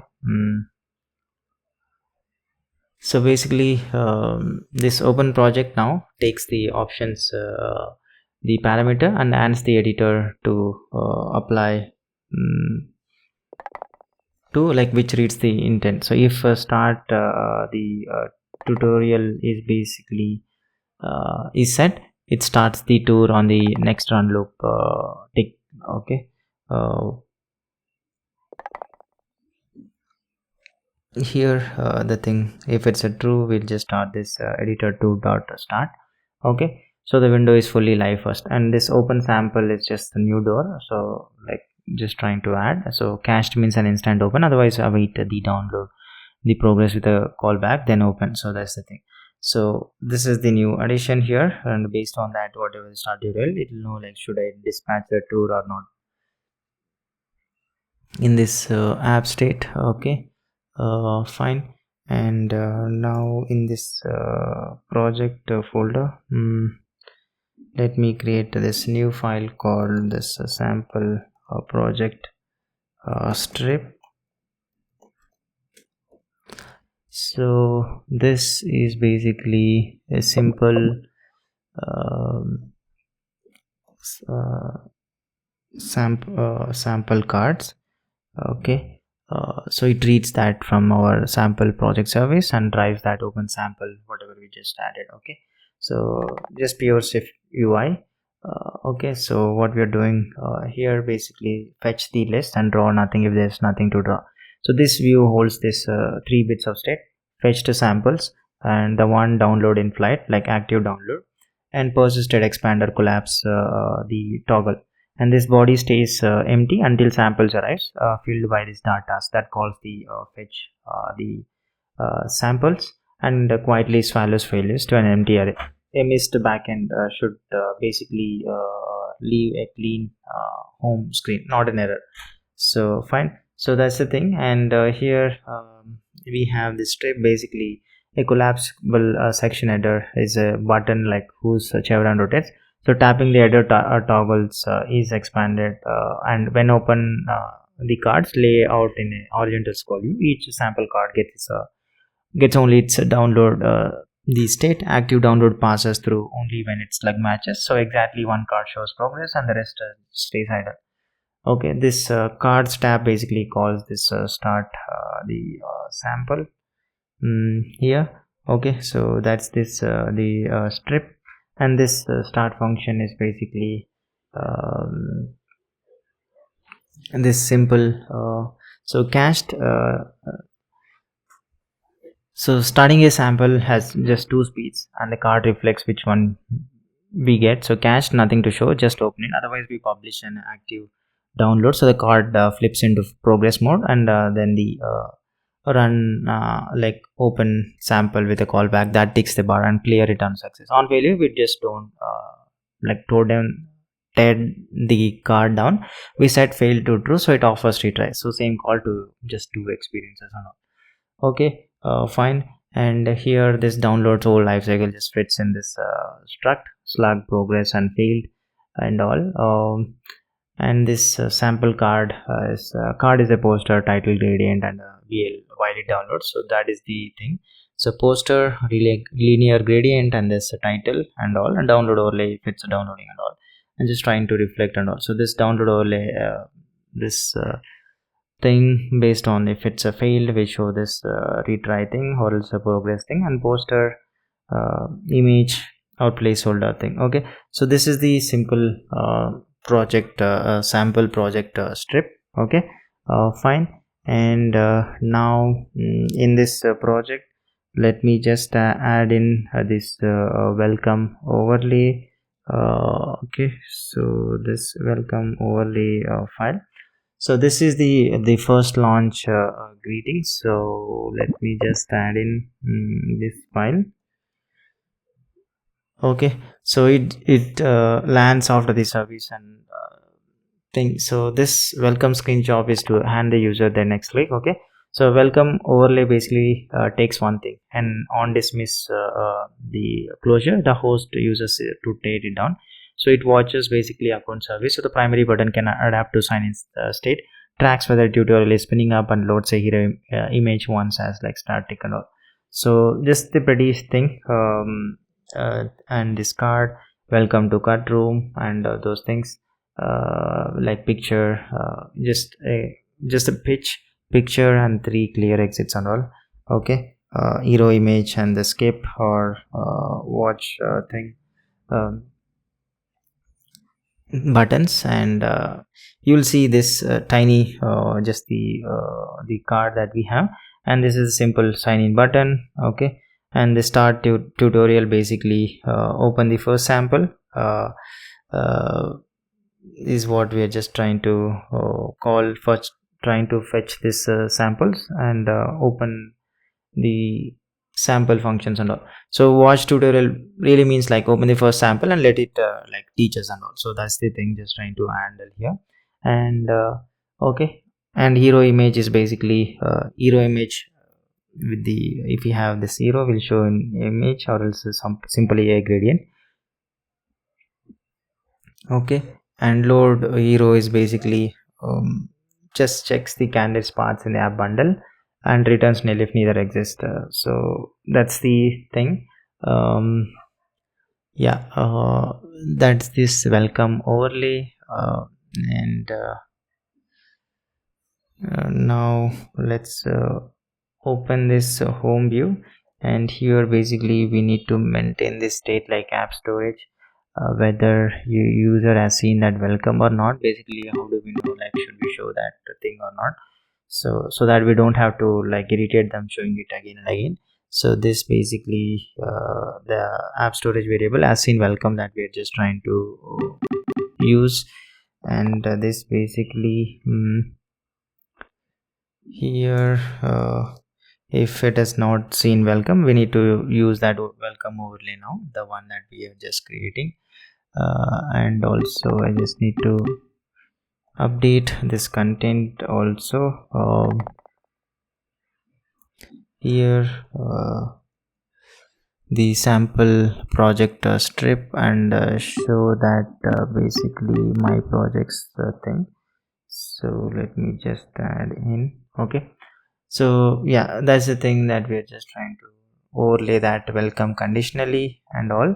And this the sample project strip slots into this content stack right under the header above my project. So fresh install shows that samples first, exactly where a lost user basically tries to look for. Okay, so that's the thing just we're trying to add in here inside this home view. Okay, and we wanted to basically tie up to this main item also. So here I'm just going to add that the object C sort tutorial thing. So here just trying to get that editor, and then call the start function. Okay, and now because we'll be wiring up to this the main menu in the help section, so let's just add that. So in this main menu, let me just search for this help menu, and here I'm just going to add in this tutorial, and then just try to hook up to this thing that we just added. Okay, fine. We're almost there, and then just trying to one more place we just need to update our styling in this project settings mismatch view, this button thing. Yeah, keep current and all, whatever this border that we have. I just need to wrap this in capsule. Let's just wrap this one. Okay, and also this change to match. Let me just change this one to prominent. Okay, that's the thing. And now in this video project, I need to basically add in our tour overlay. Okay, so exactly yeah, somewhere,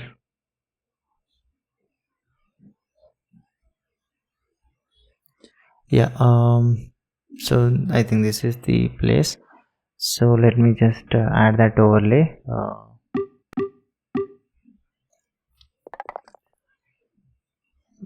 So here, okay, so the tour paints over this live editor, so mount its overlay on every window. So now a guided tour basically draws spotlights and callouts on top of the real UI. So tour overlay has to be in the Windows view tree from the start, so we just add it as a dot overlay on the editor view, sharing the same editor view model that tour does. So it just stays inert until tour starts, and then it has its canvas ready. Okay, yeah, that's the thing, just trying to add it inside this video project. Yeah, and now I just need to add in this image thing inside the one that basically wanted to so let me just open here in the resources folder. Let me just create in here this images thing, and here I'm just going to copy this image, this butterfly image, basically for welcoming thing. We'll see this in action. So this simple butterfly image that I'll be just trying to add, and now this images thing is something that we just need to load thing in the basically in this package dot swift. I just need to add this one. So basically in this resources, so let me just add this copy resources images. Okay, fine. And also backend is something we just need to update, because the samples, v1 samples right now, it doesn't fetch the projects that we have dummy thing. So this I just need to update now to somewhere I have the sample files hosted in the Hugging Face. So I'm just trying to update this both endpoints that we have. So let me just update this. So this is where I have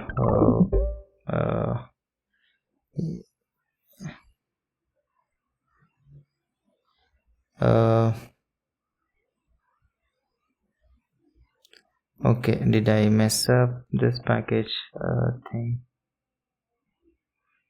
Okay, just need to add this comma, and I think now it just takes care. And also now this convex also just updated, so pushed that also, and this also will, yeah, there's no issue. Okay, fine. Now let's try to check now. Okay, so fine, now let's just clear this. So this is the complete onboarding and sample project setup and all. Let's see, hoping that now everything is wired up, and if we have this thing or not.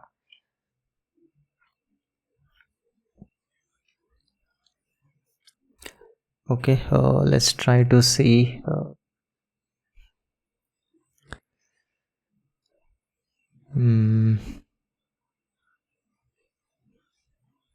Yeah, just it'll take some time to just build things up, and so let's just wait a while.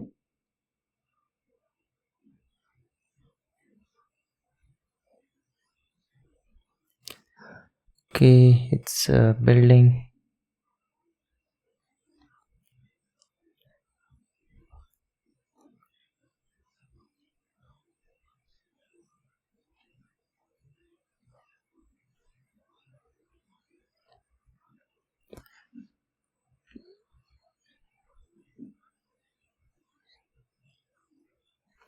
Yeah, I'll just give it some time to build, and then we'll just have a look at it in the UI.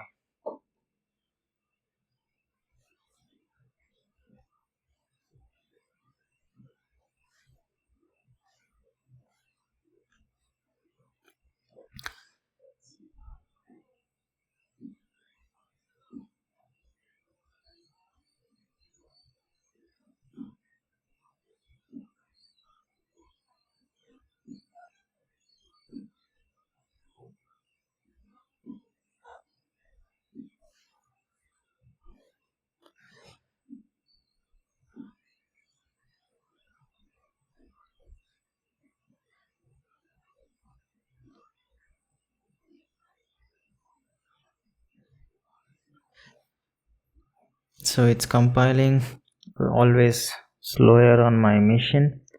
Just bear with me, guys. Okay.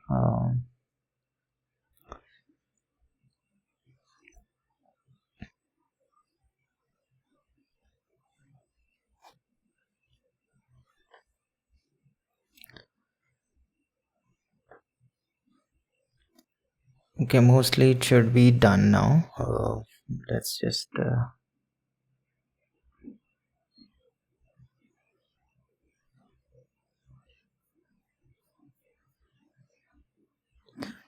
it always takes time, so I'm just trying to run this site. At least now I just killed some resources on my machine and just let's trying to build it again.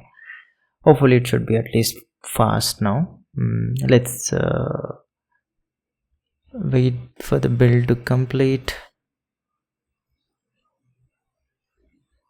Yeah, build is done, and now basically we should try to see this sample project strip and all those things. Let's see this. So I'm just going to close this one. Okay, and let's just expand this. Now you see we have here the sample project, the one that I added this robot and the reader. So basically as like seeded those things in our Hugging Face bucket, so that it'll be like starting point for the user. So now if I just add in this like try to open this one, so basically now you see it's trying to download and load and all. That's the progress and all that we added. And here this trying to now the onboarding thing that we just added. So it is the thing tutorial. So let's take a quick tour of the workspace and what we can do and all. This is the overlay thing, and we can skip if you want, but I'll just try to show you this. So let's just click on next, and we see this. It shows the step 1 of 10. So this is the media panel, and this is the frame, like all our footage and assets leave and all. And you can just skip at any step and thing. And now if I just go next, so here now this is the thing highlighted. So this is step 2, like import footage and drag or drop and all those things. And so the next, this is generate, to open this generate panel. Okay, fine. And once we open, this is how the things generation panel, this is how it looks and all. So every step, whatever we feel is important in our thing, we can just add the onboarding tool like this. Okay, and this is the preview section, just trying to show this is the where and all, and this screenshot to take a still of particular video as an image or whatever it is. This inspector, and this is the timeline. Okay, and selecting a range, and this is the AI agent. So now opened that one, so just trying to chat with that. So that's the thing. So now we are all set, and now we can just start with this, and now giving us more info like MCP setup, keyboard shortcuts, documentations and settings and all. So now if I just start creating and all, yeah, so this is the onboarding tour, and then sample projects and all. So basically whenever we freshly install, and for the users, they will have a sample project that they can open, and then clearly guiding them where exactly things sit in our application, so that it's like letting them know exactly how to use our app and all. So that is the thing, onboarding and sampling services. So we're almost there, and now we'll just do a couple of fixes here and there, and then should be the wrap up of this Cutroom build. Okay, so yeah, now let's just minor refactoring and cleaning up things. So let's just go back here, and here now we should have this AI access gate file. So this one, now we can just remove that, because now we are using that variable check. Okay, fine. And yeah, and now let's go to this overview renderer, and here basically we wanted to add the extra guard here for the asset image URL. So basically we never wanted to ask a generator for a picture that doesn't contain, so just that guard is something wanted to add that check, so that we don't collapse. Okay, so that's the thing. Okay, and same, let's open this timeline. Okay, here also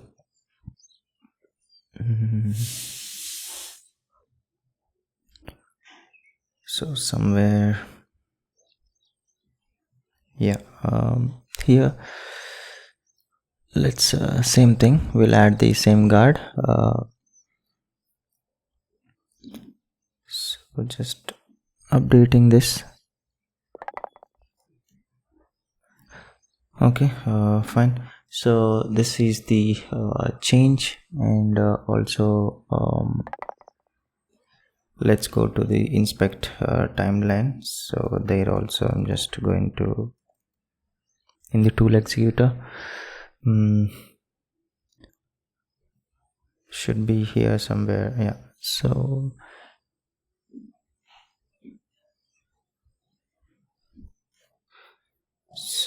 here let me just add in this okay, fine. And the changes in the tool definition. So here if you know the final size upfront, we need to tell that once, like instead of making it grow. So that is the thing, just trying to add now. So basically the reserve capacity thing, let's just search for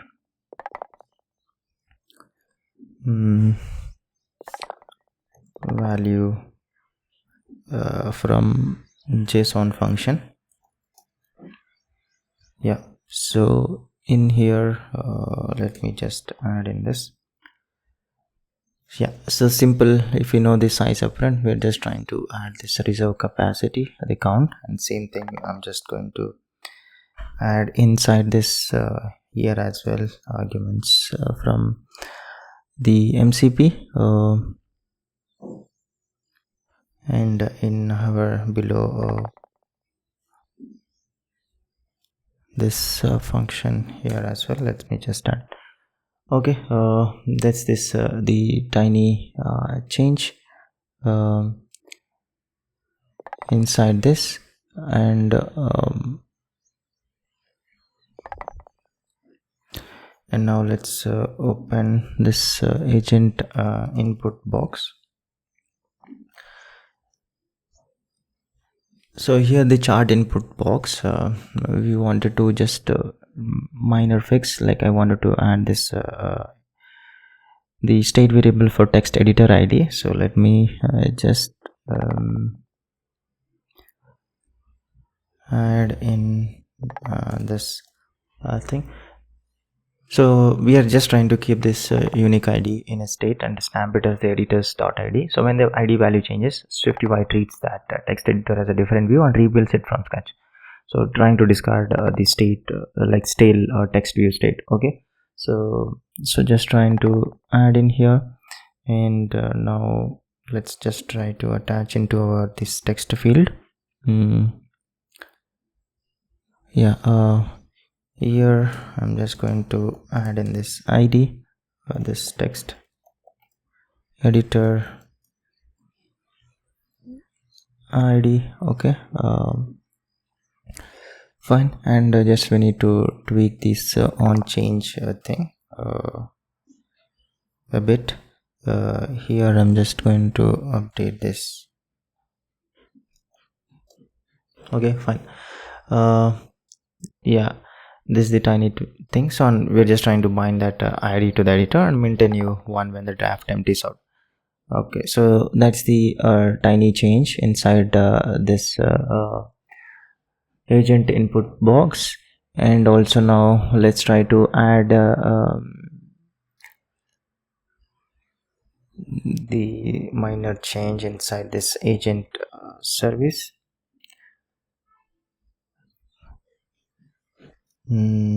So here let's search for this loop. Okay, so now here we wanted to change this from the assistant index to the ID. So here basically array index is just fragile handle, so wanted to change that to assistant ID. So let's just try to change that here.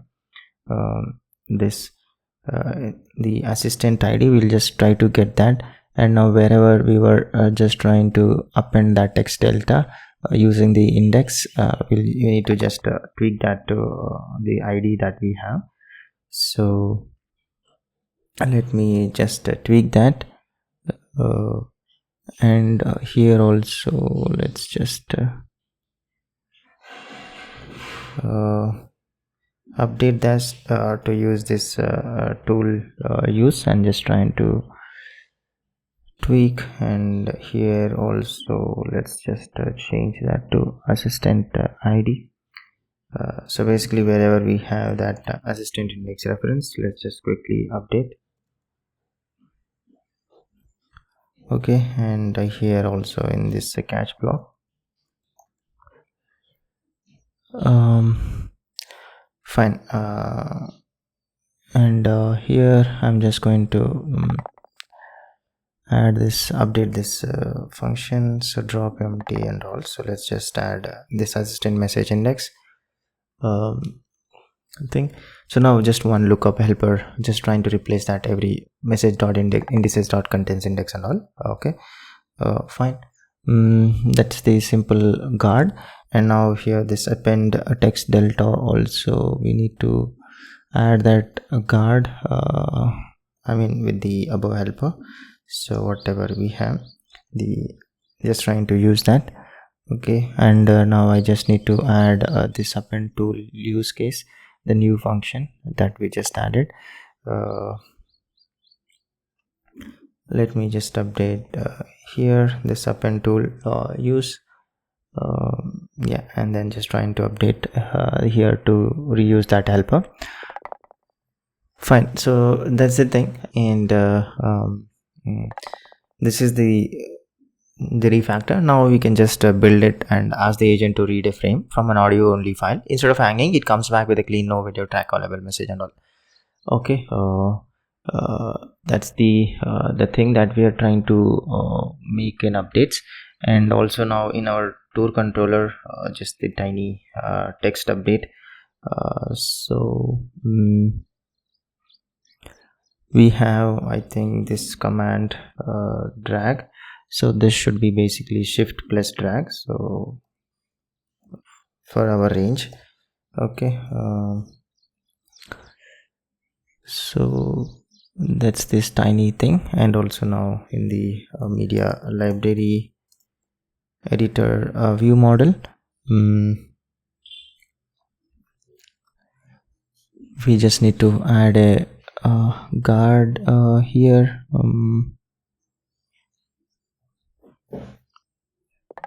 So let me just add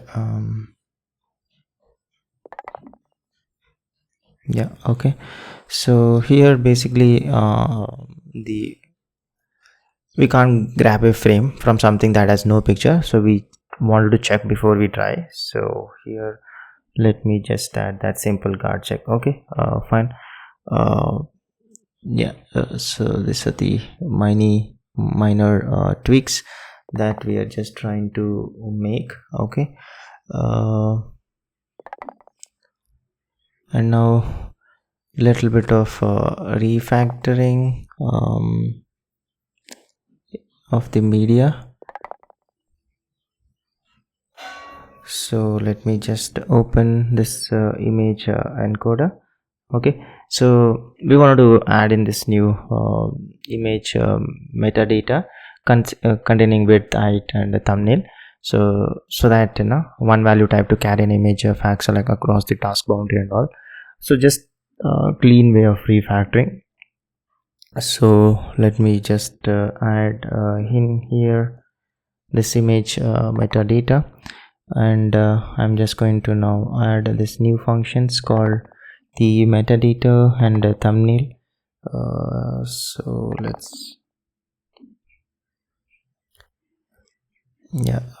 here let me just add in this functions. So basically this read the file once and answer both questions. So opening this CG image source and copying its properties is just expensive part, so doing it once for size and again for thumbnail just waste it. So this metadata just opens the source once and renders the thumbnail only when the caller passes the thumbnail max pixel size. So a size only caller pays nothing, and thumbnail is just the basically the mirror pixels only.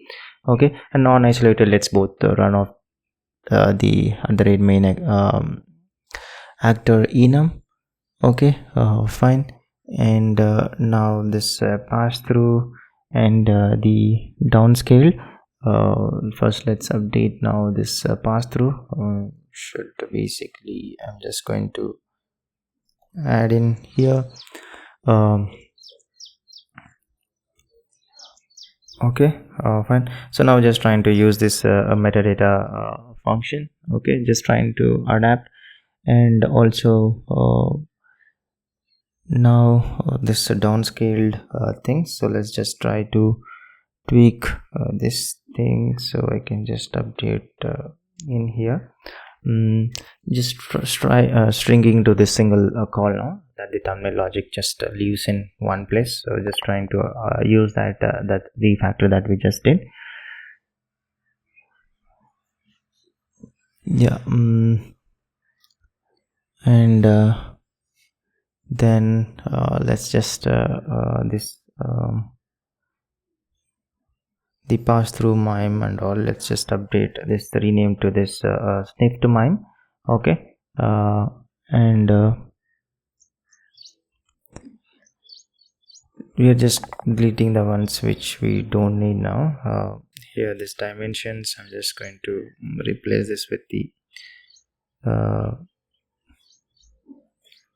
image source and this make thumbnail. Okay, fine. So this mime from this containers UDI matched against the system's own time identifiers. Okay, so just replacing that old switch, and now we open the source, read its UDI with the CG image source get type and compare against UD type .png, .jpeg, GIF or WebP identifiers. Okay, just the canonical names the OS itself uses.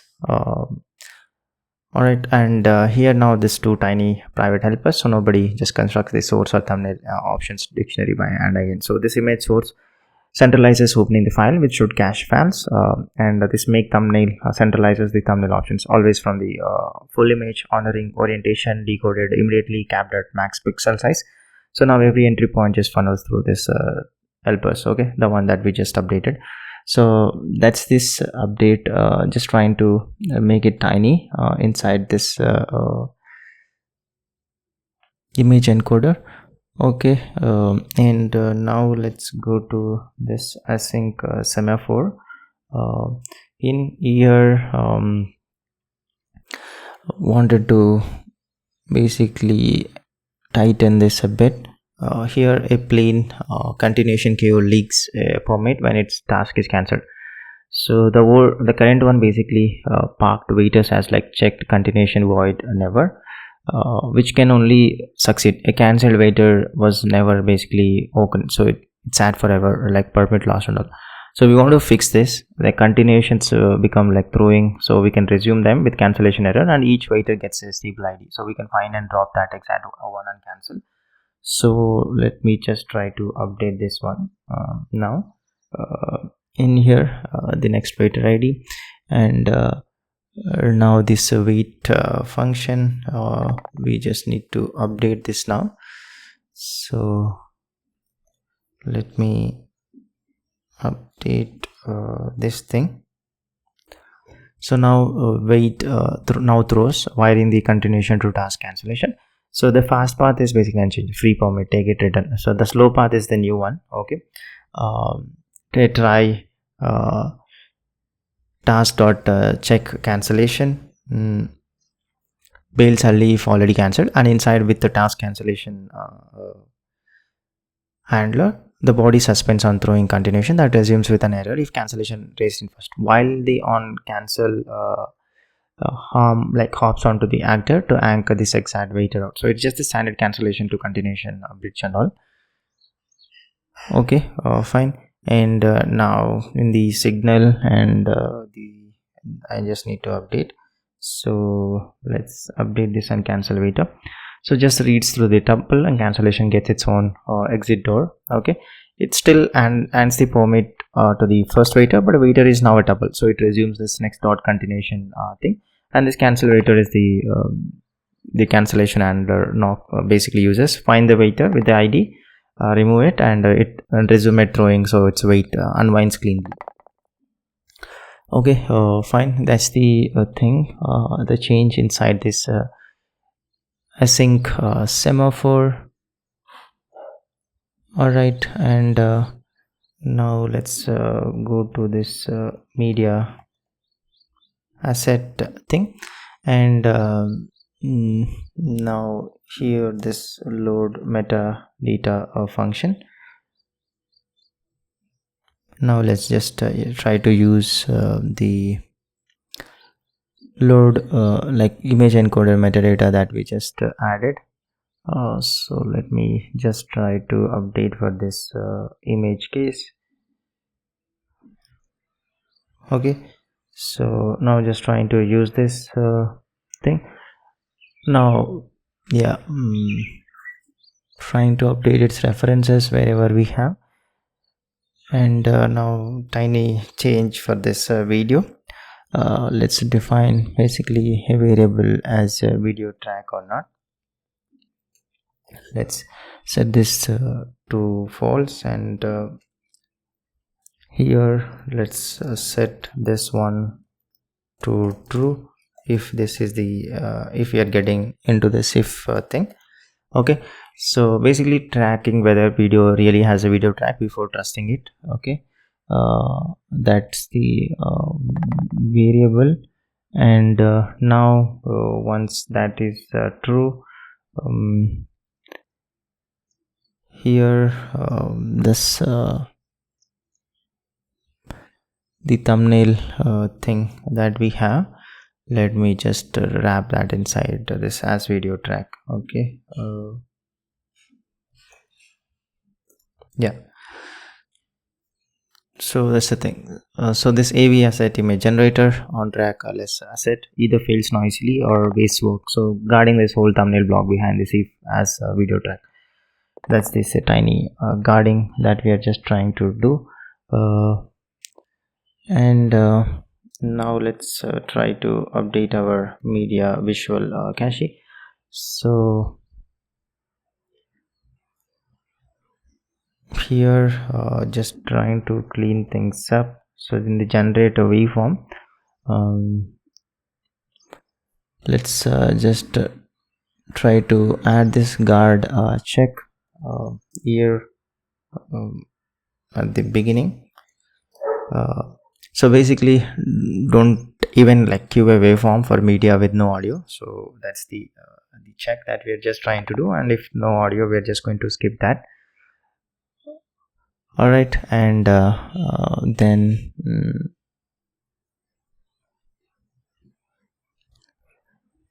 let's just try to refactor a bit, and whatever in the detached that we have, we'll just try to move it to new load or generate waveform function. So that will be just more cleaner. So let me just remove this everything, okay, and we'll create this static function load or generate waveform.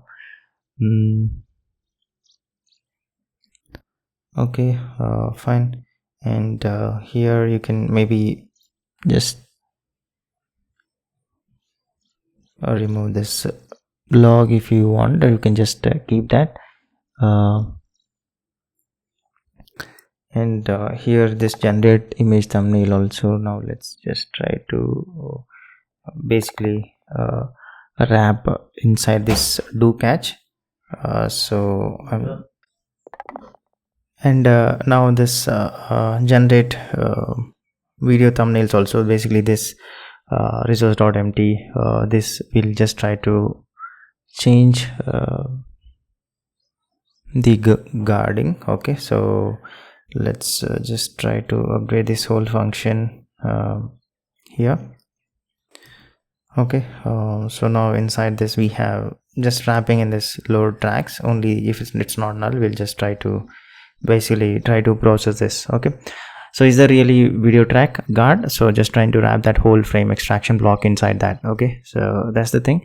And now I just need to add this load or generate waveform, the thing that we just removed, so into the separate function. So let me just add in here. Okay, okay, so this whole waveform pipeline, just trying to wrap it in this one cancelable cache first helper. So it's what generate waveform now delegates to. Okay, the disk cache and return early, otherwise try await gate returning nil, not caching on cancellation, confirm an audio track, run the analyzer and cache. So that's the thing, the refactoring in here, just trying to add more guards just to make our handling tighter. Okay, and also minor fix in the export view. So here basically we want to skip non-video assets when picking a preview frame. Okay, so here in this load preview function, so simple guard, let's just try to add in here.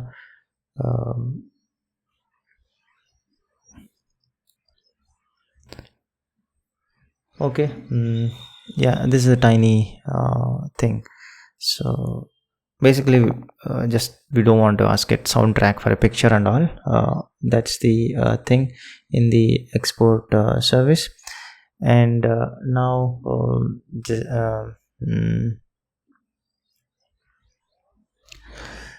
the model catalog, let's try to basically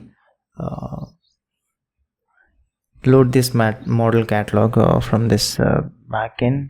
So, and just try to add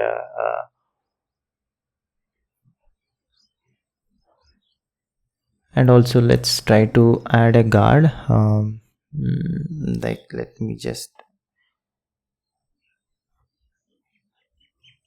add in this art task, basically a subscription made before login, subscription to nothing.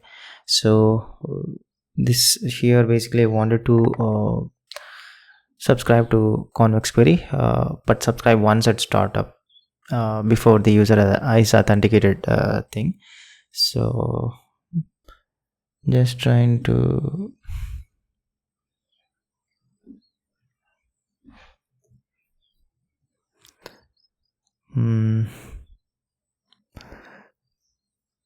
so we'll just try to split into this two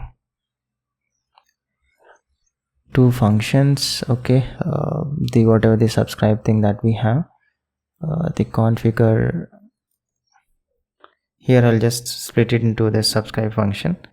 So let me just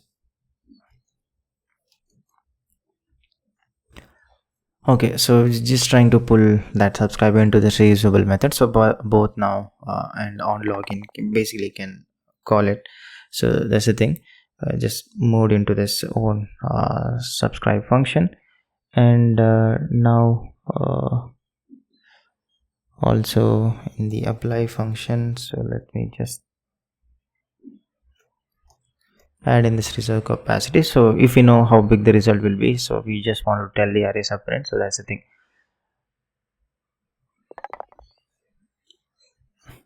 Okay, just try any refactor inside this model catalog, and now let's just try to go to this generation view.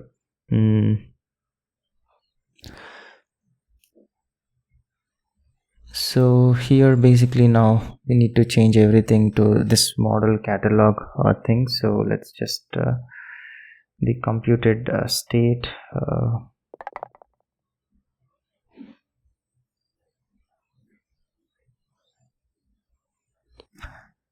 okay. Yeah, this all models that we have. So I'm just now trying to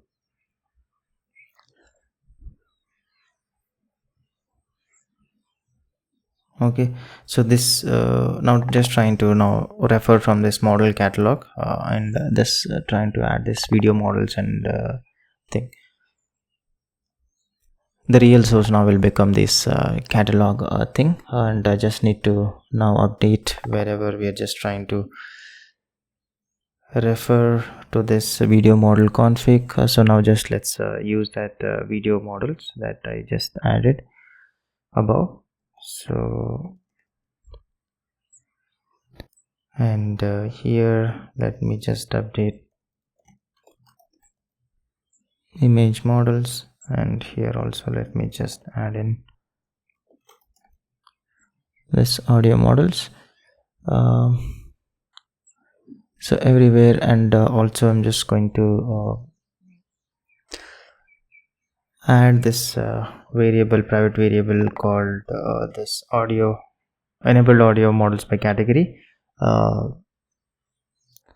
This is just pre-buckets audio by category, so the menu builder doesn't regroup on every draw. So just trying to move into this this function, and now here also now in this normalize model selections everywhere we just need to change this one to this video models and image models and audio models, so the above variable that we just defined. Okay, fine, and just minor tweaks. So this enabled in here also I'm just going to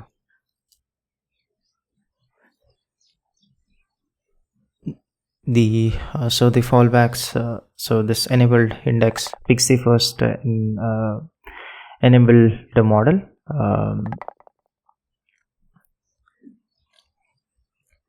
or this current just could hand back this current that's now past the end of the shrunken list. So we're just trying to tighten this fallback, keep current only if it's a still valid index, otherwise drop to 0. Okay, the small guard that we are just trying to make, and now this the other places that we need to make change. So I think we have catalog ready function also. Yeah, so here also I just need to update to the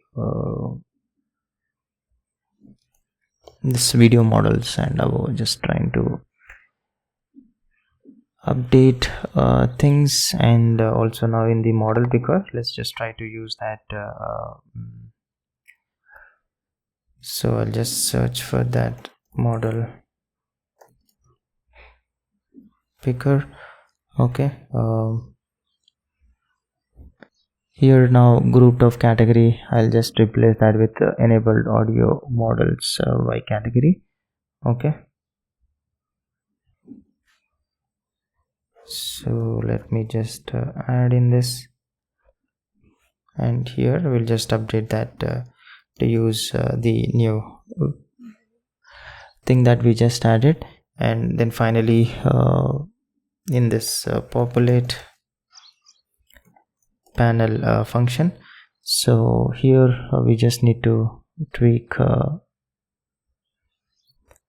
this to video model. So let me just add in this video models. Okay, and here let me just tweak in this to image model, and here also I'm just going to tweak into this audio models. Okay, fine. That's this tiny refactor now.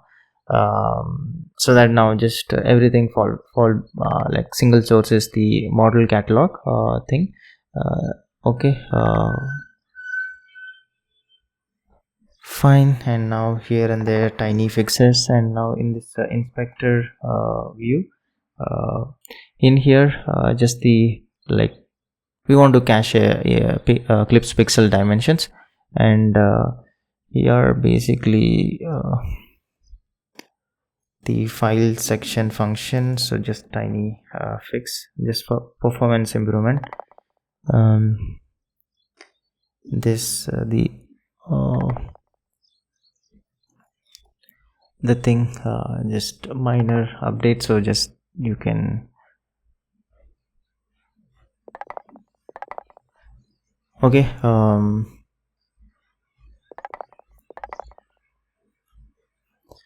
So the tiny change there, and also let's just delete this image dimensions function. So we're not using this, just trying to clean things up in the inspector view, and also the tiny search in the tiny fix in the search media tab. So basically we want to guard the search grid against the non-video results.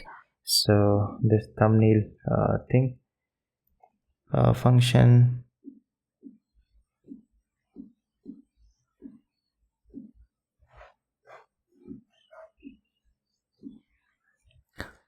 okay. So here let me just guard this one, so nothing the standard like we did. Okay,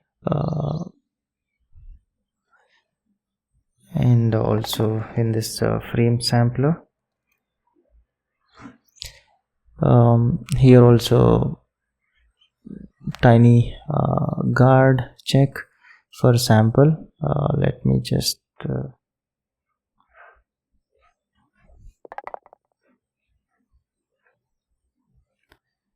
so yep, in here I'm just trying to add this guard, so let me just add in. Okay, fine. So here basically size frame sampling from the first video track, the just performance improvement for the search, and also now in this app theme, let's just add the project size guard size tokens. So here this component size tokens, I'm just going to define here this constants. Okay, so we'll just refactor a bit the home view and all, and there we'll just use this. And then I just want to now unify the close to home code paths. So here first let's just remove this seed registry, and also let's go to this app state, and here basically let's tweak this a bit, the show home thing. So here let me just add this thing, and so just trying to unify this close to home code paths. So let me just update the final function so that it makes more sense to this.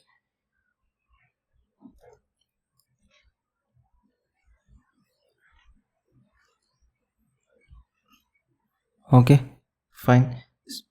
So just defining this constant here and then trying to use it here. So instead of like trying to have that everywhere defined duplicate things. Okay, yeah, that's the tiny change. And now let's just try to polish the final thing and harden this home screen and document.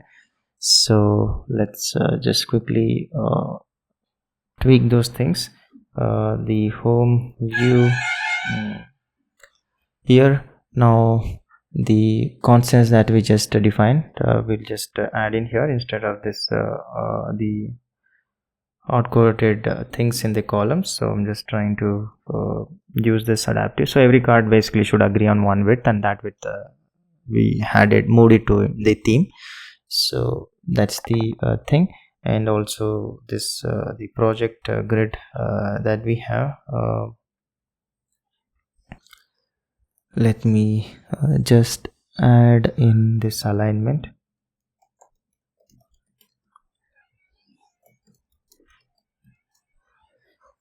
Okay, so basically the grid itself has to be told to align left to 2. So that's the tiny tweak inside this home view. And now let's just go to this project card, and in here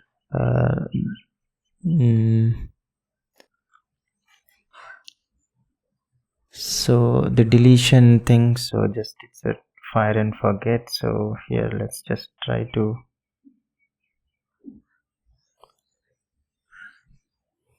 okay, so I'm just removing that try thing. Okay, so no need to do this try check.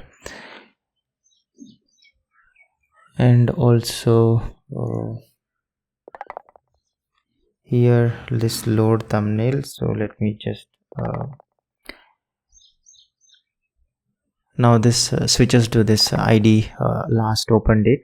So keying on this last open date makes this 50y cancel and reload whenever the project is reset, so the card never shows a stale image and all.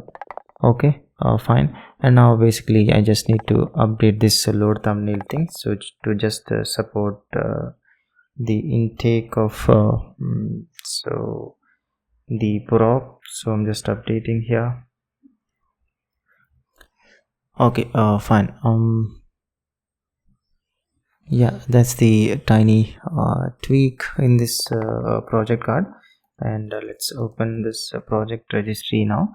So here anything handed to background must be sendable across the thread. So we need to now just add this sendable. Okay, for this project entry struct. And let's just create the private variables for disk and loading and all those things. Here I'm just adding this thing. So async loading needs somewhere to park writes that arrive mid load and all, so we're just trying to define that. Okay, and now instead of directly call this load, so let's just store into this entries variable.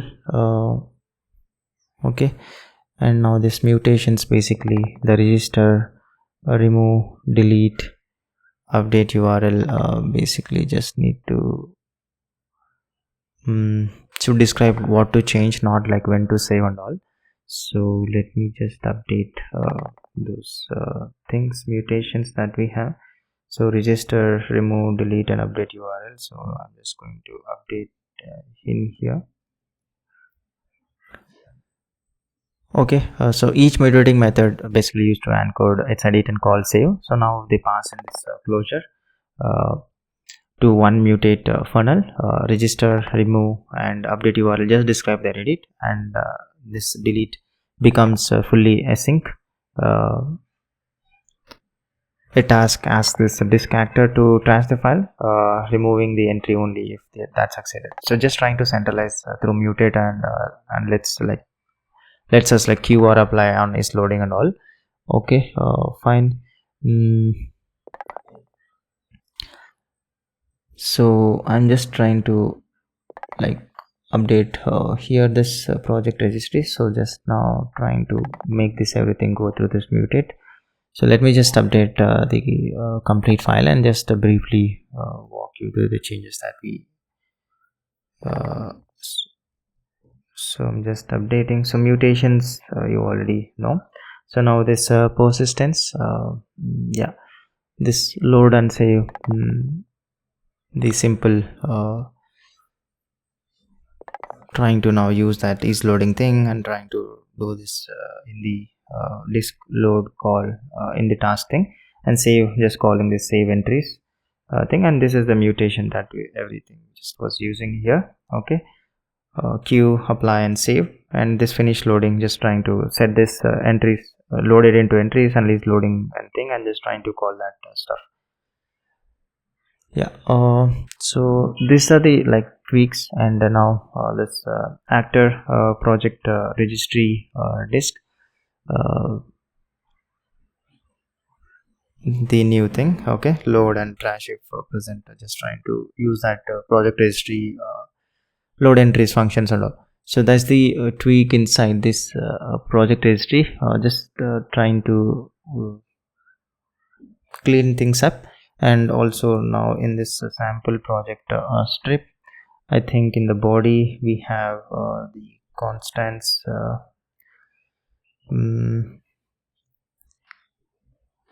the body things. So yeah, here this frame 150 and 120, just we need to use that constants that we have. So let me just update here.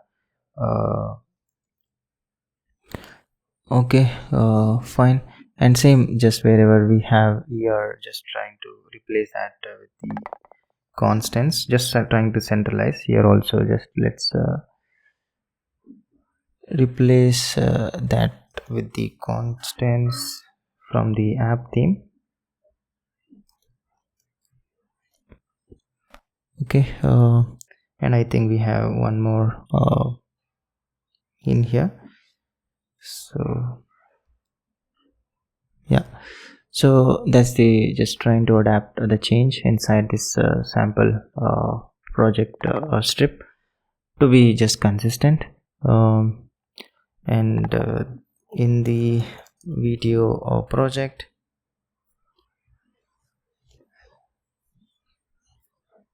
here I'll just add in this new variable called snapshot prepared for file wrapper. So basically file wrapper can run off the main thread, so we need a flag proving the data was snapshotted first. So I'm going to define here that variable in here.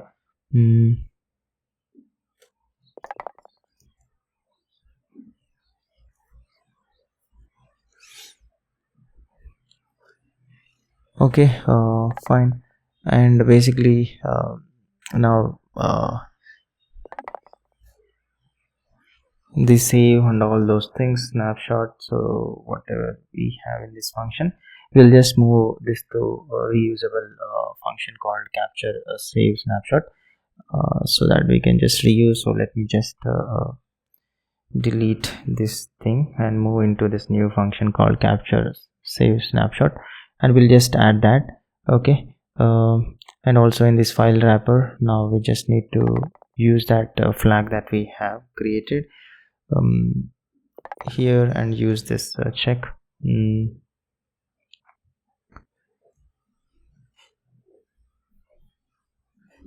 Okay, so here basically capture the screenshot on the way in, but never trust that it happened. So here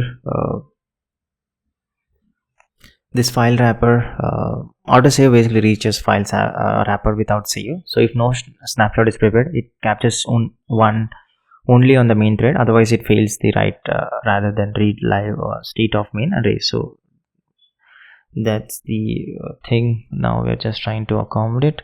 And now I just need to, like whatever we removed, we just need to add it into this reusable function. So just a simple capture save snapshot. Okay, fine. So we're almost done. And now the tweak in this capture thumbnail a bit. So where is that captured thumbnail? So like we want, like maybe just adding, like preferring a cheap image decode for the thumbnail and never assume a video track exists. So this generator that I have, just trying to tweak this a bit. Okay.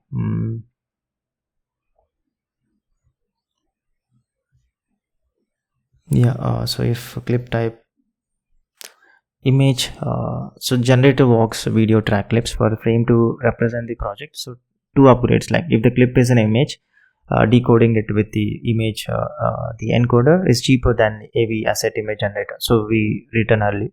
Otherwise we check the asset as a video track before building a generator, and audio only or broken file would basically doom it. So that's the thing that we are just trying to handle. And also in the semaphore wait, so let's just do a guard check here.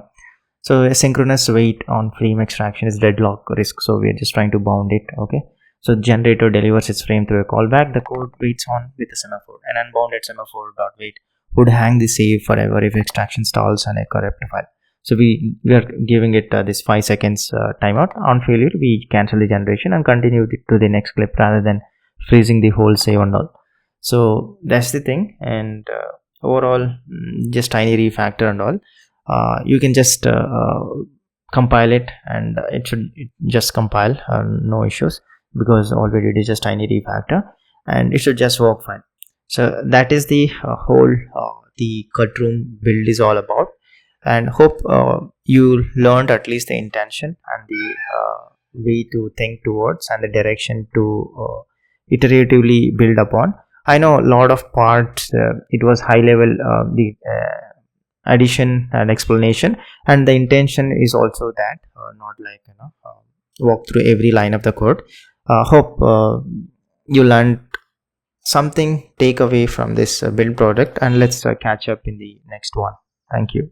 Tiny fix, the build is failing. I think we just messed up in the while we are trying to refactor that assistant index to assistant ID. So here it should be to assistant. Okay, and here also this should be assistant the ID. Okay, and everywhere the HUT we have, it should be changed to this ID thing. So let's just tweak this, and here also I'm just trying to tweak this to ID. Okay, fine. And then in this tool definitions also, here instead of this dictionary .const, it should be this args thing. So what the thing that we have, and here this thing should be changed to this args. Okay, fine. That's the thing. So now we can just build this, and it should be just compile fine. Okay, let's just clean this thing and just try to run. So let's just wait for this to compile, so that we know that nothing is breaking things. Okay.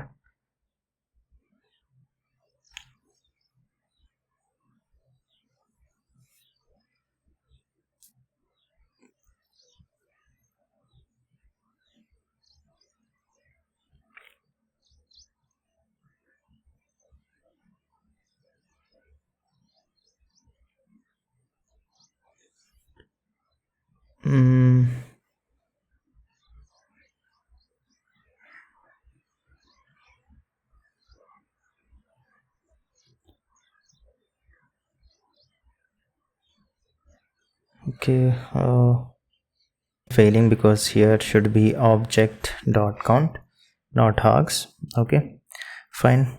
Just let's save that, and let's just clear this thing. Yeah, let me just skip this and let's try to build this now. Now it should just build fine, and let's just wait to witness that and see that no more errors in compiling thing. Okay, yeah, build is done. So this is the tiny fix for build, and yep, that's it.